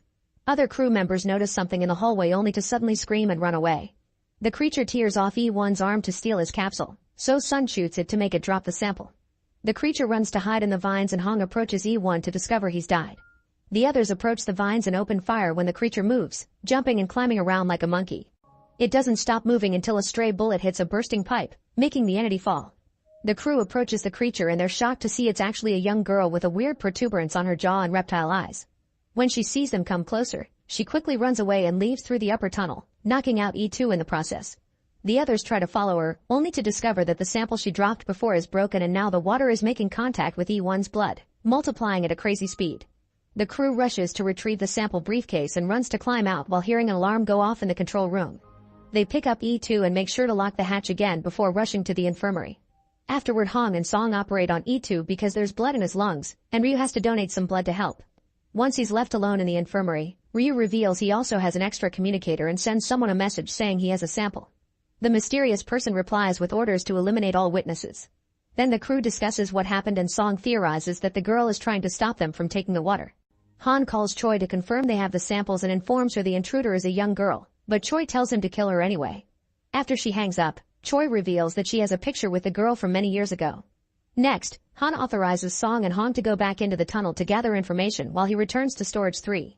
He goes inside the vent and this time he opens the door, allowing him to find the broken vent the girl used to move around and a bunch of blood stains. Han follows the blood while two of his men find another vent opening in a hallway, so they go inside and find an area not on the map. There are more bodies here and they start following the blood too, only to suddenly be startled when Han falls in front of them. It seems the girl has complete knowledge of the station and can move through it effortlessly. In the mysterious tunnel, Song and Hong access the database and Song admits that she had no idea her sister was on the lunar base until she was informed of her death. Won Kyung had called her once before the accident, but Song didn't pick up the call and now regrets it. When they finally breach the computer's security, they're shocked to see all data has been erased. The duo returns to the infirmary and finds Ryu taking the samples, pretending that he has orders from Han. Song gets suspicious and stops him, and when Ryu takes out his gun to kill them, they all step back when they see the girl at the door. Ryu tries shooting her, but the girl dodges all the shots and jumps on Ryu to knock him down. While the rest of the crew arrives, Song carefully shows she means no harm and puts down a capsule for the girl, who has a tag with the name of Song's sister. When the girl grabs the sample, Ryu destroys it with a shot, and the girl collapses as she has a seizure. Song notices the protuberances on her cheeks moving like gills, but the girl runs away because she can take a closer look. Afterward, Song puts away all the other capsules and tells the crew that the water can't kill the girl. Some crew members want to kill her but Song forbids it because the girl is the only chance they have to save humanity. Then Han calls Kim, who confirms Choi was the one who ordered the station to be shut down and not everyone in SAA agreed. He refuses to share more information, he only urges Han to work with Song to find the truth. When Kim leaves his office, he discovers some rioters have managed to break a storage wall and now everyone is rushing to collect water. Meanwhile, Ryu sends a message asking for support forces. He gets a call from his contact, revealing it's an American man who insists he should kill everyone and go to Gate 7. Ryu grabs all the samples and as he leaves, E2 wakes up and sees everything. E2 tries following Ryu, who immediately shoots him and hides all the evidence. Back to Han, he tells the others they'll lure the girl out to capture her alive. They find the girl's location with the scanner, and then Song stands in the middle of a hallway with a sample in her hands. Suddenly the girl comes out of the vents, so Song puts down the sample and begins walking away. Han closes the first gate and drags Song out so he can close the other one, causing the girl to run out and get her leg caught in the door. Song tries to help her and as the girl bites her, she reveals a tag on her neck that says Luna 073. When Song calls her that, the girl starts crying, and Han shoots her with a sedative. Then Song opens the door and rushes to comfort the poor girl. At that moment, Ryu activates closure for all the gates from the main terminal. Luna panics and rushes to escape through a vent, so Song grabs the sample and follows her right before the gate closes between her and the team. Hong is locked up in the infirmary and when she checks on the samples, she finds E2's body inside the freezer, so she informs the others. Sun runs to go through an entrance right before the gate comes down, so he starts making his way to the command center. Han and Gong manage to run through a few doors as well, but soon they also get stuck so they decide to take the vents. In the meantime, Song moves through the vents. Her map is broken and she can't contact the others, but Luna waits for her to show her the way. After lots of wandering, Song finds an office that Luna transformed into her personal hideout. There are drawings on the walls, a bunch of capsules, and pictures of the old crew including Won Kyung. Song shares some candy with Luna and after the girl falls asleep, Song finally finds the missing data brick. She connects it to a computer and watches a video called Water Response Test, in which the previous crew tested the lunar water on a fish. The little animal survived and the water filled a small tank. There's also a video called Luna and Song is horrified to discover the previous crew had done genetic experiments on human clones. Whenever a Luna died to another failed test, they would bring out a new one, making the number on her name go up with each test. The current Luna is the 73rd clone and the only one who survived. The next video is from Won Kyung, who explains she did all this to save humanity but isn't proud of it. Then Song injects Luna with the water sample, which instantly heals her wounds. At the same time, Hong escapes the infirmary through the vents, and after wandering for a while, she's shocked to discover a storage with hundreds of Lunas in bags. She screams when someone touches her, but it's just Han. Together they find a door at the end of storage that takes them near to the control room, but they'll have to use the vents to access it. Meanwhile, Sun makes it to the command center, only for Ryu to welcome him with his gun out. Ryu pushes Sun and shoots him once before checking the map, allowing Sun to jump on him and disarm him to then start a fight. The men struggle for a while, and once Ryu manages to push Sun off, he retrieves his gun and shoots Sun again. Noticing he's fallen next to the suitcase, Sun retrieves a sample before he gets shot once more, causing the capsule to fall and break. Ryu locks Sun up and watches how the water starts multiplying with his blood. Sun gets infected, and after hallucinating a starfish, he starts throwing up huge amounts of water before drowning to death. Then Ryu tries to turn on the air filtration system, only to discover an anomaly in the pressure system. This is caused by the water in the plant rooms, which has spread and flooded the area. Ryu ignores the warning and opens the filtration system anyway, giving the water room to keep on growing. At that moment, Han and Hong drop down from the vent and find Sun's body but no Ryu in sight. Han immediately opens all the gates, and now the water has even more room to keep on expanding. Gong is still in the vents and eventually finds Luna's hideout. He wants to shoot the girl, but Song gets between them. When Gong informs Han, he also wants him to keep them alive and bring them over to the main hub. Afterward, Han finally finds Ryu and jumps on him, starting a fight. The men struggle to gain control of the gun and keep accidentally shooting it, creating holes in the ceiling. Eventually, Han manages to overpower Ryu and tries to choke him, but Ryu punches him and gets away as he accidentally drops his communicator. At that moment, the filtration system gives in and water begins sprouting out of all the vents, leaking out of the base and freezing under space's cold temperature. The water also begins to dribble through into the hallways and creates a wall between Ryu and Han, giving Ryu the chance to escape. Then a flashback shows the incident 5 years ago. Everyone was working normally when suddenly the alarm started ringing, so the crew ran to evacuate while the water found a little seed on the floor, instantly making it grow. The computer kept closing the gates and not everyone made it out on time. Others found the hallway blocked by guards who would shoot at them to keep them back while the gates closed. In the present, the water is starting to flood the station. The crew reunites in the medical bay and discusses how to proceed. Suddenly, Song starts feeling sick and runs to lock herself up in another room, not wanting to infect the others. Then she starts vomiting water and passes out as she sees herself drowning. But while thinking about her sister, Song sees a light and starts fighting against the water. Minutes later, Song is shocked to wake up in the infirmary. Hong theorizes that Luna's bite filled her up with antibodies. Then Han and Gong read Ryu's messages and call Kim, who confirms the SAA rescue ship has detected a second spacecraft approaching the base. Song wants to know what will happen to Luna, and Kim explains she'll be taken to the Ministry of National Defense and the government will continue with the experiment. Song refuses to bring the water back to Earth, and Han reveals he asked Kim to gather the other officials to go against Choi, but Kim explains nobody wanted to join him because Choi is powerful. After the call ends, Song says they should go to the International Institute of Space Biology because it's a safe and neutral space station where they can buy time to make a better plan. Meanwhile, Ryu wanders around the station as he starts to hallucinate because he's infected too, seeing the people he killed blocking his way while the water continues to leak through crevices. Back to the crew, Han manages to gain Luna's trust because she sees the sticker his daughter put on his badge. This allows Han to put a tracker on her ankle just in case. Then the team starts making their way out, but Luna suddenly drops to the ground and hears the water flooding the hallway under theirs. Panicking, she runs in the opposite direction and the crew follows her right before the water reaches their hallway too. Vent lids continue to snap out all over the place and more water keeps coming in, but thankfully the crew runs fast enough to reach gate 7 and close it behind them. Here the crew finds a delirious Ryu, who shoots in the air to keep them back and starts crying as he apologizes for all the people he killed. It turns out he was one of the guards that kept the scientists from escaping 5 years ago and even pressed the button to close the gate. Noticing the water about to bring down the gate behind them, Gong shoots Ryu multiple times to bring him down, but Ryu manages to land a bullet on him too. Now the crew can step forward and bring down another gate that stops the water just in time. While Ryu vomits watery blood and dies, the team grabs his samples and rushes to the airlock, where they start suiting up.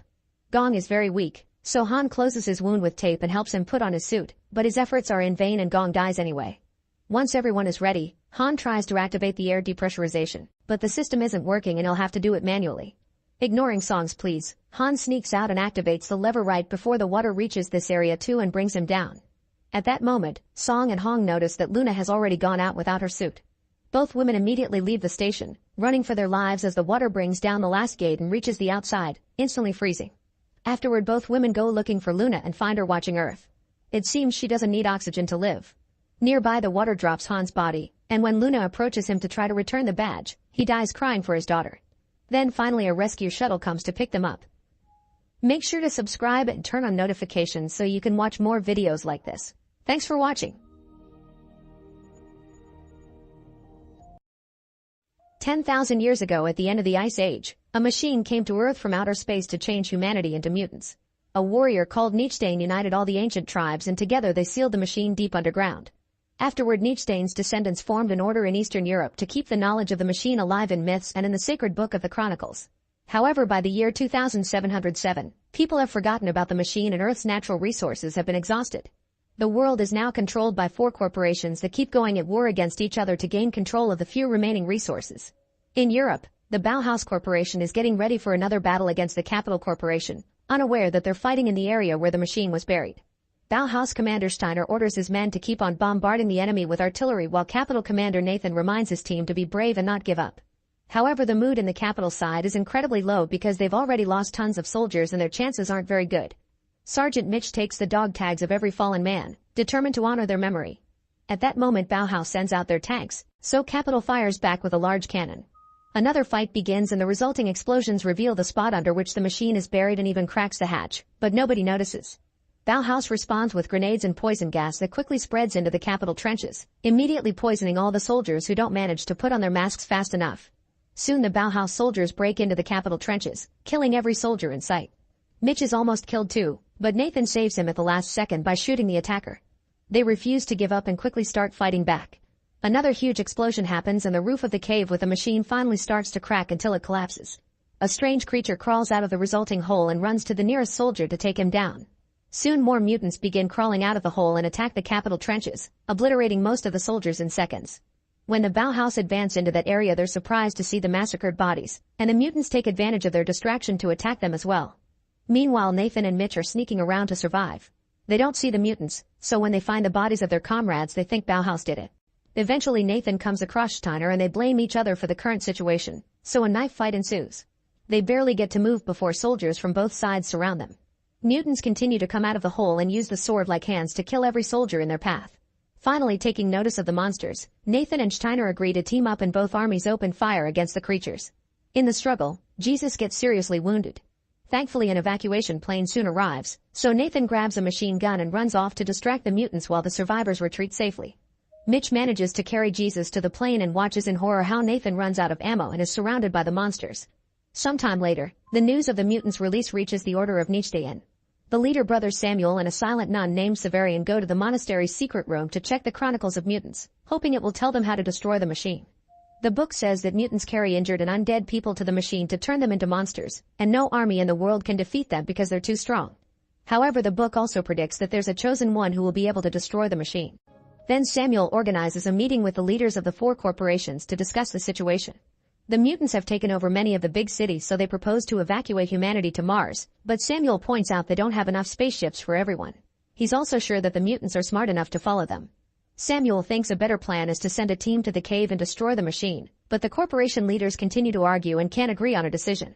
Under the unstoppable mutant attack, life in cities is getting worse every day and evacuation soon begins. However, it's impossible to take care of everyone, just like Samuel predicted.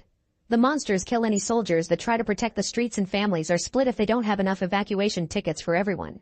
Sometimes the explosions that are supposed to reach the monsters bring down the evacuation ships as well, killing every civilian inside and the monsters that it crashes on at the same time. In private, one of the leaders tells Samuel that he can't fly to Mars because of his poor health, but he's still determined to help. He gives Samuel his ship and evacuation tickets to attract volunteers for the mission by promising their relatives will get to escape. After Samuel leaves with the paperwork, the mutants surround the leader and quickly kill him too. In the meantime, Mitch goes to visit Nathan's family to bring the bad news. Nathan's wife has a breakdown, not knowing how to protect her daughter because they weren't chosen for evacuation. Mitch comforts her the best he can, but he feels useless. In the evening, Mitch goes to a bar and dips his teammates' dog tags in whiskey while he gets drunk. At that moment, he's approached by Samuel, who asks Mitch to join the mission. At first, Mitch refuses, but he changes his mind when Samuel offers him the tickets. The next day, Nathan's wife is preparing some poison as she considers ending things for herself and her daughter to avoid becoming victims of the mutants. However, Mitch arrives just in time and gives her the tickets so they can escape. Sometime later, Samuel gathers a small team of fierce warriors who have agreed to join the mission to discuss the plan. They'll have to go through a series of underground tunnels and plant a special bomb in the center, which must be activated with a key that should be in the machine, but they aren't sure. Samuel thinks the chosen one is in the team and will solve the issue when the time comes. Then Steiner takes the group to a cell where the military has locked up a mutant to teach the others how to kill it.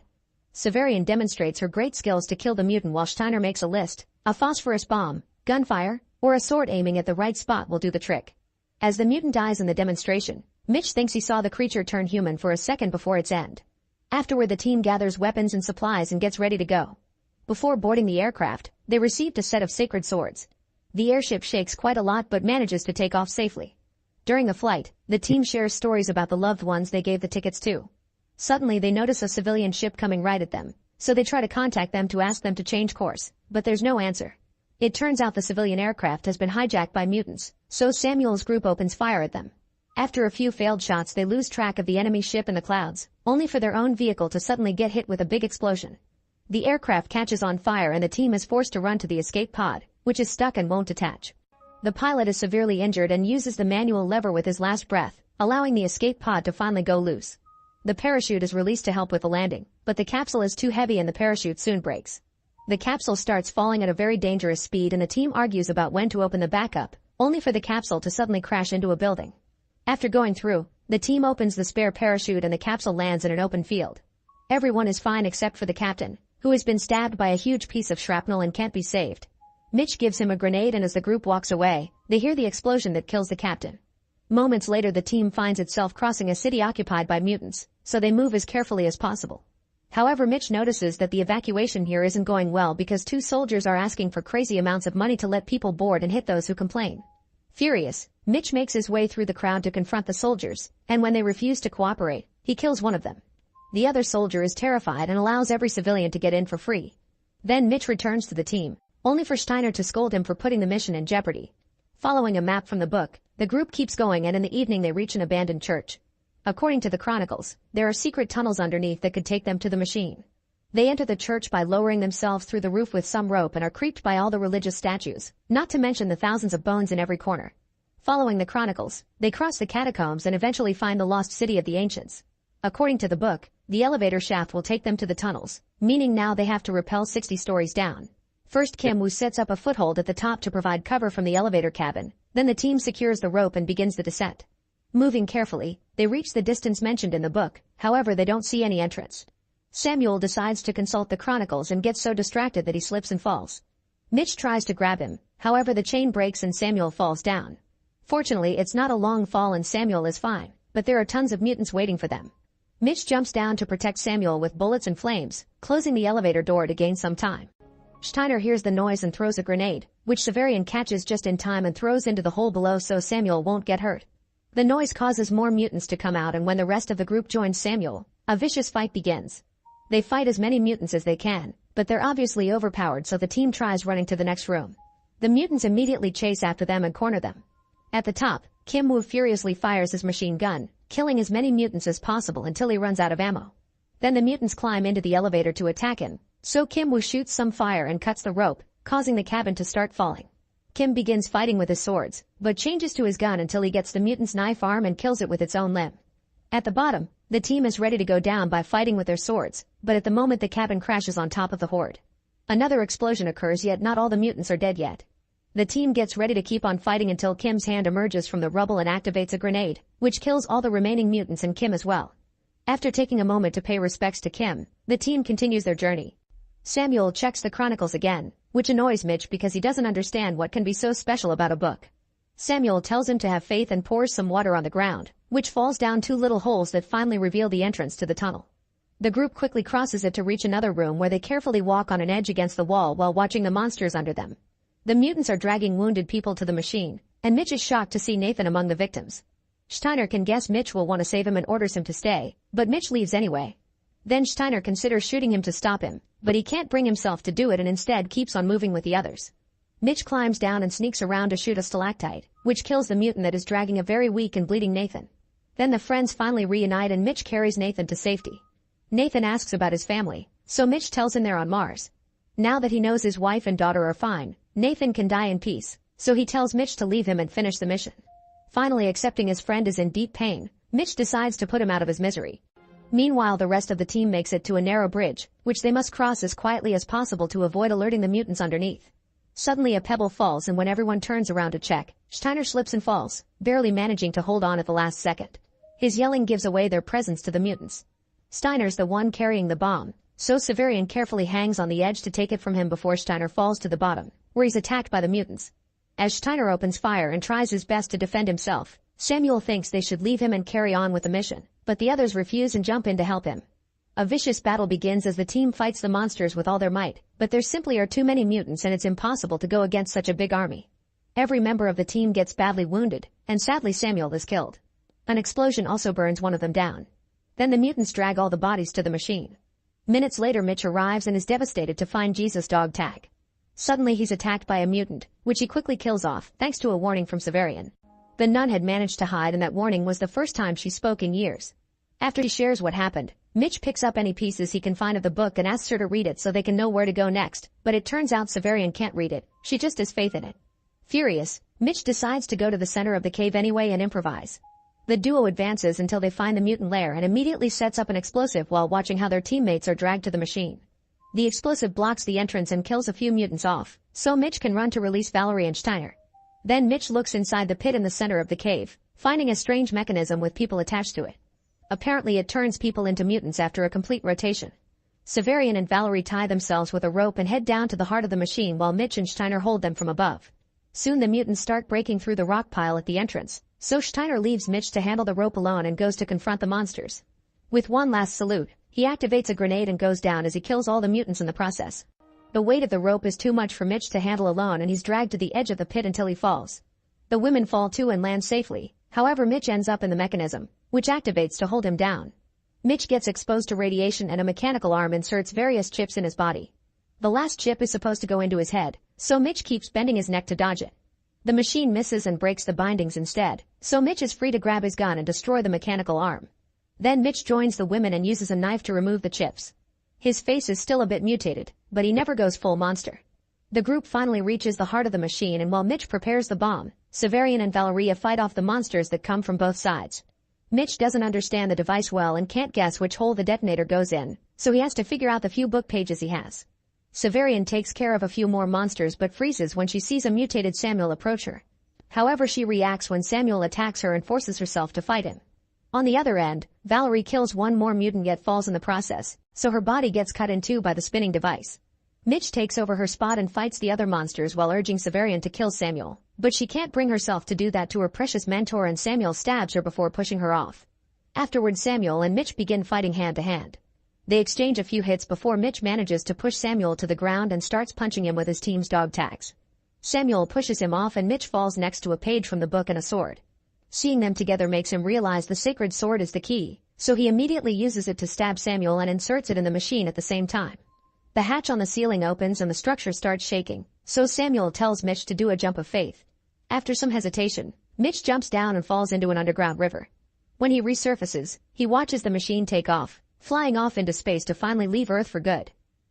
Make sure to subscribe and turn on notifications so you can watch more videos like this. Thanks for watching.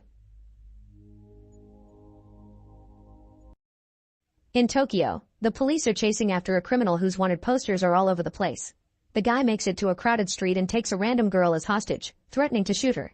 At that moment his chest begins hurting and he falls to the ground, where he quickly dies of a heart attack. The next day, the deputy director of foreign affairs is walking out of his office only to be surrounded by a bunch of reporters. Before he can tell them off, he also falls and dies of a heart attack.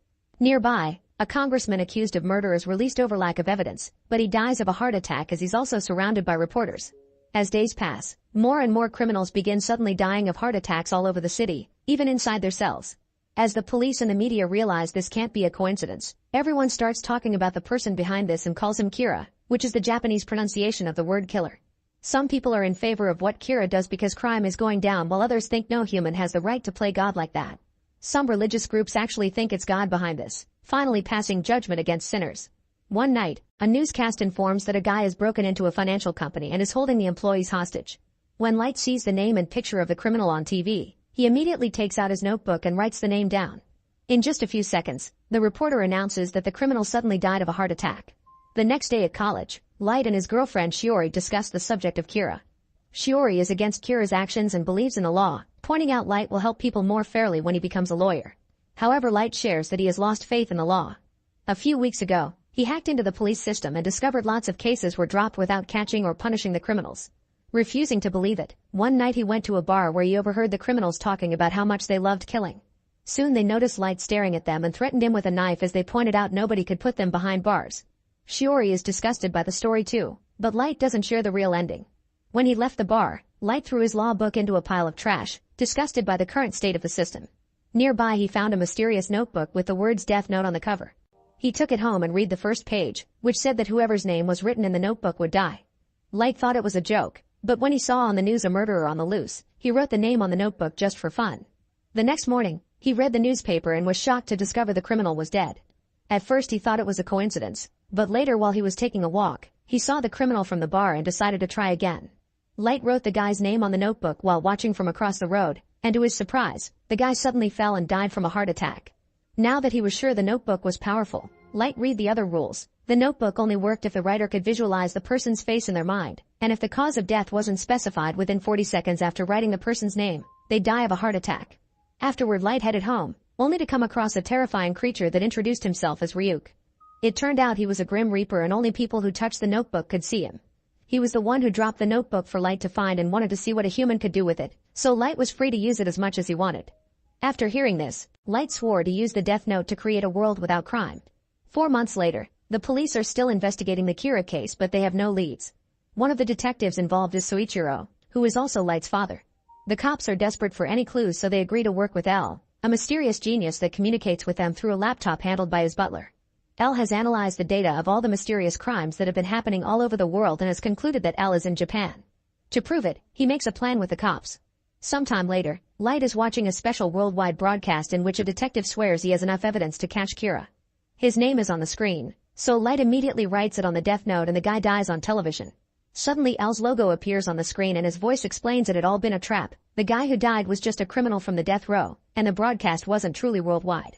It was presented as such to trick Light, but it was actually only transmitted in Japan to confirm his location. L ends the broadcast by promising to catch Light and give him the death sentence. Light wants to strike back but doesn't have L's real name or face, so he's powerless. Ryuk explains his Reaper eyes are capable of seeing people's names in time of death. That's how he collects souls. He can share this power with Light but he must pay with half of his remaining lifespan, so Light turns it down. The next day L presents the cops with the new calculations he's made, revealing that all the timings of the deaths match a college timetable, meaning Kira is a college student who doesn't kill during classes. Since Light keeps hacking into the police system to keep up with their case, he quickly learns about their conclusions and remembers that the notebook's rules state he can establish the time and cause of death, so he writes down a bunch of deaths and programs them to happen during a whole day. When L sees this, he can tell Kira is covering his tracks and concludes there's someone in the force leaking information. He has no choice but to start investigating all the cops and their families. A few days later, Light is taking a walk with Ryuk and notices someone is following him. Ryuk says that the same person has been following Light for 2 days already. He didn't say anything because he must stay neutral. Sometime later, Light and Shiori take the bus and the guy sits behind them. Light immediately confronts him, but the man pretends he doesn't know anything. At that moment a crazy man gets on the bus and takes the passengers hostage. Light recognizes him as a wanted criminal who recently escaped from prison and he wants to help, so he writes on a piece of paper that he's about to tackle him. When the man behind him sees this, he immediately warns him of the danger and tells him to trust him because he's FBI. Light doesn't believe him, so the man shows him his badge and Light can see his name is Ray.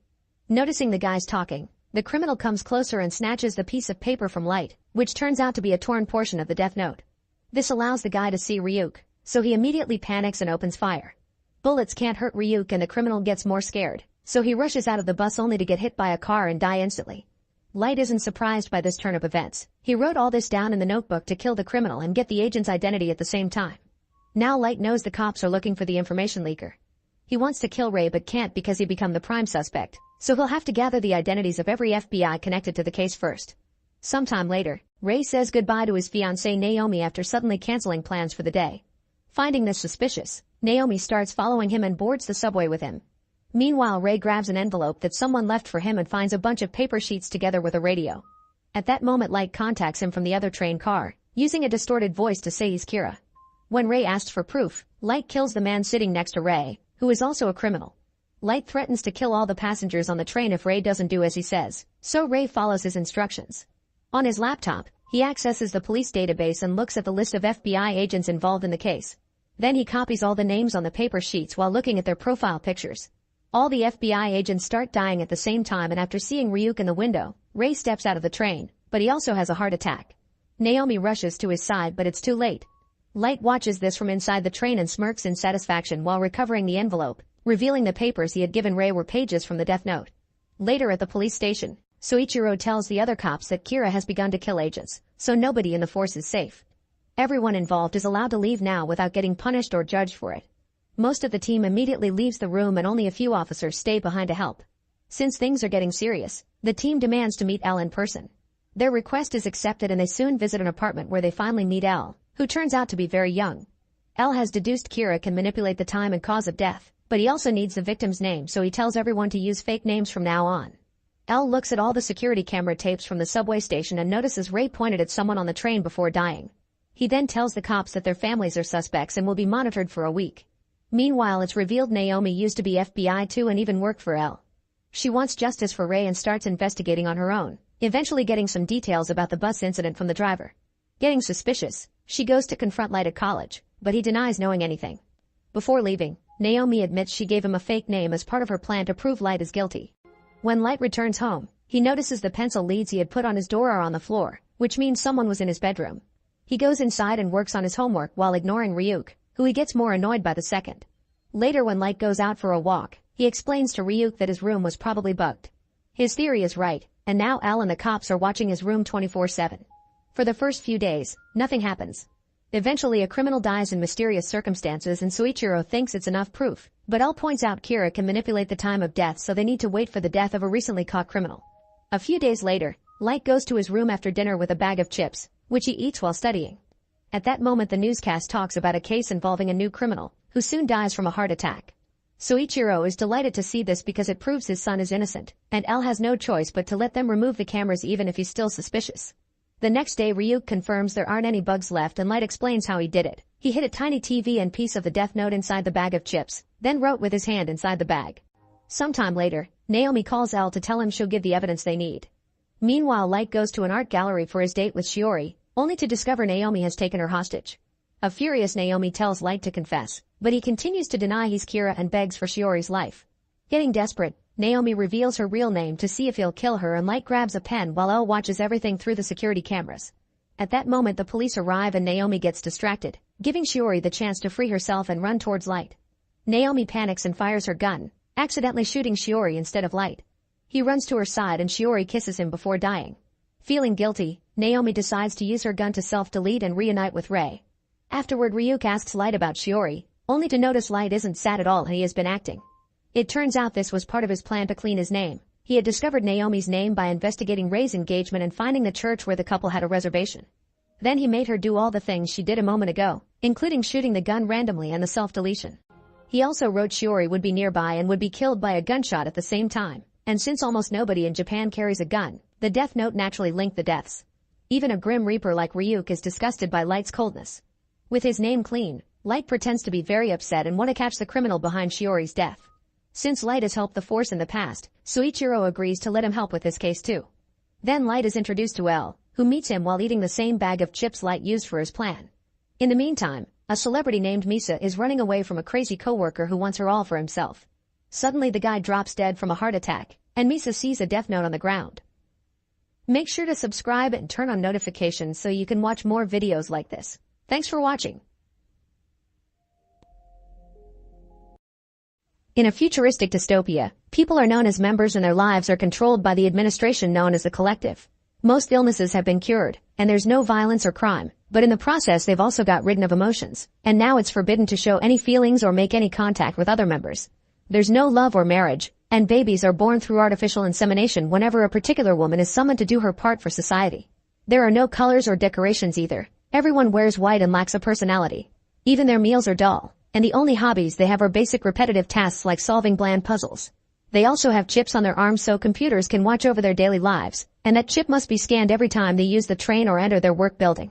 One of these members is Silas, who follows the same routine as everyone else. Wake up and let the bed make itself, have a bland breakfast, and go to work.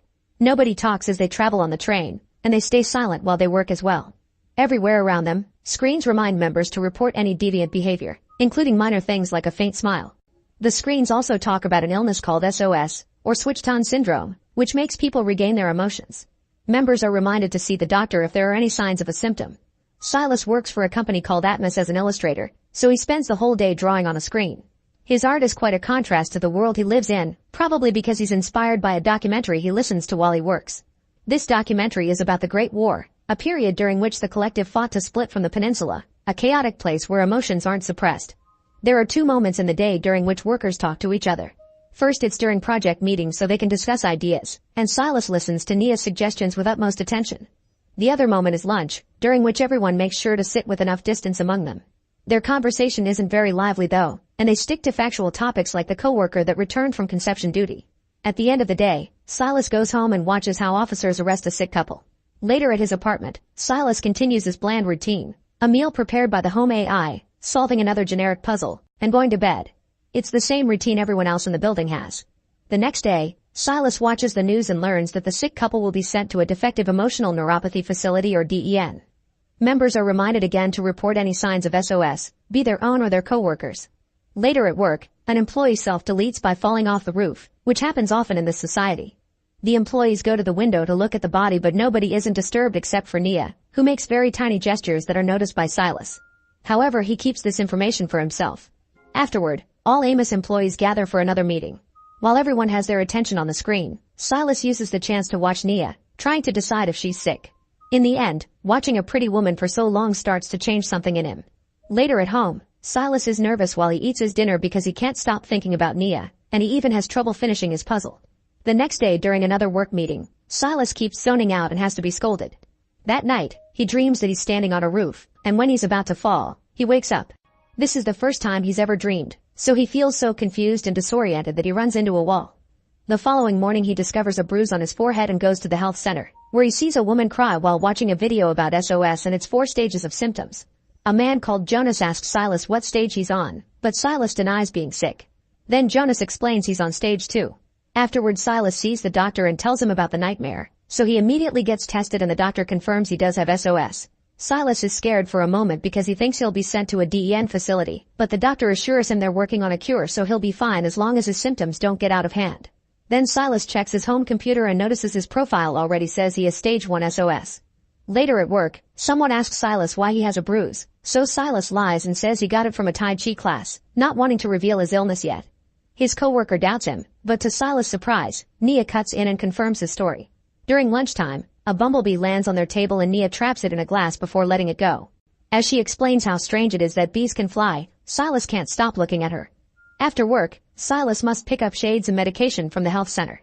At home he watches a video for members with SOS explaining it's a genetic problem. The gene that is supposed to suppress emotions is malfunctioning and only inhibitor medicine can delay worse symptoms. The next day at work, Silas keeps feeling lots of new things that distract him from his chores. He loses focus and has depressive moments. He also becomes very sensitive to light. When he does manage to work, his drawings are very unconventional. Later during a bathroom break, Silas bumps into Nia and they have a very awkward conversation. Afterward Silas starts following Nia without her noticing until she disappears into her apartment. This experience makes Silas decide to stop taking the medicine. The following day, Silas switches roles with a coworker on purpose so he can ask Nia to check on his work. Nia does notice is strange, but she helps him anyway. This is noticed by his superior, who makes sure they aren't interacting out of enjoyment. Nia provides very good feedback, but Silas is more concentrated on watching her face. He's becoming so obsessed with her to the point that later in the night, Silas enters the empty office and uses Nia's computer to listen to her recordings. During the next work meeting, Silas accidentally spills his drink and when a coworker helps him, his shades are discovered as well. Now Silas has no choice but to admit he has SOS and even though he swears he isn't contagious, they decide to separate him from the group. Silas is hurt because Nia agrees with the idea. From then on, Silas works in a corner far away from the others. After work, Silas continues to follow Nia. This time she notices and surprises him from behind, threatening to report him if he doesn't stop. When Silas says Nia also has SOS, she tries to deny it, so Silas points out that if she wasn't affected she would have already reported him. Not knowing what to say, Nia leaves. The next day, Silas and Nia pretend nothing happened, and Nia tries to avoid interacting with him as much as possible. However, Silas notices she fidgets a lot with her hand, confirming his theory. Later, when they're alone in the office, the tension is so thick that Nia rushes to hide in the bathroom. Sia follows her and the two awkwardly stand in the same stall as they try to understand what they feel. After some hesitation, Silas touches her hands and face, not believing how amazing it feels. Finally giving in, Nia leans against him and they share the first hug in their lives. As they enjoy the warmth, Nia admits she's been sick for a year. She's very scared and waiting for the cure, so she tells Silas that they can't be together. Silas accepts this but can't stop himself from kissing her before leaving. The following day, Nia can't stop thinking about Silas even though she asked for distance. Silas returns every look and follows her around until they're alone again in the bathroom stall. They are so close that they're almost melting into each other as they experience the warmth of human touch. Unfortunately, the moment is interrupted when someone enters the bathroom, so Silas leaves the stall alone to discover it's his manager, who asks Silas if he's thought about self-deleting yet. Silas explains he'll only consider it when he reaches later stages. On their way out, the manager sees that Nia's computer is on and reveals there have been rumors of Silas snooping on Nia, so he must stop if he doesn't want to be reported. The next day after work, Nia waits for Silas in the stall but he doesn't show up. Later they meet in a pathway and discuss the manager's threat. Silas announces he'll ask to be transferred to another job, and Nia leaves without saying anything. When she arrives at her apartment, she has a full breakdown. The following morning, Silas reports his resignation, saying he needs to find a job where his illness won't cause trouble to his coworkers. Soon Silas starts working at a nature sanctuary and Nia has to deal with his replacement. She isn't handling the situation well as she thinks of Silas every time she sees his cup, which she ends up taking back to her place. Her performance at work starts to decline as well. Sometime later, Silas bumps into Jonas and finally shares all that he's feeling lately with Nia. Jonas immediately understands because he also used to have a connection with a woman, but unfortunately their story didn't end well. Then Jonas invites Silas to a support group for people with SOS, and Silas gladly attends a meeting. The people there are scared of the DEN facility, and when Silas asks about it, Bess explains that half the people sent there end up self-deleting while the other half are forced to go through an emotion-suppressing treatment. Bess is a doctor who hides her SOS so she can be there for the patients at the facility. When Silas returns home, he finds Nia waiting for him. She's incredibly nervous and frustrated, so Silas holds her to calm her down. This simple touch grows into more and soon they end up doing the naughty together. Once they're done, they're so amazed by the experience that they discuss the subject of love and vow not to be apart again. From then on they act as strangers during the day, but at night they reunite as lovers. They go on secret dates and get to know each other better, sharing aspects of their lives like dinners and showers. Nia soon regains her mood and her work performance improves. Sometimes when they cross each other on the street during the day, they let their hands brush against each other. One day, a group of officers appear to make a huge announcement. The collective has found a cure for SOS. Silas and Nia agree that neither of them wants the cure, and Silas takes Nia to the support group so they can share the news together. They plan to escape to the peninsula. The others try to convince them it's a bad idea, and Bess shares the story of a man who died trying, but the couple doesn't change their minds. Seeing their strong love, Jonas agrees to help, and he makes arrangements for them to escape in 3 days. The next day when Nia arrives at the office, an alarm goes off and an officer immediately takes her away. Later Nia meets Silas with some terrible news. She's getting summoned for conception duty. This means Nia can't leave because she won't be allowed in trains. However, Silas has an idea. She should go to see a doctor and get tested because once they see she has SOS she won't be eligible anymore. The following day at the health center, the doctor tests Nia's blood and is shocked to discover she's pregnant. Naturally occurring pregnancies are one of the worst crimes in this society. Meanwhile, Silas is waiting for Nia at their meeting spot, but she doesn't show up and he gets worried. He goes to the health center and is devastated to discover Nia is being taken away to the DEN facility. Once there, she's restrained and treated like a pariah for what she did. Bess soon discovers she's there and contacts the others. Back to Silas, he goes to Jonas for help, and Jonas assures him he and Bess are already working on it so now he must wait. In the morning, Bess uses her doctor privilege to take Nia from her room and takes her to meet with Jonas and the others. Bess explains they'll exchange Nia's body with a woman who recently self-deleted and inserts a new chip in Nia's arm to give her the dead woman's identity. Once she's dressed up and feeling better, Nia thanks Bess and runs away, managing to go through the station gates thanks to the new chip. Jonas' group also tries to get out and find their way blocked by officers, so they try to take the elevator instead. Unfortunately, they find a member who immediately snitches on them and they get arrested. Soon Silas sees the news of Jonas' group getting arrested, so he runs to the DEN facility to ask about Nia, and the guard informs him that she died. Not being able to deal with a broken heart, Silas goes to the roof of the company building and considers self-deletion. However, after lots of hesitation, he steps down.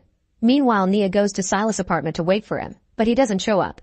Eventually she gets tired of waiting and goes looking for him at the sanctuary, but he isn't there either. Now knowing what else to do, she returns to Silas' place. When night falls, Silas finally returns and Nia runs to his arms, but he barely reacts. Nia takes a closer look at him and discovers he's taken the medicine to cure the SOS, so he only has 5 hours left of emotions. Determined to win this, Nia tells him to fight the medicine as she continues to touch him, and they agree to escape anyway. In the end they fall asleep together, hoping her cuddling will keep him feeling. In the morning, Nia wakes up alone in the bed. Silas woke up early following the routine, so he's already all dressed up and ready to go. He explains he remembers the love they shared but he doesn't feel it anymore. However, they still leave together because Nia won't give up. As they go to the station, Nia feels a huge distance between them and worries if this will work. Once they board the train, they sit silently as if they were back at the beginning, and Nia's worries get worse. However, hope slowly returns when Silas reaches out to touch her hand. Make sure to subscribe and turn on notifications so you can watch more videos like this. Thanks for watching. At the airport, U.S. Marine Mike says goodbye to his girlfriend Jenny before flying to North Africa for a special mission. 3 months later, Mike and his spotter Tommy are still in the African desert, waiting on top of a cliff for their assassination target. Eventually they see 2 groups of people approaching from opposite directions. One group is coming on foot while the other is a convoy full of armed vehicles. The groups meet in the middle and Tommy plus his commanding officer in the radio urge Mike to take the shot, however he hesitates. It looks like a sweet reunion between families, not like a terrorist making business. Then Mike realizes this is a wedding and his target is the groom's father, who is now standing behind the couple.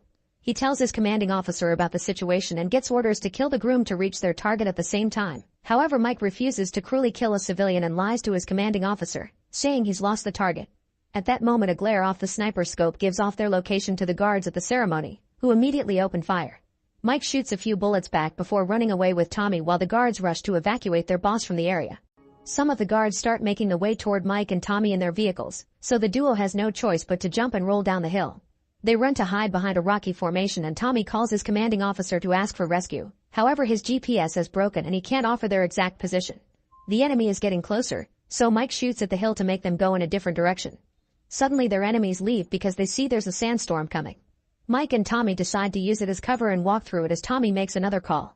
His commanding officer tells them to reach a village located 5 hours to the west so they can be picked up. Eventually the duo manages to get out of the storm and starts walking under the unbearable desert sun. Tommy talks all the time and shares stories about his son and wife at home, but Mike still doesn't say much. Frustrated, Tommy points out that something is obviously eating Mike on the inside and asks about Jenny, wondering about the possibility of marriage. Mike explains he does want to marry her but he can't yet because it's complicated. Moments later they get a message on the radio explaining that the main team has had complications and the new pickup spot has been chosen, meaning the duo will have to cross the desert to get there. Because of the dunes, the radio won't always work so they'll have to be extra careful. After lots of walking, Mike and Tommy encounter the sandstorm again and stop to wait it out. They can see a guy with a child at the end of a rope walking through the storm, but they don't seem to notice them back so the duo doesn't shoot. As the wind blows, a warning sign comes off its pole. Once the sandstorm is gone, Tommy and Mike continue to walk under the scorching sun. Suddenly the warning sign lands right in front of Mike's feet. He can't read it, but the skull obviously means danger and he remembers that the USA has buried tons of landmines in this area. However, Tommy thinks Mike is taking it too seriously and explains it's a trick from the locals to keep enemies away from their villages. Tommy also points out that turning back means dying of thirst, so he just keeps going, confident that the sign means the village is near. After a few hours of walking, Mike freezes when he steps onto something, but it's just a little toy soldier. He puts it away in his vest before noticing that Tommy is out of water, so he shares his own. Desperate to keep the mood up, Tommy begins walking backward as he keeps teasing Mike for overthinking things. Suddenly a click can be heard and Mike tries to warn his friend, but it's too late. Tommy takes another step and a landmine explodes. As his ears ring, Mike takes a step towards Tommy, only to hear another click. He freezes in shock as he realizes he's standing on top of a landmine and can't move without activating it. Once the sand from the explosion clears out, Mike can see Tommy has survived but lost both his legs. He can't stop yelling in pain and begging for help, so Mike yells back to calm him down and explain the situation. Under Mike's guidance, Tommy tries reaching for his bag with the radio, but the pain is too much. His mood gets worse when he looks down and discovers he's missing his legs, causing him to freak out. Mike calms him down by reminding him of his family and mentions the medicine injections they carry in their vest. Tommy immediately takes both instead of saving one for later like Mike says. Then Tommy tries for the bag again and this time he reaches it, but unfortunately the radio isn't working. Getting desperate, Mike considers stepping away from the landmine because there's a chance it's old and broken. However, the risk is high and Tommy wants him to live, so he takes out his gun and asks Mike to send his love to his son before self-deleting. Mike yells in frustration and grief, but quickly stops himself as he realizes freaking out may make him fall. Then he starts lowering his body extremely carefully until he's down on one knee and uses his knife to gently move the sand. He finds some round metal under his foot, confirming he's on top of a landmine. Unbeknownst to Mike, a man is watching from afar but leaves without helping. Next, Mike puts together his shoelaces, the strap from his gun, and his axe to create a hook. He throws it a couple of times to try to get the bag, but it won't reach far enough. Moving carefully again, Mike stands up and almost falls when throwing the axe, but thankfully he recovers just in time. Now he finally can drag the bag toward him and grab the radio, only to discover the battery is dead and the spare is in Tommy's vest. At least the radio can be sun-powered, so he leaves the small panel on the ground to let it charge. Afterward, Mike keeps himself busy by going over his supplies. A few hours later, the radio finally charges and Mike gets to talk to his commanding officer, explaining the situation and requesting extraction. However, the officer isn't happy about the failed mission, and since Mike doesn't have GPS and has one leg in Death's realm already, he isn't considered high priority. The helicopters can't fly because of the sandstorms, so Mike will have to wait 52 hours for a convoy to pick him up. Mike isn't sure he can survive that long, but he has no other choice and starts a timer on his watch. The commanding officer reminds him lots of mines are old and broken and that there's a trench technique to survive this problem. However, the communication cuts off before he can finish explaining. A few hours later, Mike eats some of his rations, noticing he doesn't have much left. Suddenly the sandstorm starts approaching again, so Mike quickly covers his face, grabs his things, and bends over to wait as still as possible against the wind. His body trembles a lot, but Mike is strong and gets through it without activating the landmine. Once the storm has passed, Mike looks around and discovers the wind pushed Tommy's body right next to him. After covering his friend's face with his hat, he opens the vest pocket and finds a picture of Tommy's family. He takes a minute of silence and puts it back before finally grabbing the battery. Unfortunately, the wind has blown the bag too far and now he doesn't have access to the radio. The depressing irony makes Mike laugh. As time passes, Mike can't do anything but wait. He covers his head to protect it from the sun and drinks the last drop of water. Getting desperate, he shoots a few bullets at the sky and yells for help to no avail. He begins considering self-deleting as his only option, but at that moment he sees a Berber man pass by. Mike points his gun at him and asks him to stop, but the Berber doesn't listen and keeps moving. Thinking he may not speak English, Mike makes exploding noises to indicate this is a landmine area. However, the Berber just mocks him. Then the guy starts walking toward Mike in a zigzag pattern. Suddenly he asks why Mike is stuck, revealing he understands English. Mike explains the situation as he continues to ask for water and the radio. However, the Berber mocks him for not moving. He does take his flask but doesn't help with the radio. He just leaves while ignoring Mike's yelling and questioning if his weird movements help him avoid mines. Hours later, Mike forces himself to pee in a bag to drink. He barely takes a sip before a little girl shows up, running toward him in the same zigzag pattern. She gives him his flask full of water and Mike drinks as he guesses she's the Berber man's daughter. Then the girl takes out a toy soldier from her bag and Mike shows her the one he found in return, so she uses both to represent him and Tommy. Without using words, she pushes the toy to tell Mike he needs to move on. Mike says he can't move and starts yelling for the radio without meaning to, so the girl just leaves. Later, as the sun starts to go down, Mike plays some songs on his phone and starts a fire. He can hear animals howling in the distance, so he distracts himself by looking at pictures of Jenny on his phone and watching a video she specially made for his departure as a good luck charm. Eventually the fire goes off and Mike falls asleep while looking at his watch. His father appears in front of him and punches him, triggering a memory of the abuse he suffered as a child. This causes him to wake up right before he falls. Then Mike tries to restart his fire, but at that moment he hears the growling of wild dogs coming closer. He starts shooting in the dark, but none of his bullets hit. Deciding to risk using the flashlight, he discovers one of the wild dogs is taking away Tommy's bag and there's another walking toward him. After changing guns, he opens fire again, hurting the dog. As the creature steps back, it activates a landmine, and the resulting explosion scares the pack away. The next day the Berber visits Mike again, calling him a lucky man for surviving so far. The Berber explains he doesn't know where the landmines are and he just walks like that to get better chances. He thinks Mike is afraid of moving on physically because he isn't able to do it in his soul and asks why Mike became a soldier, to which Mike answers that he had no reasons to stay anymore. At least this time the Berber brings over the radio and Mike quickly changes the battery, but it still won't work. Then the Berber grabs Mike's face and tells him to be a free man. This causes Mike to hallucinate the man as Tommy telling him to live, but once he blinks the Berber is far away. A few hours later, Mike cuts his boot because his foot is red and swollen. He also uses his knife to kill a scorpion. Eventually the heat becomes too much and he takes off his vest. It's clear that the whole experience is affecting him mentally. He starts seeing hallucinations and interacts with them as if they were real by yelling at them, punching them, and even shouting in frustration. Every time this happens, a clicking sound can be heard. He even sees Tommy's body standing up and announcing they're going home, but he quickly disappears. In the evening, Mike continues to try to contact the base while Tommy's hallucination tells him that he's just killing the battery. At that moment his phone starts ringing and Mike sees it's a call from his dad, so Tommy has to point out it isn't real. Mike snaps and pushes him away, so Tommy reminds him this is happening because Mike never worked through his inner demons. Mike says that having left Jenny makes him as bad as his father, but Tommy reassures him he isn't. A flashback reveals that Mike asked Jenny to marry him but she turned him down because she also thought he had some self-healing to do first. In the present, Mike almost falls asleep, but at that moment the wild dogs arrive again. They activate a landmine and move away from the explosion, but this time they don't leave. Mike shoots in the dark ahead of him, only for Tommy to warn him to watch out. Suddenly a dog approaches him from the side and bites his arm, so Mike shoots it. Then Tommy convinces him to try the technique his commanding officer mentioned, thus Mike desperately starts to dig in the sand.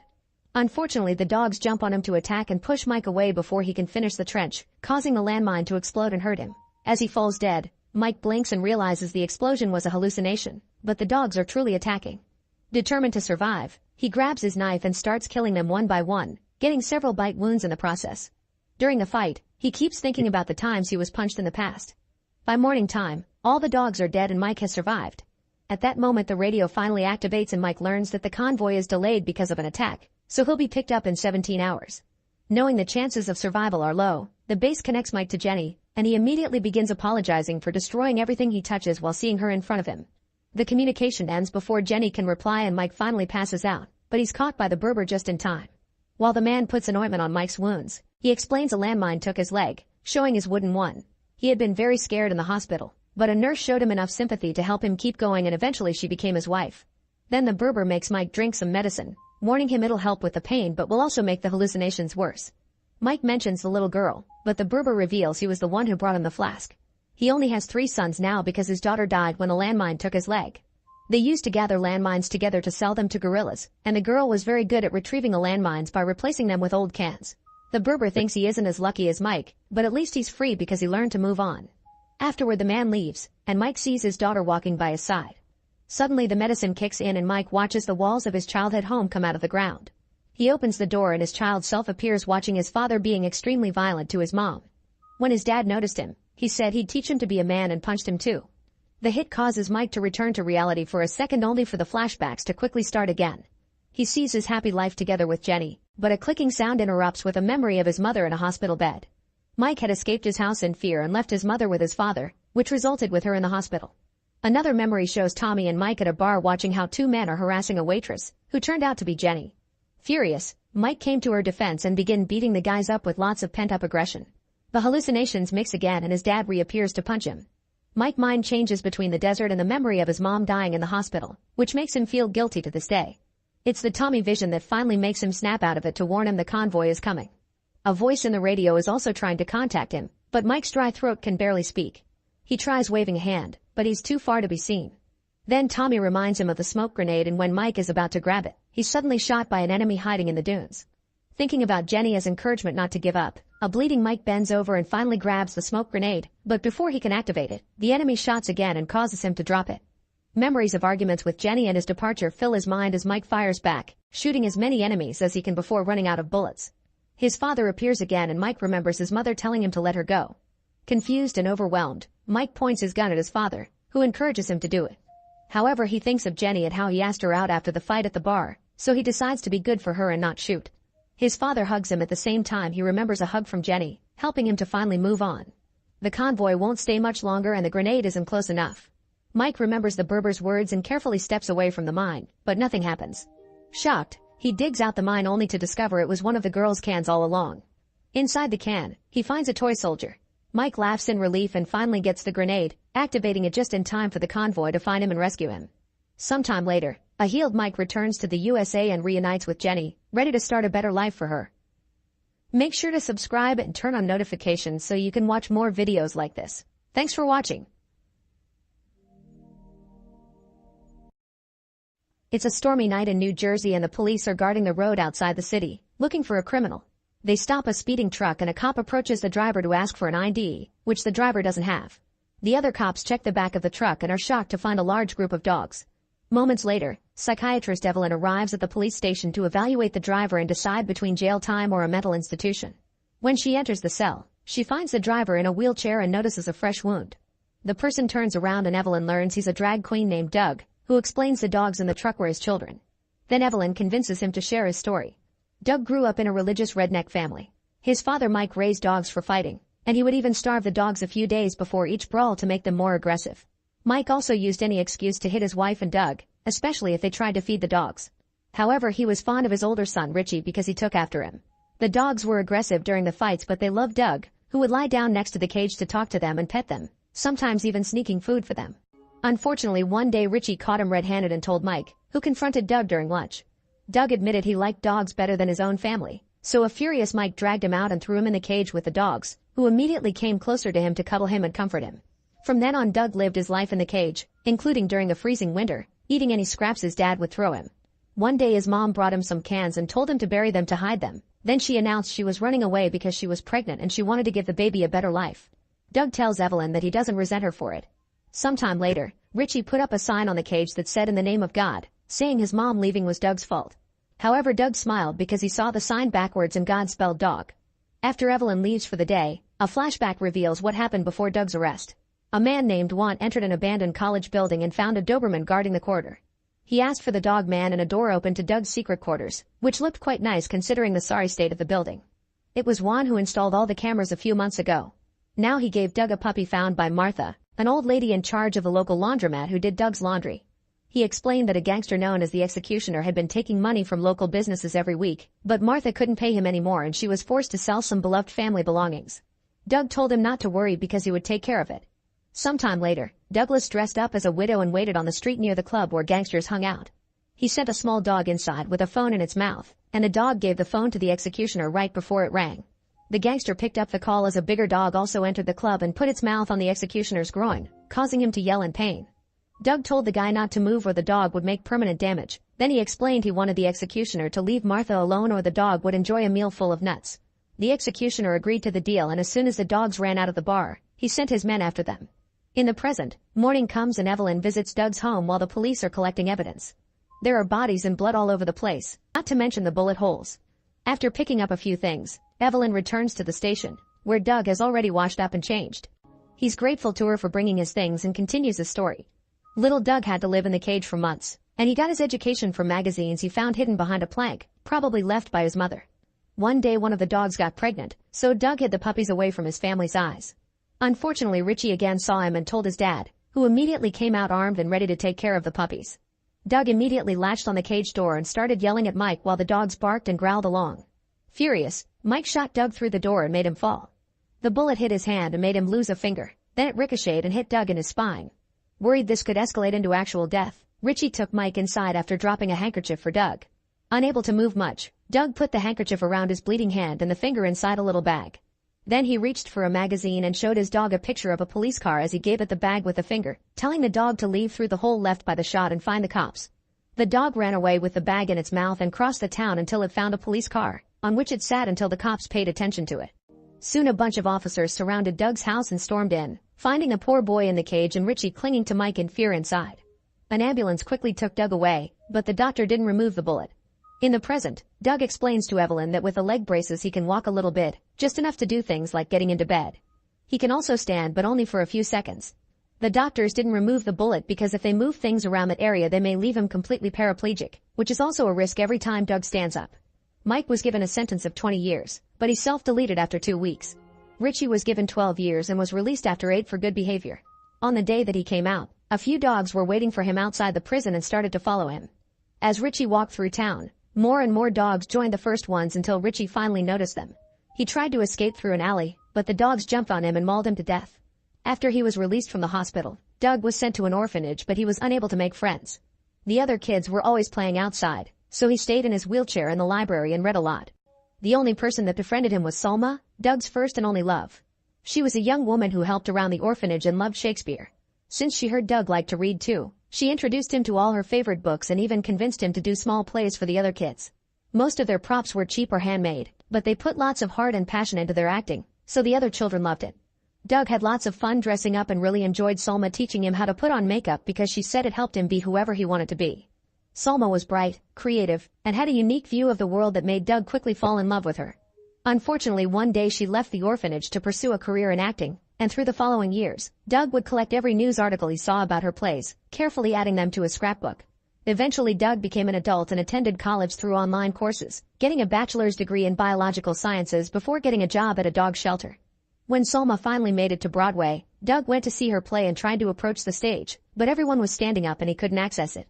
Luckily he was allowed backstage, and Salma immediately recognized him. She was very happy to see him and really appreciated his flowers, but she got even more excited when he gifted her the scrapbook. Salma was so flattered that she thanked him with a kiss, causing his hopes to go up. Doug was about to confess his feelings when suddenly the director came in and complimented the scrapbook as well. Doug was devastated to hear Salma was married to him and they were already expecting a baby. Heartbroken, Doug congratulated them and went back to the shelter, where he stood up to be able to yell and hit the cages to deal with his fury. The dogs barked at him and when he fell on the floor, one dog struggled with the latch until it managed to open the cage, causing all the dogs to come out and cuddle Doug to comfort him. Afterward Doug cut his hair as a symbol of letting go.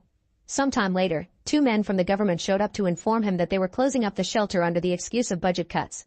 Doug pointed out that the budget was cut every year since he took the job and he still kept the shelter up because he lived off donations, so the only municipal funding he had was the building itself. Feeling caught, the men admitted that the site was being sold to a developer to make a profit. Douglas had until Monday to move out, and the dogs would hopefully be sent to other shelters. However, when Monday came, the authorities found the building empty because Doug had run away with the dogs. That was when Doug moved into the abandoned college building, where he spent time reading to his doggy family. He soon started to look for a job, but every place would turn him down because of his wheelchair. One afternoon Doug went to a club that was looking for a barman and arrived just in time to watch the drag queens rehearsal, immediately falling in love with their costumes and their art. The owner told Doug that he already hired someone for the bar, but Doug announced he wanted to act instead, sharing his experience. The man pointed out people wouldn't be interested in a performance done in a wheelchair, so Doug got off the chair and explained he could stand for a whole song. The queens were very impressed and found him cute, so they convinced the owner to give Doug a chance. The following Friday, the queens helped Douglas get clothes, makeup, and a wig for his performance. Wanting to make a good impression, he removed his leg braces and asked his new friends to be ready to catch him when he was done. The queens helped him reach the stage and he waited behind the curtains, which opened when he was introduced as Edith Piaf. Doug started singing in French while doing slight movements with his hands, and both the public and his co-workers were enchanted by his voice. Everyone could hear the raw emotion in the lyrics, and by the end, everyone clapped and cheered for Doug, wanting more. The curtains closed and the other queens rushed to catch Doug right before he fell. From that on, Doug was allowed to perform in the club every Friday night. Obviously this didn't pay enough to live, so Doug started a service that matched lonely people with the right dog for company and protection. He also gave them extra help if they needed it, implying illegal activities like what he did with the executioner. One day while he was cooking, the dogs would bring him any ingredient he needed from the pantry, and this made Doug realize this could be used to do what he called fair redistribution of wealth. His smallest dog would sneak inside rich people's houses through windows or ceiling hatches that were left unlocked because of their small size. Then the dog would open a bigger entrance so all the other dogs could come in too. Together they would steal all the jewelry they could carry and nobody ever suspected animals were doing it. Things went well for a while until one day, a rich lady called insurance agent Ackerman, who thought she was trying to commit insurance fraud. Supposedly every window and door in her house had been locked except for a tiny bathroom window, not to mention her dogs didn't bark. However, the lady gave him the security camera tapes, and when Ackerman started to watch them, he saw a dog running out with something in its mouth. It looked crazy, but then he remembered the other mysterious cases from the last few months and checked the other recordings as well. He was shocked to discover that the same dogs were always on the screen and they had been dismissed as random strays by the other agents. In one particular recording, Ackerman found a guy pretending to be a guard waiting for the dogs with a truck. He investigated the license plate and found Doug's profile, eventually discovering he was working at the club. One Friday night, Ackerman attended Doug's performance and to his shock he was wearing one of the stolen necklaces. After the show, Ackerman went to the dressing room with a flower, pretending to be Doug's fan. He asked him out for dinner, but Doug turned him down because he had to go home to feed his kids. When Doug left the bar, Ackerman discreetly followed him. As he entered the old building with a gun, the dogs warned Doug, who immediately asked them to hide. Ackerman found the Doberman guarding the corridor and considered shooting, but at that moment Doug opened the door and told him the jewelry was in the safe. Once he had the box, Ackerman took a seat to check everything was in there, and Doug used the chance to order his dogs to kill him. Now that most of his life has been covered, Doug shares why he got arrested. The evening after Doug helped Martha, the executioner and his gang found the abandoned building because they beat up Juan until he talked. Once they were sure they were at the right place, they killed Juan with a shot. The sound alerted Doug of their presence and he told the dogs to get in position for war while he grabbed a weapon from his collection. The executioner ignored the Doberman and started to shoot the metal door to no avail while Doug escaped through a narrow hidden corridor. At that moment a little dog ran by the corridor and a gangster followed him into a hole, only for the bigger dogs to drag him in and kill him. Then the gang split and started to follow the different dogs that kept peeking into the corridor. A guy followed a dog into a bathroom with a wet floor, and the dog released a cable to electrocute him. Another guy followed a chihuahua into a locker room, and when he got close enough, Doug shot him through the wall. A man entered the wrong room and found himself surrounded by huge dogs that immediately mauled him to death. While chasing a small dog, another guy fell inside a hidden pit, and when his friend tried to help him, the dog pushed him down as well. Then Doug came over and shot them both. In the corridor, a gangster stepped on a trap and was left hanging from the ceiling for a dog to catch. Nearby, another gangster also fell in a trap and got mauled as well. The executioner started to get nervous and asked his men to bring him a better weapon. At that moment, Doug opened fire through the wall, bringing down a few men. When the executioner shot back, a bullet hurt Doug's back before he managed to duck. A desperate Doug dragged his body through the floor and took the narrow corridor to return to his quarters while the executioner used the bigger weapon to finally open the door. He came inside and tried to shoot Doug only to discover he ran out of bullets, and the dogs used the chance to kill him too. Afterward, Doug and his dogs escaped in a truck, and that was when the police caught them. While Doug waited in the police car, he gave the dogs a sign and they immediately ran away. In the present, Evelyn tells Doug she's heard enough and leaves. Then Doug smokes near the window and smiles when he hears a dog howl. It turns out his dog has been waiting outside, and at the sound of the howl, all the other dogs come to the area too. While Doug dresses up nicely with the things Evelyn brought him, the dogs enter the station and scare the front guard into passing out. Then a very slim dog steals the keys and crosses the bars to drop the keys by Doug's door. Afterward, Doug escapes and leaves his chair behind, determined to walk to the church across the street. He asks God to pass his judgment, and then he falls on the ground as he takes his last breath. Soon all his dogs surround him, and every dog in town also comes to say goodbye.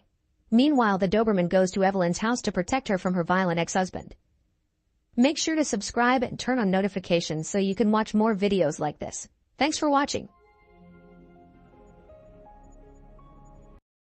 In England, in the middle of the night, 3 animal rights activists break into the Cambridge Primate Research Center, where chimps are being experimented on with videos of human rage, violence, and destruction. As the activists start taking pictures, a scientist finds them and rushes to call security. The group stops him just in time and captures him, so the scientist begs them not to do anything because the chimps are infected with a highly contagious and very dangerous virus called rage. However, the activists don't take him seriously and release one of the chimps, who immediately attacks and bites a woman with unbound fury before one of the others kills it. While the other chimps go crazy in their cages, the woman begins vomiting blood on the floor at his friend's face. The scientist says they must kill her, but it's too late. She transforms into a zombie and attacks all the people in the room. 28 days later, Jim wakes up from a coma in an empty hospital. He leaves the room and wanders around looking for people, but he doesn't find a single soul, just chaos everywhere. After grabbing some drinks from a vending machine, he leaves the building to explore London, finding the city in the same condition. No people at all, but lots of destruction. When he finds a newspaper, he learns that Britain has gone through a mass exodus, and on a huge bulletin board he finds thousands of missing people signs. Eventually, Jim enters a church, where he finds creepy messages on the walls. When he reaches the main room, he's shocked to see it's full of rotten bodies.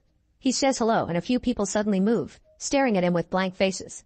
At that moment, the priest comes out, but he's a zombie and tries to attack Jim, who hits him with his bag full of cans. The priest is unbothered and tries to chase him, so Jim runs away. The other zombies also leave the church and start chasing Jim, who runs as fast as he can until he reaches a gas station. There, survivors Mark and Selena begin throwing Molotov bombs at the zombies to burn them up, and once Jim is safe with them, they throw a bomb at the gas station to blow it up. Afterward, the duo takes Jim to their hideout, which is an abandoned sweet shop in the London Underground. When Jim tells them he had been in a coma because of a car crash, Selena explains that a highly contagious virus escaped from a research center and continues to spread uncontrollably, turning people into zombies and collapsing British society. Most of the population is now dead or affected, the army was overpowered, and the government doesn't exist anymore. Jim wants to go to his parents' home to check on them and ignores Selena's warnings that they most likely are dead, so she and Mark agree to go with him to stick together. In the morning, the trio carefully makes their way across a very empty London and safely arrive at Jim's old home, where a devastated Jim discovers his parents self-deleted to avoid becoming zombies. They even left a note for him saying don't wake up. As Jim cries, Selena and Mark tell him he should be grateful his family died peacefully, because they had to watch their own families become monsters. They spend the night in that house, but Jim can't sleep and decides to look at old family videos. The light he's turned on gives his location away, and suddenly 2 zombies jump through the window to attack him. As Jim struggles to defend himself, he screams and gets the attention of Mark and Selena, who immediately jump to action and defeat both creatures with brutal yet efficient ferocity. Then Selena makes sure Jim wasn't bitten and didn't get even a drop of blood in his mouth. Unfortunately, the injured one is Mark, whose arm wound is covered with zombie blood. Without hesitation, Selena hacks Mark to death with her machete before announcing they must leave because more zombies will come. After washing up, changing clothes, and gathering all the supplies they can find in the house, Jim and Selena leave the area, and Selena warns Jim that if someone is infected they must be killed immediately, no matter if it's a relative or a friend. Later they see flashing lights coming from an apartment nearby and go to investigate. The building is in a sorry state and the lobby is full of trolleys, but the duo just climbs over them to reach the stairs. There are several floors to climb, and when they stop to take a break, they hear screeching from zombies that have entered the building. They also jump over the trolleys to take the stairs, so Jim and Selena begin climbing faster as the zombies come after them. After going up a few floors, they freeze when they find the way blocked by a man wearing protective gear, who gives them the number and location of his apartment. The guy stays to fight the zombies, stopping them with a shield while he beats them up with a bat. The duo makes it to the apartment, but the girl inside doesn't open the door until the man comes back in one piece. Once everyone is inside, Frank and his daughter Hannah introduce themselves, giving the duo a warm welcome. This is the apartment with all the lights, and Frank is glad his signal has finally brought over some company.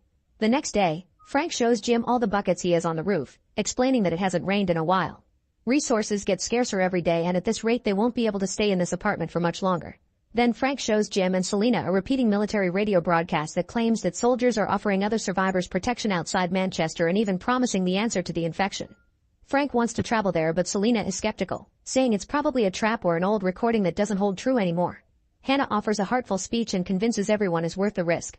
Then the group takes Frank's taxi to travel to Manchester, taking all the supplies they can carry. As they travel through London, they see all the destruction and the bodies on the streets. When they try to cross a tunnel, the way is blocked by bodies and crashed cars, but Frank decides to just drive through it and push it away. They actually manage to cross the mess, however the car suffers a flat tire in the process. When the group comes out to change the tire, they hear a very weird sound and suddenly see hundreds of rats running toward them, which makes them realize the zombies are coming. There's no time to use extra tools, so the adults lift the car while Hannah changes the tire. They can see the shadows of the zombies approaching and soon they're jumping over the crashed vehicles, but the group finishes changing the tire just in time and manages to drive away. Afterward they keep driving for a few hours and when they make it to the countryside, they stop at a burger shack to take gas from an abandoned truck. Curious, Jim decides to enter the building and finds a dead family. Suddenly he's attacked by a zombie child, and he has no choice but to kill him to survive. Then they continue to travel through the countryside, which still looks beautiful. When they stop for dinner, they watch horses run around without a care for the world.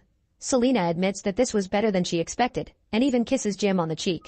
That night, the group stays in an old castle in ruins.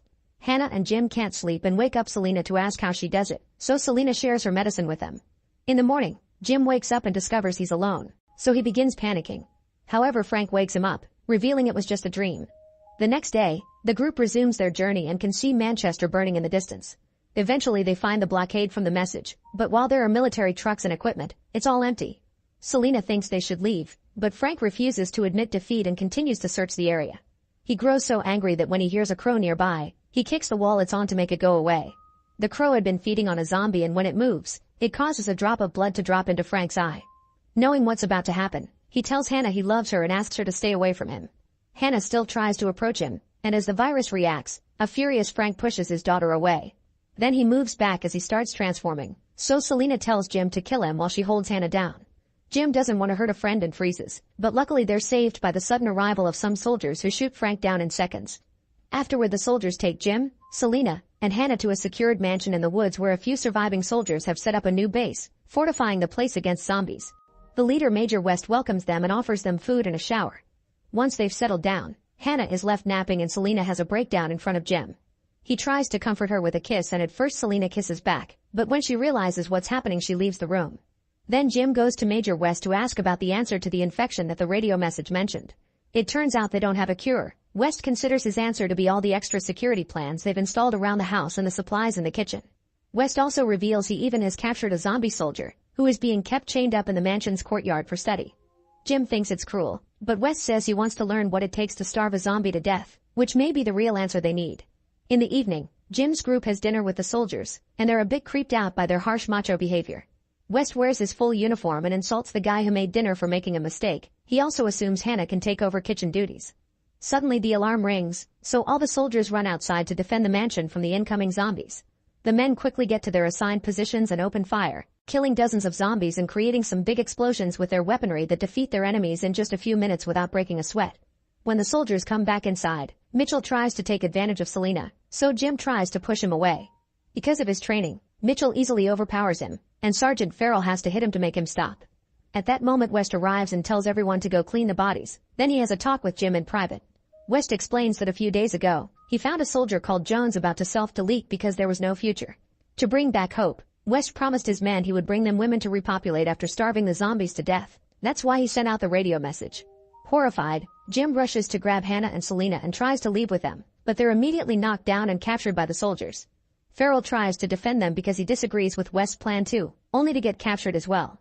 Jim and Farrell are locked up together, and Farrell mentions that the infection couldn't have crossed the seas, so most likely the rest of the world is just fine and they're only quarantining Britain to keep the infection on the island. Hearing this gives Jim hope. In the morning, Mitchell and Jones take the prisoners to the forest to be executed next to a pile of bodies. Farrell calls them out for turning on their own sergeant and an argument ensues. Jones wants to shoot them to make this quick, but Mitchell wants to stab them and enjoy it. A desperate Jones shoots anyway, killing Farrell but also hurting Mitchell in the arm. While Mitchell jumps on Jones to yell at him, Jim uses the chance to disappear. As soon as the soldiers notice they go looking for him, but it turns out Jim has been pretending to be a body on the pile. Then Jim manages to escape by jumping over the wall, leaving his shirt behind. The soldiers see this and decide to leave him be, thinking he can't survive the zombies that wander beyond the walls. As Jim escapes into the woods, he suddenly trips and falls, causing him to look up. To his surprise, he sees a jet flying by, meaning Farrell's theory that the rest of the world is fine is correct. In the mansion, the soldiers want to put Selena and Hannah in pretty dresses to prepare them for a night of breeding. Selena tries to fight against them to no avail, so she changes tactics and kisses a soldier, flirting as she asks him to give them some privacy to change in peace. The soldiers accept and after they leave the room, Selena gives Hannah some of her medicine to make the experience less traumatic for her. The soldier overhears this and rushes back inside, but before he can do anything, they hear the alarm going off again. It turns out Jim is at the blockade and sounding the alarm on purpose. Soon West and another soldier arrive and start searching the area, so Jim carefully sneaks around and ambushes the soldier to knock him down. When West realizes his partner is missing, he looks around and finds him dead in his Jeep, so he opens fire without aim just in case. Then he tries to leave in the Jeep but it's been disabled, and at that moment a zombie jumps on top of the vehicle. West immediately shoots him down before coming out of the Jeep to also kill all the other incoming zombies. Once he's done, he runs back to the mansion.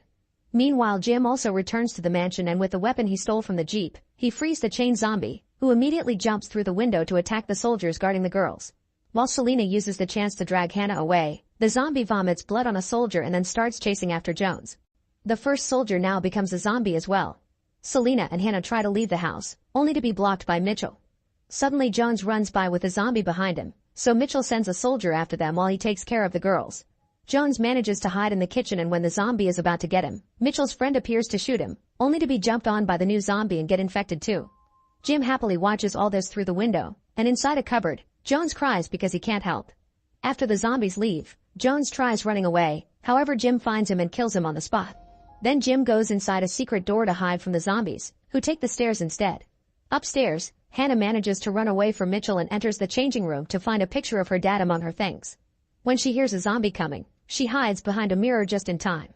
The zombie gets confused by his own reflection and leaves. Back to Jim, he runs around the mansion looking for the girls and enters a room where he finds a soldier hiding because he has no bullets. Jim ignores his begging for help and jumps out the window, leaving the soldier to be eaten by the zombies. By running the roof, Jim sees the room where Mitchell is about to take advantage of Selena and enters through the window.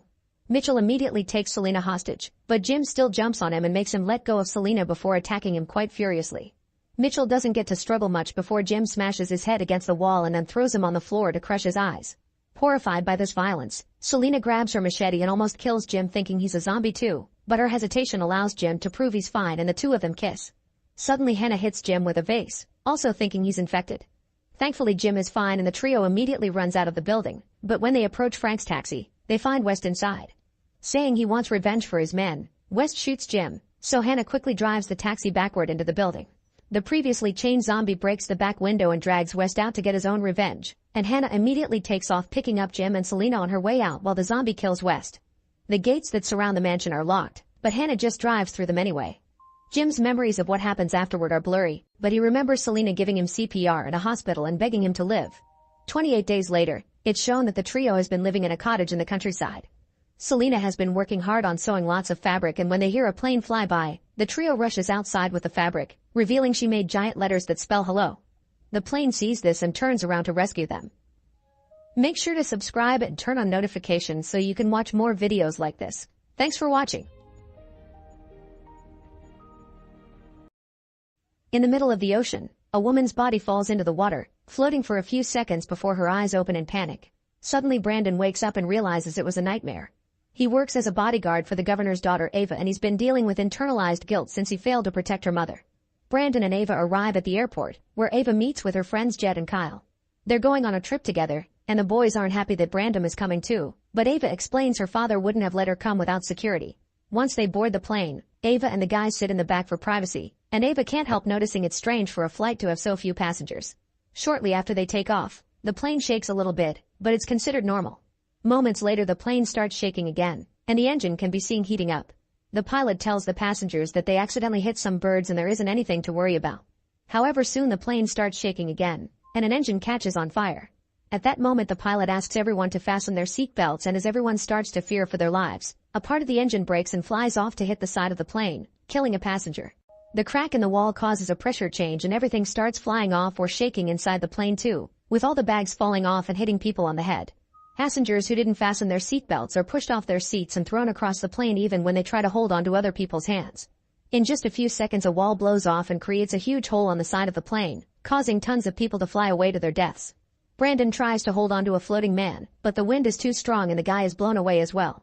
Another guy tries to hold onto the seats, however the metal can't hold on for much longer and the few seats fall off with the guy still on them. A flight attendant tries to help a guy who is about to fall, only to end up falling with him. After losing most of its passengers, the plane starts falling at great speed and crashes into the ocean, where the water immediately starts flooding it. As Brandon is stabbed by a piece of metal, the seats are pushed forward by the impact and kill many passengers by crushing them. The plane sinks for a few minutes and eventually comes to a stop when it gets stuck on the seabed. Thanks to the plane being stuck in an angle, an airlock is formed at the back, so Ava and her friends plus flight attendant Danilo are alive. However, Kyle has a broken bone in his arm.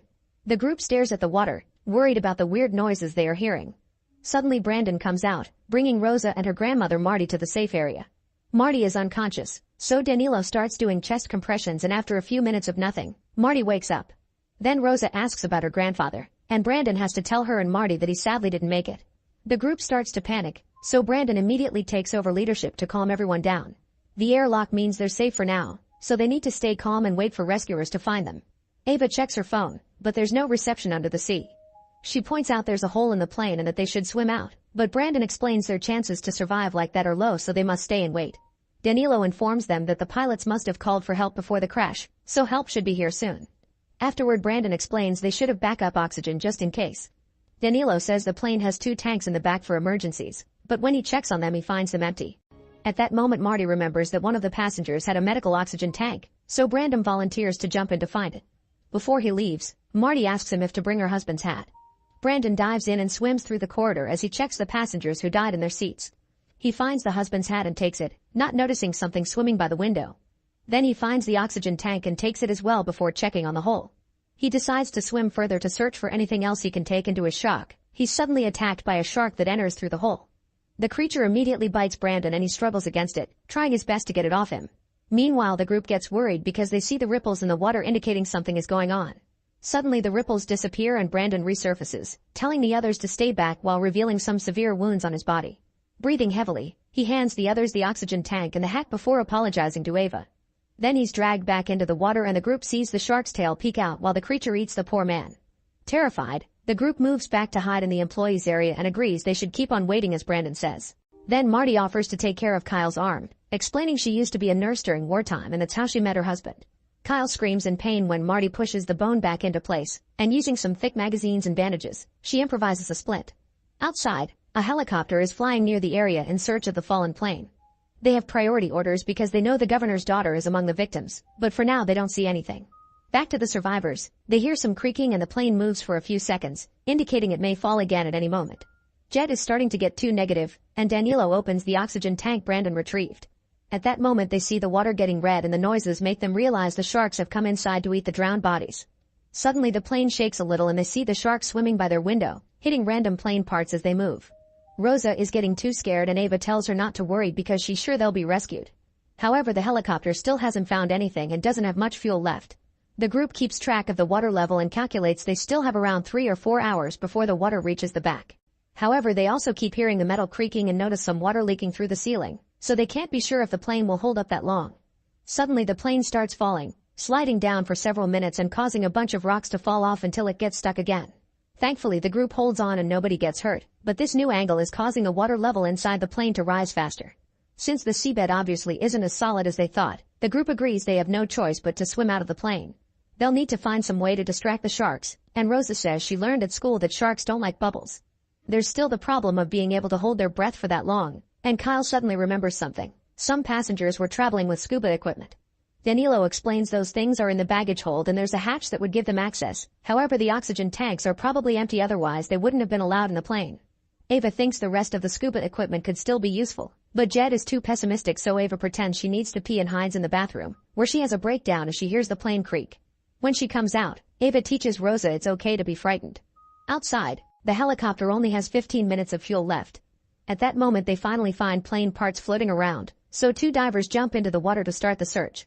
It doesn't take them long to find the plane, and as soon as they come closer the group starts making gestures at the window. One of the divers swims toward the hole while the other approaches the window to tell the survivors it's all fine now. Suddenly the shark appears behind him and he doesn't notice it, so the group tries to warn him. The diver turns around and finds nothing, but when he looks at the plane again, he's pulled down by the shark and killed. After hearing lots of noises above the plane, the group looks out the window and sees the diver's leg floating away.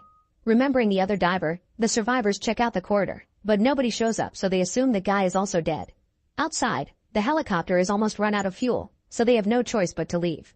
At least they have the coordinates and backup is already on its way. Back to the survivors, Ava points out that if the other diver is dead, they could take his oxygen tank. She looks underwater and notices a shadow, but she can't know for sure. Jed tries to get a closer look by standing on the seats, only to slip and fall into the water. The group worries because they can't see him, but he then surfaces laughing because he had been pranking them. However, he doesn't come out in time and the shark soon finds him, catching with his toothy mouth. As Jed struggles against the shark's attack, the group comes closer to grab his arms and pull, managing to get Jed away from the shark and into safety. Unfortunately, they discover that Jed is missing a leg, so Marty makes Rosa stand behind the curtain while she takes care of the wound. Using some seatbelts, Marty makes a tourniquet to stop the bleeding, and Jed cries when he realizes he won't be able to participate in any more triathlons. Still determined to get out of there, Ava volunteers to go search for the scuba equipment. Danilo opens the hatch and they discover the baggage hold is also flooded, but Ava dives in anyway. With a flare, she looks around the area, unaware that something else is swimming behind the bags. Eventually she finds the scuba equipment, only to suddenly be startled by an octopus at the same time the flare goes out. The others begin getting worried when they see no more light, but thankfully soon Ava returns with the equipment. The group opens the bags to find diving suits and masks, but there are only 4. At that moment they hear something hitting the plane and rush to check the window, but no diver is around, so it must have been a shark. By the time they turn around again, Jed is already dead. A desperate Ava tries to do chest compressions, but Marty pulls her back, making her see the truth. Suddenly the plane slides down again, but this time it stops quickly because the cockpit breaks and acts as an anchor. Water is rising faster, so they need to get out fast. Remembering Rose's fun fact, they plan to use the small oxygen canisters from the emergency masks to blow bubbles at the sharks. There's still the matter of swimming such a distance, and Kyle breaks down, confessing a childhood accident that left him traumatized and made him a bad swimmer. However, with Ava and Rose's supporting words, he agrees to try. Then Ava gathers all the oxygen masks she can find without going too deep into the water. The sharks are still hitting the plane, and the ceiling is starting to crack. The group starts changing and Marty volunteers to be the one without a suit because at her age, she would only slow everyone down anyway. After saying a final goodbye to Jed, the survivors get in the water, noticing the plane is slowly starting to slide down again. Suddenly the cockpit finishes breaking and falls into the abyss, meaning the plane will fall soon as well. Marty asks Ava to go first and take Rosa with her. The girls start swimming through the corridor only to find it blocked by a shark, so they immediately open an oxygen canister to scare it away. Once the way is cleared, they keep on moving, and soon Kyle and Danilo also join them. Marty watches the young people go as the water rises inside the plane and knows she won't be able to make it, so she stays back and waits to be reunited with her husband. At that moment Kyle panics and swims back to put his head out in the small pocket of air left. Danilo tries going back for him, but suddenly a shark comes out of the baggage hold and attacks Kyle, eating him in seconds. A terrified Danilo swims to meet with Rosa and Ava, who find the dead diver and take his tank so they can fill up their lungs. Then Ava sends Rosa and Danilo through the hole with the tank, but when she's about to leave too, a shark blocks her way. Ava swims back and freezes, so the shark swims inside without noticing her. However, her tail smacks off her mask. Then Ava discovers more sharks are coming through the hole, so she starts swimming toward the front. At that moment the plane starts falling faster and the water pressure keeps her from moving. But luckily Ava holds onto the seats and pushes through, managing to leave through the front hole right before the plane falls into the abyss. Now Ava can start swimming to the surface. However, she soon runs out of air and passes out. Her body obviously stops swimming, but thankfully the floaties push her up, and as soon as she reaches the surface, she breathes and immediately wakes up. Ava panics when she doesn't see the others, but at that moment the helicopters show up and finally pull her out of the water. Danilo and Rosa have already been rescued, and when Rosa asks about her grandmother, Ava gives her the bad news. As a last goodbye to her grandparents, Rosa throws her beloved plushie into the water before falling asleep in Ava's arms. Make sure to subscribe and turn on notifications so you can watch more videos like this. Thanks for watching. An asteroid called Agatha 616 is heading straight for Earth, so all nations come together to shoot a bunch of rockets at it. The asteroid is effectively destroyed, but this causes chemical compounds to rain down on Earth, which mutates the animals into gigantic and violent monsters.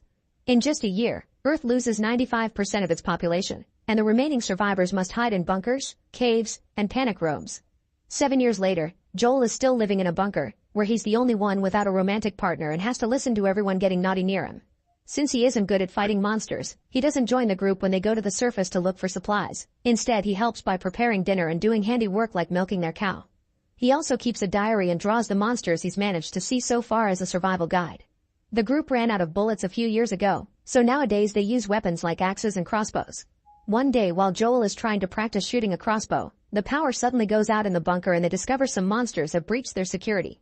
A few guys go into the tunnels to fight them while the others watch the progress on the screen of their sensor system. It seems the group is getting in trouble, so Joel goes out with a crossbow to help. As he wanders around the area, he bumps into a monster, who finishes eating one of his friends and then immediately comes for him, but Joel can't help freezing. The creature is about to kill him, but thankfully it gets killed first by Joel's friends. Then a flashback shows Joel before the apocalypse hanging out with his girlfriend Amy. After he made a funny portrait of her, they started to kiss, only to be interrupted by an alarm that warned them of the pieces of rockets and asteroid falling on Earth. They had no choice but to rush back to their families. Back in the present, Joel uses a radio to chat with other bunkers and keep in contact with Amy.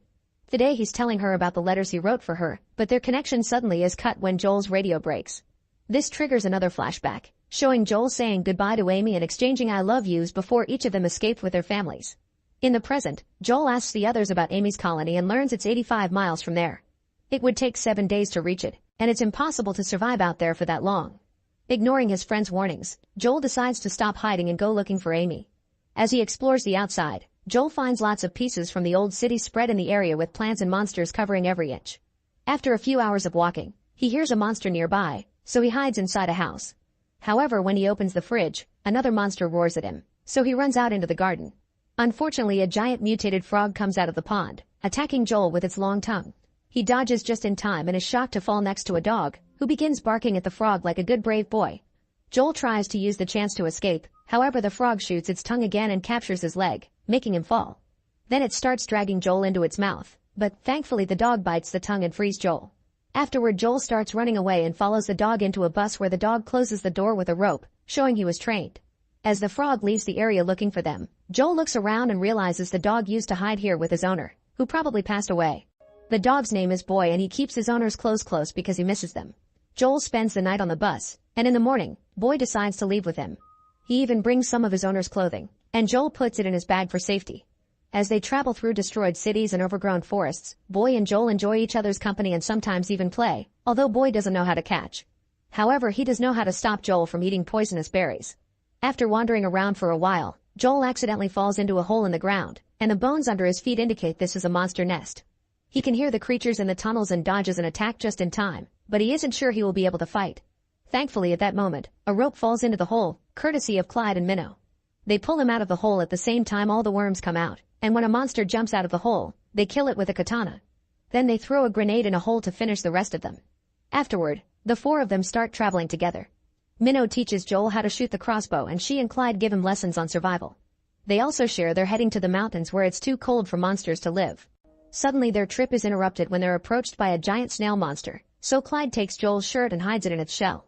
This snail is very peaceful and while it continues on its journey, it'll carry Joel's scent, hopefully making the monsters follow it instead of them. Clyde and Minnow tell Joel he can know if a monster is nice or not through its eyes. When they stop for the night, Clyde shares a few details about the monsters so Joel can add them to his journal. For the next few days, the group keeps traveling together and Joel finally gets good with the crossbow.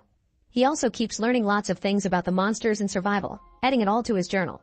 Eventually they reach the point where they must split to go to their different destinations, and Clyde says goodbye by gifting Joel a grenade. Joel and Boy continue traveling together and later they reach a swamp that Boy refuses to cross.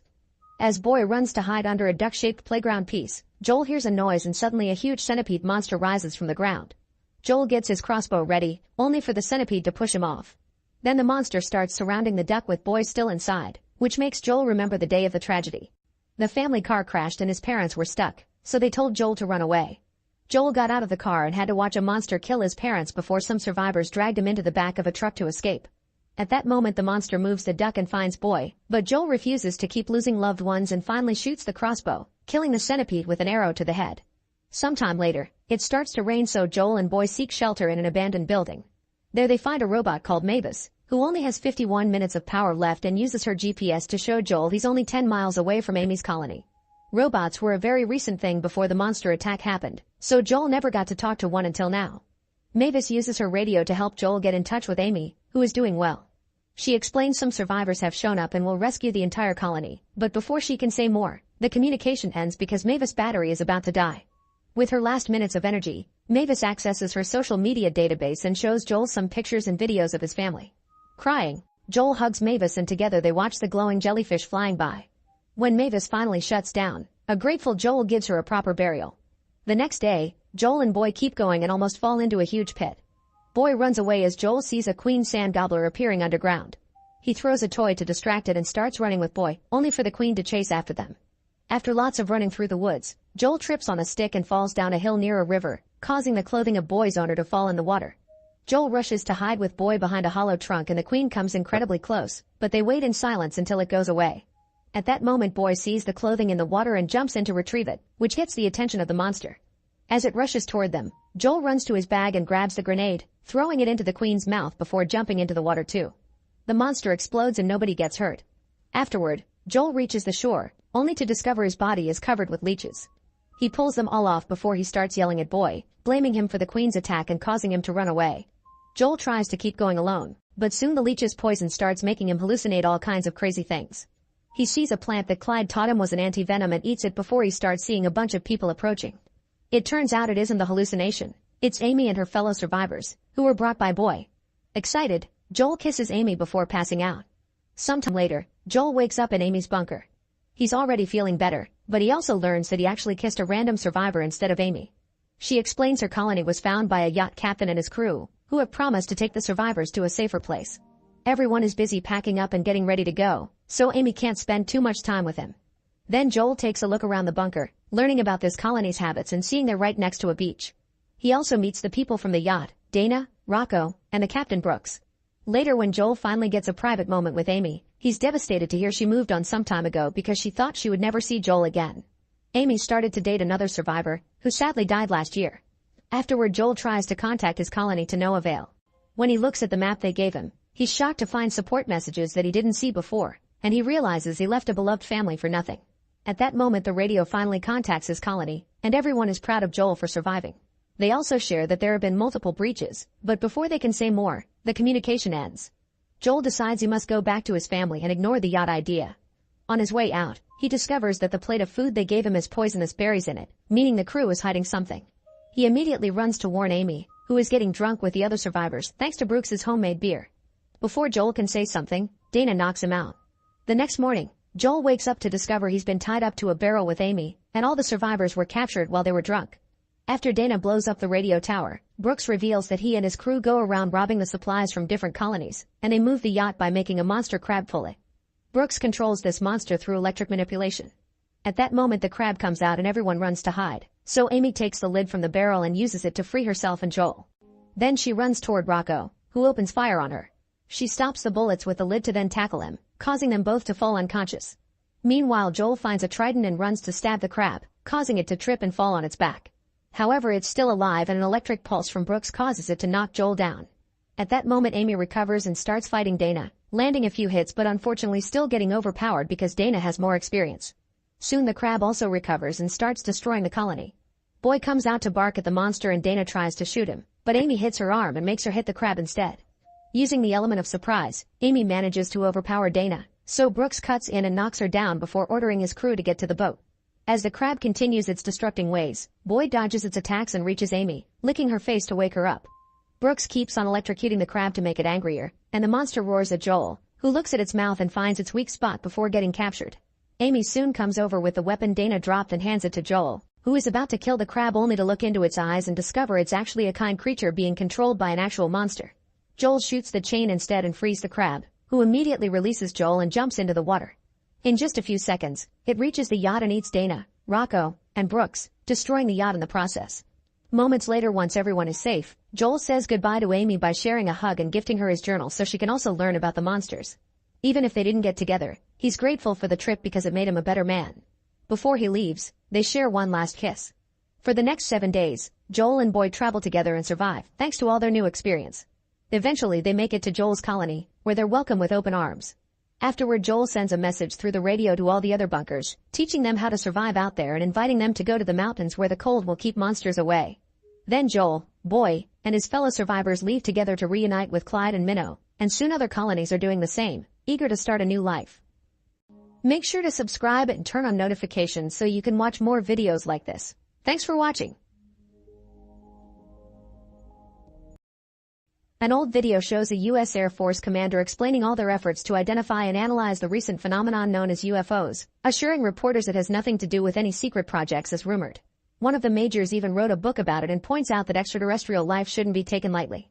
In a small town in Pennsylvania, a family is having dinner when suddenly the house starts trembling and a huge explosion happens outside, making them lose power and knocking the family out. When they wake up, they begin hearing some weird noises and become incredibly sick.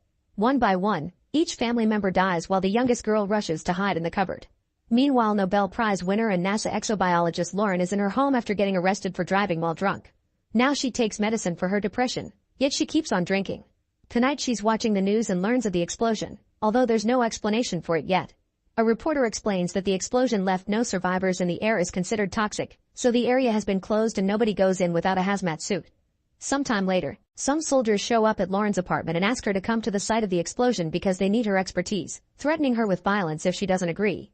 When she gets there, she meets an astrobiologist named David and Colonel Emmerich, who explains that the explosion and the released toxic gas were caused by a meteorite that somehow dissolved into the ground. He wants Lauren and David to investigate the area and hopefully offer a solution. Once they've put on the hazmat suits, Lauren and David are taken on a bus to the site of the meteorite crash. David thinks there's nothing interesting, but Lauren discovers a small red plant growing in the middle of the crater. She's fascinated by it, but she doesn't include it in her report. In the evening, Lauren is at home and can't stop looking at a picture of the strange plant. She searches the web for stories of other meteorite crashes and finds a video of a similar incident in Russia. Something fell on Earth, and then the area was closed up because the air was toxic.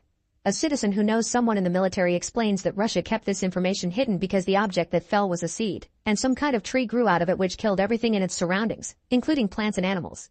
The Russian government already destroyed the tree, and the woman in the video was shot in front of her kids a few days later.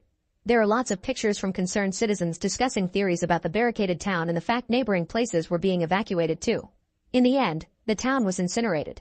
The next day, 2 doctors get ready to perform an autopsy on Rob, the father from the beginning. Rob's skin appears too normal for a dead person and there isn't the usual stiffness either. When the doctor makes the first incision, a strange glowing liquid starts coming out of the body, only to quickly be reabsorbed until the wound heals itself. Suddenly Rob sits up and one of the doctors flees in fear while another one tries to communicate with him, but he won't move or talk. The doctor checks his pulse and discovers there's no blood or blood pressure, and the body is rather cold.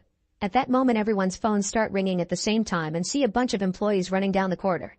They go to check what's happening and discover that some of the dead people from the toxic town are now standing. Soon the rumors spread and lots of reporters appear outside the facility discussing possible theories and the actions of religious groups. Lauren isn't taking it well, but she refuses any help from David. The doctors try to get the dead people to react by showing them pictures of their families, but nothing happens. After some testing, they theorize that only 49 bodies have been reanimated from the 1,300 dead people because of their proximity to the meteorite crash. They inhaled the toxic air and also particles from the meteorite, which seemed to be transforming their internal organs. Sometimes these resurrected people suddenly move, but it's only to face a different direction. When Lauren meets with Emmerich, she mentions the incident in Russia and says they're probably connected, but Emmerich is wary because she got her information from the dark web. Later at a White House meeting, a full report is presented on the reanimated people. They have no heartbeat and no brain activity. They don't breathe, eat, or sleep. Their organs contain unfamiliar compounds and their DNA has been mutated into a different life, probably alien. The same new sequence is repeated in each victim, which shows this isn't random. A military leader proposes incinerating the bodies, so Lauren shares her theory about Russia and points out that maybe they're being targeted. If they don't find an answer, a big city may be attacked next. Since her proof is only internet pictures that may have been edited, she isn't taken seriously, but the president still votes against incineration and orders the scientists to keep studying the bodies. This whole situation makes Lauren's depression worse and she ends up drinking alone in her car while remembering her childhood. Her father had taken her to a secret location and asked her to keep it secret from everyone, including her mom. However, the memory ends there because she suffers from amnesia. This leaves her so upset that Lauren ends up mixing her medicine with the alcohol.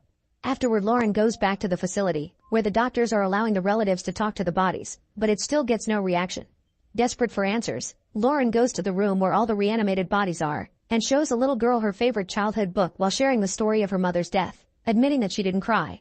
At that moment she gets a call from David, and when she grabs her phone, a picture of the crater plant can be seen as the wallpaper. This causes the girl to suddenly grab Lauren's arm.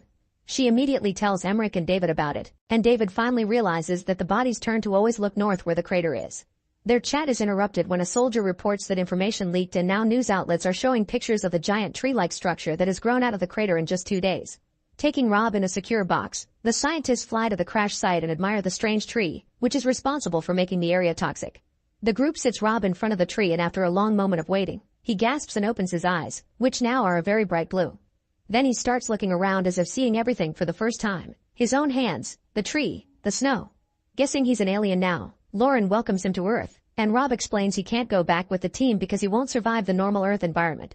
Afterward, during a press conference, Lauren explains the same way Earth's plants provide oxygen for humans, that tree is life-giving for these aliens.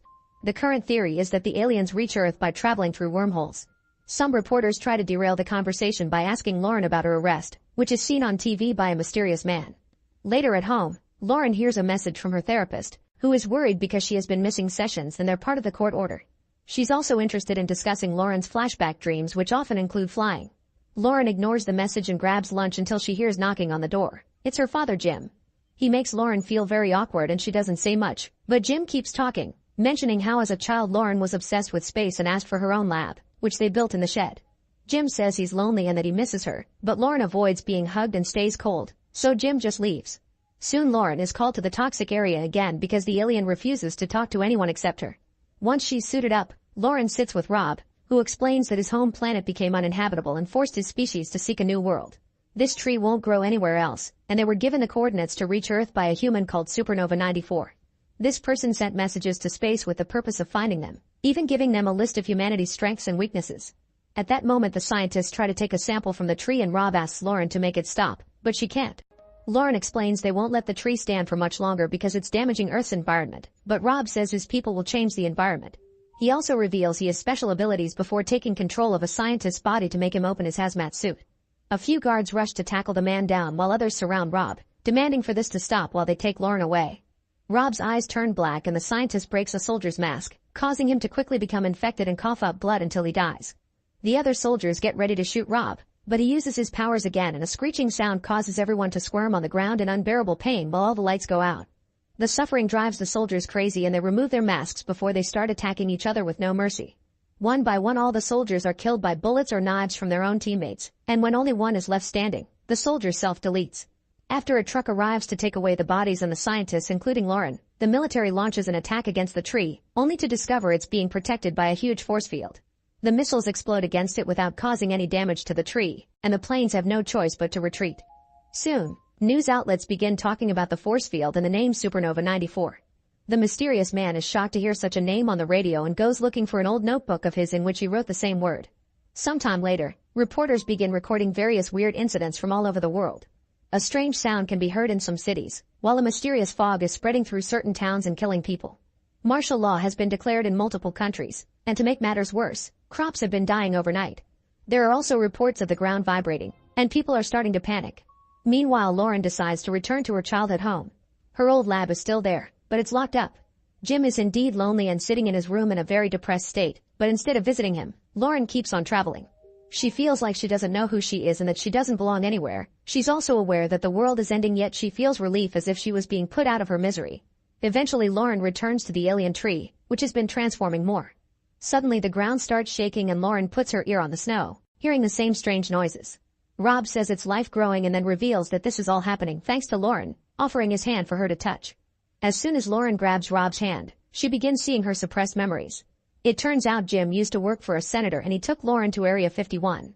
While the adults discussed business, little Lauren wandered around and overheard them talk about an alien that landed on Earth, who could fly but didn't survive the local environment. Apparently the creature had been trying to plant something on Earth. Curious, she went further inside and found the alien inside the pod, which she didn't hesitate to touch.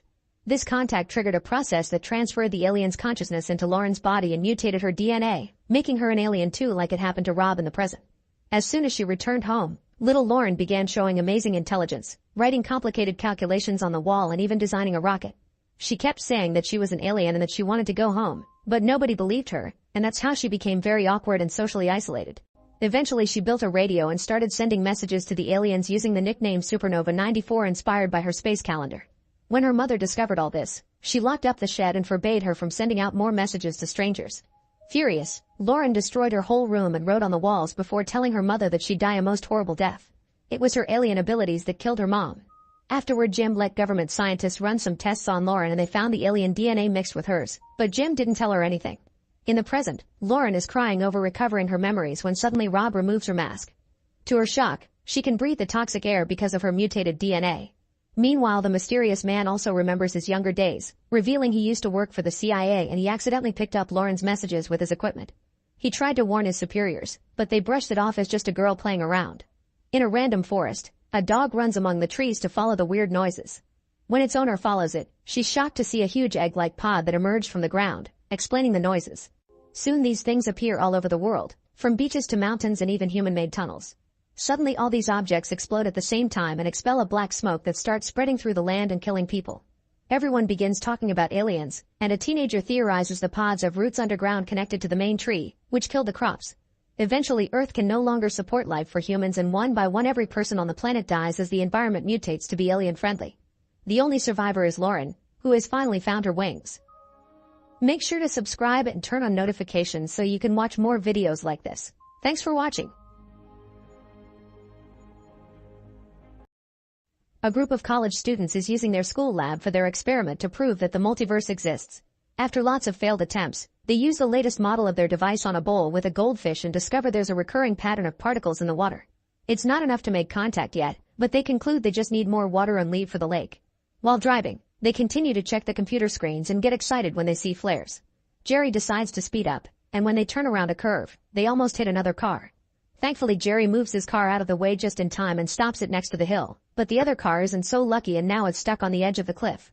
The car's wheels keep on turning and they can hear the group inside panicking, so Loretta goes to check on them while the others call for help. When she reaches the window, Loretta is very shocked by what she sees inside the car. Then a hand reaches out and Loretta grabs it right before the car finally falls down the cliff, killing everyone inside and Loretta too. Jerry and Amy have to hold Danny as he has a breakdown over his dead girlfriend. 5 months later, the team is testing a new device to measure emotional reactions to different pictures. Jerry thinks they should get the full emotional spectrum, but photographs of Loretta and a car put Danny in a really bad mood, so he angrily takes off the headset to leave.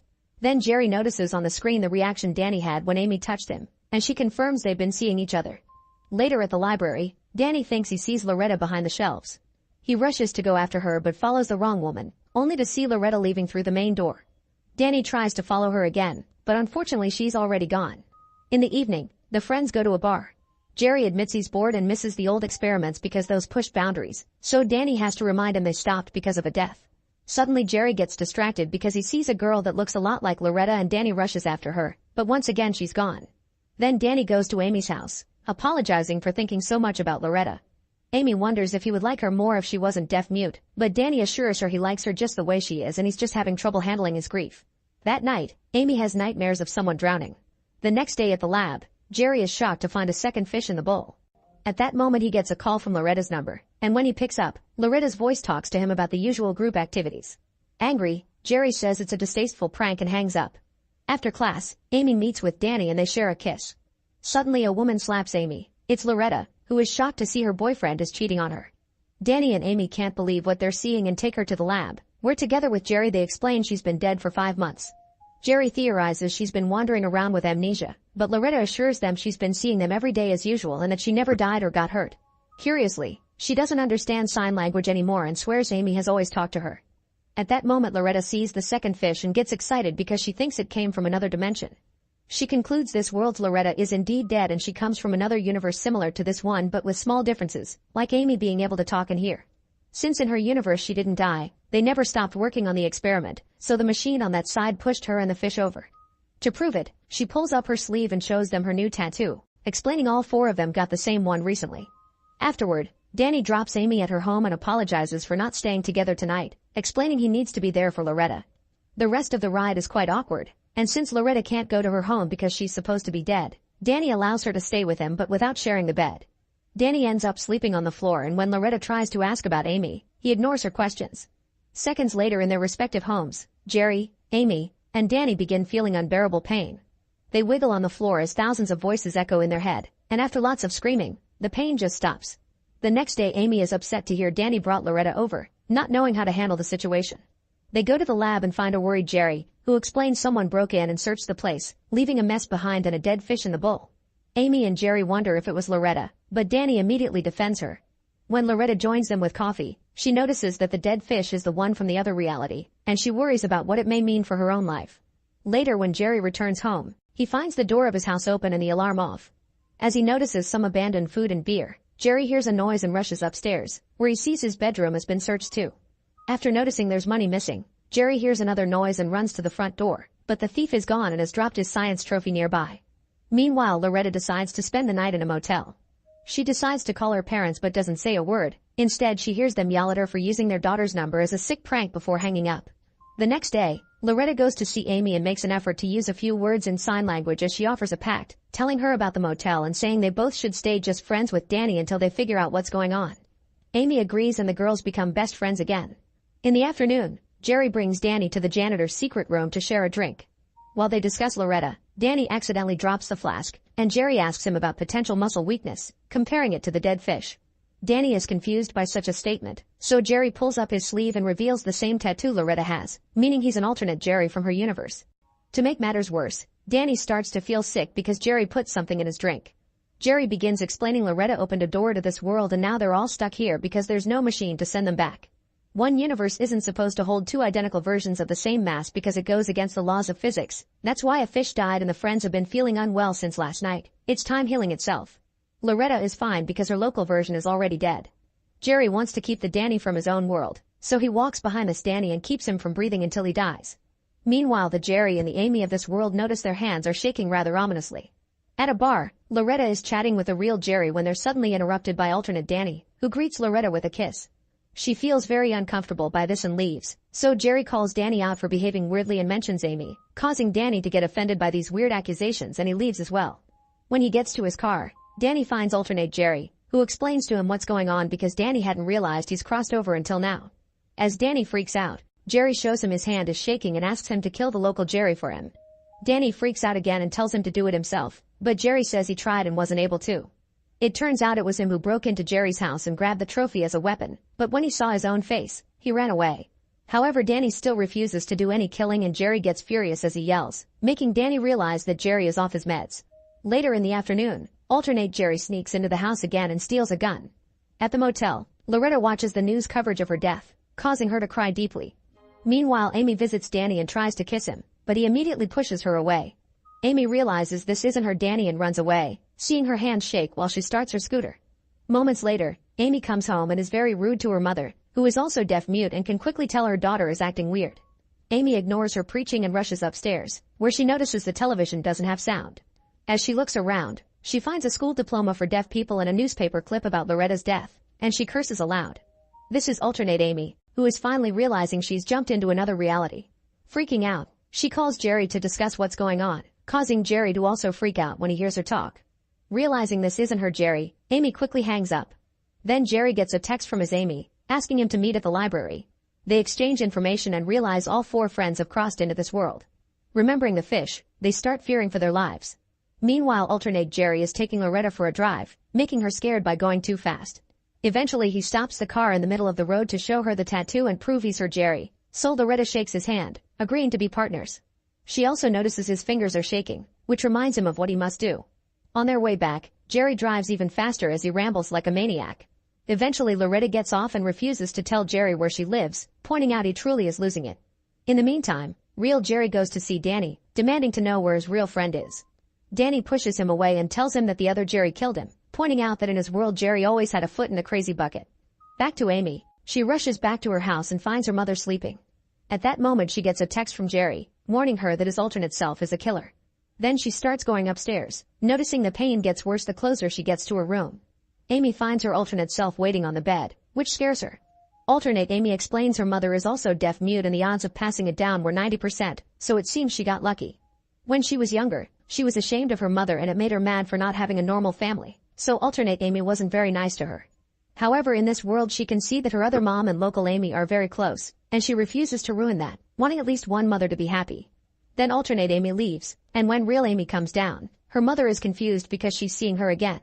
Amy tells her that hadn't been her and it's just a misunderstanding, promising her she's the real one and that she won't abandon her. Afterward, Amy follows her alternate self and finds her walking into the ocean where it all started. Amy remembers her dream and tries to stop her, but alternate Amy thinks the ocean can take her back to her world and tells Amy to take care of her mom before diving in. Little by little the water pushes her down until she disappears, and Amy has a breakdown over seeing herself down, but she also notices her body isn't shaking anymore. Meanwhile, Loretta goes to see Danny to warn him about Jerry, only to see the tattoo and discover the truth. While they text Amy in order to meet, Jerry goes home and finds his alternate self, who takes out the gun. Real Jerry pushes him back as he grabs his hand to smash it against the dresser, triggering a fight that causes them to fall to the floor.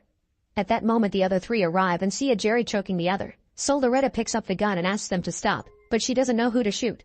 Danny jumps in and checks Jerry's arm, quickly finding the real one so Loretta can knock out the other one by hitting him with the gun. Once real Jerry has caught some air, he furiously jumps on his alternate self and starts beating him up with a trophy until he kills him. Afterward, the group travels to a bog to get rid of the body. On their way back, they almost crash against an oncoming car, and a sudden turn to dodge it causes their vehicle to end up on the edge of the cliff. It turns out they're the car that caused the accident from the beginning, and now the original Loretta comes to check on them, getting shocked when she sees her own face. Alternate Loretta reaches out to confirm this is real and the accident happens again with the car going down, dropping the whole group and the other Loretta into their deaths. Suddenly the day resets and the four friends are back at the university, getting ready to try the experiment again. Make sure to subscribe and turn on notifications so you can watch more videos like this. Thanks for watching. In an alternate version of Earth, the Great Plagues are killing millions of people. They are diseases born from alchemists experimenting with genetic science, thinking they've discovered God's secret code for life. However, one of these plagues also creates a new kind of being that some people call vampires. They aren't supernatural creatures though, they are an improved version of humanity. Born from human mothers, the transformation happens when a specific virus interacts with a specific genetic mutation. They call themselves brothers, and by using science and taking over the church, they help humans fight against the plagues and offer spiritual guidance. Brothers drink only donated blood from churchgoers and live long disciplined lives as priests. Whenever a brother is born, he is immediately taken away to be brought up in the church, although lately not many brothers have been born and all the ones that exist so far have always been male. One day, young Silas is introduced to his newborn brother Edgar, who won't stop crying. Brother August tells him that since Silas and Edgar come from the same mother, Silas must guide him as he grows. 100 years later, an adult Silas is in the slums using his super hearing to track down a crime. He hears the blood drop from a woman's body and follows a metallic noise to find Edgar escaping through a window. Silas tries shooting him, but Edgar dodges and escapes by jumping on the roofs. The next day, Silas shares a bloody drink with Augustus and expresses his wish to team up with the human police to go after Edgar, but Augustus refuses. He's been covering up all of Edgar's murders since the guy went crazy and started feeding on humans, which the Brotherhood hasn't done in centuries. If the truth comes out, people will panic and won't trust the brothers anymore, meaning they'll be treated as monsters again. Meanwhile, in a poor neighborhood called Jamestown, there's an influenza vaccine shortage. The vaccines are supposed to be offered for free by the government, but criminals steal them for the black market. Captain Lily lost her husband and daughter to the influenza, so she works extra hard with Detective Jones to go after the illegal sellers. Today the duo is kicking down a door to burst into an apartment building, where they arrest the landlord. The man swears he's been giving out the vaccines to his tenants, but when the police enter a creepy old basement they discover dozens of sick people. As Jones gets aggressive with the landlord, Lily notices he won't move from his spot and they check under the carpet, where they finally find all the vaccines. The landlord just keeps asking for a lawyer, so an annoyed Lily punches him. The following day, a street kid is wandering around when he suddenly hears a woman screaming for help. He looks inside an alley and discovers Edgar feeding on a human, but as soon as Edgar sees the child, he escapes by climbing the walls and jumping on the roofs. At that moment a man finds the kid and thinks he killed the woman, but the child immediately says it was a brother. Moments later the police arrive, and a reporter tries to ask Lily about the rumors of a brother being the murderer, so Lily just tells the officers to arrest her. Next they check on the victim, confirming that her wound is a bite. Lily talks to the kid to confirm his story and tells her co-workers not to tell anyone about the evil brother to avoid causing panic in town. All this is seen by Silas from afar. Afterward, Lily informs Chief Anderson that she's quarantined the neighborhood and people believe there's a new influenza outbreak. Anderson points out that they can only keep the reporter arrested for 2 days and then the story will be out, so they need to solve the case fast. To her surprise, Anderson reveals that the Brotherhood will send a brother to help them with the investigation. Soon Silas arrives at the station and everyone acts as if he was a celebrity. Silas gives Lily a file with Edgar's information while his supervision studies her every move. Lily is angry that the Brotherhood has been covering up crimes, calling out the privileges of the church because they won't be punished for it. Afterward, Lily puts together a team of detectives and asks them to keep the secret before introducing them to Silas, who makes a whole presentation on Edgar. He explains that until 3 weeks ago, Edgar was a respected scientist in the Brotherhood and was the one who created the most recent influenza vaccine. His 3 victims are women in their early 20s but have no other connection. However, Silas does know where the rest kill will happen. It turns out Edgar is treating this as a game and has set a recording in which he says that he'll take his next victim from an area called Bridge Square. The team is divided into smaller groups to patrol the area and Silas stands on a roof to use his supervision. Meanwhile, Edgar is sneaking inside a building through the vents. He finds a woman he likes and tries to break in, but the lead is stuck, so he goes to the neighboring apartment and waits for the male tenant to leave the room. At that moment 2 cops patrolling the building hear violent noises and alert the rest of the team. While Silas notices blood splashing on a window, Lily and the team enter the building only to find the 2 cops dead on the floor. They kick down a door and find the male tenant dead as well, so while the officers search the rest of the floor, Edgar surprises Lily from behind and pushes her into an empty room, where he starts feeding on her. At that moment Jones notices Lily is gone and comes looking for her, causing Edgar to escape through the vents before he could kill her. Then Silas arrives and offers some of his blood to Lily to help her survive. Once she's stable, Silas gets inside the ventilation shaft and uses his super hearing to follow Edgar, who ends up coming out when an angry Jones starts shooting at the vents. Edgar quickly runs down the corridor to then hide in the attic, only for Edgar to jump on him and push him through the floor. Suddenly Jones shows up and opens fire, hurting Edgar's cheek and causing him to run again. Then Silas shoots as well, and this time Edgar is hit by a tranquilizer, causing his head to break the wall. Jones wants to kill Edgar but Silas doesn't let him, and Edgar is taken to the church.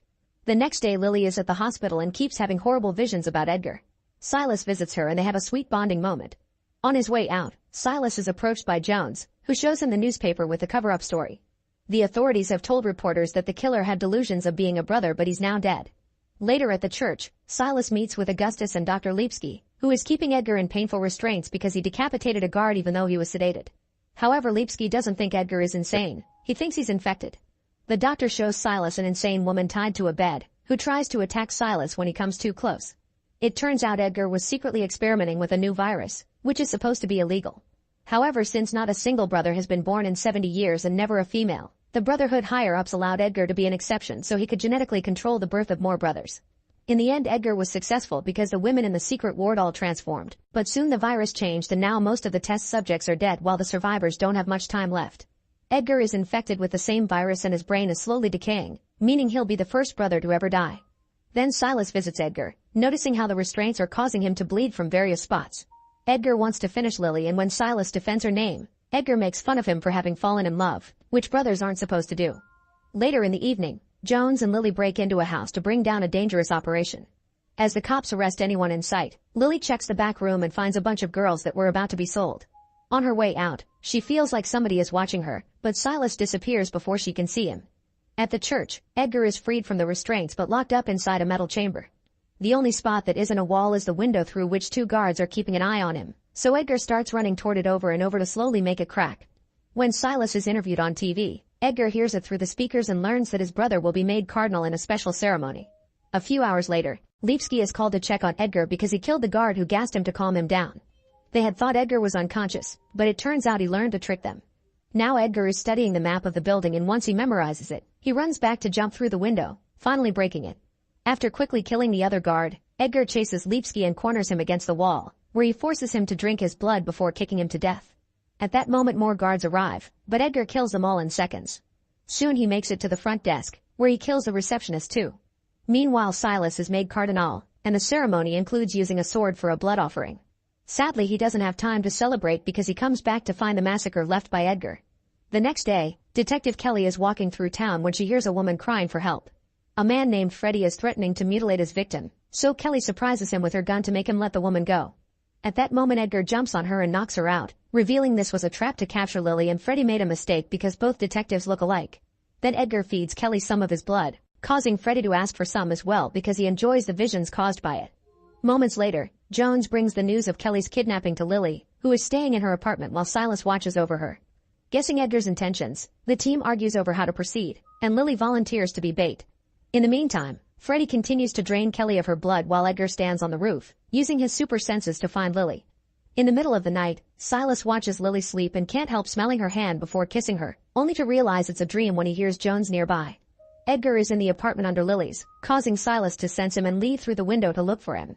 Lily looks out and notices something moving behind another window, so she and Jones go to check out that apartment. After kicking down the door, they look around and Lily approaches the window, which is immediately broken by Edgar to drag her out. Then Edgar holds Lily against the wall, ready for revenge, only for Silas to show up and threaten him with his gun. Edgar drops Lily to attack Silas, and she has to hold onto a pipe to save herself. A powerful kick from Edgar causes Silas to fall and hit a few pipes before fainting on the ground. By the time he wakes up, Edgar and Lily are gone. When Edgar returns to the hideout, Freddy informs he and Kelly are feeling very sick. Edgar ignores him and gives him new orders, causing Freddy to protest. Annoyed, Edgar kills him by removing his heart. Afterward, Edgar places Kelly out in the street with a note that says, "Everything flows from me. My blood will change the world." Soon Stephanie is found and taken to the hospital, where she behaves violently and crazy. More cases are appearing by the hour, meaning Edgar is spreading his virus around. In just a few hours, the hospital is filled with insane and violent women who also start dying one by one. Obviously, they can't keep the secret anymore, so the authorities announce that a new plague is spreading. Jamestown is quarantined and martial law is instituted, which means any person wandering around after hours gets shot. Meanwhile, Lily is handcuffed to a pipe in the hideout and asks why Edgar hasn't killed her, so he confesses he wants to force Silas to drink from her. Eventually, a crowd gathers outside the church, demanding a solution. Silas wants to look for Edgar, but Augustus forbids it and informs him that the Brotherhood and the government have reached a difficult decision. The areas around the quarantine zone will be evacuated and the slums will be burned down. That way they can eliminate both Edgar and the infection for the greater good. Refusing to lose so many innocent souls and especially Lily, Silas breaks the rules and visits Jones, who is very dismissive of him. Silas grabs him by the neck and explains he's come to help before hearing the water in Jones's sink. This reminds him of Edgar's message that mentioned flowing, and Silas realizes he must be contaminating the water supply with his blood. Silas tells Jones to inform the press of the water and the Brotherhood's plan. Then he sneaks around the soldiers guarding the slums by breaking through a building's window. On the streets, he finds a dedicated brother tending the dead who shows him something important. Afterward, Silas arrives at the water supply and Edgar leaves Lily alone to meet him. Lily notices that the pipe is a bit loose and starts kicking the wall, making a loud noise that alerts Silas. However, he sees a female shadow running around and follows her instead. Desperate, Lily moves down the pipe and manages to kick the door open, then she starts yelling Silas' name. At that moment, Silas realizes he's been following a random infected woman and Edgar uses the distraction to attack him from behind.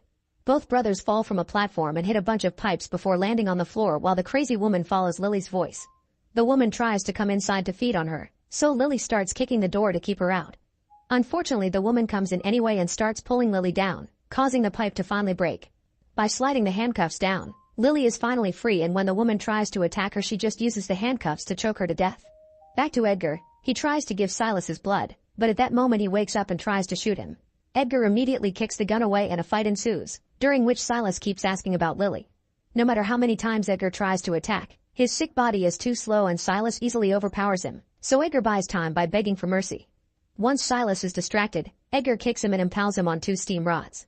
An injured yet alive Silas falls to the ground and Edgar threatens to burn his face down with the steam. However, he dies first when Lily stabs his brain with another steam rod.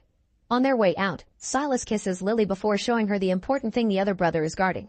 It turns out an infected woman has given birth to the first female vampire, so Lily accepts to leave with the baby to keep her a secret and protect her from the Brotherhood. Make sure to subscribe and turn on notifications so you can watch more videos like this. Thanks for watching. It's a normal day at the office, and Vincent asks the intern to bring him coffee in a very rude manner. Moments later, the intern stares at Vincent while he works at his desk and suddenly starts beating him up with his laptop. The other employees immediately drag the intern away and Vincent is sent to take care of his wounds. Afterward, the boss says stress must have affected the boy and that she won't hire interns anymore. She also explains filing a complaint usually goes nowhere but still offers Vincent to talk to HR. However, Vincent is fine with forgetting about the incident. When he returns to his desk, Vincent can't help feeling that everyone in the office is watching him. In the evening, Vincent goes home and spends some time looking for a potential girlfriend on a dating app. He also takes a picture of his injury and uploads it to social media with a cheap quote to get lots of sympathetic comments. The next day at the office, Vincent is working at his desk when suddenly a coworker grabs his hand and starts stabbing his arm with a pen. Once again, the others must pull them apart and Vincent immediately runs away, causing the attacker to regain clarity. Later, after Vincent was given an arm sling by a doctor, both he and the attacker go to HR to discuss the incident, bringing a video a coworker recorded with their phone. The attacker says he wasn't in his normal state and swears he can't remember anything before he starts crying. The HR manager blames it on stress and too much workload, and Vincent doesn't want to fill a complaint, so the meeting ends with the attacker and Vincent shaking hands. Afterward, another boss asks Vincent to work remotely since obviously something about him is unnerving people. Before going home, Vincent asks a coworker to check social media to see if there are any bad rumors about him, but they find nothing. In the evening, Vincent has a date with the woman he met on the app at a restaurant. Their chat goes well and they hit it off, but Vincent can't help glancing at the window because a hobo keeps staring at him.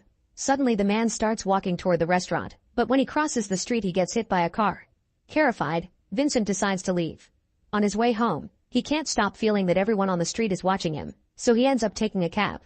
The next day, Vincent goes for a ride on his bicycle, and when he stops at a red light, he notices a driver in a car staring at him without blinking. Scared, Vincent ignores the red light and rides away as fast as possible, but soon the car comes chasing after him.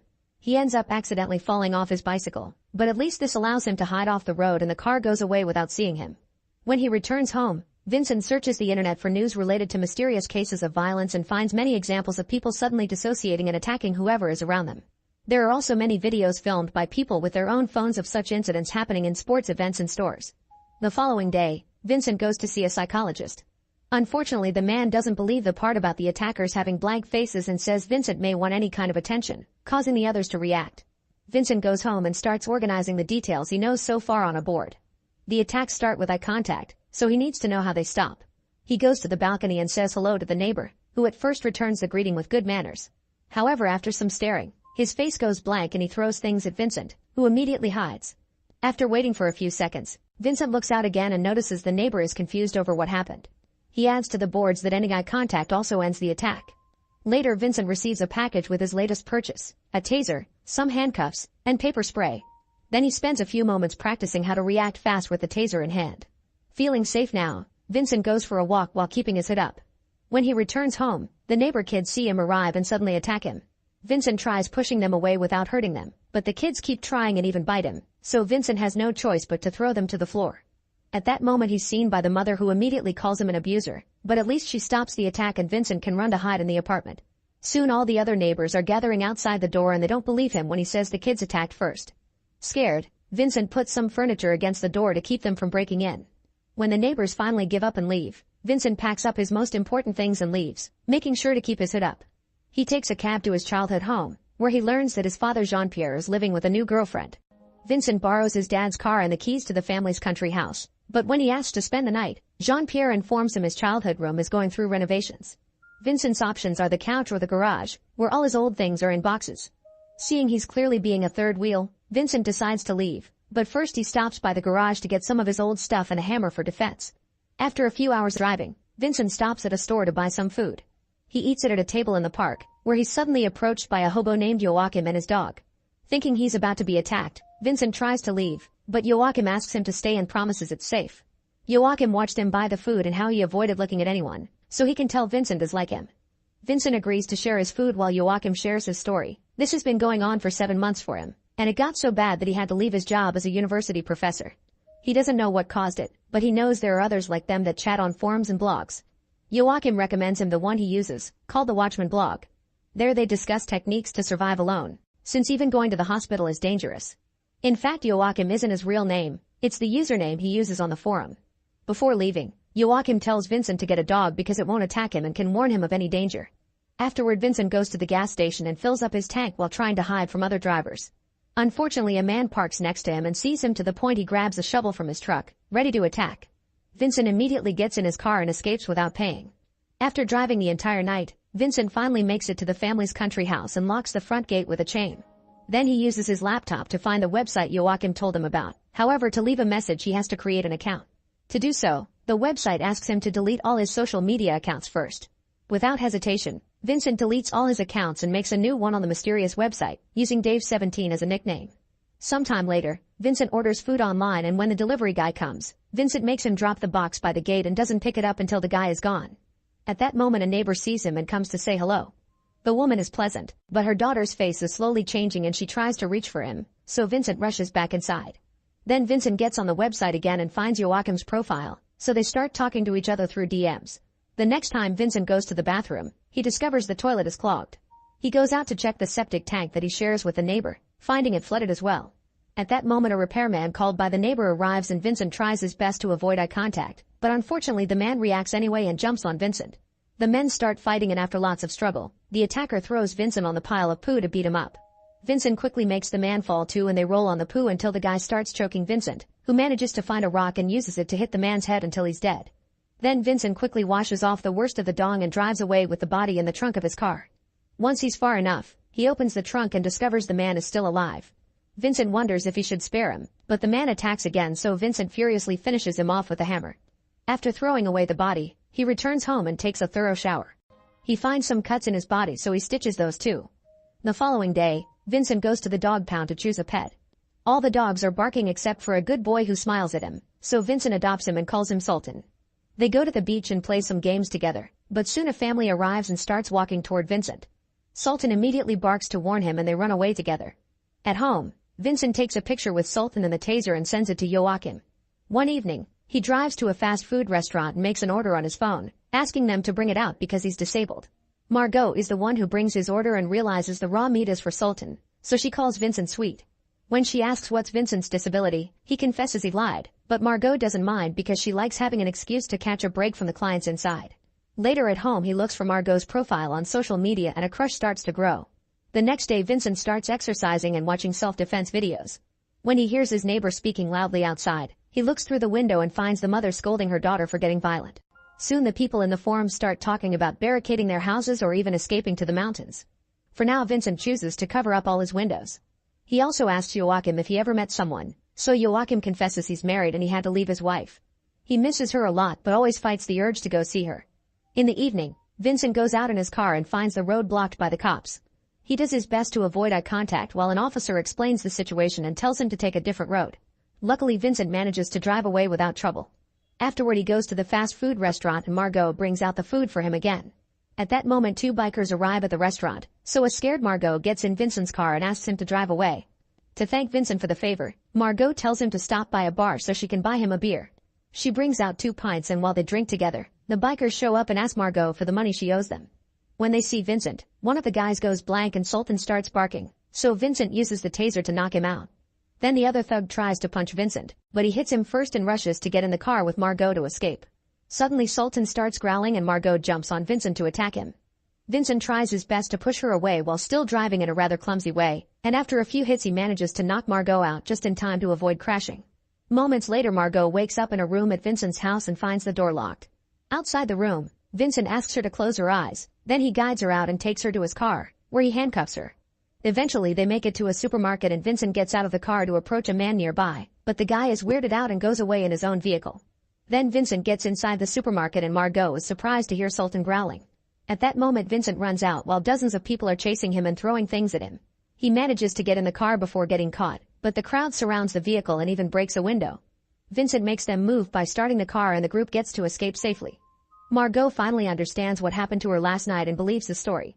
Moments later they arrive at Margot's home, which turns out to be a boat. They share some drinks and food, and after chatting for a while, they end up kissing.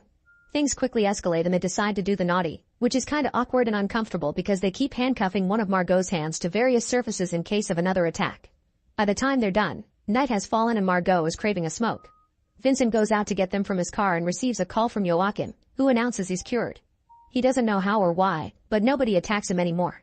Joachim wishes Vincent good luck and hangs up before going to finally see his wife again. Afterward, Vincent and Margot share some joints and fall asleep together. In the middle of the night, Vincent wakes up when he hears Sultan growl and finds Margot attacking him, so he hits her to knock her down and runs outside. Minutes later, Margot calls him back but she doesn't blame him for defending himself. While Vincent takes care of the wound he gave her, Margot wonders if they can make their relationship work. Suddenly Sultan starts barking and they hear a voice, which Margot recognizes as the owner of a neighboring boat. Soon more and more voices can be heard yelling in the distance, so the group decides to leave. They drive back to town and are shocked to find a fire that has taken over a house and its surroundings. When they take a closer look, they're horrified to find a body that Vincent recognizes as his neighbor. Then they go around the house to enter Vincent's home through the back door while avoiding the fire, only to find Jean-Pierre with his weapon out. His face has multiple wounds and he explains a bunch of violent people killed his girlfriend. Retelling the story makes him have a breakdown and Vincent manages to make him drop the weapon before hugging him to comfort him. Afterward, Jean-Pierre and Margot go to sleep while Vincent checks a message from Joachim. He says things didn't go well with his wife and that destroyed his soul, so he writes to say goodbye before self-deleting. He also drops a map with the coordinates to all the shelters organized by their website. Devastated, Vincent tries to call him but Joachim doesn't pick up, meaning he's already dead. In the morning the group leaves in the car and heads toward a shelter, keeping Margot's and Jean-Pierre's hands tied to the doors. During the trip, they hear the news on the radio talking about a wave of violence taking over the country and the minister advising everyone not to leave their homes. Eventually they find the road blocked by a bunch of cars because everyone is trying to escape at the same time, and Vincent can't drive back because cars appear behind him as well. People's anger grows with the situation and soon everyone is fighting on the road. Jean-Pierre wants revenge for his girlfriend, so he unties his hand and joins the scuffle. Vincent goes after him to save him, and as he runs around, he finds lots of people killing each other in the most brutal ways. When he finally finds his dad, Vincent sees the blank look and gets ready to defend himself, but Jean-Pierre attacks a woman instead and kills her. Sultan appears next to Vincent but he doesn't make a single sound, which makes Vincent realize nobody attacks him anymore. More people fill the area and Vincent pushes them out of the way, but he can't find his dad. Meanwhile, Margot has to watch how a person kills another one on the hood of Vincent's car. At that moment she finds the handcuffs key and frees herself to go after Vincent, who refuses to leave without Jean-Pierre. Margot points out they'll get killed if they stay, so they run away from the main road and take a trail through the forest. After a few hours of walking, Vincent's face suddenly goes blank and he attacks Margot. As he chokes her, she struggles against him and manages to cover his eyes, making him stop. Vincent feels terrible and lets Margot blindfold his eyes with a piece of her shirt before they keep going. When they reach town, there are snipers on the roofs who shoot in the air to scare them away. As they run down the road, Margot sees an abandoned car, so she throws out the driver's body and takes the vehicle to drive back to the river. There she removes the blindfold and kisses Vincent before going back to her boat. After thinking about it for a few seconds, Vincent and Sultan join her, and the group sails away together. Margot blindfolds Vincent and handcuffs his hand just in case, but she also hugs him as they promise to start a new life together. Make sure to subscribe and turn on notifications so you can watch more videos like this. Thanks for watching. In a magical land of the continent, Geralt is fighting against a monster called Kikimora. Geralt is a monster hunter known as a witcher, meaning he's a mutated human with special abilities. He manages to cut off one of the monster's legs, but the Kikimora disarms him and pushes him down into the water. After lots of struggle, he manages to retrieve his sword and cut another leg to then stab the Kikimora in the head, finally killing it. Afterward, Geralt goes to the town of Blaviken and enters a tavern, but all the locals discriminate against him for being a witcher. Some men get ready to attack him, but Renfri makes them back away with just a word and even shares a drink with Geralt. Next, a young girl takes Geralt to a tower, saying he can sell the Kikimora there. Geralt immediately notices the door is magical and just walks through it only to discover the sorcerer Stregobor has created an illusion that simulates a paradise filled with beautiful women. Stregobor wants Geralt to assassinate Renfri because she was born with the curse of the Black Sun. All the women who carry the curse were born mutated and are predicted to bring the extermination of the human race. To prevent this, sorcerers have been killing these women and Renfri is the only one left. Renfri's mutations make her immune to Stregobor's magic, which is why he wants to hire Geralt's service. However, Geralt refuses, saying he only hunts monsters and is neutral to society's squabbles. Geralt leaves Blaviken and in the forest he's approached by Renfri, who wants to know where Stregobor is. She explains that the assassin he sent abused her and robbed her, which is why she killed him and now she wants revenge on Stregobor. Geralt stays neutral, but he bonds with Renfri over being discriminated mutants, and they end up doing the naughty. That night Renfri tells him not to run from the girl in the woods because she's his destiny. In the morning Geralt wakes up and sees Renfri's gone, so he rushes back to Blaviken, where he's surrounded by Renfri's gang. A guy shoots an arrow at him, but Geralt easily deflects it before meeting them in a fight.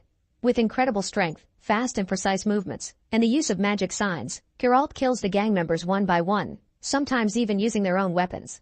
After decapitating the last guy, Geralt hears a girl asking for help and discovers Renfri is holding her hostage. Geralt tries to use a magic sign to make her obey him, but magic doesn't work on her. After pushing the girl away, Renfri attacks Geralt, who corners her against the wall because he doesn't want to hurt her. Renfri stabs him in the leg and forces him to fight, exchanging multiple hits of their swords but with only Renfri causing any damage. Eventually Geralt manages to corner her again, yet Renfri keeps on trying, so Geralt has no choice but to kill her. Then the locals and Stregobor show up. When Stregobor says he wants to do an autopsy on Renfri, Geralt threatens him with his sword, so Stregobor mentions he butchered a bunch of men to make people around them angry. Everyone starts calling Geralt butcher and throw stones at him, so Geralt has to leave town with his head down. Many years in the future in the kingdom of Cintra, Queen Calanthe is holding a feast when a knight suddenly informs her that the Empire of Nilfgaard is coming to invade. She immediately gets her army ready and rides with her husband Ice to the battlefield, where they meet the Nilfgaardian army and a vicious battle begins. Bodies start falling all over the place as soldiers kill each other with no mercy, and while at first the Cintrans put up a good fight, eventually Nilfgaard's numbers overpower them. Ice thinks they should retreat but Calanthe refuses to surrender Cintra. Suddenly Ice takes an arrow through the eye and dies, causing Calanthe to have a breakdown before trying to go after the archer. Later at the Cintran castle, advisor Mousesack and Princess Cirilla meet with a wounded Calanthe, who has finally retreated and is dying. Outside the Nilfgaardians are invading the city, so Mousesack puts up a magical barrier around the castle to keep the soldiers at bay for now. The Nilfgaardians spend the whole day shooting flaming arrows at the barrier, tiring Mousesack until he can't hold his magic up any longer. The enemy breaches the gates and another furious battle begins while the Nilfgaardians kill soldiers and citizens alike with sadistic brutality. Calanthe tells Cirilla to escape because Nilfgaard came for her and she screams in protest, which makes the entire room shake. Unmoved, Calanthe tells Cirilla to find Geralt because he's her destiny. Meanwhile the royal knights give everyone a bottle of poison to drink so they can die honorably instead of being butchered by Nilfgaard. As people die in every room, Calanthe goes to the window to end it all as well. In the castle's secret tunnels, Mousesack and a knight guide Cirilla out, only to see some Nilfgaardians coming. Mousesack tells Cirilla to take a horse and leave with the knight while he buys them time, but the duo barely gets to ride for a few minutes before they're chased by Care, the archer who killed Iced. He quickly kills the knight with an arrow and Cirilla falls off the horse, giving Care the chance to capture her. As they ride out of Cintra, Cirilla sees her kingdom burning down and gets so angry that she starts screaming. The horse gets scared and they both fall to the ground, so Cirilla keeps yelling to make Care's head hurt but also causing a huge monolith to collapse between them. This opens a huge rift in the ground that allows Cirilla to escape into the woods. Back to Geralt. Many years after Blaviken, he's taking a break at a small tavern while the bard Jaskier sings about monsters. When Geralt tries to leave, a farmer approaches him and pays him to kill the monster that has been stealing his grain. Jaskier starts following Geralt because he wants an adventure, and doesn't stop even when Geralt punches him to shut him up. When they make it to an open field, Geralt is suddenly hit by a little projectile from a creature hiding in among the plants. Then Jaskier is knocked down by another projectile before the creature comes out to hit Geralt with his horns. His name is Torque, and he's a Sylvan who is tired of humans trying to poison him. Geralt attacks Torque and punches him, only to be ambushed from behind and be knocked out too. Later Jaskier and Geralt wake up tied up inside a cave. A sick elf has fun hitting them while the king of elves Filavandrel explains that Torque has been stealing food and medicine for his people. Jaskier is confused because elves live in golden palaces, so Filavandrel has to tell him that's propaganda. The elves were kicked out of their lands by humans and now they live hiding. Geralt points out that by attacking humans the elves are only proving them right, so they should leave and rebuild instead of losing more elves in fights. Seeing Geralt as another victim of humans, Filavandrel decides to let him and Jaskier go, and Geralt thanks him by giving him the farmer's bounty. Many years in the past in a small town, a hunchbacked girl called Yennefer is attacked by two teens for being ugly, which causes Yennefer to unconsciously teleport. She appears inside a strange place and meets sorcerer Istred, who calms her down and explains she's in Aretuza, the college to learn magic. Thinking he wants to attack her too, Yennefer slaps him, but Istred just opens a portal for her so she can go home. Later at the farm, Yennefer is being abused by her stepfather when they're suddenly interrupted by Tisea, a teacher from Aretuza who offers to buy Yennefer for a few coins. Her mother protests, but her stepfather accepts the deal and Yennefer is taken against her will.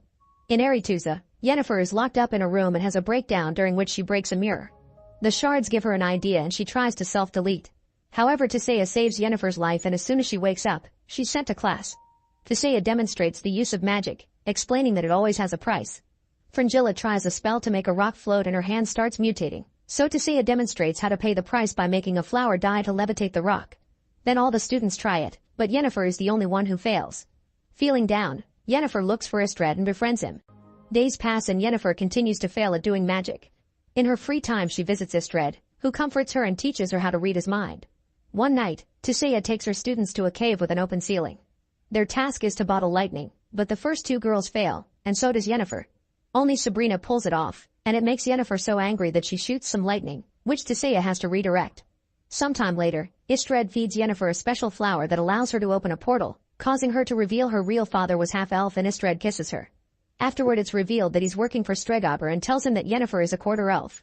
Later, Yennefer hears some noises and follows them to discover Tissaia transforming 3 classmates into eels. Then Tissaia asks Yennefer to push them into the water, which immediately lights the school up with magic. In the future, Cirilla hears a bunch of soldiers looking for her and hides just in time. Then she tries to grab some berries, but suddenly she hears a noise and meets Dara, a boy who warns her those berries are poisonous. Dara hunts some rats and shares them with her, agreeing to stick together. Eventually they come across a Cintran refugee camp and Cirilla runs to it, but this time Dara doesn't follow. While trying to get some food, Cirilla meets a boy who has elf ears hanging on his neck because he killed a bunch of them. It turns out Sintry used to be the land of the elves, and Calanthe ordered her people to kill any elf who tried to take it back. The boy invites Cirilla to stay in his family's tent, where the mother notices Cirilla doesn't have shoes, so she orders the dwarf servant to give her his. In the middle of the night, Nilfgaardians attack the camp. As the family grabs their stuff to escape, the mother slaps the dwarf for dropping her things and insults him, causing the dwarf to finally snap and stab her multiple times.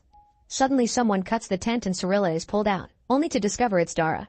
They run together through the massacre in the camp, where they see the other boy dead and Kara looking for her. The kids run into the forest, and when Dara takes off his hat, she discovers he's an elf. Sometime later, Cirilla wakes up when she hears weird voices whispering to her. She follows the voices into the Brokilon forest, ignoring Dara calling her name. When he tries to follow her, he's stopped by arrows coming from the trees, and a bunch of corpses in the area reveal the locals don't like visitors. Back in present time in Temeria, a young dying boy is telling Witcher Remus about the monster that attacked him. The father pays him to kill the creature, so Remus follows a trail of blood and bodies into the butcher's shop. He carefully sneaks around with his sword out as he hears the monster run in the dark until the creature waits for him to turn and kills him from behind. Rumors of what happened soon reach Geralt's ears, who travels to Temeria to investigate. The local workers want to revolt against the king for doing nothing, so courtier Ostrid and the royal knights have to show up to stop them. Then Geralt tries to offer his services, but Ostrid makes his men kick Geralt out instead. On their way out, the guards suddenly fall asleep and fall off the horses. At that moment, royal sorceress Triss reveals herself, saying she wants Geralt to save the creature. Later at the castle, she explains that the attacks have been coming from the crypt of Princess Ada, who rumors said was killed while pregnant. The monster may be Ada's cursed unborn child. She also allows Geralt to examine all the bodies of the creature's victims, including Remus. Geralt discovers the bodies are only missing the heart and liver, and the only monster who eats like that it's a Striga, a cursed female. This confirms the creature is the unborn princess. The next day, Triss introduces Geralt to King Foltest, and Geralt shares the truth about the monster. Annoyed, Foltest asks everyone to leave, but Geralt waits for the others to be out to suddenly lock the door and interrogate Foltest. He wonders why the king hasn't reacted to the news of his sister being murdered and asks who is the baby's father. Foltest refuses to answer and kicks Geralt out of his kingdom. Instead of leaving, Geralt sneaks into the crypt with Triss. After Geralt sniffs the bed, they find a bunch of letters inside a music box. The queen wrote to Ada asking her to stop getting naughty with Foltest, which confirms he's the baby's father. They take the letters to Ostrid and Geralt mentions he smelled Ostrid's scent on the prince's bed. Ostrid admits he used to be jealous of Ada because she chose her brother over him and he was the one that sent the curse. He had been trying to curse Foltest but it backfired, and Geralt punches him for it. In the evening, Geralt returns to the crypt and finds Foltest, who begs him to save his daughter. Inside, Geralt ties Ostrid to the bed and forces him to share what spell he used, making him realize he'll have to fight the Striga until dawn to break the curse. Geralt takes his special potions for a boost and then leaves the room, allowing the Striga to find Ostrid and kill him in seconds. Afterward, the Striga searches for Geralt, who must fight her without killing her. He throws a chain to capture her, but the Striga easily breaks it and attacks him. Geralt fights her without using his sword, pushing her away with a magic sign instead. However, the Striga easily knocks him down and starts throwing around. With another magic sign, Geralt destroys the floor, causing them to fall into an underground area. Then he places a magical barrier on the entrance before he's attacked by the Striga again. When he's down, the Striga tries to escape, but the barrier keeps her at bay. At that moment the sun starts to come out, so Geralt runs to push the Striga and prevent her from returning to her crypt. Instead he goes inside himself and locks it with a magic barrier, leaving the Striga screeching outside in frustration.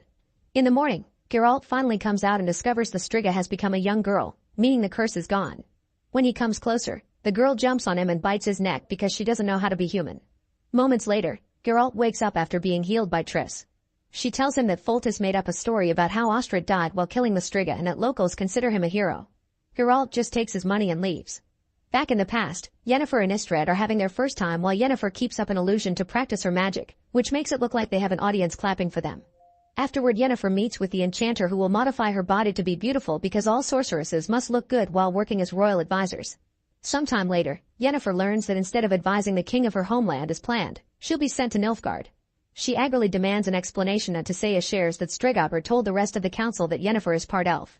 Sometime later, Istred notices Yennefer has missed the initiation and goes looking for her, only for Yennefer to yell at him because she's realized he manipulated her. An argument ensues, but Yennefer refuses to forgive him. While a ball is being thrown to introduce the new sorceresses to their kings, Yennefer goes to see the enchanter. Since there isn't much time left, he can't prepare the herbs to put her to sleep, so she'll have to go through it awake. Like all sorceresses, she must pay the price of the transformation with her fertility. As the enchanter removes her womb and begins working on fixing her body, Yennefer screams in pain but never gives up, letting every bone and inch of skin reform itself. Moments later, Yennefer shows up at the party and shocks everyone with her stunning beauty. She immediately dances with the king of her homeland and gets the position she wants, making everyone else seethe. In the present, Jaskier is in a tavern hearing the alderman describe how Geralt lost to a monster. Jaskier doesn't believe him, and soon Geralt enters the tavern covered in monster guts. Everyone considers Geralt a hero while Jaskier makes them sing his Witcher song, which has helped clean Geralt's reputation and made him famous. In return, Jaskier asks Geralt to be his bodyguard for an incoming royal party. When they arrive at the castle, Mousesack immediately recognizes Geralt and asks him to chat in private. He explains lots of people are gathered here to ask for the hand of Calanthe's daughter Pavetta, although Iced is there because he's more interested in Calanthe herself. When Calanthe finally arrives, the party truly takes off. Two drunk lords begin arguing about manticores, so Geralt throws some sass at them to shut them up. Amused, Calanthe invites Geralt to sit with her. While they dine, Calanthe asks Geralt if he'll help her out if things get violent, but Geralt refuses, reminding her that witchers are neutral. As the party progresses, they're suddenly interrupted by a man sneaking past the guards to ask for Pavetta's hand. Iced immediately takes his helmet off and everyone is shocked to see that this Lord Urchin looks like a humanoid hedgehog. Calanthe orders Geralt to kill him but Geralt refuses, saying this isn't a monster but a cursed knight. Then Calanthe orders the guards to get him, yet Urchin beats them up in seconds before announcing that Pavetta belongs to him under the law of surprise. A whole army of guards tries attacking him again, and while at first Urchin can defend himself, more guards keep coming and he's overpowered. When he's about to get killed, Geralt cuts in to defend him, and the battle restarts with Urchin and Geralt fighting together. One by one the soldiers go down all over the dance area, and soon the other lords come forward to take over the attack. However, Ice takes Urchin's side, saying the law of surprise must be respected. Total chaos ensues and eventually Calanthe grabs the sword to save Iced before yelling for everyone to stop. Suddenly Pavetta runs to Urchin and hugs him, revealing they've been having a secret affair. Then Urchin explains he saved the king's life years ago and as a reward, he asked for the law of surprise, which gives you what a person has but doesn't know yet. Later that day the king discovered Calanthe was pregnant with Pavetta. The king may be dead now but Calanthe reveals she knew about this, that's why she tried to hire Geralt in advance. Urchin had never intended to claim Pavetta, but one day he bumped into her by accident and they fell in love. Pavetta says she wants to marry Urchin, and Iced, Mousesack, and Geralt tell Calanthe that a promise must be honored. Cornered, Calanthe approaches Urchin with fake acceptance and takes out a dagger to kill him. At that moment Pavetta starts screaming and a magical pulse blasts through the room, knocking everyone except Urchin away. The couple floats in the middle of a magical vortex of wind, which may destroy the building soon. Geralt tries to break the vortex with his sides, but he's only pushed back. Then he drinks a potion, and with the help of Mousesack's magic, he manages to break through the vortex and make Pavetta stop. After a few seconds of darkness, everyone confirms they're fine, and Calanthe has no choice but to accept Urchin as Pavetta's husband. Iced also asks Calanthe to marry her, so they have a double wedding. The couples have a lovely ceremony and when Urchin and Pavetta kiss, Urchin becomes human because true love breaks his curse. When Geralt tries to leave, Urchin insists on rewarding him, so Geralt asks for the law of surprise to brush him off. Suddenly Pavetta throws up, revealing that she's pregnant, which means Geralt has a claim on her child. However, Geralt doesn't care and leaves, ignoring Mousesack's warnings against ignoring destiny. In the past, years after the initiation, Yennefer is escorting Queen Callis and her seventh daughter across the countryside. Suddenly their carriage stops and they hear screaming before several swords begin poking through the carriage. Yennefer looks out and sees all the guards being slaughtered by a mage assassin controlling a creepy monster. The creature comes after them, so Yennefer opens a portal so she can run with Callis and the last standing guard. The group appears in a desert and Yennefer realizes the mage was sent by the king to kill Callis because she was unable to have a male heir. The assassin appears behind them and the monster immediately kills the guard while Yennefer opens another portal for her and Callis to escape again. They appear in a town and Yennefer begins taking Callis' jewelry off because the king probably gave her something to be traced. The mage shows up again, so Yennefer uses her magic to freeze the monster in midair while opening a portal with her other hand. Once Callis runs through it, Yennefer follows her, only for the queen to call her useless. The mage appears again, and this time an angry Yennefer escapes alone. Callus is immediately killed by the mage, and when the creature is about to kill the baby too, Yennefer shows up and decapitates it. Then she throws a magical attack at the assassin to distract him while she grabs the baby and runs through a portal, only for the mage to throw a knife at them. Seconds later, Yennefer lands on a beach and realizes the baby is dead, so she buries her in the sand. Afterward, Yennefer begins living off the grid, traveling to random towns to make money with her powers. In the future, Cirilla continues to follow the voices and finds a bright light before finding herself surrounded by dryads. They also have Dara, but they're just healing his arrow wound. In private, Dara asks some questions that make Cirilla admit she's the princess of Cintra, which makes Dara angry because his family died during Calanthes' elf slaughter. That night, Cirilla has a nightmare about the Cintra massacre, people dying everywhere, and Care's crazy face trying to kill her. When she wakes up, a dryad takes her to see an ancient tree and makes her drink its sap. Cirilla takes a sip and appears in a desert, where the tree asks her what she is. In Cintra, the Nilfgaardians continue to burn everything down, capture Mousesack, and find Calanthes' body. A servant cuts a piece of her skin to eat it, and while he has a vision, Fringilla kills him. Then she reads his entrails and discovers Cirilla is in Broccolon, so she sends Care after her. Sometime later, Care enters the room of a man who keeps people's body parts in jars. This guy is a Doppler, meaning he can take the form of any person, and Care hires his services. He takes him to see Mousesack, who tries to run only for the Doppler to jump on him and copy his appearance before killing him. In the present, a few years after the Cintran feast, Jaskier finds Geralt fishing for a djinn so that he can wish for a cure for his insomnia. When he finally finds a bottle, Jaskier fights him for it, and the bottle accidentally breaks. Geralt wishes Jaskier would shut up, and a cut appears on his arm as a strong wind begins blowing around them. Guessing it's the djinn, Jaskier makes 2 dumb wishes, only to suddenly be pushed by magic. Geralt uses his sign to send the djinn away, and when he turns around, he finds Jaskier puking blood with a tumor on his throat. On his horse, Geralt takes Jaskier to the nearest camp and asks for a healer. The man inspects the tumor and gives Jaskier a potion that will buy him a few hours, but they'll need a powerful mage to take care of this. Apparently there's one in the mayor's house. Geralt rides to the mayor's house and knocks down the guard to get inside. The mayor appears before them naked, only to fall asleep on a chair, so Geralt and Jaskier go deeper inside, where they discover Yennefer is throwing a naughty party, meaning their timelines have finally collided. When she hears about the djinn, she immediately accepts to help. Jaskier is quickly healed, but he'll be unconscious for a few hours. When Geralt checks on him, he notices Yennefer is preparing a ritual to capture the djinn and tries to warn her against it. However, Yennefer kisses him to take control of his mind. When Geralt wakes up, he's in a cell with the healer, who explains that Geralt went on a rampage through town under Yennefer's control. The healer tried to stop him from attacking the citizens, only to get arrested as well. Meanwhile, Jaskier wakes up and panics when he sees Yennefer getting ready for a ritual. She corners him against the wall and threatens him until he makes a wish. At the same time, the mayor's guard appears at the cell to start beating up Geralt, who wishes this guy would burst. Suddenly the guard's head explodes and a second cut appears on Geralt's arm, revealing he's the real master of the wishes, not Jaskier. Geralt's wish makes the djinn appear in front of Yennefer, so Jaskier takes the chance to run away. He bumps into Geralt and tells him about the ritual, so Geralt rushes back inside. Yennefer is on her knees having trouble controlling the djinn's humongous power, yet she refuses Geralt's help. With no other option, Geralt makes his last wish, asking for his life and Yennefer's to be connected. Since the djinn can't hurt Yennefer without hurting his master too, it disappears in a big shockwave that brings down half the building. When Yennefer and Geralt wake up, they start arguing, only to suddenly get dirty together while Jaskier watches from the window. In the future, Cirilla is out of the tree's illusion and sees a dryad arrive with the heads of Nilfgaardian scouts. They get ready with their bows for an attack, but the one that shows up is the fake Mousesack asking for Cirilla. The girl is happy to see a familiar face and leaves with him and Dara. As the trio starts making his way back, Dara asks lots of questions, finding Mousesack suspicious. When Mousesack answers incorrectly, Cirilla finally sees through him. Furious, the Doppler tries to drag her by force, so Dara attacks him. Dara's silver knife hurts the Doppler, who quickly disarms him and tries to choke him. Cirilla picks up the knife and starts burning the Doppler again, causing him to show his real face. Then Dara takes his knife back and pushes the Doppler against the tree, asking questions instead of killing him. Cirilla grabs the knife to do it herself, giving the Doppler the chance to knock Dara down. Terrified, Cirilla runs away, only to be caught by the Doppler in the form of a Nilfgaardian soldier. Moments later, Cirilla finds herself tied up inside an inn room where she meets with Care.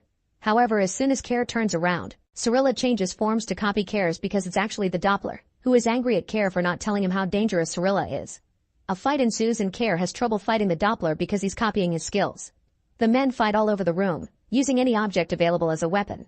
Care cuts the Doppler's face with a broken bottle, forcing him to run away. When Care comes out too, he sees a bunch of locals and can't guess who the Doppler may be disguised as, so he gives up. Meanwhile, Cirilla is tied to a tree in the forest and found by Dara, who quickly frees her. He scolds her for leaving the safety of Broccolon, saying she only brings terror and death just like Calanthe, then he abandons her. Cirilla travels alone and ends up in a small town, where she steals a horse to travel faster.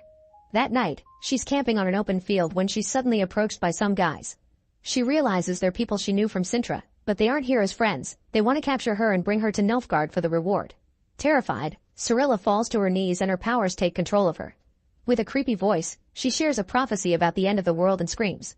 In the present, a few years after the Djinn incident, Geralt and Jaskier meet with Bork and his 2 bodyguards. Over a drink, Bork explains a dragon has appeared in the kingdom, and the locals tried to attack it to get its gold. In revenge, the dragon has destroyed half of the countryside. The king has now put a price on the dragon's head, so lots of teams are getting ready to go after it. Bork wants Geralt and his team, but Geralt refuses, saying dragons are intelligent creatures and he doesn't kill them. However, he immediately changes his mind when he discovers Yennefer is coming along with a knight. While all the teams are going up the mountain, Jaskier finds a monster among the bushes and panics. Geralt explains it's a peaceful monster that probably is just hungry. However, the knight comes forward and viciously slays the poor creature, decapitating it before continuing to hit it with his sword. Later, when the group stops to rest, the knight roasts the monster and eats it, which makes him feel sick and run to relieve himself in the woods. The next morning, the group discovers that the knight was murdered while pooping. Yennefer is furious because she lost her sponsor and Geralt asks her why she wants to kill the dragon. She explains that a dragon's heart can cure infertility, but Geralt just laughs at her, saying it's an urban myth. Then the dwarf team announces they don't trust the team of mercenaries, believing them to have killed the knight, so they'll take a shortcut. Geralt's team and Yennefer go with them, discovering the shortcut is a very small path around the mountain made for dwarves. They still cross it very carefully, however their weight makes the wood break and Bork and his bodyguards fall, managing to hold onto the chain at the last second. Geralt holds onto the chain wanting to save them, but the wood is breaking under him too. Not wanting more deaths, Bork lets go and his bodyguards quickly follow him. Moments later, the group stops to make camp and Geralt visits Yennefer in her magical tent, where they end up getting naughty for the rest of the night. The next morning, Yennefer and Geralt discover the dwarves left without them, so they go after them. When she catches up to the dwarves, Yennefer uses magic to make them freeze. Then she enters the cave and discovers the dragon has already died protecting her egg. Yennefer tries to approach her only to find her path blocked by Bork's bodyguards, who are actually alive. The women are about to fight but Geralt interrupts them, soon followed by a second dragon. It turns down this is Bork's real body and he never hired Geralt to kill his wife, he wanted the Witcher to protect the egg from the other teams. At that moment the mercenaries arrive, so Yennefer and Geralt help the bodyguards protect the egg.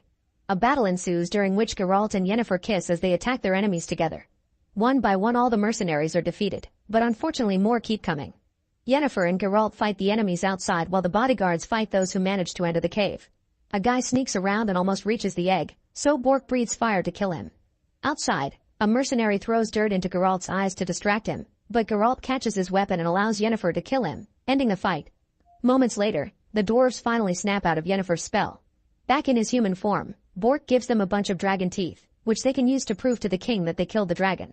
After the dwarves leave, Bork reveals to Yennefer what Geralt's wish was. Yennefer gets angry because now she doesn't know if what they have is real, and after an argument, she breaks up with him and leaves. Many years later, Geralt sees the Nilfgaardian army marching towards Cintra, meaning he's finally in Cirilla's time. He travels to Cintra as well because he's worried about his child of surprise, so Mousesack explains Cirilla is fine although her parents died years ago. Suddenly Geralt hears a noise and checks the tunnels to see 2 men, realizing Calanthe sent assassins to kill him if he ever showed up in Cintra. Then Geralt takes Mousesack hostage to force all 8 assassins to come out of hiding. Wanting to avoid a fight, Mousesack opens a portal to teleport himself and Geralt away. Afterward they go to see Calanthe, and Geralt explains he's come to take Cirilla away to protect her from Nilfgaard, promising to bring her back when the battle is over. Calanthe reluctantly agrees and introduces him to a fake princess, saying she'll be ready in a few hours. While waiting, Geralt sees a mysterious wind open a door and goes outside, where he sees the real Cirilla playing with some kids and being called Your Highness. Realizing he's being tricked, Geralt rushes to confront Calanthe, who ignores his warnings and orders Ice to escort Geralt out of the kingdom. On their way out, Ice stops by an arch, where 2 gates suddenly fall to capture Geralt. Soon the Battle of Cintra happens and the city is already shown. When the guard runs by, Geralt knocks him out through the cell door and steals his keys to escape. Outside, Geralt starts fighting off Nilfgaardians, killing a few before hiding to watch the soldiers storm the castle and Calanthe falling to her death. Geralt decides to sneak into the castle to find Cirilla, but after killing more soldiers, he discovers she's already gone. Meanwhile, Yennefer is approached by sorcerer Vilgefortz, who convinces her to return to Aretusa. All the sorcerers are having an emergency meeting to discuss Nilfgaard's attack on Sintra. An argument ensues over whether they should help or not, only to be interrupted by Fringilla, who is working for Nilfgaard and asks them to stay out of the way. Yennefer and Tissaia want to help Sintra, but the group votes and it's decided not to intervene. In secret, Vilgefortz gathers those who voted yes to fight anyway. The sorcerers leave on a boat to reach a keep on Sodden Hill, the location that Nilfgaard will try to push through to continue further north. There are lots of refugees here, so the sorcerers must protect them as well. Both groups start working together to prepare a bunch of traps and weapons, like enchanted bottles. Yennefer magically multiplies the feathers so they can make more arrows. A few hours later, everyone is asleep, but Yennefer wakes up just in time to see a fireball coming at them and deflects it with her power. While she alerts the other sorcerers, Fringilla orders another fireball to be thrown, and the mage dies in the process just like the first one because fire magic is forbidden. The fireball is deflected again, so Fringilla creates a box and gives it to another sorcerer. In the morning, the sorcerer walks through the forest while spreading a thick fog that the Nilfgaardian soldiers march through. While everyone gets ready in the keep, Triss goes outside and makes a bunch of mushrooms grow in the forest. When the soldiers step on them, a dangerous gas is released, killing them all. Another group of soldiers approaches from a different direction and a sorceress uses her magic to snap all their necks. A third group is coming, so Sabrina and her archers throw the enchanted bottles and hit them with arrows, causing a bunch of explosions to rain down on the Nilfgaardians. After the final group starts marching, Vilgefortz teleports to the Nilfgaardian camp and starts fighting the few soldiers left there, using his magic to control his sword. Care finds him and a duel starts, during which Care keeps disarming Vilgefortz and he keeps calling his sword back with magic. Eventually he runs out of energy, allowing Care to kick him down a hill. Next, Fringilla opens a portal that connects to the keep's entrance, and her archers shoot arrows through it to kill a bunch of people. The Nilfgaardian sorcerer uses the distraction to sneak inside and drop the box as he dies. Tissaia goes to confront Fringilla, who throws dimeritium powder at her to block her powers. Then Fringilla activates the box, which releases a bunch of parasites. Soon the Nilfgaardians surround the keep and kill any sorcerer outside. Triss rushes to the entrance and creates a barrier out of vines that gets the enemy stuck. A soldier manages to reach through the vines and burns Triss' chest, burning the vines too. Meanwhile, the worms take control of Sabrina and a few kids, who take some of the enchanted bottles. Sabrina surprises Yennefer and stabs her before the kids drop the bottles, causing a huge explosion that causes dozens of deaths. The tower also falls and Yennefer and Sabrina are thrown to the ground, where Sabrina passes out. Yennefer sees all the death and destruction that surrounds her and goes outside to start killing soldiers left and right.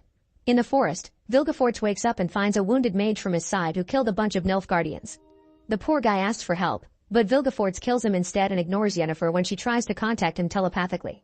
The Nilfgaardian soldiers keep coming, so Yennefer absorbs all the flames from the keep and releases them on the hill, setting the whole forest on fire but protecting Tissaia. The huge flames kill all the Nilfgaardians, winning the battle. In the meantime, Geralt leaves Sintra and eventually finds the destroyed refugee camp, where a guy is trying to give the dead Sintrans a proper burial. Suddenly the man is attacked by necrophages, monsters that haunt places with lots of dead bodies. Geralt quickly saves him and tells him to run before more necrophages come out to attack him, starting a vicious fight. Their numbers allow them to overpower Geralt and they even bite his leg, but Geralt pushes through and kills them one by one until there are no monsters left. Then Geralt collapses and wakes up later to discover the man came back for him on his wagon.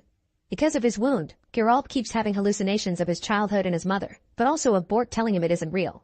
Geralt drinks some of his potion and throws the rest on his wound, only to start hallucinating again.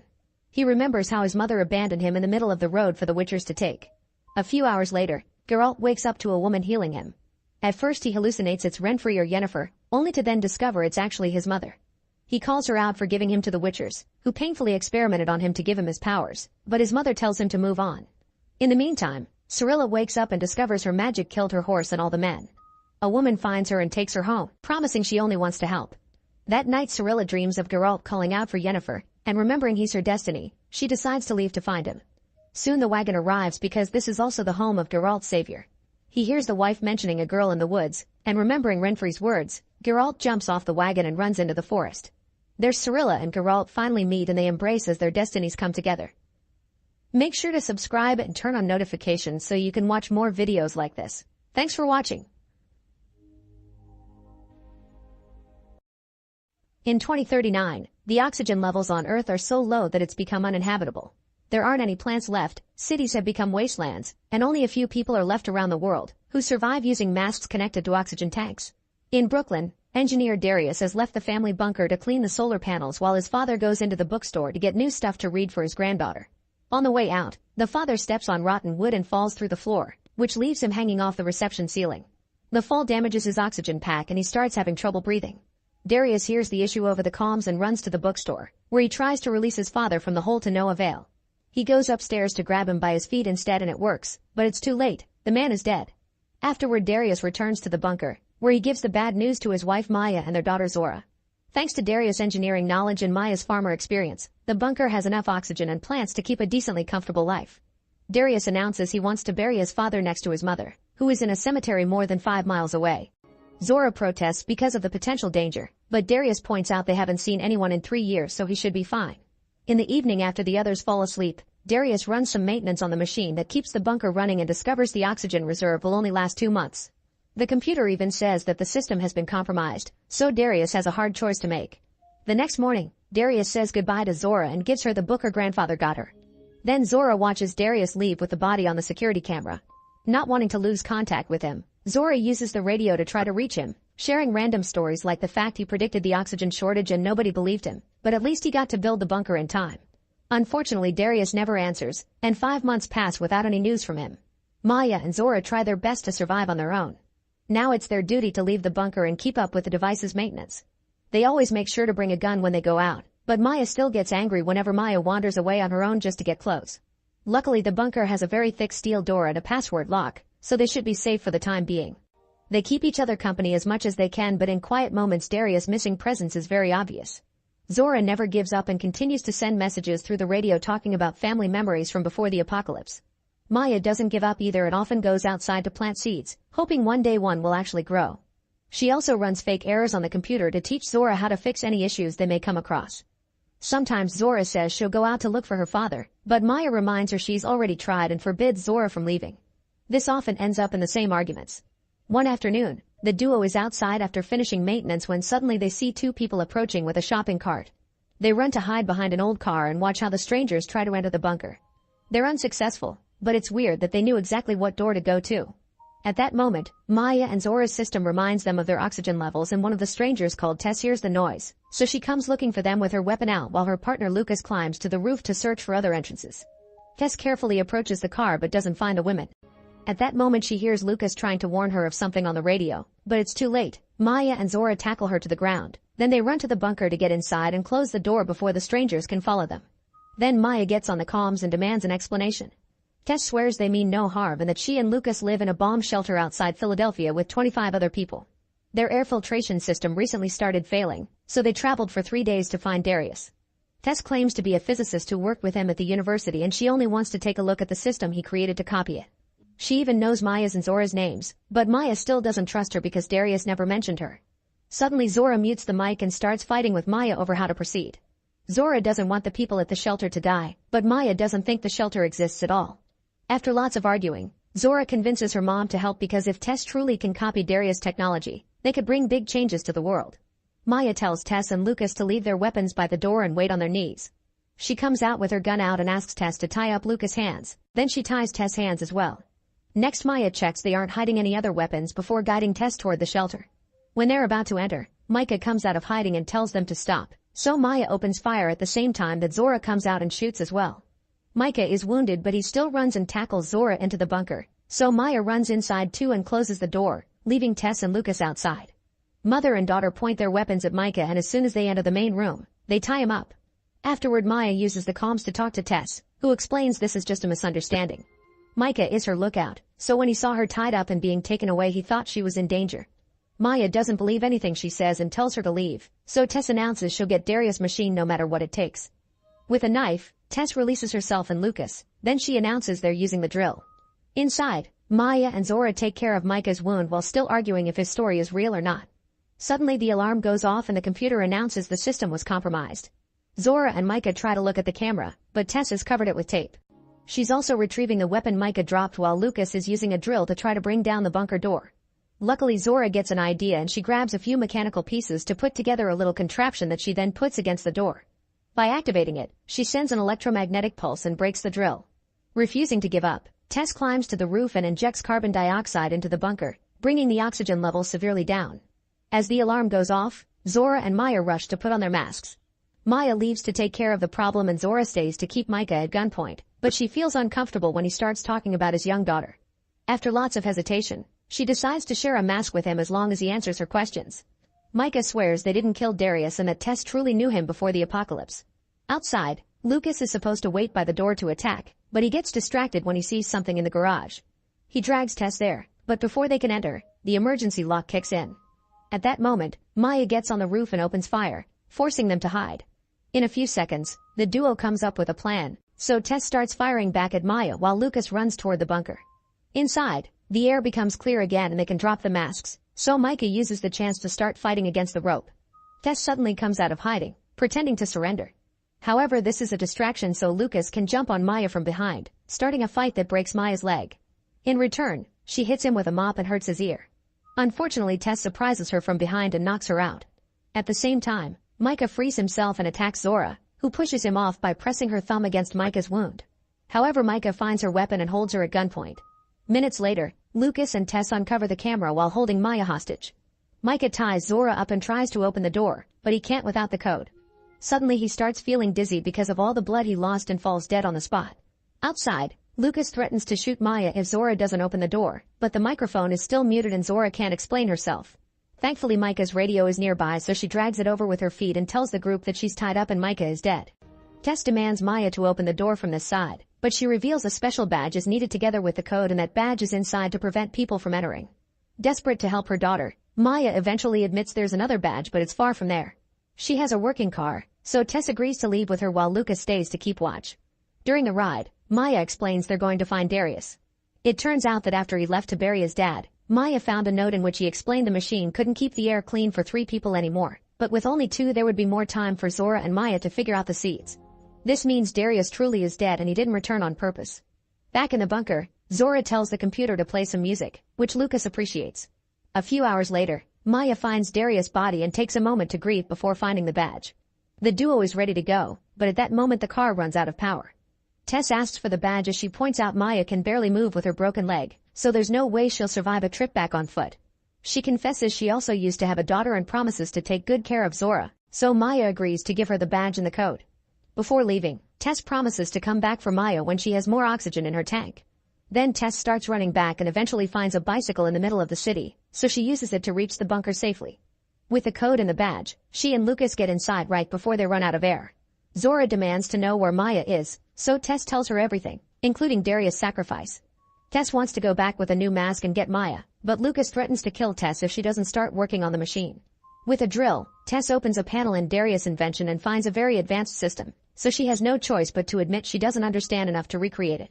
Lucas starts losing his mind, causing Tess to finally admit she lied. She never met Darius before. She only learned about him and his family because her radio picked up Zora's messages. She knows enough about technology to help back in the shelter, but she hadn't expected the machine to be this level of complicated. Furious, Lucas shoots her on the spot. As Zora has a breakdown, Lucas sits next to her and points out that she knows enough about the machine and the bunker, so he wants her to teach him how to use it yet refuses to untie her. Back to Maya, she sits in the car while thinking about her family.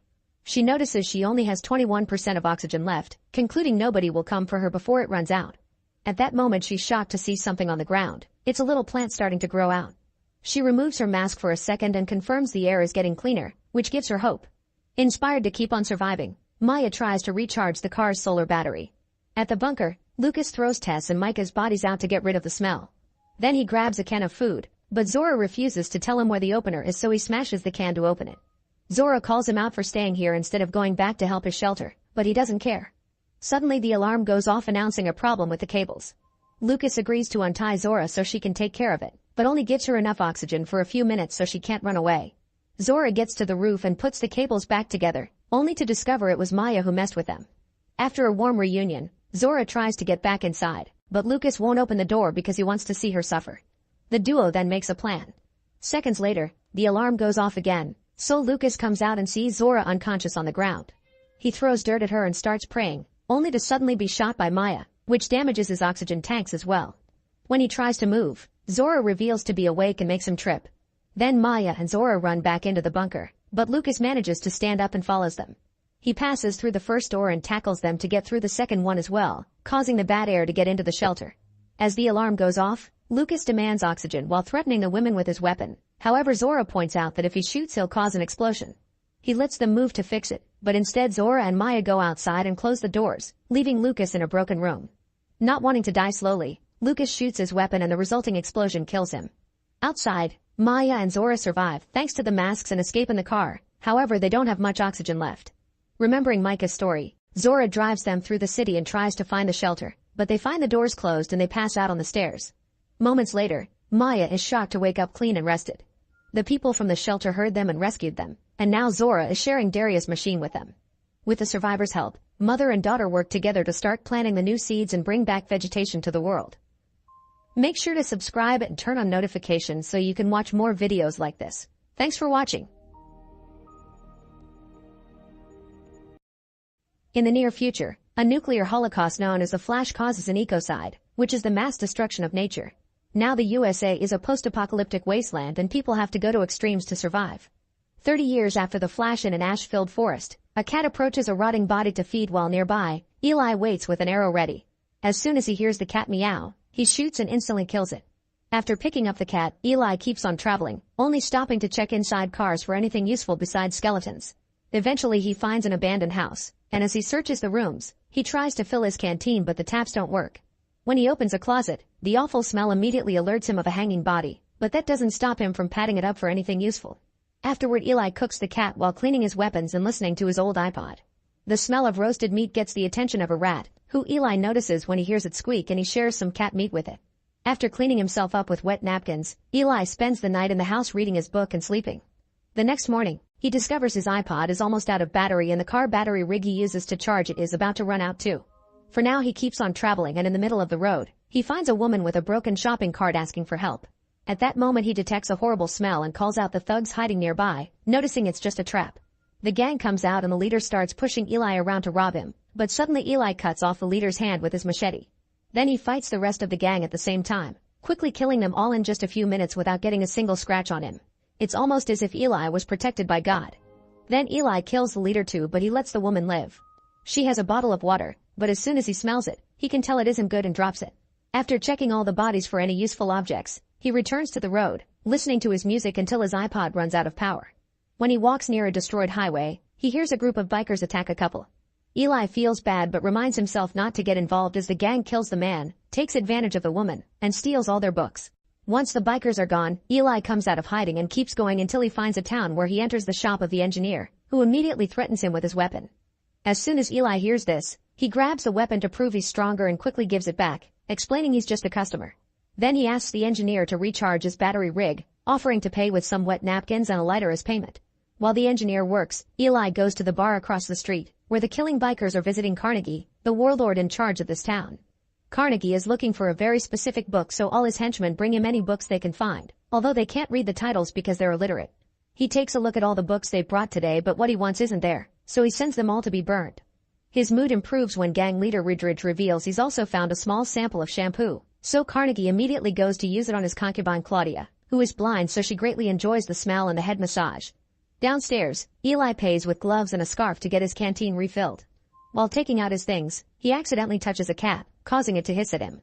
The bartender gives the canteen to Claudia's daughter Solara, who goes out back to fill it. Ridridge tries to block her way to show his interest in her, but she ignores him and joins the line for water. Inside, a gang member gets mad because Eli touched his cat and tries to start a fight, but Eli just slams his face against the bar and tries to leave. At that moment, the rest of the gang attacks him, so Eli has no choice but to fight. With quick movements of his machete, Eli fights all the thugs at the same time, killing them one by one without breaking a sweat. Soon all the thugs are dead except for one, but when he's about to kill him too, Solara comes back and begs him to stop. The distraction causes Eli to get caught and taken to see Carnegie, who asks him to become one of his men. Eli isn't interested and tries to leave again, but Carnegie forces him to stay the night. Afterward, Claudia brings Eli some food and he immediately can tell she's blind, so he asks her a few questions about her story.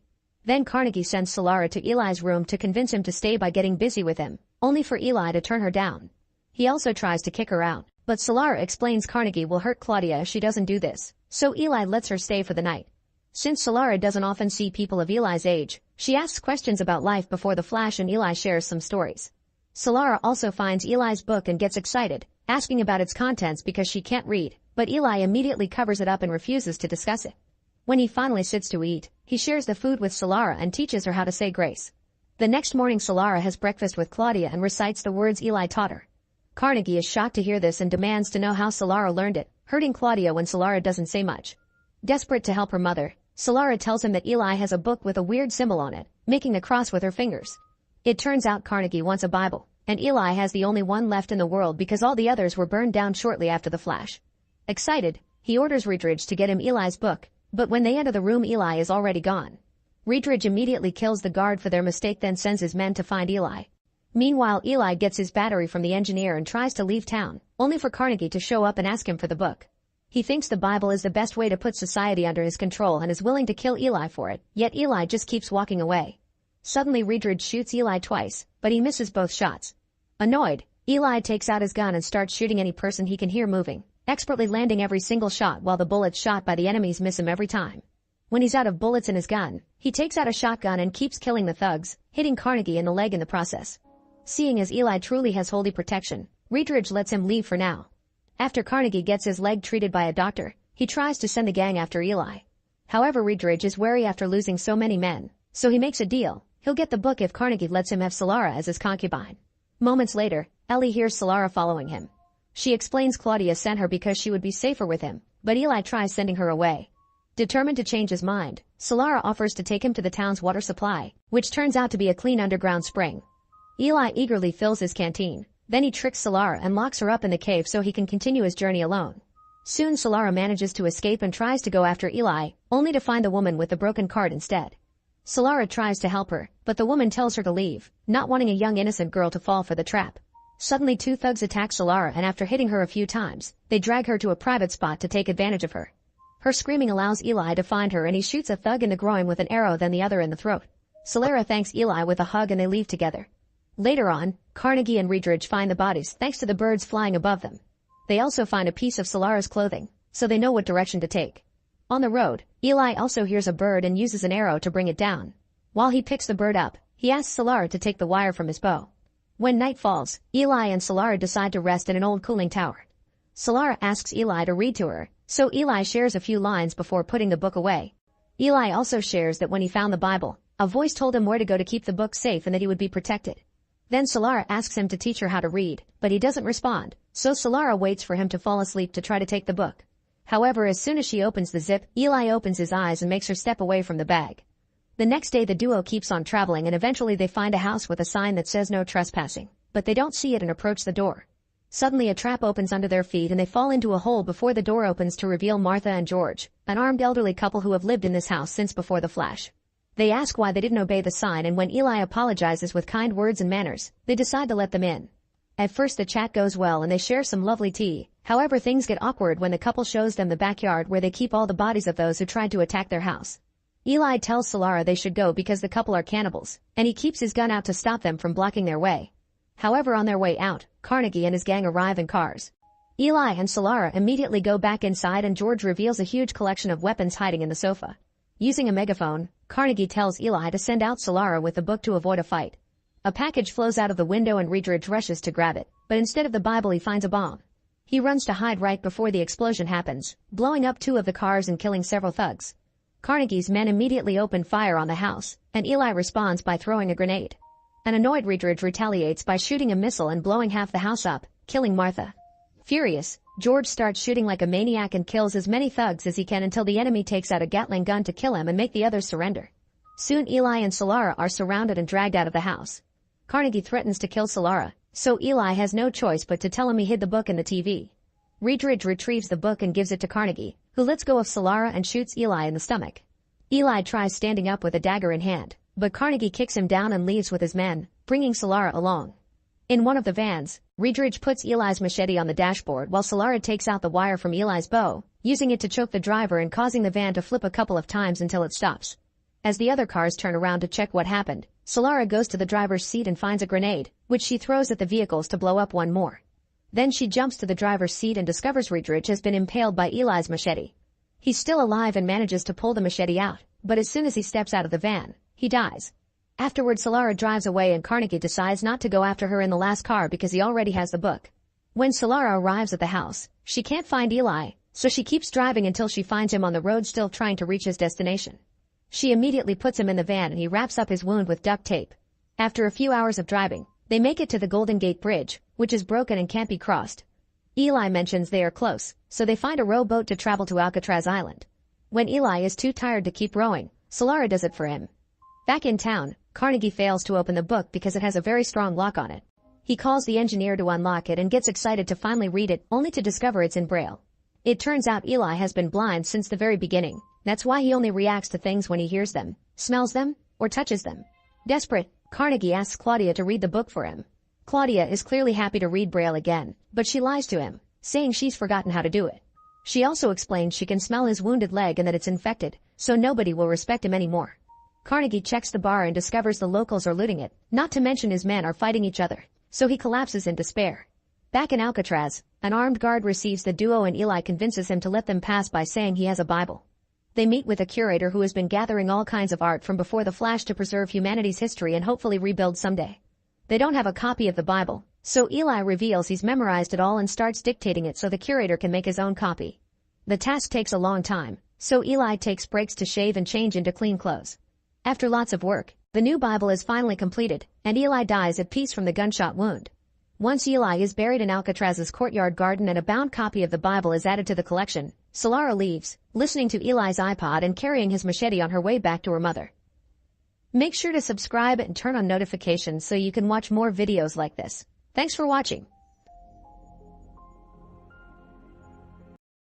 In 1914, Professor Packley and his student Billy are investigating some ancient ruins in Egypt.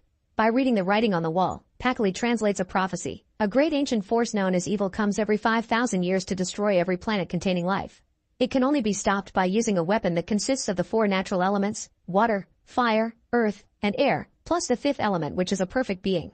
A priest hears how much Packley has discovered and puts some poison in the water to kill him for knowing too much, but when he offers the water, Packley turns it down and sends Billy to get some alcohol instead. Suddenly a starship lands on top of the pyramid and huge robotic aliens known as the Mondo Shawans come inside. The priest recognizes them because he's been taking care of their relics, which the Mondo Shawans have come to retrieve because war is coming and Earth is no longer safe. A Mondo Shawan takes out a key to open the wall, and Packley feels so overwhelmed by all these reveals that he passes out. The Mondo Shawans take the 4 elemental stones and a sarcophagus with the 5th element, which worries the priest because then Earth won't be protected anymore. At that moment Billy finds his gun and opens fire, activating the security system. Walls start closing around them so the aliens rush back to their ship, but one stays behind to give the key to the priest. The hand gets stuck between walls and the priest promises to pass on the knowledge to new priests until the Mondo Shawans return. 300 years later, the prophecy comes true and the great evil begins approaching Earth. President Lindbergh gathers his people to discuss the situation and sends out a military spaceship, which gets its weapons ready to shoot. Suddenly the latest priest Vito shows up to inform Lindbergh that shooting evil will only cause more chaos and tries to share the prophecy about the 5th element, but Lindbergh dismisses him and authorizes the soldiers to open fire. However, no matter how many missiles they shoot, evil just absorbs them without getting hurt, then it uses its power to make all the soldiers start bleeding and kill them all. Soon the Mondo Shawans start making their way to Earth too, hoping to stop evil with the superweapon. However, they're suddenly attacked by some rogue aliens known as the Mangalores, who blow up their ship and steal the box with the elemental stones. Then the Mangalores contact Zorg, a human working for evil who has hired the Mangalores to get the stones. They agree to meet later to hand in the stones and get paid. Meanwhile in the city, former soldier Corbin says goodbye to his cat and leaves his apartment, only to be blocked by a thief who threatens him with a special weapon. Corbin distracts him by saying he forgot to load it, and when the thief looks down at the button, Corbin takes out his own gun and scares him away. Afterward he leaves in his cab to start his driving shift. Sometime later, a group of soldiers recovers a hand from the wreck of the Mondo Shawan ship and the government scientists put it in a special machine that can reconstruct DNA while explaining that the Mondo Shawans aren't that different from humans. A laser printer-like machine begins putting together the DNA sequence and creates a beautiful woman that the scientists and the soldiers can't stop ogling at, calling her perfect. After the machine gives her some clothes, it tries to take a picture of her, and the noise wakes her up. She immediately panics and as she speaks an unknown language, she tries to open the capsule to no avail. However, when a general comes closer and taunts her, the woman gets furious and punches the glass to break it, knocking out the general in the process. As the alarms go off, the woman breaks through the wall to escape. She ends up in the ventilation system and follows it until she makes it to the top of the building, only to suddenly be surrounded by the police. Seeing no other choice, she decides to jump off and ends up landing inside Corbin's cap. He immediately becomes attracted to her beauty and tries to communicate, but he can't understand her. At that moment the police surround his car so the woman reads a sign that says please help. At first Corbin refuses because he doesn't want to lose his job, But then the woman cries and Corbin finally takes pity on her. Corbin speeds up and a chase ensues as their cars fly all over the city, which Corbin knows very well. By pulling some sharp turns, he manages to make a car crash against a delivery truck, and when the other two police cars open fire, Corbin drives into a very foggy area to disappear from their radar. Unfortunately, the woman isn't well and says the word priest before passing out. Corbin looks for a priest in the area and ends up in Vito's apartment, who sees the mark on the woman's arm and immediately recognizes her as the fifth element. Vito and his assistant David go looking for the ceremonial robes while Corbin tries to wake the woman up with a gentle kiss, only for her to take his weapon and make him step back at gunpoint. Corbin apologizes and introduces himself with his card, learning in return that her name is incredibly long so they'll be shorting it to Lilu. Then Vito and David come back to give Lilu the tomb key while kicking Corbin out. For the next few hours, Lilu eats a lot and uses Vito's computer to catch up on 5,000 years of history, learn the local language, and even pick up a few martial arts moves. Vito can understand Lilu's language and learns she knows where the elemental stones are. In the meantime, the Mangalores meet with Zorg, who sees a human leading them and calls him out. The human begins transforming and reveals to be the Mangalore leader Aknot, who had been using a human disguise to hide among the president's soldiers. He hands over the box to Zorg and asks for payment, so Zorg offers them the latest technology and weapons. Using some dummies, Zorg shows all the things these weapons are capable of, claiming they can destroy anything. The Mangalores happily take the weapons and Zorg finally opens the box, only to find it empty. Furious, Zorg tries to cancel their deal, but Aknot points out they grabbed the box Zorg asked for and the content was never their problem. Zorg pretends to let the matter go and leaves the building knowing what happens next. The Mangalores press an extra button on the weapon without knowing that activates an explosive, which immediately goes off and brings them down. Back to Vito, he learns from Lilu that the Mondo Shawans gave the stones to someone they could trust and Lilu is supposed to contact that person.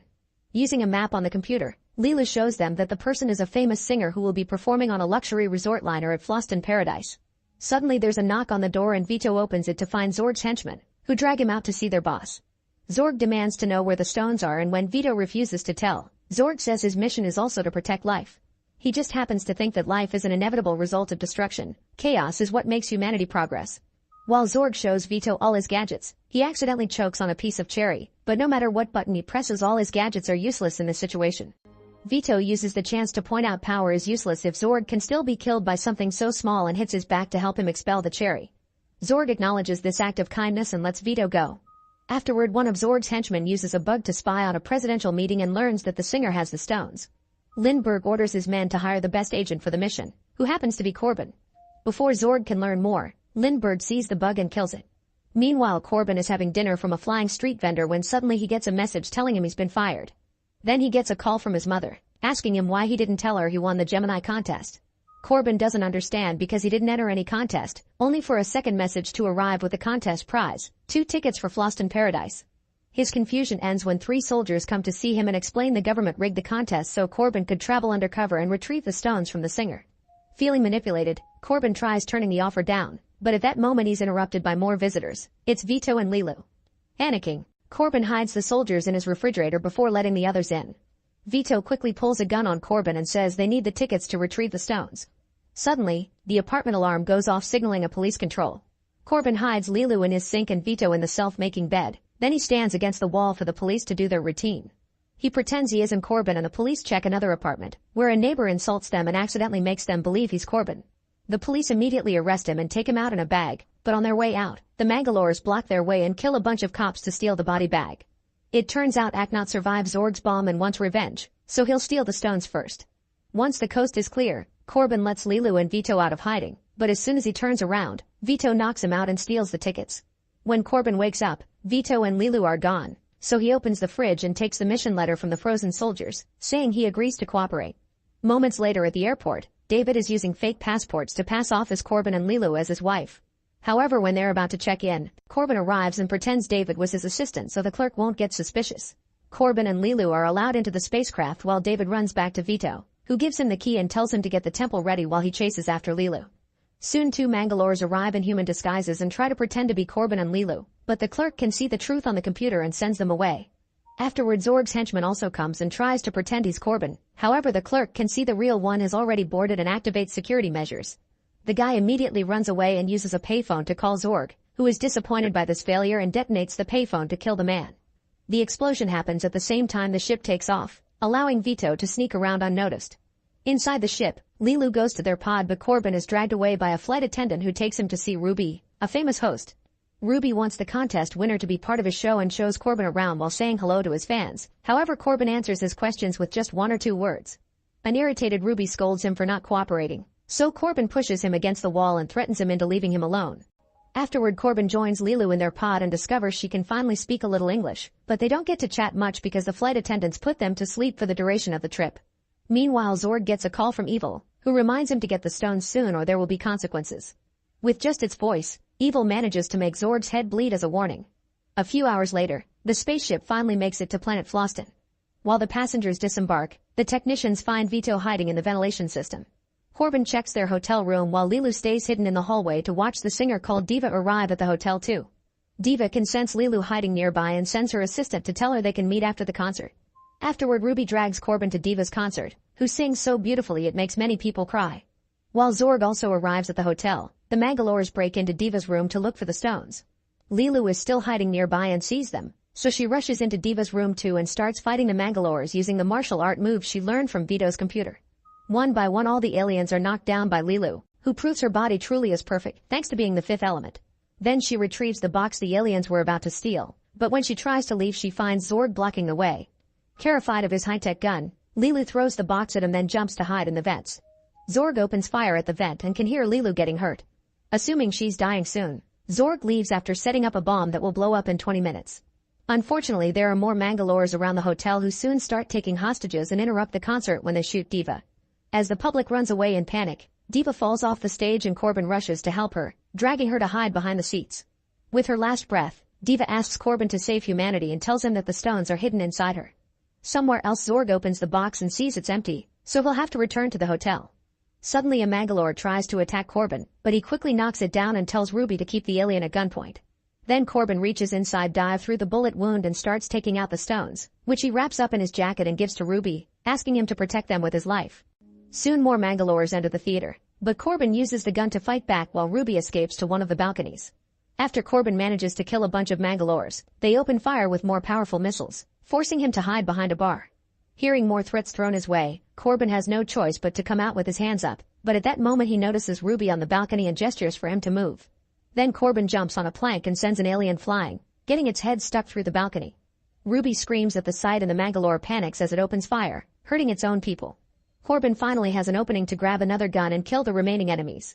Sadly, more Mangalores come in, so Corbin shoots a bunch of bullets that cut Ruby's exact silhouette and make him fall. Then he throws a grenade through the resulting hole. Ruby and Corbin hide under the table while the explosion kills all the incoming aliens. With the coast clear, Corbin and Ruby rush to the control room and find more Mangalores holding a bunch of people hostage, including Vito. Another fight ensues and the humans are clearly winning, so Aknot asks for a human to come to negotiate with him. Corbin volunteers only to shoot Aknot in the head as soon as he sees him. Afterward, Corbin checks the security footage and sees Leeloo's hand hanging from the vents, so he rushes to save her. Vito and Ruby follow him and discover the bomb, so soon the alarms go off and the guests are evacuated. Corbin's team goes to the docks at the same time Zorg makes it back, but they miss each other by just seconds.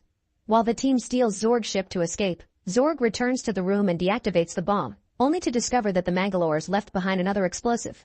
With its dying breath, Aknot's right hand detonates the bomb and blows up the hotel, killing Zorg.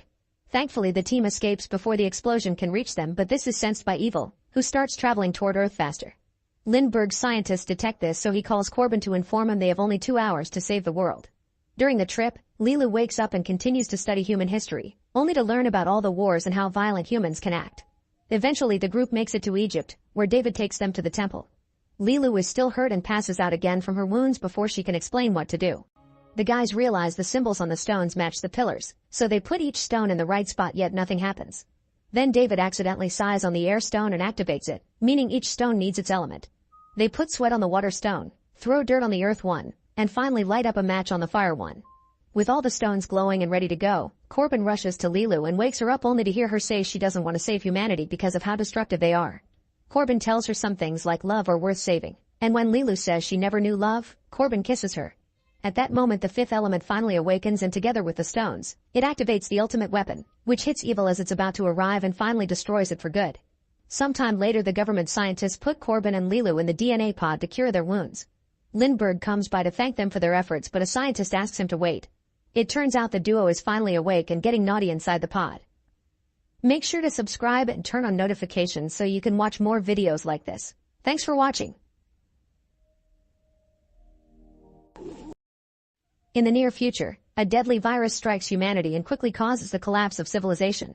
The continents are nothing but chaos, violence, and cannibalism, but the virus doesn't spread offshore. In Germany, the only safe space is Helgoland, an island sealed off from the outside world. 513 people live there, and to keep up with resources, whenever someone new is born, a resident must be sacrificed. The island is ruled by brutal laws, and anyone who breaks them ends up at the bottom of a leaderboard. A mock vote decides who has to die and who still gets a chance to prove themselves. 15 years have passed since the initial virus outbreak. In Helgoland, Amelie is giving birth to her baby while reporter Lola records the whole process. The baby is born well and healthy and gets a blessing from her grandfather, who then leaves the clinic to approach the cliff. It turns out he volunteered to self-delete so his granddaughter could have his spot on the island. The man says goodbye to the family before meeting his death, unaware that back in the clinic, Dr. Mark discovers it isn't over. Amelie is having twins, and soon a second baby is born. They never suspected this because they lack hospital equipment. Afterward, the council discusses what to do regarding the second baby. Some of them think they shouldn't kill anyone and allow the island to reach 514 people, but others point out that if they make an exception now, then everyone will ask for one in the future. In the end, Beatrice announces they'll let the people vote on the matter. The newscast covers the story and reminds people of the leaderboard. On 511th place is Christian, who freaks when he sees his name on the screen. He says that if he gets chosen he won't jump, but his friend Hendrik reminds him that the last person who tried that was pushed by force in a cage. The 512th place is Elise, an old lady who is seen as a waste because she can't contribute much in her old age. The last place is Etienne, who is seen as a criminal although he swears he's just a hard worker. The next day, Marek and his son Linus go to the lab to continue working on a vaccine. However, Marek is frustrated because they're lacking resources and fresh samples, so he thinks they won't be making any progress like this. Afterward, Judith picks up Marek so they can deliver medicine in town. First they visit Etienne, whose wife Lisa blames Judith for his last place on the board. Judith reminds her that Etienne stole medicine, but Lisa points out he had to do that because the doctors wouldn't give it to him. He had only wanted to help his sick wife, yet he was punished with no food for 4 weeks. The argument is interrupted when a neighbor comes by to get Lisa's grandfather's clock, making Marek realize that the couple has been buying votes. Lisa begs him to talk to Beatrice and Marek promises to do what he can. Meanwhile, Amelie suddenly wakes up from her nap when she hears a noise and discovers Elise in the room with a baby in her arms. Amelia immediately takes the child back and accuses Elise of wanting to kill the baby to save herself, but Elise swears she wouldn't hurt a child and just found the baby on the stairs so she tried to help. Back to Marek, he visits Laura to bring her some medicine in secret. However, Judith has been watching him and later tells Beatrice about it at the supermarket. To Judith's surprise, Beatrice asks her to keep the secret for now because they need Marek and his knowledge, but she hopes Judith may replace him one day. At that moment, a kid accidentally breaks a jar of pickles, and Hendrik tells Christian this is the perfect moment to look good in front of the crowd. Christian approaches the child and gives him an apple while saying it wasn't his fault. Then another woman also gives the kid a little gift. Beatrice then announces they both get a point for sharing their food. Nearby, Hendrik finds Etienne and Lisa and mentions he'll be working at the storage today, so he offers to illegally get some food for them. Lisa calls him disgusting and tries to push him away, but Henrik immediately stops her and threatens to be less nice next time. Afterward, Henrik drops the tomato he had been eaten and leaves, so Etienne picks up the tomato and eats it to Lisa's disgust. The whole encounter is noticed by Beatrice, who follows Henrik out and scolds him for his behavior, saying she can't protect him forever. It turns out Henrik is her son, and he refuses to behave unless Beatrice gets him a position of power. Later, Marek returns to the lab and after suiting up, he reveals a locked door at the back where he's keeping Peter, a sick patient from the mainland who is being used as a lab rat. The deal says that if the experimentation goes well, he can live on the island once he's cured. While Marek gives him an injection, Peter mentions he's been feeling better, so he thinks the medicine may be working. Meanwhile, Lisa meets with Hendrik in secret to accept his food offer, which she must pay with her body. However, the moment is interrupted when an alert comes in saying mainlanders are trying to reach the island. Since Hendrik couldn't finish, he gives Lisa just a can and then runs to meet with the other guards at the shore. They can see a raft coming, so they tell them to go back or they'll open fire. The group doesn't obey and a guard shoots, killing a mainlander. The rest of the group gets scared and tries to go away, but Hendrik keeps on shooting to kill them all, for which he gets scolded by squad leader Mia. A few hours later, everyone gathers to do the voting. First, the points are adjusted and now Christian isn't at the bottom 3 anymore. The citizens vote to keep the second baby, and among the 3 candidates, Etienne gets the most votes to be killed. At that moment, Lisa says she votes for Hendrik because he's an abuser, and soon more women stand up to back up her story. Hendrik points out it was all consensual, but the women say his MO is to exchange food for pleasure and he was just taking advantage of desperate people. The locals immediately begin supporting the women, so Beatrice has no choice but to admit Hendrik committed coercion and theft, so she lets the group vote again. Every single person votes to kill Hendrik. However, Beatrice says a mother can't kill her own son and Hendrik will be kicked out instead. All the locals protest, yet they're ignored and Hendrik is taken to jail. Lola records the whole thing, but when she edits the video, she cuts out the people's protests. In the meantime, Marek goes back to the lab and discovers Peter isn't doing well, so he gives him a new injection as he promises it'll help. Moments later, Peter is dead and Marek incinerates the body. The next morning, Linus informs Marek that he's joining Mia's expedition group to the mainland to get updates on the world. Marek tries to forbid him from doing it, but Linus ignores his concerns. Sometime later, the locals go to say goodbye to the expedition group, who are also taking Hendrik with them. On his way to the boat, Hendrik headbutts Etienne and has to be dragged away. During the trip, the group shares stories about the mainland, imagining it as a zombie apocalypse. Eventually they reach a harbor and Hendrik is pushed out of the boat. Desperate, he tries to give a speech to make them feel sorry for him, but Heinz starts beating him up because some women in his family were his victims. Hendrik offers bribes if they take him back, so Heinz shoots at the ground to make him run away. Then Mia has to stop Heinz from shooting again. Back on the island, Beatrice is called to the water supply building because there are issues with the filtration, which is about to reach total shutoff. As the employees search for the problem, a woman finds a radio and shows it to Beatrice, who is surprised because radios are illegal on the island. Moments later, Chief Engineer Ulik announces he solved the problem and Beatrice congratulates him for his hard work, but when he asks to bring his wife to the island because she isn't infected, Beatrice refuses. Back to the expedition group, they sail through a river to take a look at the city and find it in an awful state. The soldiers leave to search for samples, but Linus is told to stay in the boat. At a bridge, Mia and the soldiers meet with the Earl, whom they've been doing business for a while. They're suddenly interrupted by a desperate man asking to be taken to the island, but Earl's people shoot him down. Mia gives Earl fresh food and in return, Earl gives them medicine and 2 huge boxes. Meanwhile, Linus gets tired of waiting and searches the area, only to find a bunch of survivors who tell him the virus is gone. Linus doesn't believe them and keeps his gun up, so the survivors make fun of him and leave. Suddenly Linus is approached by Mojik, who gives Linus a bottle of medicine and says there's a lot more on an abandoned ship lab he found. Linus agrees to follow him and they enter the ship, where Linus shows him a box full of medicine. He says there's more of it and proper equipment in the actual lab and asks for asylum for him and his friends in return. Linus tries to explain he can't give them that, only to suddenly find himself surrounded by survivors. Scared, he runs away. In the meantime, Mia's group is going back to the boat, and suddenly a survivor jumps on Heinz to remove his mask. The soldiers immediately shoot the guy and get on the boat, where they discover Linus is gone. However, they claim they can't waste time and leave without him. At that moment, Linus comes out of the ship and sees the group leaving, so he starts running after them. A local tries to stop him, but Linus quickly knocks him down and keeps running. Then he climbs on a higher surface and jumps toward the river, landing on the boat just in time. To his surprise, Mojik lands right behind him, and Mia immediately shoots him. Then the soldiers notice Linus has a tear in his suit, so they shoot him with a tranquilizer to put him to sleep. Moments later at the island, Linus wakes up and hides the medicine bottle in his fist while he's taken to the cells and given a good wash. When Marek finally comes to see him, Linus gives him the medicine and tells him about the lab. Then Marek gives his son an injection just in case. Soon Heinz is also brought to a cell and he won't stop coughing, so Marek checks his body and finds a rash on his skin. Afterward, Marek tests the medicine Linus brought and confirms it's real. He asks Beatrice to send another team to the mainland, but Beatrice refuses because having 2 people in quarantine has already been enough trouble. Before leaving, she tells Marek to give Heinz fake medicine and Marek is devastated to do so. On the mainland, Earl's men retrieve Mojik's body from the water and find medicine in his pocket, so Earl sends them to find Mojik's friends. Nearby, Hendrik finally makes it to the city and sees how a survivor gives Wilma a watch in exchange for being disinfected. Hendrik tries to do the same but only has a keychain to offer, so Wilma threatens him into staying back. To prove he doesn't have a rash, Hendrik removes his clothes and uses the chance to seduce her. Wilma falls for it and dances with Hendrik while listening to her boombox. However, when Hendrik asks for a sip of her water bottle, Wilma slaps him for it. Then she gives him new clothes and takes him around the area to show him her cleaning routine in the theater where she lives, mentioning that her last assistant accidentally caught on flames because of the rubbing alcohol. She keeps mentioning Earl, but whenever Hendrik tries asking about him, she shuts him up. Later, when Wilma checks on her stash of treasures, Hendrik surprises her from behind and beats her up to death. Meanwhile, Beatrice talks to Lisa and compliments how brave she was when she stood up against Hendrik, resulting in manipulating Lisa into becoming her eyes and ears around the island with the promise of a good life for her and her husband. The next time Beatrice appears on TV, Lisa shows approval of Hendrik's punishment having been an exception. At the lab, Marek convinces Judith to help him with the research since he works slowly without Linus. When they check the boxes Earl sent, Judith is disgusted to find 2 people in them, but Marek isn't surprised since it's part of the deal with Earl. Both people are kept as lab rats in secret cells and given injections to test Marek's vaccine trials. Unfortunately, Heinz dies before they can find a cure to help him.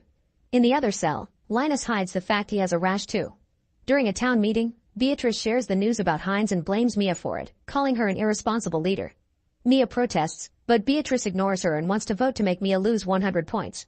Suddenly Lola's daughter Fiona starts coughing and her friends copy her, causing everyone to run away.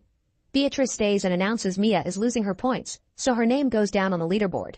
Afterward, the council votes in favor of holding parents responsible for their children's actions. The next morning Fiona throws up, and Lola realizes she may be pregnant. She takes her to see Lore, who has a testing machine that confirms the pregnancy. Lola wants Fiona to let Lore remove the fetus because it's an illegal pregnancy, but Fiona refuses and runs off. Then Lore informs Lola there's a tea she can use to force the loss of the baby. When she returns home, Lola pretends she just wants to comfort Fiona and gives her the tea. After Lola leaves the room, Fiona's boyfriend Tom comes out of hiding and promises he'll refuse to join the squad to take care of his new family instead. The next day at the lab, the mainland patients are getting worse. Marek says they need to work faster on a cure because they don't have time, but when Judith asks what it means, he refuses to explain. Then Judith gives another injection to a patient, who explains her brother sold her to Earl in exchange for food. Meanwhile, Marek checks on Linus, who has been feeling weird temperature changes and having weird dreams. He finally reveals his rash, only for Marek to confess he's known since Linus came back, explaining why he's in such a hurry. Linus convinces Marek to use him as a lab rat too because he wants to be useful before dying. On the mainland, Earl confronts Mojik's gang, showing them the body and telling them the islanders did it. Earl promises better living conditions and food for the whole group if they tell him where the ship is, but Spark is suspicious of Earl and tells him Mojik lied. After sending the other kids to have some food, Earl talks to Spark in private and convinces him they can make a deal. Spark knows Earl wants to reach the island, so he asks for protection and to be taken to the island too. Earl agrees and gives him his word. Back in the lab, Marek gives Linus the injection before leaving. On his way out, he finds Mia in jail preparing weapons, which is her punishment. Marek decides to offer her a deal. He'll let her out if she sneaks to the mainland to find the ship with medicine that Linus mentioned. However, Mia doesn't want any more trouble and tells him to talk to Beatrice first. Meanwhile, Hendrik begins wandering with Wilma's card, and when he sees a young woman, he gives her some batteries in exchange for information. At that moment, 3 men appear behind him and knock him out with a taser. When Hendrik wakes up, he's hanging upside down and his clothes are missing. It turns out the woman is part of the gang that captured Hendrik and now they want to eat him. But when Hendrik says he works for Earl, they hesitate. They don't really believe him, but they can't take the risk either, so they take Hendrik to see Earl. Hendrik introduces himself as Beatrice's son and pretends he was kidnapped during the squad's last visit, making it seem like he was accidentally left behind and that Beatrice will pay well for him. He also says that Wilma died of the virus and that her last wish was for him to bring all her things to Earl. Pleased by this information, Earl pays the gang with some medicine and keeps Hendrik. Later, after checking on his rabbit meat factory, Earl checks on a chained-up Hendrik to inform him his tests confirm he isn't infected. However, he's also brought information. He knows Beatrice kicked Hendrik out and that Wilma was killed. Desperate, Hendrik offers information about the island's defense ring and its weakness, so Earl decides to let him live. The next day, the island opens interviews on the mainland to take one more person because there's an open spot after Heinz's death. Ulik's wife Kaiso attends, and after a test confirms she isn't infected, she gets interviewed through a screen. Since she says she has pharmaceutical training, Marek asks her some questions to check her knowledge. Kaiso answers everything correctly and passes to the final round. In the meantime, Etienne gets a new job at the island's last windmill thanks to Lisa's new friendship with Beatrice. While taking care of the tools, he finds a bottle of alcohol. Etienne gives the bottle to his boss Joachim, who takes it and sends Etienne home. Later in the afternoon, Beatrice gathers the locals and presents the 2 best candidates for a new citizen. One is Kaiso and the other is a surgeon named Daniela, who offers a grand speech about her experience in the post-virus world. Both women answer Marek's questions very well, but when it's time to vote, Daniela easily wins because they find a surgeon to be more useful. Ulik is heartbroken to hear this and yells about the promises the council made before announcing he'll go back to the mainland to be with his wife. However, Beatrice forbids it because he's the only one that knows how to handle the water supply system. Soon Daniela arrives at the island, and the locals don't see that 2 gang members are hidden in the boat. That night, Daniela sees Ulik spying on her and tells him off. Meanwhile, Joachim tries to hide the bottle, but he can feel the alcohol calling for him and ends up getting drunk. In the morning, Ulik starts climbing the windmill to cause some damage to its engine. Joachim sees him on the security cameras, but as soon as he stands up to go after him, he collapses because of his hangover. Eventually he manages to stand up again and tries to climb the windmill too, only to slip and break his leg, leaving him hanging on a step. Soon an ambulance picks him up and takes him to Marek and Judith. They have no choice but to cut the leg off, and by the time Daniela arrives, she's so horrified by the view that she runs away. After the operation is over, Marek confronts Daniela, who admits she isn't a surgeon and just memorized the book Marek uses to answer his questions. She promises she's there to help Marek and Linus, saying Beatrice's days are numbered. At that moment Judith enters the room because she heard everything. She also reveals she knows Linus is infected and that Marek has been using more resources with him than usual, which is against the rules. Daniela suddenly attacks her and starts beating her up, grabbing a fire extinguisher to kill her with a blow to the head. She asks Marek to keep the secret because she'll bring enough resources for Marek to finally find the cure and save his son. Afterward they throw Judith's body into the ocean. The next day, Beatrice tries to manipulate Fiona into becoming her daughter, but Fiona tells her off. Then Beatrice reveals Tom is in jail for not wanting to join the squad and makes a lot of threats toward him and Fiona's friends, yet Fiona still doesn't surrender. She thinks the so-called nice community Beatrice is built as a scam and doesn't care if she's sent to the bottom of the leaderboard. In the evening, Tom's parents visit him in jail and notice he's injured, but Tom swears he fell. At that moment Ulyk is brought in as well and he also has injuries, proving that the guards are being too violent to their prisoners. At the lab, Linus collapses and Marek spends lots of resources treating him until Linus awakes again. The next morning, Fiona is on her way to work when she suddenly passes out in the middle of the road. She wakes up in her bed and Marek checks on her, confirming she had a miscarriage. Lola asks Marek to keep the secret from Beatrice, mentioning patient confidentiality. Meanwhile Beatrice is worried about Judith and checks on Joachim to ask him about the operation, but he says he was out and doesn't remember anything. After explaining Etienne fixed the windmill, Beatrice looks around the clinic and finds a tooth stuck on the wall. She immediately goes to see Marek and accuses him of killing Judith, but Marek just laughs because he knows Beatrice needs him and can't kick him out. Then Beatrice says she'll make it look like Ulyk killed Judith, leaving Marek feeling guilty. During another town meeting, Beatrice tells everyone that Ulyk killed Judith, and Lisa helps her with some fake evidence. Everyone votes to punish Ulyk except for Fiona's group, Marek, and Tom's parents. After the meeting, Joachim visits Lisa and Etienne, who has become the person in charge of the windmill because Joachim can't work anymore. Joachim points out many people know he used to be an addict and that Lisa has access to Beatrice's supplies, implying she set him up so her husband could get a promotion. The couple denies it and Joachim breaks down, so Lisa offers him to work as her domestic worker so he can still feel useful. Sometime later, the locals gather at the beach to watch how Ulyk is tied up with some heavy metal and left near the water for the waves to slowly kill him. Feeling very guilty, Marek decides to go to the lab and tell Linus all his secrets. The day the apocalypse took over the world, Marek was returning to his home on the island with the younger Linus while his wife Tessa was still at the hospital taking samples from infected dead people. Before he was allowed to pass, he had to prove he lived there and that he wasn't infected. Afterward Marek sneaked inside a grocery store to get some supplies and met Beatrice, who was a shelf filler back then, and let him leave with some food without paying. When Marek made it to the island, he talked to Nurse Lore and they worked together to start a testing station. Meanwhile Beatrice gave the other employees a big speech and they teamed up to take control of the store. The employees painted the windows and when clients came, they didn't let them pass. Instead they announced a new system in which the clients gave them the lists and the employees would bring out their orders. Some people got angry because they were only allowed to take low quantities to avoid hoarding, so Beatrice pretended the employees were armed to force them to cooperate. In the evening when the boss left the store, the angry clients took him hostage. Beatrice immediately locked the door and asked the employees to vote on what to do. They decided not to open the doors, and the boss got killed. Then Beatrice opened the doors so her team could threaten to shoot the clients, who dropped the weapons and ran away in fear. The team gathered the weapons and Beatrice sent them after the clients while little Hendrik watched from inside the store. The next day, Beatrice contacted the island's police chief and told him she had organized her own militia by manipulating young people into protecting their home. She thought they should make a plan to secure the island and save it from the catastrophe that was taking over the world. At first the cop refused, but Beatrice changed his mind when she showed him the client she had tied up in the trunk of her car. Soon Beatrice took control of the island's pharmacy by keeping it in her store too, and Lola started filming her to show how much good she was doing for the community. When Marek discovered this, he threatened to tell the authorities because someone without proper knowledge shouldn't be in charge of medicine, but Beatrice told him she was the authorities. To shut him up, Beatrice let Marek take the medicine he needed for his tests. Sometime later the mayor gathered all the island citizens and accused Beatrice and her group of vigilantism. Beatrice immediately began a manipulative speech, telling everyone how the store boss got killed and how she had a black market to keep the store stocked because the mayor was failing at his job. She even brought out the captured client as proof. Marek tried to protest, but the police chief backed up Beatrice's story and soon the locals were beating up the client to show their support of Beatrice's policies. Marek ran to the guy to try to help him, but he was pulled back and the cops took the man to the ocean. With another speech, Beatrice convinced everyone to let the guy drown. In the evening Marek called Tessa, who was making some progress with the understanding of the virus. At that moment a bunch of angry people broke into the hospital and started killing all the workers. When they surrounded Tessa, She threatened to break a test tube with a virus, but they didn't believe her and started beating her up while destroying her lab. Marek had to watch on the screen how Tessa was murdered without mercy.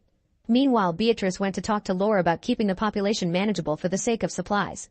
At that moment she saw 513 on a calendar ad and told Laura 513 was the perfect number to keep the DNA on the island from being the same, claiming it was a calculation made by the local scientist. Laura was horrified because that would mean getting rid of half the island's citizens, so Beatrice threatened to kick her off if she didn't cooperate. But if Laura did help her, Beatrice would secretly give her all the medicine she needed for her diabetes. Laura had no choice but to agree.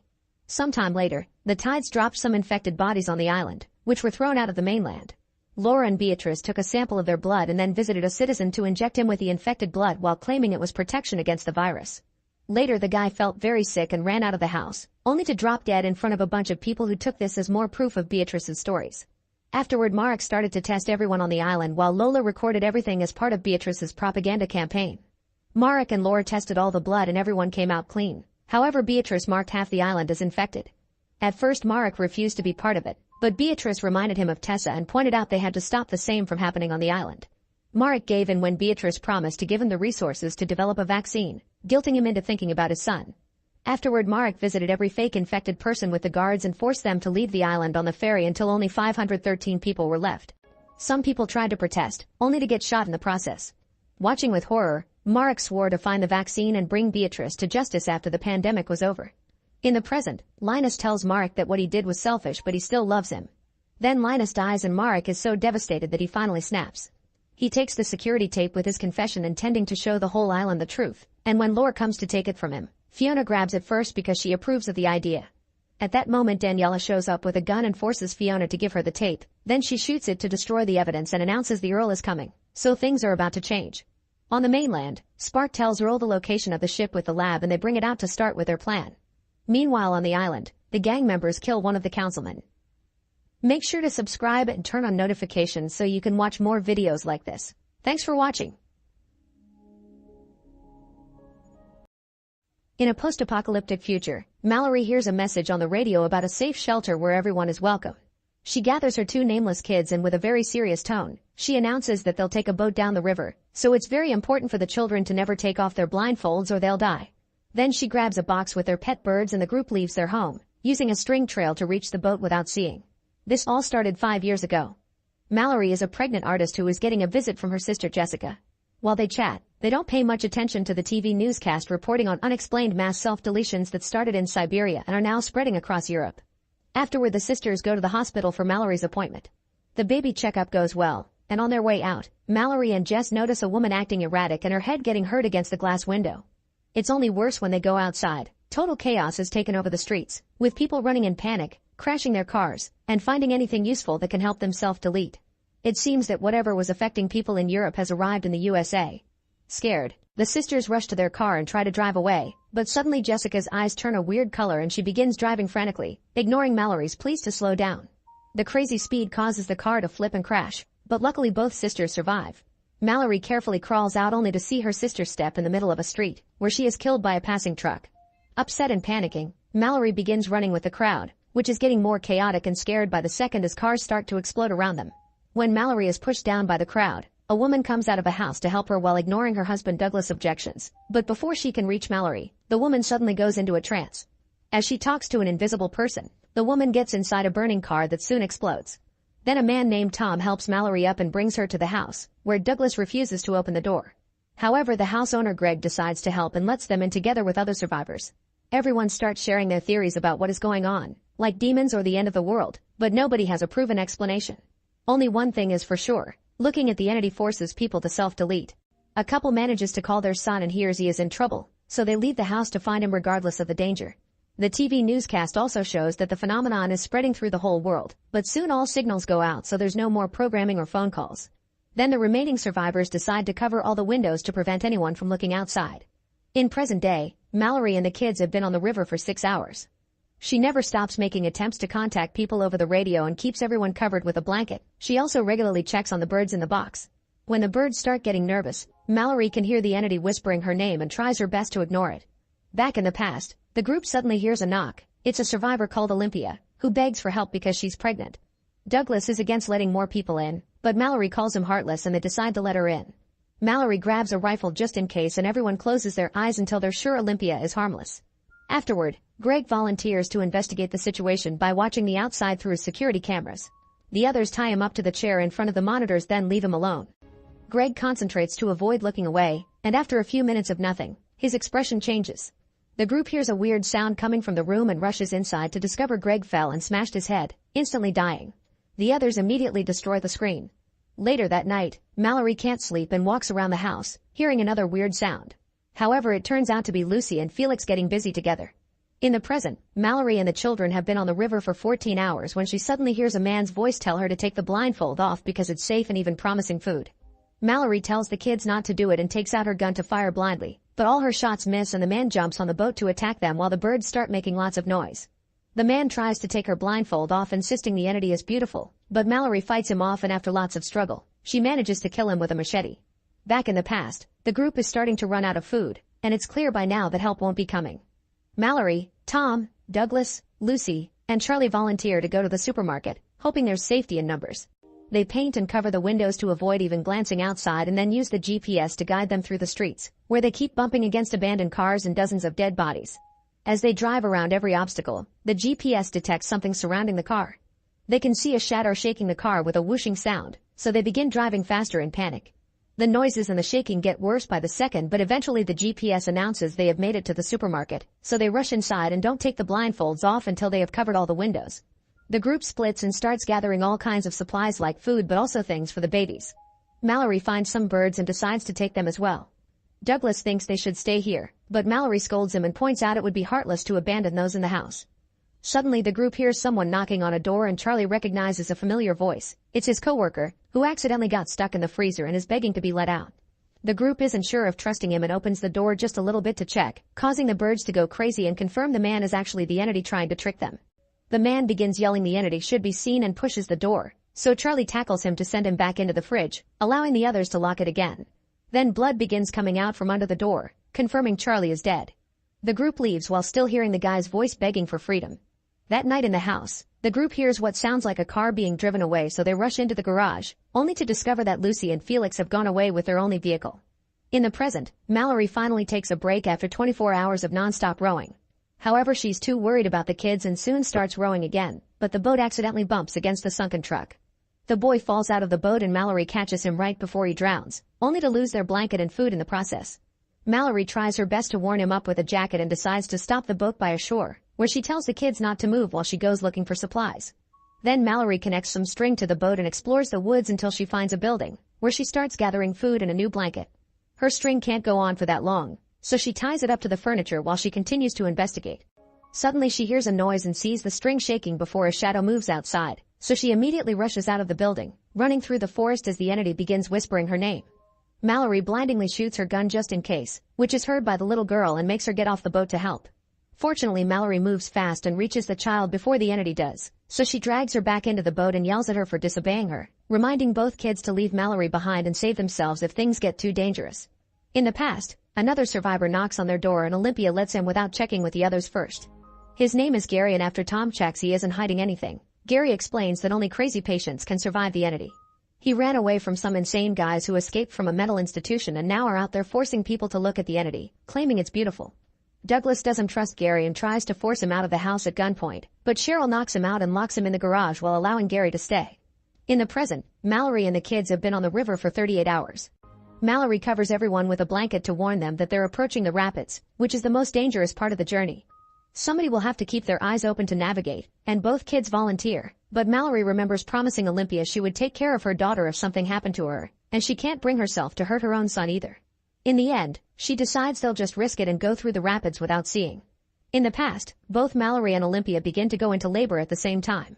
While Tom and Cheryl take the women upstairs to their room, Gary takes out a bunch of drawings of the horrifying creatures and starts making a new one, revealing he's actually one of the crazy people who escaped from the mental institution.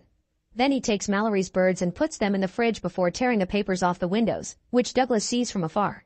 When Tom comes down and finds the drawings, Gary immediately knocks him out. Then he opens the front garage door hoping to make Douglas see, but he quickly covers his eyes. Upstairs, Olympia and Mallory give birth to two very healthy and beautiful babies. Suddenly Gary enters the room and pulls the blinds up in front of Olympia, who immediately falls for the entity. Mallory manages to take the baby from her before Olympia runs to the window to self-delete. Afterward, Gary grabs Cheryl's face and forces her to open her eyes to the outside, causing her to also self-delete with scissors. While Mallory hides with the babies under a blanket, Douglas shows up with the rifle and does some blind shooting, hurting Gary in the arm. However, Gary quickly retaliates by jumping on Douglas to push him through the railing and stab him with the scissors. The rifle falls to the floor and Tom tries to grab it at the same time as Gary, causing the weapon to go off.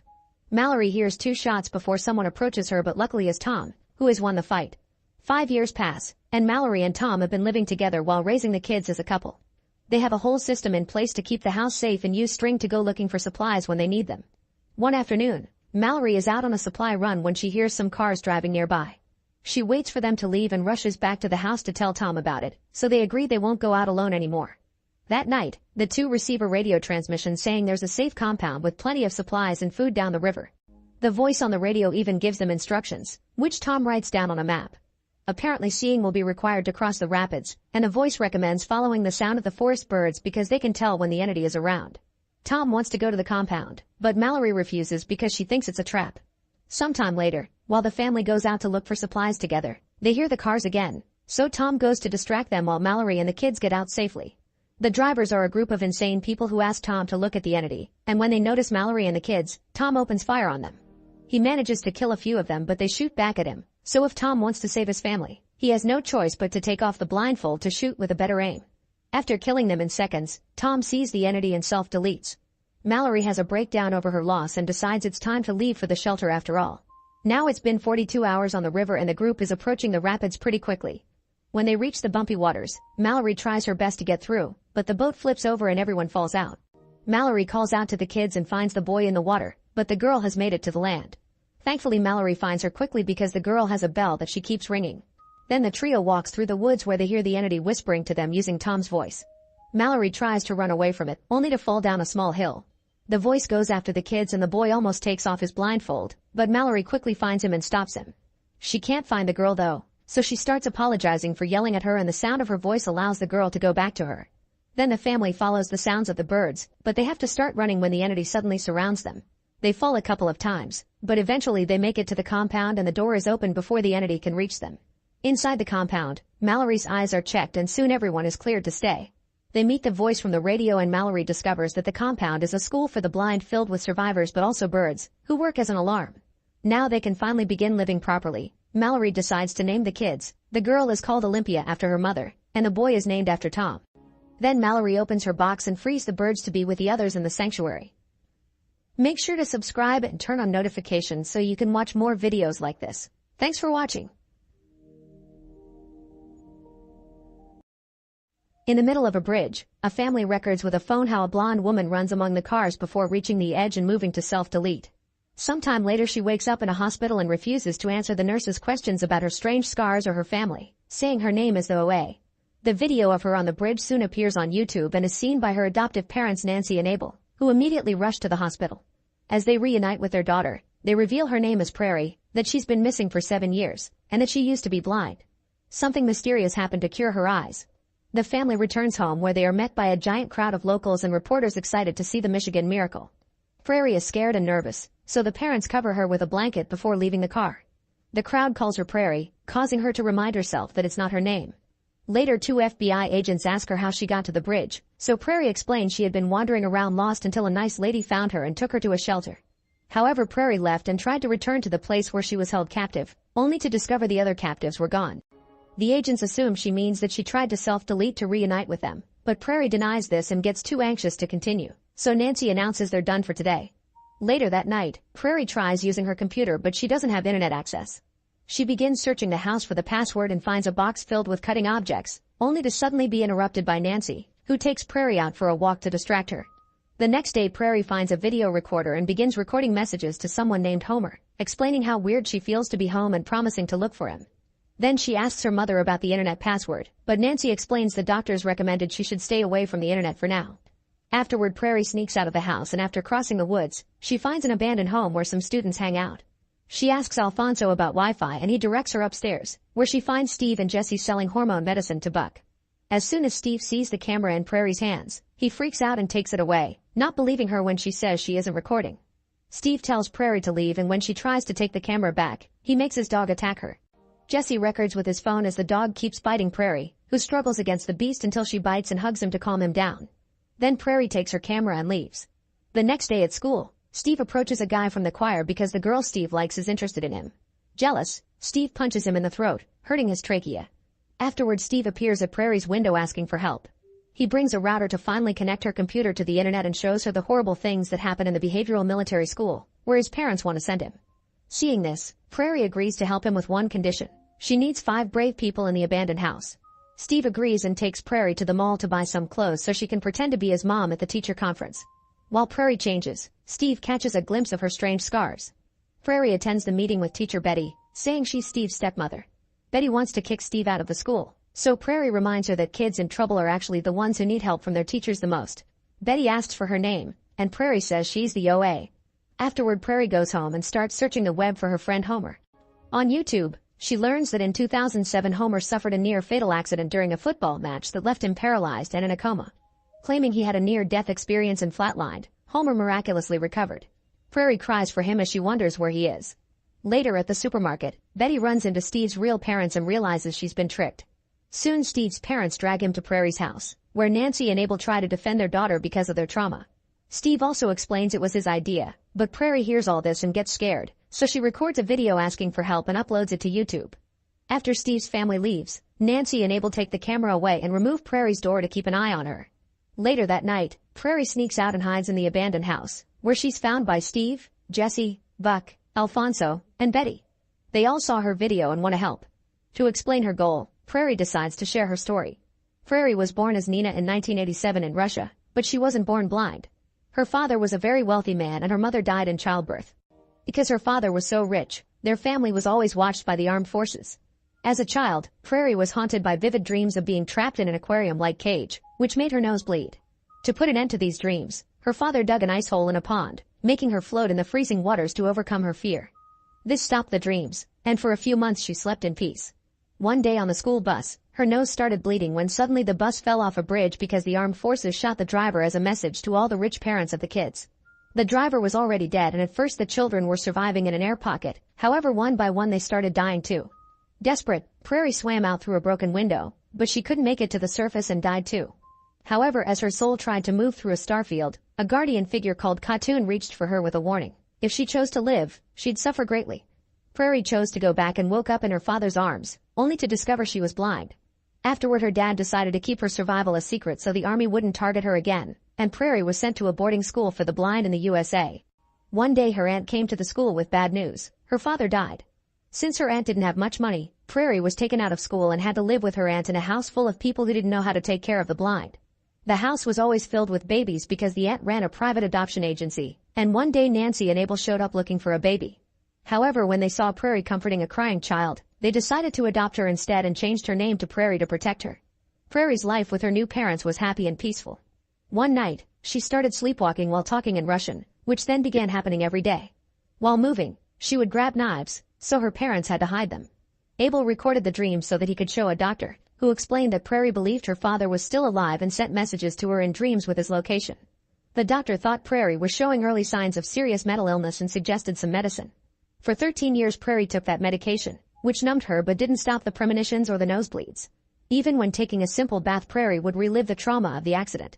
On her 21st birthday, she had a dream of climbing the Statue of Liberty and finding her dad with a birthday cake. Thinking that was another message, Prairie traveled to New York and waited all day near the statue, but her father never showed up. After a guard asked her to leave because they were closing, Prairie ended up in the subway and played her violin, hoping her father would follow the sound. Back to the present, the group realizes it's morning now so they must go home, but they agree to meet again. The next day at school, Alfonso receives pictures of a Russian accident from a number who refuses to share their identity. Afterward, a teacher informs him he's won a very important scholarship, and if he doesn't want to lose it, he must stay out of trouble. Meanwhile, Steve and Jesse are investigating Prairie's story, confirming they sent the text. The bus accident is real, but they can't find any evidence of a Nina. Buck offers to help, but Alfonso wants no part of it. In the evening, the group gathers in the abandoned house again so Prairie continues her story. In the subway, she kept on playing her violin while ignoring her need to eat or sleep. One day a man called Hap found her and recognized her music as Russian. He also could tell she had a near-death experience or NDE. Hap took Prairie to dinner and explained he was an anesthesiologist. When one of his patients flatlined, he heard something whoosh out of their body then whoosh back in, and since then he was obsessed with figuring out where that something goes. He spent his life studying people who had NDS and thought Prairie should have never been medicated because it took away what made her special. He also shared a machine that allowed Prairie to hear the heartbeats in the room, including her own. Excited by the fact someone finally understood her, Prairie asked Hap to take her with him and study her as part of his research, so they flew in his private plane, which left no records. At Hap's house, Prairie tried to call her parents but they never picked up, implying the phone line was fake. Afterward, Hap took her to her new room in his basement lab, locking the door behind him when he left.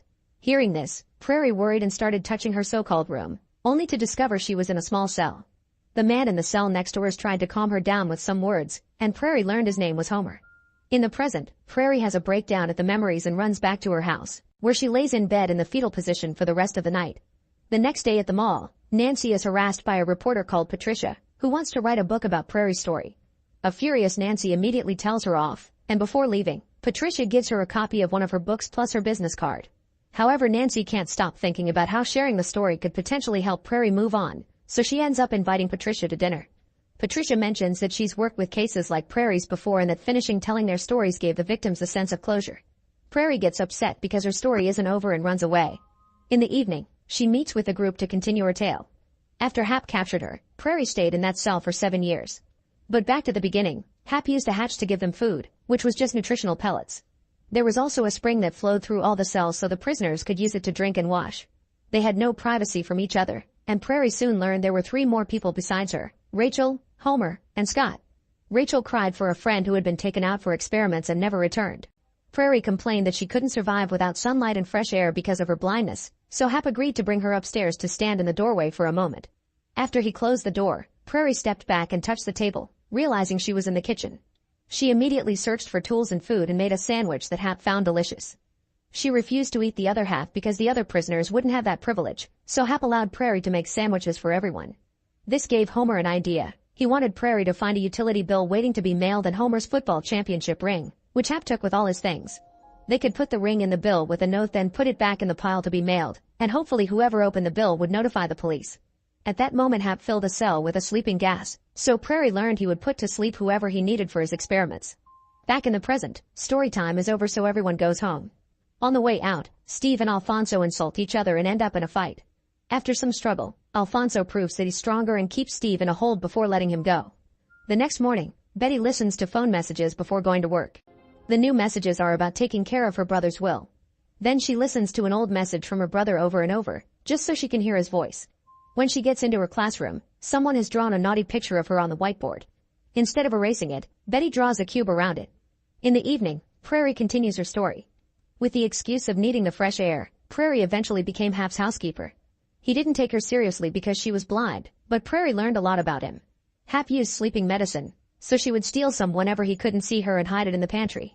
When she had finally saved enough, she made a stew and put the medicine in it. Hap insisted she should have some too, so Prairie ate as little and as slowly as possible. Suddenly Hap had an allergic reaction to the tomatoes in the stew and collapsed, causing Prairie to consider letting him die. However, Hap pointed out that she didn't have the door codes and the others would starve.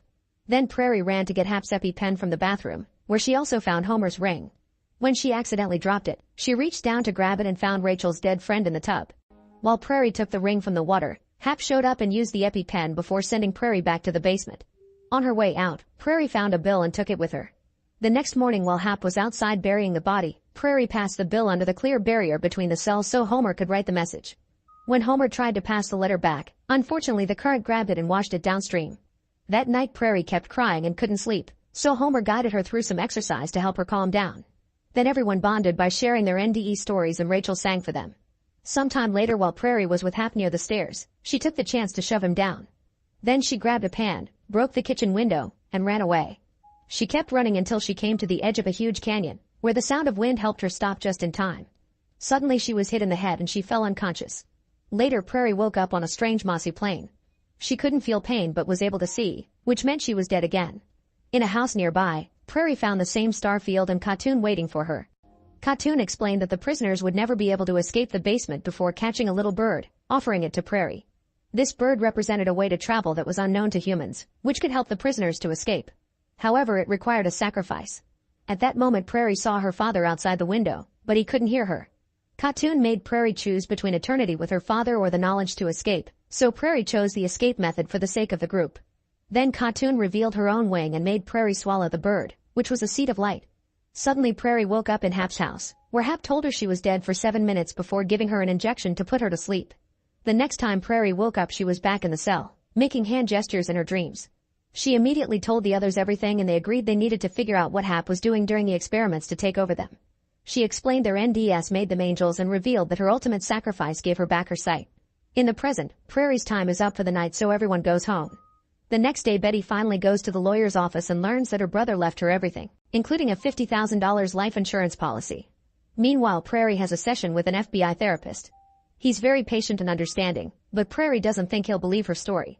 He can't help her if he doesn't understand the details, so Prairie leaves. In the evening the group gathers again to hear more of Prairie's story. After her second death, a week passed before they could make a proper plan. Hap took Prairie out of the cell to ask her questions about her recent NDE, using a heartbeat machine to be sure she wasn't lying.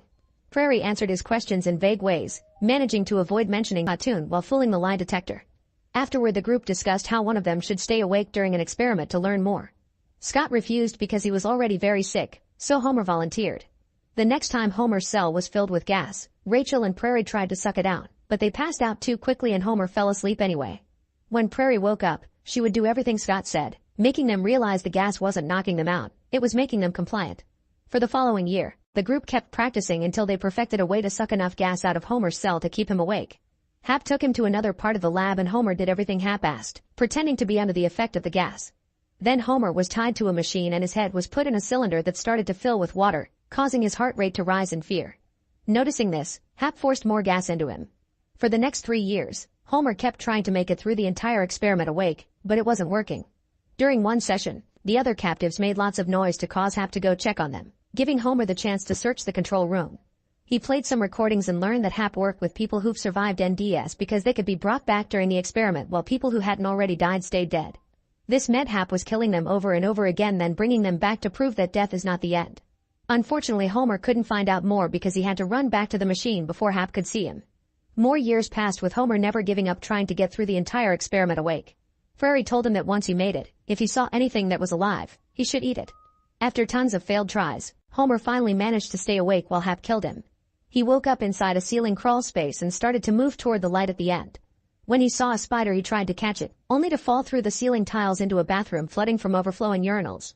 Suddenly he started hearing voices, so he grabbed a spare robe and ran away. After going down a hallway, he found a room with an aquarium, so he grabbed a fish and swallowed it. At that moment Hap brought him back and took him back to the cell.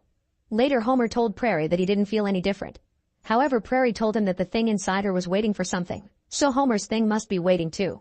She also said that the thing called her with a name truer than Prairie, which sounded like away or OA. Then Homer fell asleep and started making gestures with his hands like the ones that Prairie learned from the bird. Later Hap flew to Cuba and listened to Renata play guitar. After the performance, he approached her to chat and confirmed that she was an NDE survivor. Hap made his usual offer as he did with Prairie, but Renata turned him down. Meanwhile Prairie and Homer were practicing their movements from Khatun. Rachel was still passed out from Hap's last experiment and wouldn't wake up even when Scott hit the cell walls with a bucket, making him think Hap may have made the gas stronger. When Hap came back he noticed the captives doing those strange movements, but they refused to answer his questions, only saying they made the movements up. Suddenly Rachel went crazy and started asking for help because she saw on the security camera that the sheriff was approaching the house. Hap immediately played music to cover their screams and ran through the door to meet with the sheriff outside. The sheriff explained his wife had ALS and couldn't speak anymore, so he wanted to hear some hope from the doctor. Unfortunately Hap told him that the disease was incurable, but he'd look into new research. Afterward Hap kept watching the prisoners through the cameras and got jealous of how closer Homer and Prairie were becoming.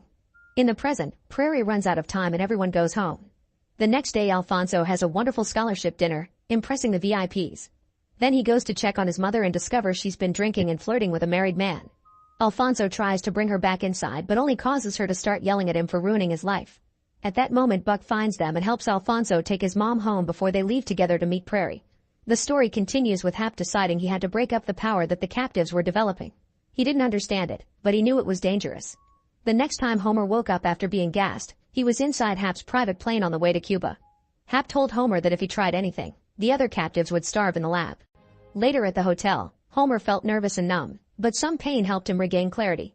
While Hap was distracted, Homer removed the hidden microphone from his clothes and ran to the reception to ask for help, but Hap had already warned them about his brain-damaged son. Homer ran outside, but unfortunately Hap caught up to him and brought him back to the hotel. In the evening, they watched Renata perform and Hap forced Homer to flirt with her to bring her to their room. While they did the dirty, Hap spied on them through the hidden microphones and played the sounds back in the prisoners' cells. However, Prairie was just happy to hear that Homer was alive and she was understanding of the situation. After years of imprisonment, it was natural for a man to be craving another person's touch. Afterward, Renata was locked up with the others. Suddenly the gas started coming out in Scott's cell, but the dispense broke and didn't throw enough, so Scott was still awake for the experiment. Since he was so sick, he knew he wouldn't survive this, so he tried to bribe Hap with information. However, Hap didn't believe the angel's story and put Scott inside the water cylinder. At that moment, Scott told him that Prairie could see, and Hap was so shocked that he forgot to reverse the process, causing Scott to die. Then Hap took Scott's bleeding body back to his cell and dropped him on the floor while blaming Prairie. After Hap left, Prairie and Homer began doing their cartoon movements, which were filled with more emotions than usual. In the morning, Scott's blood flowed back into his body and his injuries healed, allowing him to wake up. Laughing, Scott told the others that there were 5 movements and he learned the third. The 5 movements together could open a tunnel to another dimension of freedom. Hap saw this and was happy too, thinking his experiments were working. In the present, Prairie tells the others that she will teach them the 5 movements so they can open a portal to rescue her friends. Afterward, everyone goes home and Buck already starts practicing the movements in his room until it's time to meet again to continue the story. 2 more years passed with the group always practicing the movements in their cells. Eventually, Renata found the 4th one and her guardian told her that a potential side effect of dimensional travel is amnesia. The captives invented symbols to represent the movements, then Prairie and Homer added them to their skin. This explained Prairie's weird scars. She had the 1st and 3rd movements while Homer had the 2nd and 4th.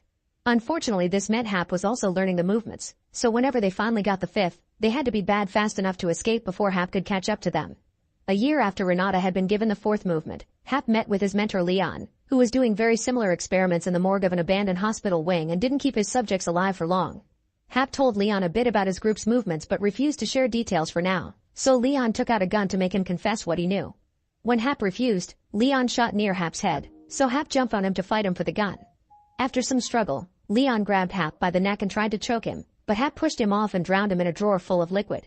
Afterward, Hap left and told a nurse that there were people in danger in the old morgue. When Hap got home, he took Prairie to the machine and told her he wanted to run away with her to set up a clinic where they'd use the first 2 movements to heal wealthy people. Prairie asked what would happen to the other captives and Hap called them a detail he'd take care of, so Prairie turned down his offer. Then Prairie died again in the machine and emerged into the starfield, however Cartoon wasn't there. Before Prairie could search the area, she was brought back by the machine. Afterward, Hap played some sounds to her and she reacted to a recording of the rings of Saturn. Hap thought that was where they went in their NDEs. After taking Hap back to the cell, Hap listened in repeat to the sound of the rings and didn't hear the sheriff coming in. The sheriff saw the captives on the surveillance monitors and pulled out his gun, pointing it at Hap's head. In the present, it's time for everyone to go home. The next day, the therapist tells Abel and Nancy it may be a good idea to medicate Prairie again, and when the parents refuse, he advises the family to do something they enjoy together. When the group meets again, Prairie coaches the others through practicing the movements. They all cooperate and practice with tough determination, wanting with all their hearts to get it right. Afterward, Steve goes home and his father is furious because a bill arrived with the expenses of the treatment for the choir boy. Steve has grown and is ready to take responsibility, however 2 soldiers from the military school are waiting to drag him away. At that moment, Betty drives by Steve's house and sees the boy being taken away, so she follows the van while calling the principal to complain, accidentally mentioning the group's meetings. Night falls and the van eventually stops at a gas station, where the soldiers let Steve choose something. Betty uses the chance to approach him and shares her plan. When the soldiers take Steve away, he says he needs to pee, so a soldier takes him to the back. Betty comes closer and starts yelling, saying Steve was being molested by the soldiers. Unfortunately, nobody hears her and the soldiers get ready to go away, so Betty decides to use her brother's check to bribe the guys, convincing them to let Steve leave with her. Meanwhile, Prairie, Nancy, and Abel go out to dinner. They're having a nice time until a young woman comes over and takes a picture of herself with Prairie before they can stop her. The things she says about Prairie shatter the mood, and thinking about the town's crazy rumors upsets Nancy. Prairie decides to tell her a little of the story and mentions the movements, saying she's the original angel or OA. Nancy can't take it and slaps Prairie, which is seen by Alfonso because he's the waiter. Alfonso immediately takes Prairie away in his car and goes to the abandoned house. There they meet with Steve, who is so overwhelmed with fear that he accuses Prairie of using them as slaves. Prairie hugs him to calm him down and Steve stabs her leg with a pencil, but Prairie doesn't let go. Once Steve regains his sanity, Prairie shares the end of her story. When Hap felt the gun on his head, He immediately confessed everything and offered to use the captives to heal the sheriff's wife. At first the sheriff refused and arrested Hap, taking him away in his car. However, Hap's manipulative words eventually changed his mind and the sheriff turned the car around to pick up his wife. Later at the lab, Hap took Homer and Prairie upstairs while the sheriff kept everyone at gunpoint. Hap asked them to cure the sheriff's wife, then both men left to watch everything on the cameras. Homer wanted to let the woman die because it would make the sheriff mad enough to arrest Hap, but Prairie refused to pay for their escape with an innocent's life. As the duo started moving, the lights went out and suddenly the woman grabbed Prairie's hand to make a confession. She also had an NDE when she was a child and a vision told her that she would help 2 captive angels, so she had to stay alive until then.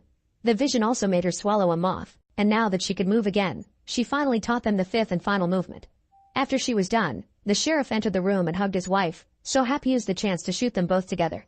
Then he pushed Prairie out and locked the room, leaving Homer with the bodies. Later Prairie woke up in the back of Hap's car, which eventually stopped near the woods. Hap threatened Prairie with a blade while explaining that he didn't need her anymore because Homer had all the movements and Hap himself could be the 5th person. Then he abandoned her there, and Prairie couldn't catch up to the car no matter how fast she ran. In the present, Prairie uses Buck's knife to cut her clothes as a symbol of her desperation back then. At that moment they're interrupted by the principal and everyone's families. Nancy immediately covers Prairie up and takes her away, seeing a police car passing by on their way out. Later Abel and Nancy go to the house where the other families are meeting, but they're kicked out. Suddenly Alfonso runs outside and tells them he believes Prairie's story, which he's determined to prove. Soon Prairie's house is surrounded by reporters again, so they have to escape and hide in a hotel for now. That night, Prairie finally shares the whole story with her parents. The next day Alfonso and Steve look online for proof that Prairie's story is real and find a video of her playing the violin in the subway. In the evening, Alfonso breaks into Prairie's house and in her room, he's devastated to find a box with books about angels, near-death experiences, the Odyssey, and the Russian oligarchs. Then Alfonso goes into the bathroom to splash water on his face and think, only to suddenly see Homer's face in the mirror. Upset, Alfonso takes the books and tries to leave, but he bumps into Prairie's therapist instead. The guy hugs Alfonso and says he and the group did well in helping Prairie through her trauma. Afterward Alfonso shows the others the box and they think Prairie made everything up by taking elements from each book, which disappoints them. Sometime later, Prairie is feeling better thanks to a new medicine and having a calm life with her parents in a new home. One day while taking a relaxing bath, she falls asleep and has another dream that makes her nose bleed. Finally understanding the meaning, she runs out of the house. In the school, Betty is fired from her job, and each kid hangs out with her old friends again instead of each other. Suddenly a shooter approaches the building and opens fire, causing everyone to run and hide in panic around the cafeteria. The principal tells Betty to leave with him, but Betty is worried about the kids and runs back to them. When the kids see Betty arrive, they all share a look and nod with a plan in mind. They come out and start performing the 5 moments together, confusing the shooter and causing him to freeze. A cafeteria worker uses the chance to jump on the shooter and causes the gun to accidentally fire, causing a bullet to go through the window and reach Prairie, who has been outside moving along the group. Soon an ambulance takes Prairie away and the group tries running after it to no avail. Darkness takes over Prairie and her voice suddenly whispers Homer's name. Make sure to subscribe and turn on notifications so you can watch more videos like this. Thanks for watching. In New York, the Sanford family decides to go on vacation, so they rent a house on Long Island next to a forest. The house is beautiful, but the alcohol cabinet is locked.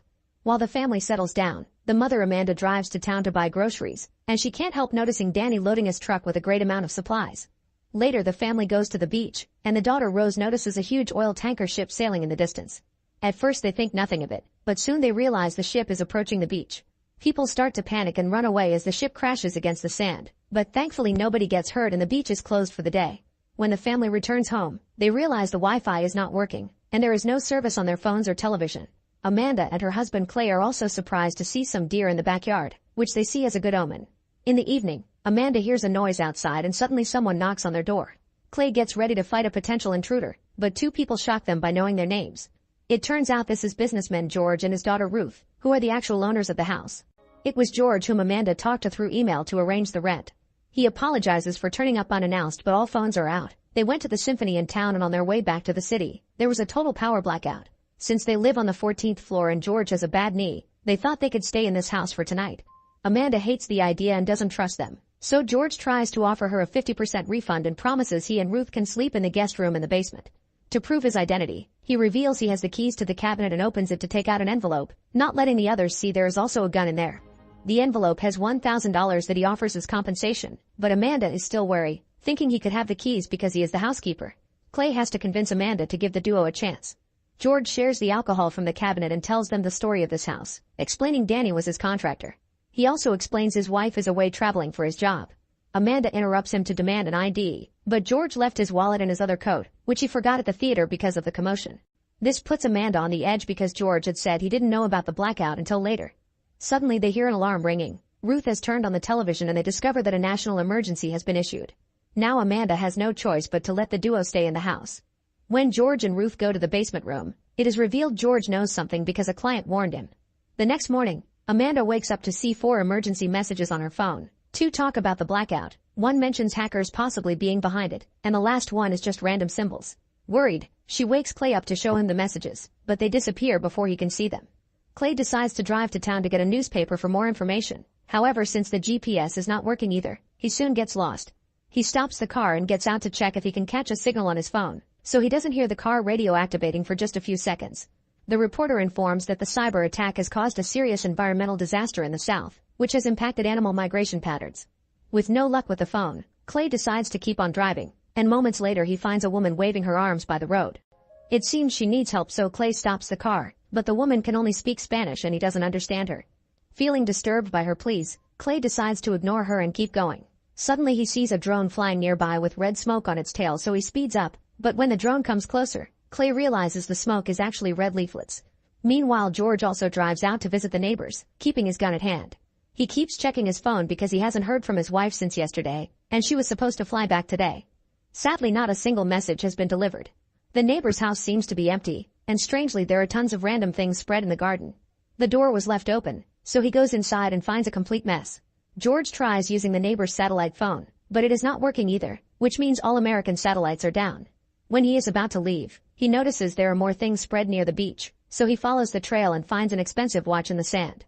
When he tries to pick it up, he is shocked to find a whole arm and falls, only to discover the body of a pilot. As he looks around, he realizes a plane has crashed on the beach. At that moment he hears another plane coming closer, so he runs away and hides in the house right before this plane crashes too. At the house, Rose is very frustrated because she wants to watch the final episode of Friends, but none of the devices are working. She runs outside and is shocked to find a huge amount of deer in the backyard. She convinces her brother Archie to go to the forest, where they find an old shed. They go inside and Archie tells Rose that someone must live there and can watch her sleep through the window. Rose gets startled and accidentally hits her head as she realizes that Archie is just messing with her. On their way back to the house, Archie is bitten by a bug and Rose sees another deer. She also notices all the birds flying away. When George comes back, he admits to Amanda that he had guessed something was coming because he saw the market behaving weirdly. As he explains what he saw on the beach, their conversation is interrupted when they start hearing explosions in the distance, followed by a loud screeching noise that hurts their ears and cracks the windows. Amanda immediately rushes into the woods to find her children, but the noise becomes so unbearable that she drops to her knees in pain. Luckily, the noise ends soon and everyone goes back into the house. Amanda remembers he saw Danny buying too much stuff, and thinks he also knew something would happen. At that moment Clay comes back and shows them a leaflet, which turns out to be written in Persian. Archie recognizes it from more video games and explains it says "Death to America." Terrified, Amanda and Clay decide to go to a relative's house in New Jersey, ignoring George's warnings. As they drive away, they keep hearing sirens, and eventually they find the road blocked by a bunch of white cars. Amanda goes ahead to investigate and notices there are no people around. In fact, all these cars are the same self-driving model and brand new. Suddenly more automatic cars appear behind them, so Amanda rushes back to her family and moves her vehicle just in time before the speeding cars crash into the ones blocking the road. The family goes away as they dodge more incoming cars, and in the distance it can be seen that the mess goes all the way into the city. The Sanfords have no choice but to go back to the house, and George allows them to stay. As it starts to rain, Archie stays in his room to get naughty while looking at pictures he took of Ruth, but he starts feeling sick and decides to sleep instead. Ruth invites Clay to smoke with her, and Clay admits feeling bad for leaving the poor woman on the road. Suddenly they hear a splashing noise and discover there are flamingos in the pool. Inside, Amanda and George share a drink, and George makes a confession. He came to this house because a powerful client who works for the Pentagon told him that an evil cabal runs the world. That client asked George to move around his money out of the blue and said that he was going away for a while, which made George realize that something was about to happen. Tired of all this depressing talk, George takes Amanda to the room with his music collection and they dance for a while. They get too close and share a hug, so Amanda points out they are drunk and have spouses. George agrees not to do anything, but he also fears that his wife is probably dead. At that moment, the screeching sound begins ringing again, breaking all the lights and scaring the flamingos away. Now they have to use candles for light. and each family decides to share a bed for comfort. The next morning, they realize Rose is missing and she may have taken one of the bikes. Suddenly Archie wakes up with a fever and starts puking blood. When he checks his mouth, he's shocked to discover all his teeth are falling. Archie thinks it has to do with the bug bite, so George volunteers to take Clay and a puking Archie to see Danny and ask for medicine while Amanda and Ruth go into the woods to look for Rose. After lots of searching to no avail, Ruth and Amanda take a break at the shed, only to start arguing. Neither of them likes the other very much and an argument ensues, but by sharing their worries, at least they manage to understand each other a little better. At that moment they hear a strange noise indicating something moving outside. Amanda comes out and sees bike tracks, but when she is about to follow them, she hears a noise again and discovers Ruth surrounded by a herd of deer. With no hesitation, Amanda rushes to Ruth's side and starts yelling at the deer, prompting Ruth to do the same. The trick works and the deer run away, so Amanda and Ruth hug each other for comfort. Meanwhile the men arrive at Danny's place, but to their shock, Danny makes them step back and comes out with a weapon in hand. He explains the same noise happened in Cuba a few years ago and caused radiation, so that's probably what made Archie sick. He also knows that the Russians recalled their people from Washington, so he assumes they are at war. However, Danny doesn't care if George is an old friend and Clay is willing to pay. His priority is to help his own family, so he refuses to help them. If they want help, he thinks they should go to the neighbors, who are supposed to have a bunker. George refuses to leave without the medicine, so he takes out his gun and an argument ensues as they aim at each other. Clay moves to get between them and admits he's a useless man, but he begs for the medicine as he gives a speech about him and Danny having one thing in common. They just want to protect their families. Danny finally agrees and gives them the medicine in exchange for money.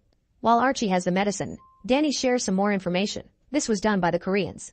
Clay responds by showing him the leaflet to prove it's the Iranians, but Danny has more intel. Before the phones went out, a friend of his in San Diego told him a drone dropped leaflets there too, but those were in some East Asian language like Korean or Chinese. The friend is a veteran of Iraq, so he would have recognized it if it had been Persian. Danny's theory is that since the US has lots of enemies, they are teaming up to destroy the country. The guys return to the car and George admits that Danny's information confirms a rumor he heard before. This is a three-stage maneuver used to destroy a country's government from the inside. First, they isolate citizens by disabling all their communication and transportation. This makes people scared, causing stage 2, synchronized chaos. As it happened with Danny, people will start turning on each other to survive and won't trust any information outlets, which would be fed by hackers and things like the leaflets.